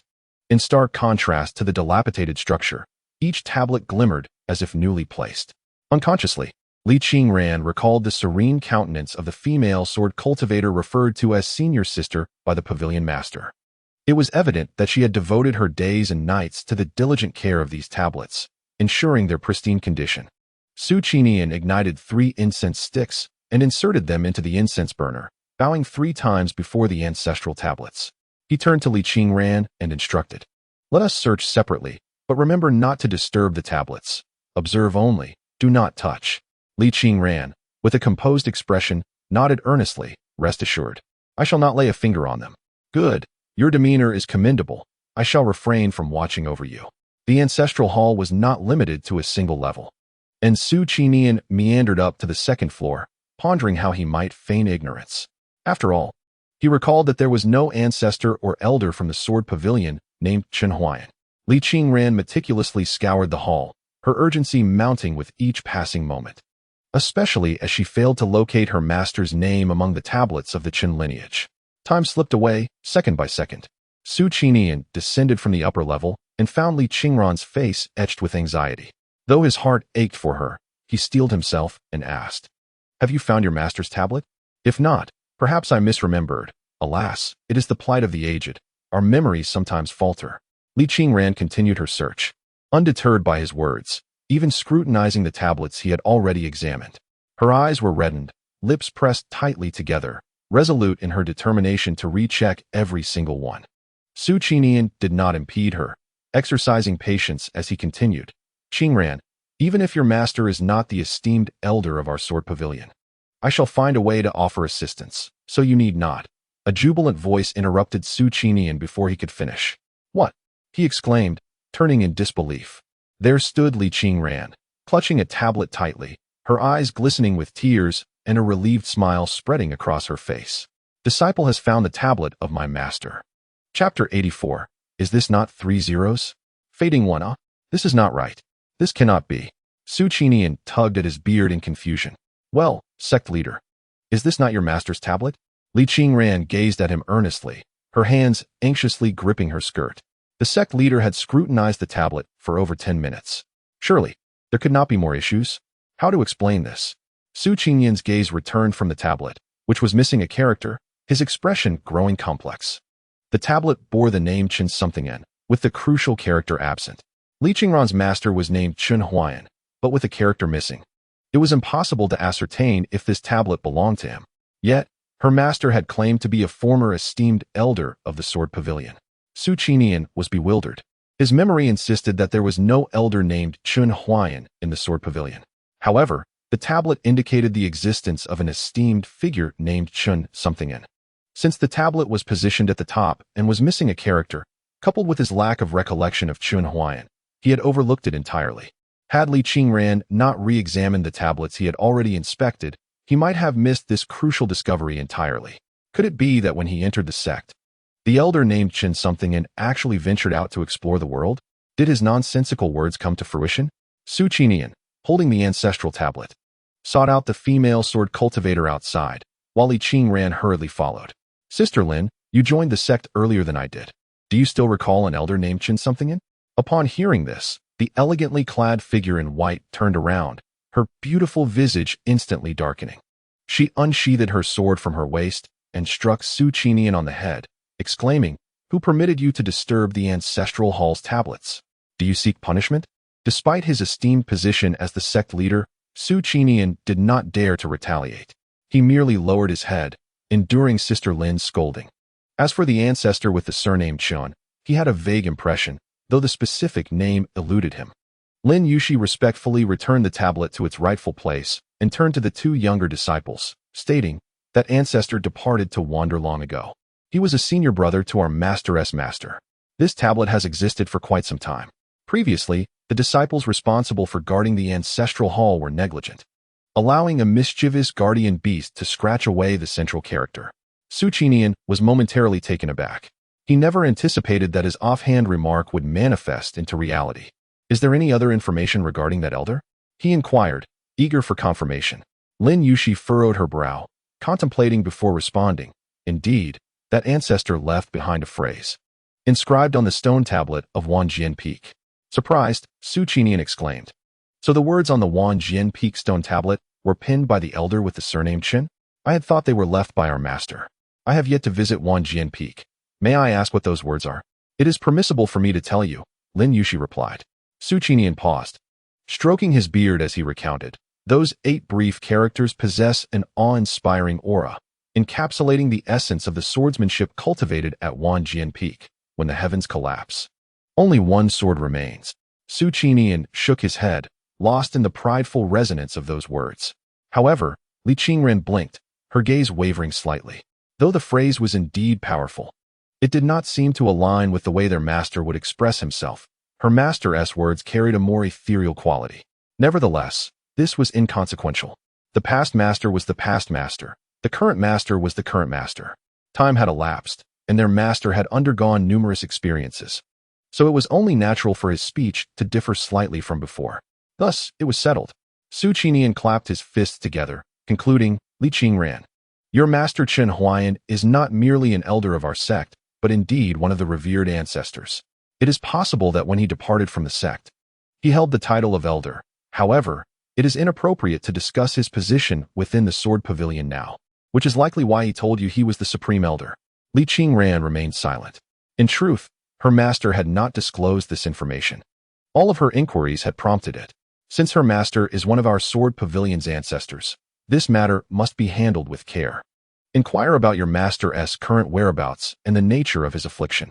The Sword Pavilion will spare no expense to procure the antidote, even at the cost of our entire fortune. Suchinian's words were resolute, demonstrating his unwavering commitment. After all, the Sword Pavilion embodies the spirit of never abandoning any disciple. The mere mention of the 4 characters Sword Pavilion ancestor holds enough significance to compel them to sell their possessions in a desperate bid for rescue. Should they succeed in bringing back this esteemed ancestor, what is the Qingyun sect in comparison? The Sword Pavilion would mobilize en masse, storming into the Qingyun sect, depleting their spiritual stones and compelling their guardian beast to mate with the Qingyun sect's mother serpent. Would anyone dare to utter a word of dissent? Dare they? Hee. Suchinian found himself reminiscing about joyous thoughts, smiling like a true sword cultivator. Suchinian, you have meddled with the ancestral tablet. Proceed to the law enforcement hall to receive 100 lashes. A cold voice echoed from behind, causing Suchinian to shudder involuntarily. "Oh dear, senior sister. I am the sect master now. Even a sect master must face punishment." Lin Yushi closed the door of the ancestral hall, her tone frigid. "What? Are you waiting for me to personally haul you to the sect square like in your childhood, to be publicly whipped before all the disciples of the Sword Pavilion?" Upon hearing this, Suchinian's face drained of color, and he hastily retreated with Li Qingran. He was acutely aware that this senior sister meant business. "Sect master, I wish to visit the Scripture Pavilion." Although Suchinian had already promised to handle the matter, Li Qingran felt it prudent to adopt a dual approach. The master's poison could not be delayed. Should Suchinian's efforts prove futile, perhaps she could discover a solution within the Scripture Pavilion. Go ahead. Suchinian waved his hand dismissively. The Scripture Pavilion is atop the northern peak of the sect. Remember to adhere to the rules there. He summoned his flying sword, preparing to head to the law enforcement hall. However, he turned back, his expression dark as he fixed his gaze on Li Qingran. "Qingran, about today's events." Li Qingran's demeanor turned serious as she clasped her hands in a formal salute. Disciple merely accompanied the sect master to the ancestral hall, observed the tablet, and then exited. "I did not encounter anyone, nor did anyone speak to the sect master or me. I am unaware of the sect master's current whereabouts." "Oh." Suchinian, satisfied, stroked his beard. "Good." With that, he ascended into the sky upon his flying sword, while Li Qingran exhaled a sigh of relief. She detached a bell from her waist, summoned a celestial crane, and soared towards the flying peak. Thud, thud. That morning, Chun Huayan was still lost in slumber when two resounding knocks echoed from outside his door. He groggily opened his eyes. No way. Are they sending items again? On the sofa, Ba Ji also opened his eyes, the golden pupils flashing with a cold glint. The scent of blood and the aroma of that previous little thief. Chun Huayan rose and opened the door. A wave of blood reek assaulted his senses, causing him to frown. There, a trail of blood stretched from the window at the end of the corridor directly to his feet. At his feet lay a petite figure curled up, clad in a summer uniform from the first middle school, drenched in blood and mud. Her disheveled hair matted with dirt and blood obscuring her features. A little girl collapsed at his doorstep. The crucial point was that he recognized her. Wasn't he this the girl from the 3 Zeros? Chapter 85. Each with their own agenda. Lin Lingling. When Chun Huayan first learned the girl's name, he affectionately nicknamed her 3 Eggs or 000. In his mind, she was a quintessential late-stage adolescent, exhibiting symptoms of a rather severe Chinibu syndrome, even more pronounced than his own. However, their interactions had been limited, consisting of merely a fleeting encounter. Thus, a puzzling question arose. Why would such an unfamiliar girl appear at his doorstep? Moreover, if he was not mistaken, she had not entered through the front door, but rather through the window. The surveillance system of this chain hotel was certainly lacking. Chun Huayan stared at the pool of blood, his mind racing with anxiety. How was he to deal with such a significant amount of blood? How could he possibly explain this to the housekeeping staff? Never mind, he thought. He should first move her inside. The floor felt rather cold. Out of respect, Chun Huayan donned a shirt before re-entering to carry 000 inside, as he had only been wearing a pair of shorts. On the sofa, his feline companion, Muscular, was utterly bewildered at the sight of Chun Huayan gently placing the girl down. Why? Why did the boss not simply dispose of this intruder? Why was he treating her with such tenderness? Had it made a mistake in its earlier assumptions? Were they, in fact, allies? Muscular's apprehensions heightened. What if this girl awakened and exposed its true nature to the boss? Would the boss then recall its hidden identity and summon a tempest to reduce it to a smoldering heap before tossing it into a pot to be cooked and garnished? Served as a culinary delicacy? Was that the fate that awaited it? All its previous efforts would be rendered meaningless. Unbeknownst to Chun Huayan, a certain creature was quaking in fear. He was preparing to call for an ambulance. Although his spring needle might prove effective for 000's current condition, the stakes were high. If a few needles caused her demise, he would be left with a heavy burden of guilt. Balancing his phone between his neck and shoulder, he gently placed the girl on the sofa. The moment 000 lay down, her head tilted to the side, and she vomited a copious amount of blood. What in the world? Had she been severely injured? Chun Huayan was taken aback.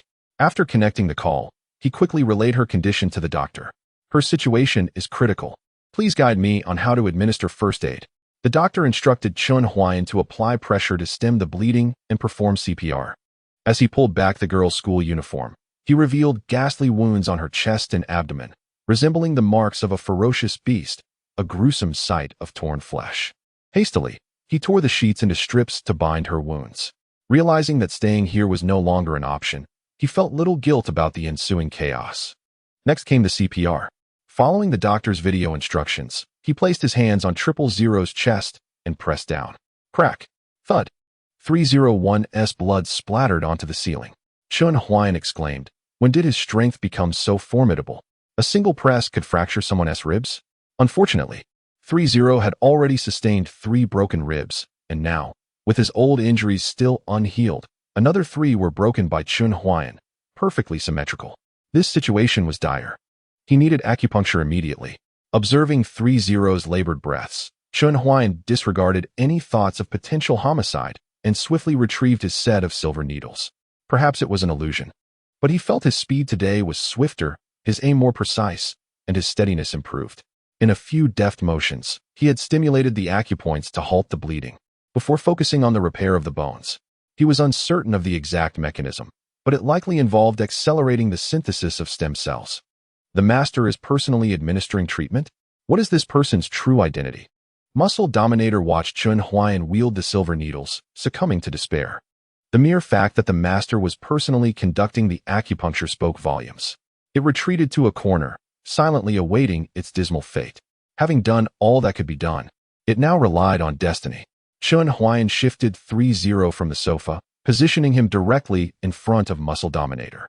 Muscle Dominator thought, the master intends for him to perish. But did it dare to move? Certainly not.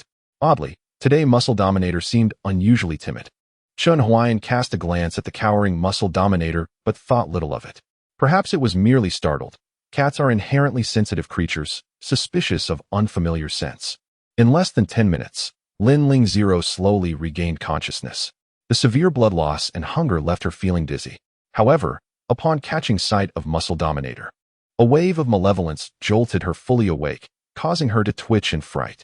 Under Muscle Dominator's gaze, Lin Ling Zero felt her scalp prickle, paralyzed with fear.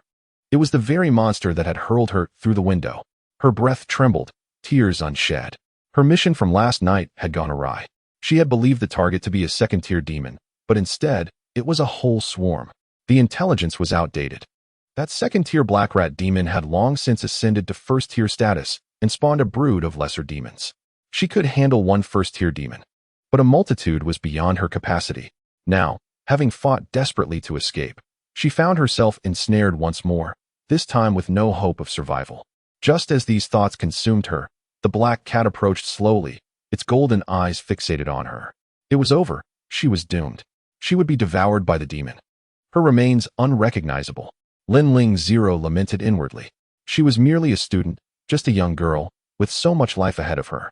She had not even soared through the skies on her flying sword yet. How could she meet her end here? Mew, came the soft, fluffy meow, startling Lin Ling Zero momentarily. Her eyes flickered as she noticed the black cat had drawn near. Suddenly, with a swift motion, Lin Lingling's eyes widened in disbelief. Lick! The enormous creature was actually licking her. Overwhelmed, she nearly fainted again. Ah, you're awake.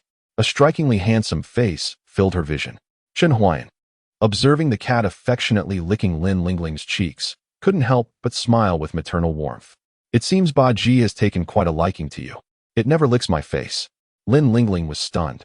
What on earth? This great monster is called Ba Ji. Ba Ji shivered at the thought. Licking the boss's face? It must be a trap. I wish to live a few more days. I must not fall into this scheme. Thank you for saving me, Lin Lingling stammered, her mind in chaos as she gazed at Chun Huayan's dazzling face. Coupled with her physical discomfort, speaking became arduous.